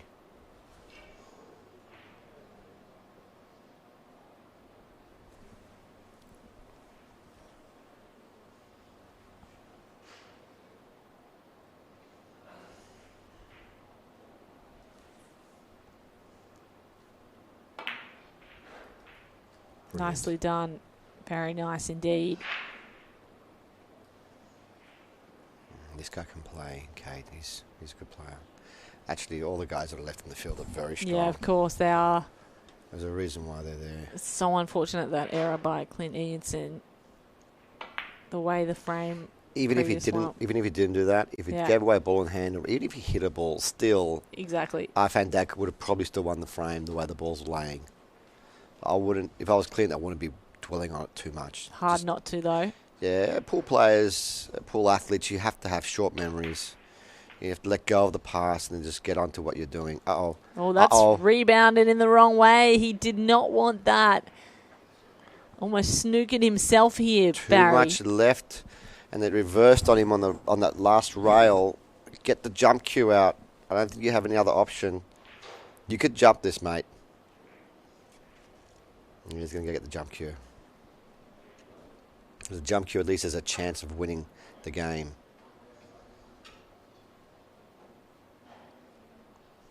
Now, with the jump cue, even if he makes it, he's not guaranteed to get on the ball. But yeah. Really hard to 10 shoot this in. seconds as well. Does not have an extension? It does. Okay, he's going to try and make this into the bottom right-hand corner.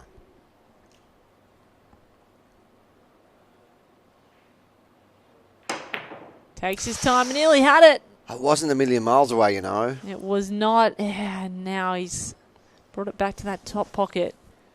Blue balls everywhere. A wall of blue in the way.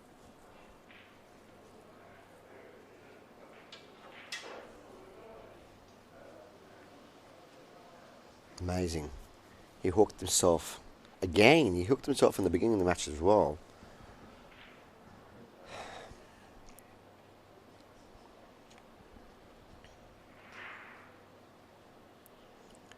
Clint just sizing up his options. Maybe be playing. Yeah, he's playing a safety again. I didn't think he was going to start shooting. Only because he's got that one ball nearest the balk line that doesn't really. He's just going to wait. He's going to wait and try and wait for a better opportunity. Didn't have to. He could have gone for him, but why risk it? He's thinking.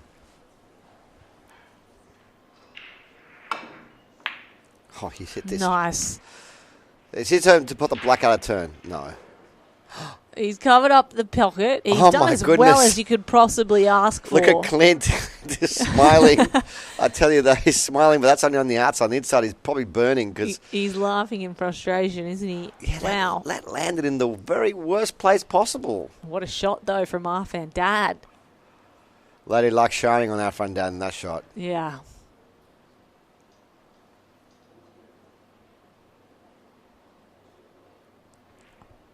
This is where it becomes a game of chess, doesn't it? You got to think through all of the next moves that you could possibly make. Does he start shooting? Does he stay defensive, leave balls on the table, try and tie up Arfan and wait for a better opportunity?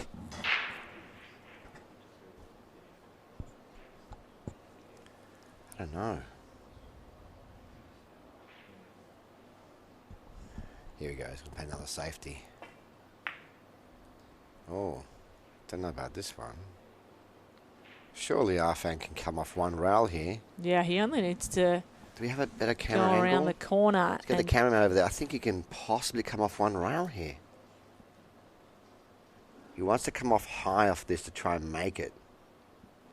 He could miss the ball together, but I think it's worth trying. He might even be able to go straight through. Yeah, onto the rail, and then with left-hand spin. Oh, he's just going soft. Yeah, he doesn't want to. Yeah, he didn't want to move his ball too much. Look at this. In a way, he's kind of forcing Clint to shoot this ball, and Clint doesn't want to shoot this ball because this is the ball that's protecting him the most.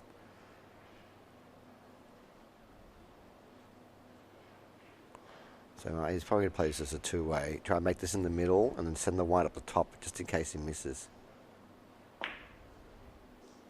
Well, he missed it. And he sent the white up the top just in case he misses. Does he get cover? Pretty good coverage from my angle here. Okay, camera 3. There you go. That's a good camera angle. What great camera work. Our team. That's tough. Our team has been doing a fantastic job today. But the daddy just walked in front of us. He's ruining our camera shot. How does he get around to the pink? Going to go one rail off the left. Oh, There's here a we chance. go. This is a chance. No. He's missed it. Wow. That was literally a cat and mouse battle right Yeah, there. so a foul called, and now it's Clint Ianson who can choose how to run this. He's going to shoot this ball into the rail, into the pink, into the pocket. Mm-hmm. That's what it looked like he's going to do. Try and get underneath the pink. Doesn't have to, though. He's going to go for the run out, is he? He is going to play that shot because it's also going to push Arfan's ball onto the bottom rail, give him a little bit of protection in case something goes on later on. Always thinking ahead, these guys, huh? 10 seconds called. 45 second shot clock running down. Has to shoot. Okay. Does what he intended. Moves the pink ball. Gets one blue in. Things looking up from here. Probably screw off the back right. Okay. Stunned it. Stun. They're all at his mercy now, Kate. We're staring down the barrel of a 3-all scoreline. All of these blues potable. Using the other blue to hold the white. Yep, beautifully done. Textbook play. I can see why he's won the both champions last year and this year. This gentleman's got a lot of bottle meaning he's very good under pressure. He's British. He knows what bottle means. That's a pretty British term, actually, Barry. Oh, thank you. Love it. Thank you. So, from here, a pretty simple equation. Well, he's going to take the higher ball first. By taking the higher ball, starting off one rail, he's just doing less work. Yeah. Beautifully done.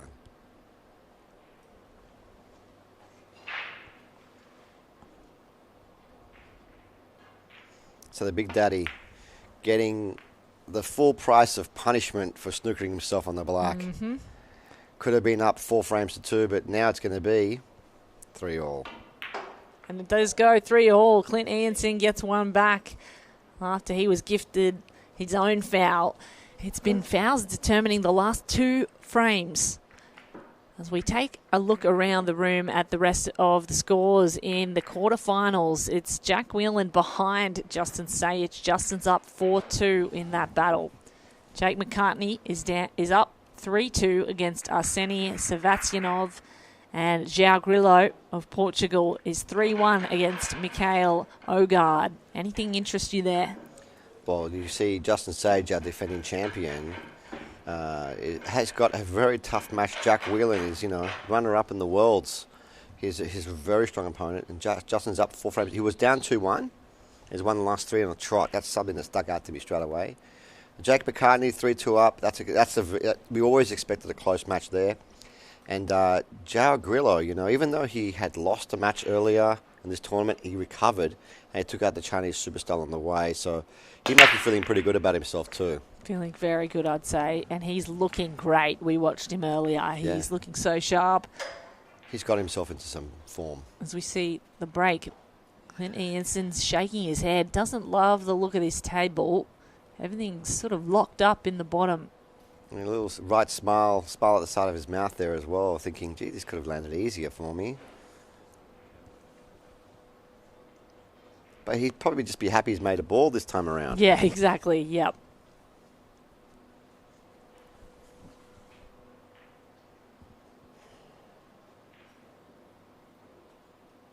Okay, he's going to shoot the pink ball in the middle.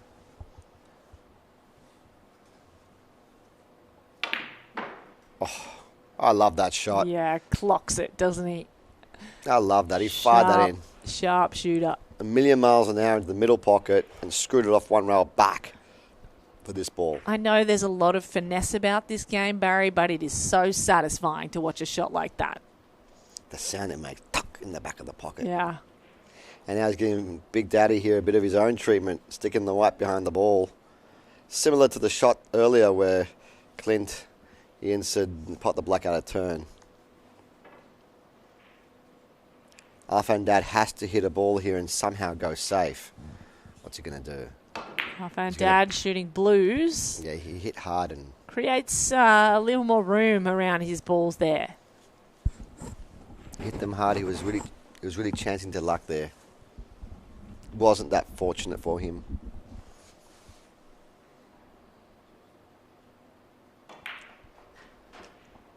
And Clint wasting no time. He was going down for his ball. He's put his hand up to say sorry because it worked out better than he expected.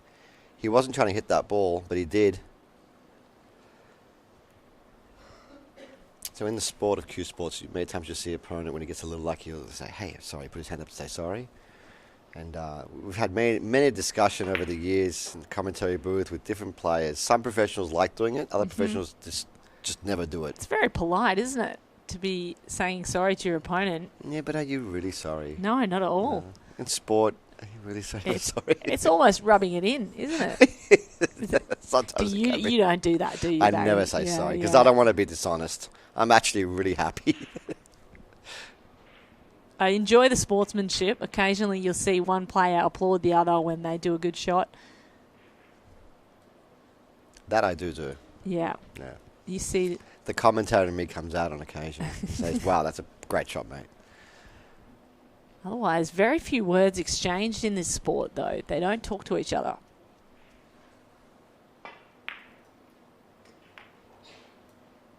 One pink to go and the black for Clint Ianson. Yeah, he's looking really good now. Now The score was 3-3. Yeah. So on our scoreboard, we need to update that for you at home. It's about to become 4-3. Oh, nearly. Wiped its feet. Knuckle didn't want it to go in. Clint Ianson says you're going in, and he does so. So it's 4-3 to Clint Ianson in the Oceania Heyball Open quarterfinals.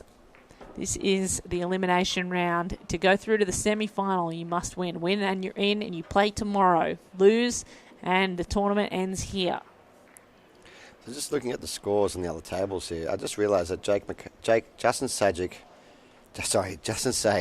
and Jake McCartney, they're our two best Heyball players we have in Australia. They're the ones that travel internationally all the time.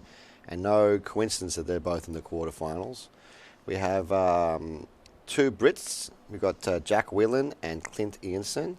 You could also argue that Arfan is also a Brit. And we have one Norwegian, one Portuguese, and one Finnish player. Very international showing. Jack Whelan's pulled one back to make it 4-3, trail by one.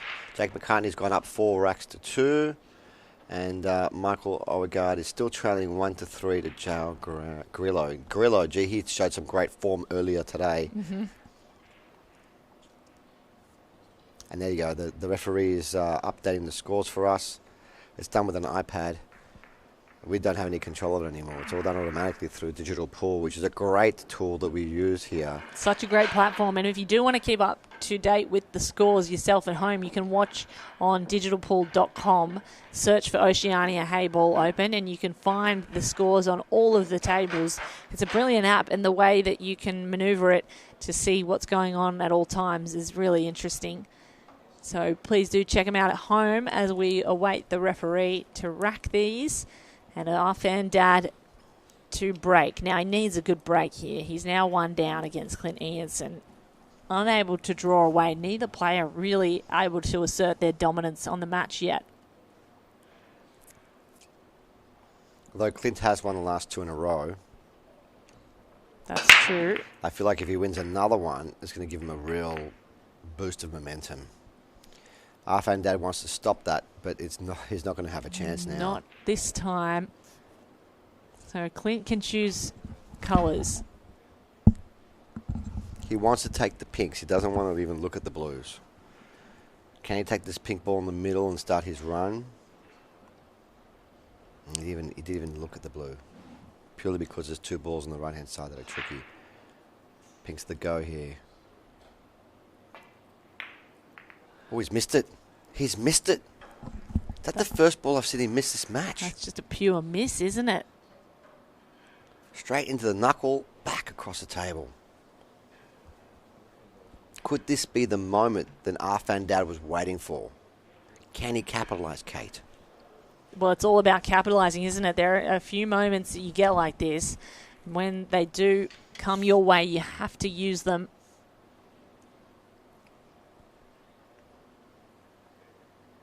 Looks like he might try the pinks.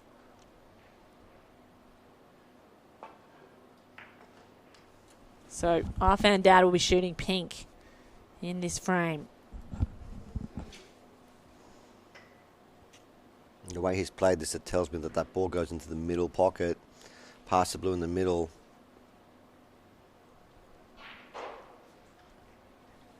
Yes, I wonder if we can get a good camera angle of this. Camera 3. Not gonna. I'm pretty sure this passes the middle. It must have, otherwise he would have played it differently. No, it doesn't. Look at that angle. Yeah, it doesn't pass that blue in the middle. That's what you're saying, Barry. Let's shoot this up the top. 10 seconds called left on the shot clock. Oh my goodness. Oh my goodness. He almost made that. No, he nearly made it. That is a very difficult shot to execute. From that distance to play a combination from that distance. So the more distance apart the balls have, obviously, the harder it is to control the pot. He almost made that.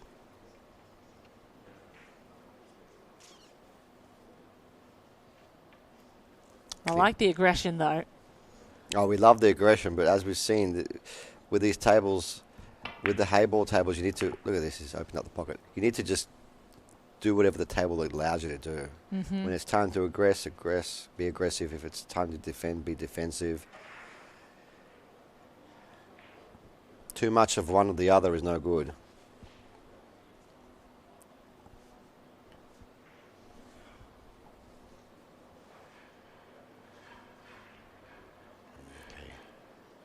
He's so good at banking the balls, but he chose not to this time because he wants to keep his ball there to make Clint's life difficult for later.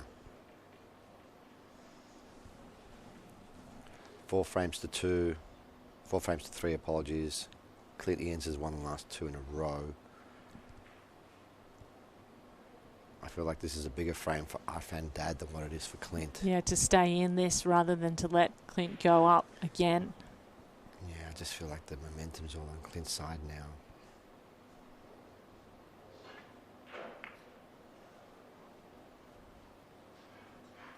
So now Arfan shooting pinks.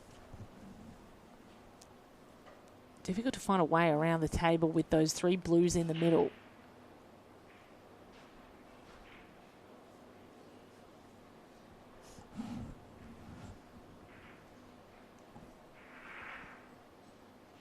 He may just have to roll this up the top corner and block that pocket for later. If he makes it, he makes it. He's not even trying to make it. He just wants to close the pocket. Close it. Yeah, that's good, actually. It's a good shot. He's blocked Clint's blue ball from pocketing that hole. And Clint's going to repay the favour by blocking his other ball. We're in for a long frame again. A really strategic defensive frame here. So important to make good decisions. A shot at the championship on the line. Lose and you're out. You will not play in the semi-finals. It's harsh, but that's how it's got to be. Only be one winner. This man's getting used to winning. Around the table right now, Clint Earson, our champion of champions, champion. That's champion to Barra 3. How many times do you want to say champions? Champions cubed. He won the Champion of Champions event, and he's our champion. That's pretty impressive. He can open it all up here with his shot. Okay. So he's opened the pocket. He's opened it, yeah, but you see, I think Arfan's got a chance here to run the balls. Mm-hmm. They're all there. As you can see, one passes the other. I feel like he's got to go for it now. Clint Ianson just tapped his leg and he's frustrated with that, I think.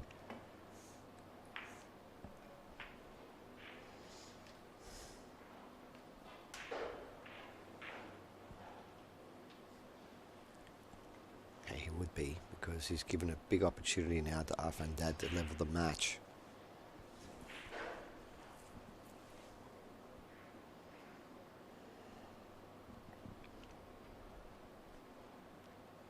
The pressure is mounting.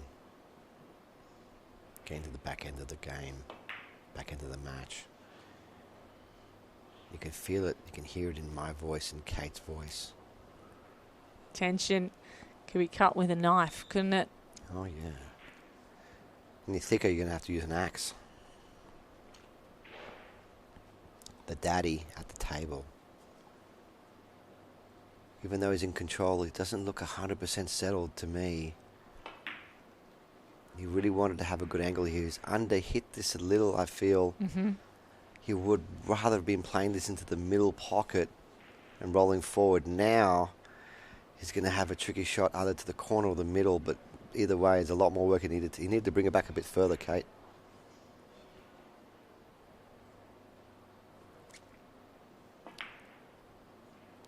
Well done. That's a Look at very that. good shot.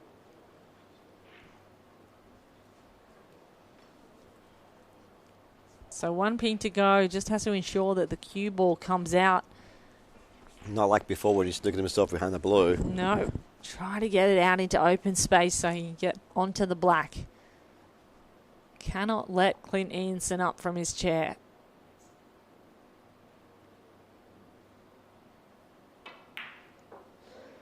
Not again. Not again. No. Say it isn't so. Unbelievable. He's done it again. Could have just left himself on the left side and taken a shot. He forced the issue. He's put himself behind the blue. He's going to jump this. He's going to masse this. A masse is where you raise the back of the cue and you swerve the white ball around the ball. He swerved it around the ball. He swerved it around the ball and it's almost made it. It's a swerve shot. Nearly. That would have been impressive. But now the table is looking very good for Clint Ianson. What do you do now if you're Clint? He's going to play safety here. Just tap it. Try and lock him up behind there. What do you do? Call it an extension. He's not sure. How do you win the game from here? Okay, he's going to place the black over the blue over the black. Did he leave a little edge out? Oh, Arfan Dad's tapping the table. This is an interesting situation now. Now, if he chooses to go up and down the table, he's going to make sure he hits the black first or he'll foul. He might swerve it again. Here we go. Oh, so close. Hits the knuckle and comes back. I knew he always had a personality. This guy's got a lot of personality. He dipped his head on the table like, oh my God, I missed it. Did really well to even reach the black ball. You can't really tell on our cameras, but I think it was really well hidden. Now Clint Ianson surveys the scene. Does he start shooting? Does he continue to play safe? He's a lot of options now. Now he can play safe because he knows wherever he put the ball, Arfan Dad cannot pot the black. He's going to have to move it for him as well. Got to promote this ball.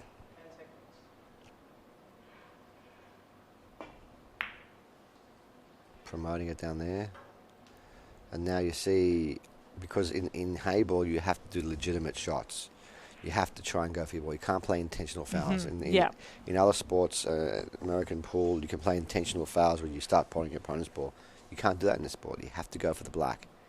He must hit the black. He doesn't. No, he hits the opponent's ball.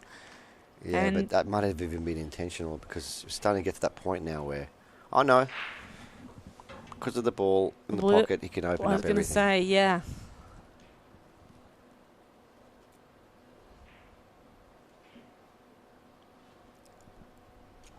And he's as comfortable as he can be now. He can play a million safety shots now if he so chooses. How is he not going to foul? How does he not Half foul and Dad here? not going to foul? Is there a way through? That way? Off the side rail, very If you softly. accidentally foul and you hit your ball into the black and the black sinks, what happens? You'll lose the match. Yeah. Here we go. Oh, my goodness. That is the best scenario that could have happened. Yeah, that was the only way out without losing the match. Because now Clint's going to have to play. He's going to have to get the black out now. Yeah, he's So gonna have to free the pocket. you lose the entire match, not just the frame. Oh, no, you lose the frame only. Yeah. Correct, yeah.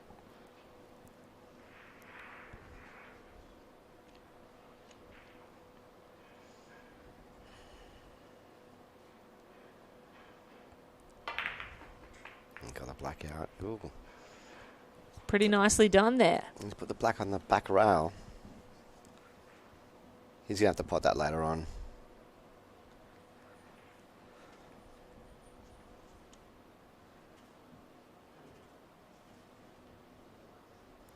Got the ball in the corner to continue shooting with.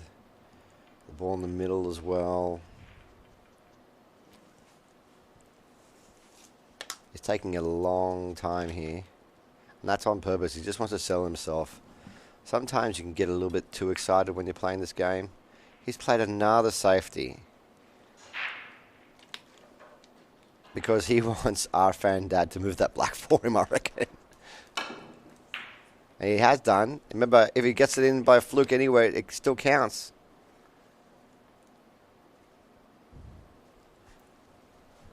So the black now locked up anyway behind a blue ball.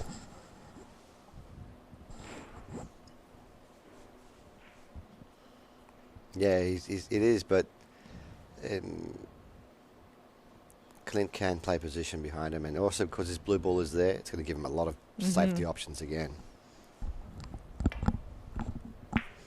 Long frame here. This is the longest frame of the match. It feels like the biggest frame of the match. Yeah, it's really crucial, this one. Our friend Dad probably going to go 2 rails now, hitting hard and hoping that something great happens for him. 1, 2 rails. He hit the black Got full in there. the face. Full in the face. And now, no more safety play. I don't think there'll be any more safety play now from Clint. Time to switch gears and go into attack mode. It's almost as if you heard me. Yep. Going to make his way around this table, not let Arf and Dad back in.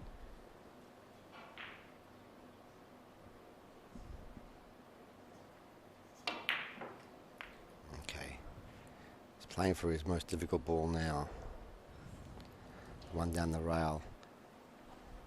I thought he could also finish with this ball too, because you roll it in dead weight, you go on the black.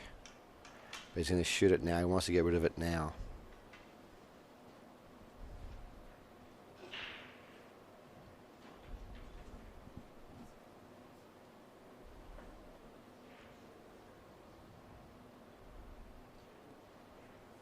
Leans right over to get to it. Does get there. Well Good done. shot. Very well struck. Very nicely cued. Very positive.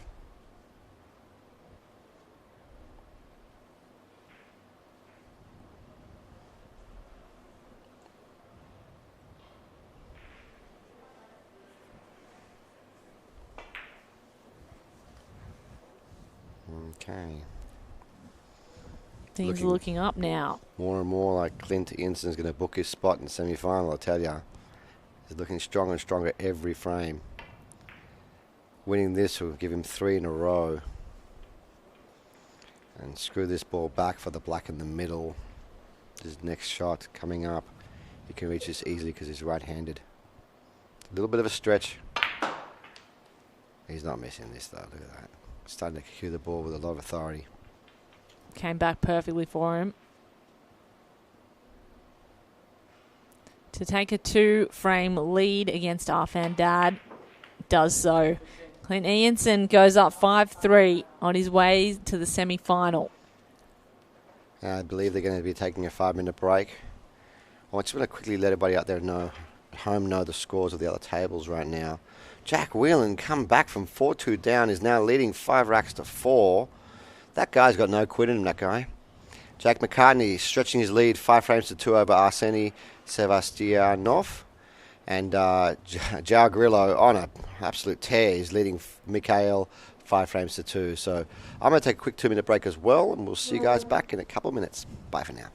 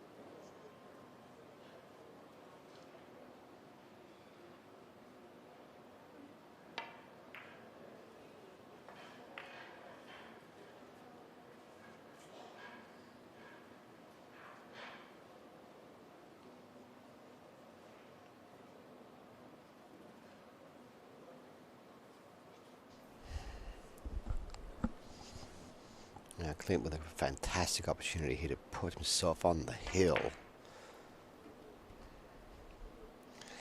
Choosing to take a low angle on this ball because he can use it to dislodge and extract his ball that's on the rail here.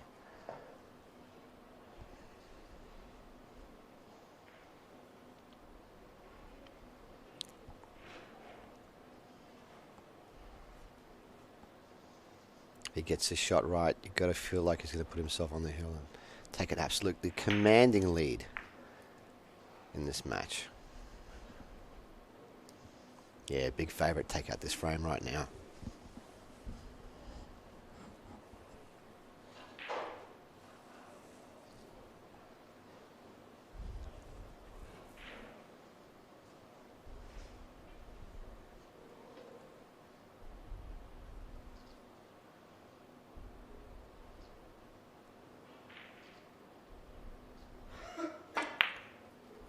Someone coughing at the most inopportune time, right on Clint Ian's backswing. Didn't seem to faze him though. This gentleman is in the zone. If he can hold the white now.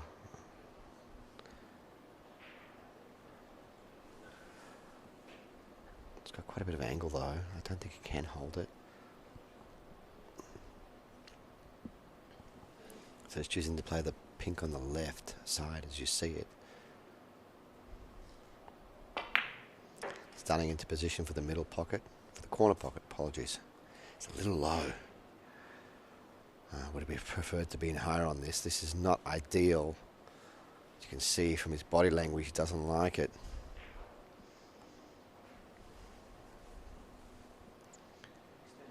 Land a little bit low here. Very serious looking face from a very serious player. Last week's champion of champions champion. Yes, I do enjoy saying that.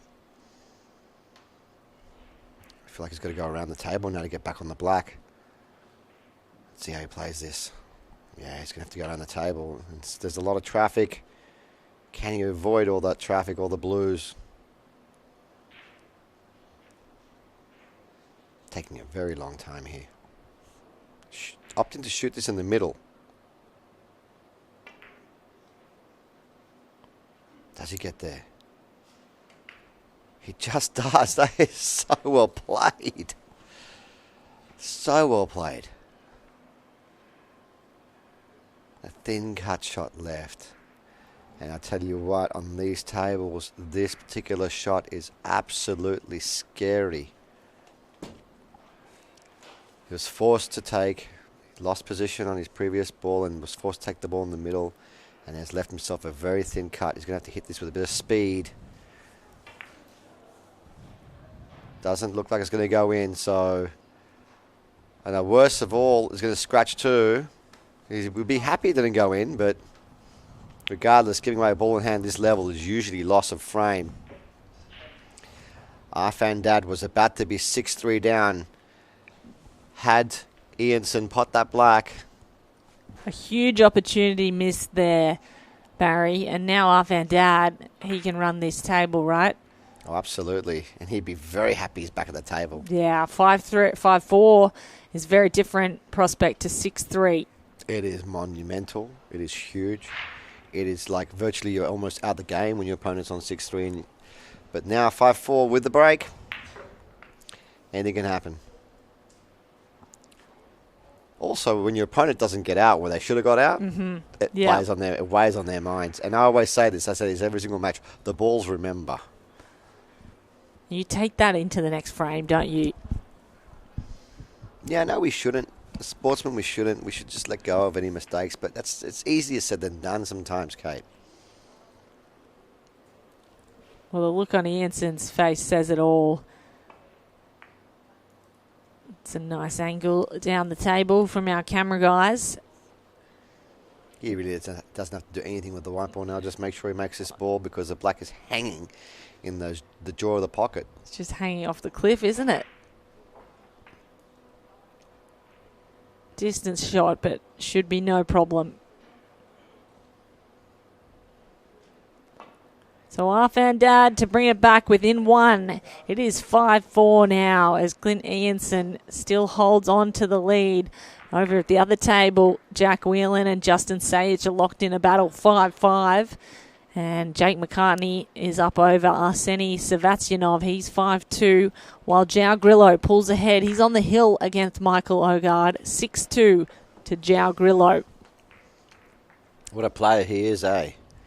He's really found his form. During that match that we commentated on, he's had to find rhythm towards the end of that match. It looks like he's carrying on the momentum today. What a shame we have to come back tomorrow for the semi-finals and finals. What do you mean, what a shame? What a treat that we get to come back. I meant from his perspective because he's on fire today. He would probably rather say, let's just play it all today, guys. That's so true. If he was playing them tonight, I reckon he'd run them all out. Yeah, that's how you feel sometimes, right? Yeah. He's on fire. He's on a heater. So Jack Whelan and Justin locked in at 5 apiece. Gee, I wish we could watch that as well. I wish we had all tables on the screen for you out there to watch at home. Maybe in the future we'll have multi-cameras and we'll be able to do that. some point that would be We unreal. could also possibly clone ourselves as well and Yeah. put us on all different tables. And we could commentate all at the same time. That would be probably quite unreal, but maybe at some point. I'll speak to my good friend Elon Musk. I'll give him a call and say, hey, create some Neuralink for all of us to plug in and watch. Get him on the line. Thanks, Barry. All right, so here we go. Our Van Dad to break. He has a real chance here to get back. 5-5 would sound great. That break sounded pretty great too. It made you jump out of your seat, Barry, but it doesn't look great. I jumped out of my seat because I thought that white ball was going to go straight in the middle pocket, but it got kicked out. So he didn't scratch with the white, but he didn't make a ball either. So Clint Ianson is back in the driver's seat again with the choice of the balls. Pinks are looking very nice indeed.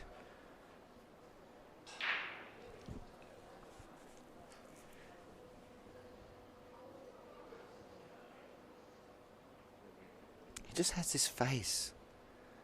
When he's thinking. Clint, yeah. Yeah.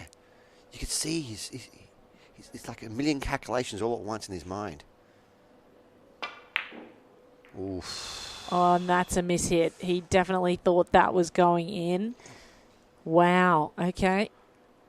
Yeah, he knew that was the shot to take. Yeah. Choice now of colours for our Van Dad. He'll go pink as well. He has to. They're the easier balls. I often say it, when you take the easier balls, usually half the work's done for you. Very cool. The big daddy, our Van Dad, trying to level the match. It's a good shot, actually. He's found the window to be able to pot his ball in the bottom left-hand corner.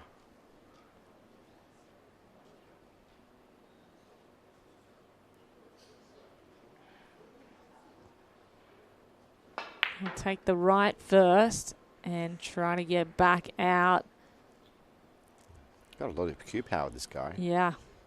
Very nice shot. He would have preferred to have been on the ball, the left side, top left as we see it. Would have preferred to have been on that ball now, but he can definitely get on it next shot.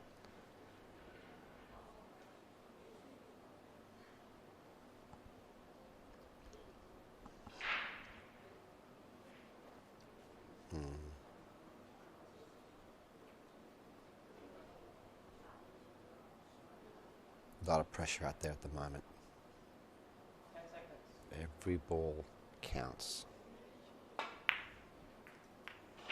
That one counts. Oh, he's sort of pushed a blue in front, but it's okay. The question I have in my mind now, can you manipulate to either miss that ball or to kiss it into better position? That's what he's looking at now. Yeah. Play the kiss because the natural angle of the white's going to go in there. And even if he doesn't get on that ball, he'll still have the ball in the middle pocket afterwards. So this is the key shot in this frame right here now. And now. Playing the kiss. Oh, that could have worked out so much better. That's probably in the worst spot possible. He is trapped, isn't he, in the jaws. Oh, wow. No way to go but out. So deep there, too. Look at that. That's really... It could have worked out so much better. Yeah. Oh, that's bad luck for our Van Dad. He's going to have to cue this really well. Keep his head still. This shot is missable. Very tough shot to play. He's rolled it. He's missed it. Gee, just over towards that knuckle, the far knuckle, the bane of that shot. So now it's Clint Ianson. What can he do? Well, not only did he miss it, but he also left Clint a shot, the blue in the corner. With Clint's going to have to figure out a way to get that ball off the rail. Yeah. If you're, I mean, you know what our Van Dad would be doing. He'd be banking it. And Clint definitely has that option, but he would love to just dislodge it. And because our Van Dad's pink ball is in the pocket there, it makes Clint's life more difficult. So he's looking to free up that pocket and play a safety shot. Yep, that's exactly what he does. Look at this. Oh, that's a perfect safety, isn't it? He's put him in jail. He's playing Monopoly. Do not pass go. Just go straight to jail, mate. Do not collect $200. Don't collect $10,000 if Clint Ianson can have anything to say about it. So he's going to have to go back off 2 rails to get around. I You think reckon? he can one. go 1 rail. Yeah, I think he can go 1 rail. But this is a must He's going to have to shot. cue over the top.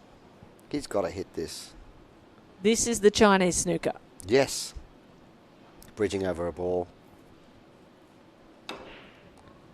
Oh, he's missed the He's hit the other ball. I didn't think he intended to do that, but okay. He heard you. He avoids the foul, and actually the other ball got into a better spot there. Yeah. He heard you and said, I'll go 2 rails. Kate said it, I'll do it. Yeah. I knew that was going to happen, see? Okay. Clint would love to move this ball out. He tried to dislodge it.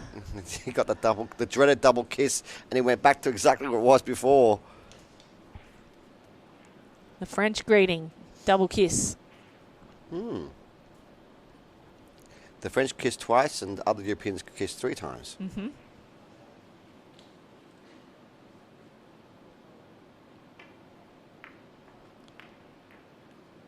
Oh, that would have been an excellent safety shot had he played it.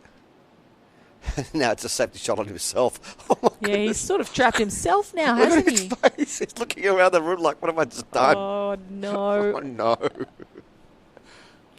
Sad isn't so. He's snookered. He's played a safety shot on himself here. Completely stuck to that blue ball. Okay, it's not the end of the world, though. When he thinks a little bit about it, he can actually just come off the edge of that ball.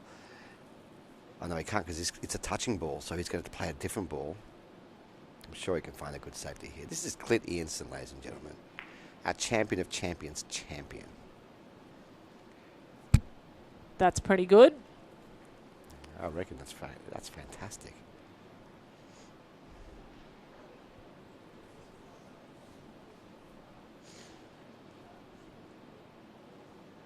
We have seen Arfan Dad play some really creative shots. Is he going to bend it again? Soft little masse. He's bent it again. Would have preferred to have bent it a little more. Again. I think Clint might play another safety here. Obviously, he's going to have to. Is he going to play safe where he dislodges his problem ball? No, not yet. He's going to wait. He wants to really lock up. He's shooting this. Bottom right-hand corner. He shot at it. He went for it and he missed it. And this is the opportunity that Mr. Arfan Dad's been waiting for. A missed pot. A very rare missed pot from Ianson. Been a long day. There's been a lot of matches. Your accuracy can tend to fall, especially Yeah. sugar levels have dropped a little bit, and there's been a lot of pressure going. Well, you see Clint Ianson has just reached for the water, so he's trying to rehydrate. This is not an easy shot by any stretch of the imagination. On this table, we've seen these balls spat out time and time again. Not this time. Wow. With authority, puts it away. He had to, and he wished he would have come a couple more inches away from the rail so he could really dig into the ball, you see. He's going to make this ball and then spin the white ball back for the black ball. It's very hard to do when you're on the rail. He's going to have to raise the back of his cue. See how he's raising it up? To create as much spin as he can. This is a difficult shot. Could be the frame winner. Wow, well done. Where does he get to here, though? Brilliant. He's on. Absolutely fantastic shot. He is on. You're right. It was on. An incredible frame there by Arfan Dad. Seesawing one. And eventually Clint Ianson gave Arfan the opportunity to go 5-5. And that is the scoreline now. 5-5 in the quarterfinal. I don't often see him make mistakes like that. Ianson, if he's shooting the ball, I thought for sure he's going to make it. But I think fatigue's sticking in. And Yeah. he's actually lost 3 in a row now. Now, some of the other scores, we've got Jack Whelan on the hill against Justin Sage, 6-5 against our defending champion. Jake McCartney in a commanding lead of 6 frames to 2 over Arseny Sevastnov. And we also have the screen is just locked up because the match is finished. So the other match is finished. I can only assume, because we've lost it on the screen.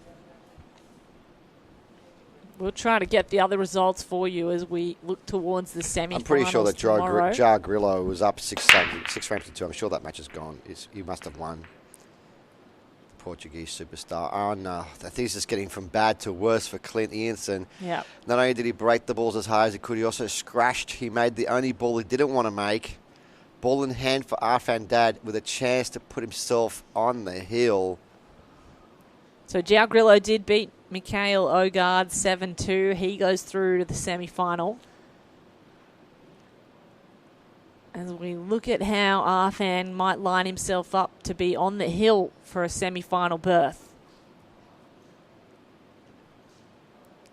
If you had asked me 15 minutes ago, I thought that this match, Clint Ianson was on the way to make 6 frames to 3. I thought the match was over. Same. And the whole thing just changed texture very quickly. Like you said, it changes so easily. The swinging momentum of this game, yeah, they're incredible. And now it's Arfan that really has his tail up, I think.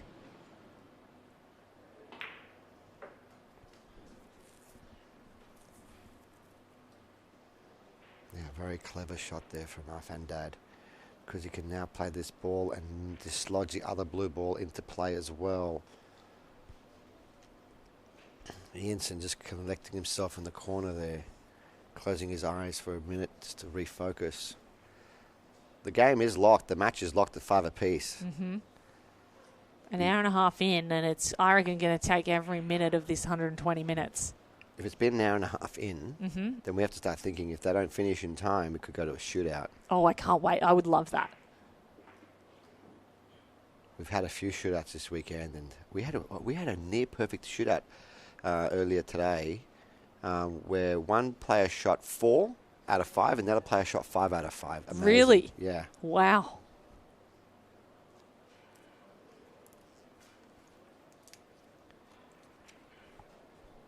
He's going to play this gently to hold the white. A little bit of drag here, playing a nice drag shot. Also known as a kill shot in America. He killed the white ball off the rail. He wants to get on the ball in the middle next.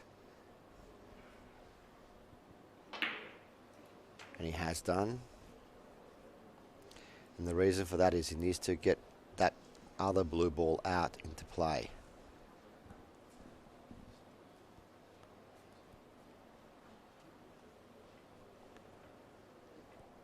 To be fair, he didn't need to do that. He could have come down for the ball at the bottom first and then come back up to do it. We might take a look at the women's scores in a moment as well. So we've been updating you on the men's scores. It's a nice kiss here. He's missed the kiss. He's just, oh no. No. Yeah, as I was saying, is he didn't have to do that. He could have pot this ball down the bottom first and moved up, and he would have freed up the pocket for this particular ball in the corner. He just didn't see that.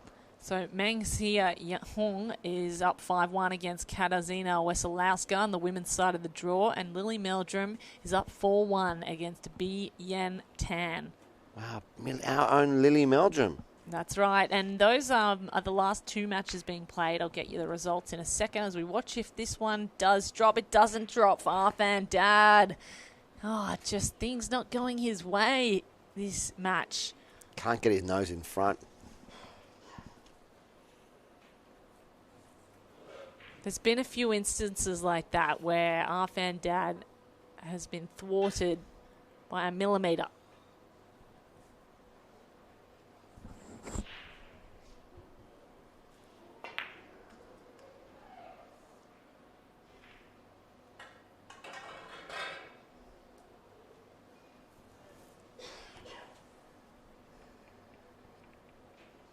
This game has taught me a lot over the last few days. And one thing you cannot do is force the issue. You need to play the table as it lays. If the run out is on, you need to go for it. If it's not on, you need to buy your time. Yes. So Tianqi Shi won 6-0 earlier today. Well, that was close. Yeah. she's a great player. Not that close at all. Uh-oh. You didn't see this, but you know what just happened now? Clint missed another ball. uncharacteristic miss from Clint. I feel like Clint's been off his game a little bit. Last 20 minutes. Yeah. He needs to get some sugar in him or something. Someone get a jelly baby over to Clint Ianson because he is not himself. You know, you're really spot on about that. If your sugar levels drop, your eye dominancy can also change and you can start missing balls without realizing it. Look at this. This is a guy that's not missing balls. Oh, yeah, but he doesn't get that one and he's huffing and puffing about it. Well, it was not an easy shot, especially on these tables. Yeah. You got to feel this is the last opportunity for Clint. He's got to put these away. Take the misses out of your mind and just get on with your work. You are a champion. But it can weigh in your mind if you missed a couple of balls you shouldn't have missed. Definitely, and I think that he is getting anxious. Might be a more wobbly hand, might be second-guessing himself. No second guesses about that. Clunks it in. Clunks it in and also sends in the white ball to dislodge his problem ball. Very well done. I believe all he has now is a cut on that ball in the corner. Not a difficult shot. But the white ball will be racing, so he wants to see where he can send the white. So cameraman. Camera 3, you can see how much he's got a lot of angle there, see? Almost a right angle, isn't it? So the white ball's going to be moving a lot after contact, even though he's played it so gently. Look at this. Uh-oh. Look at this, straight in the middle pocket. Not again. And that's what he was worried about because he had so much angle. It was very hard to control the white. So ball in hand now for Arfan Dad after the foul by Clint Ianson. Here's the frame in front of Arfan Dad for the taking. Oh, and you don't need to ask him twice. No, he'll take it. It's going to make things very difficult for Clint Ianson. Arfan Dad will take the lead for the first time. He will be on the hill. One frame away from a semi-final berth. And he's taken the last 3 frames in a row. Yeah, he is really on the momentum now, isn't he? What's going on with Clint Ianson? Can he get back into the match? That remains to be seen because Arfan Dad is on the hill. 6-5 against Clint Ianson in the quarterfinals of the Oceania Heyball Open. Half a ticket punched already. Yes. He's going to start counting the money in his mind. You have to focus on what you're going to do. Can I just quickly find out who's winning between Jack Whelan and Justin? Let's have a look. Did the match finish? Still going. And Jake McCartney's on the hill, 6 frames to 3, so we're about to hopefully have at least one Aussie in the semi. As Jake McCartney. Have you ever watched Jake play before? No, I haven't yet. He's exciting to watch. Yeah, I can't wait. So if you're wanting to look at any of the scores or the live action at home, digitalpool.com is where you can find them. Just search Oceania Heyball Open and you can look at the scores and how the semi-finals are shaping up for tomorrow. And don't forget, if you are watching along at home and you want to come and meet any of these superstars or you want to just play a few rounds of pool tonight, Friday night is where you'll find Club 9 Strathfield, and you're going to be there, Barry Mavros, as well as It ain't a party unless Barry Mavros is there. Exactly. You know? All of the stars of this tournament are going to be there and having a few drinks and a few games of pool. Come on down to Club 9 in Strathfield. Should be a good time. And a good time for Arfan Dad to break well as he sits on the hill, staring down. Oh, that pink went around the whole table and went in the corner pocket. You see that? Staring down the opportunity to go into the semi-final. Okay. So pink ball in the hole. He can choose his colours here. He's going to make this decision slowly because this one is important. And the very first thing he looked at, he went and checked out the black ball to see does it pass in the corner. Do I need to take the blues or can I take the pinks? He can take the pinks. Oh, he's going to take the blues, apologies. That tells me that that ball must pass. If not, he's going to have to move it. The black and the blue are together. Yep. He had a quick look at that. Maybe one passes. Maybe the blue passes the bottom. Anyway, he is on the blue, and he's running the balls. He would love this to be a break and run to finish off this quarterfinal match.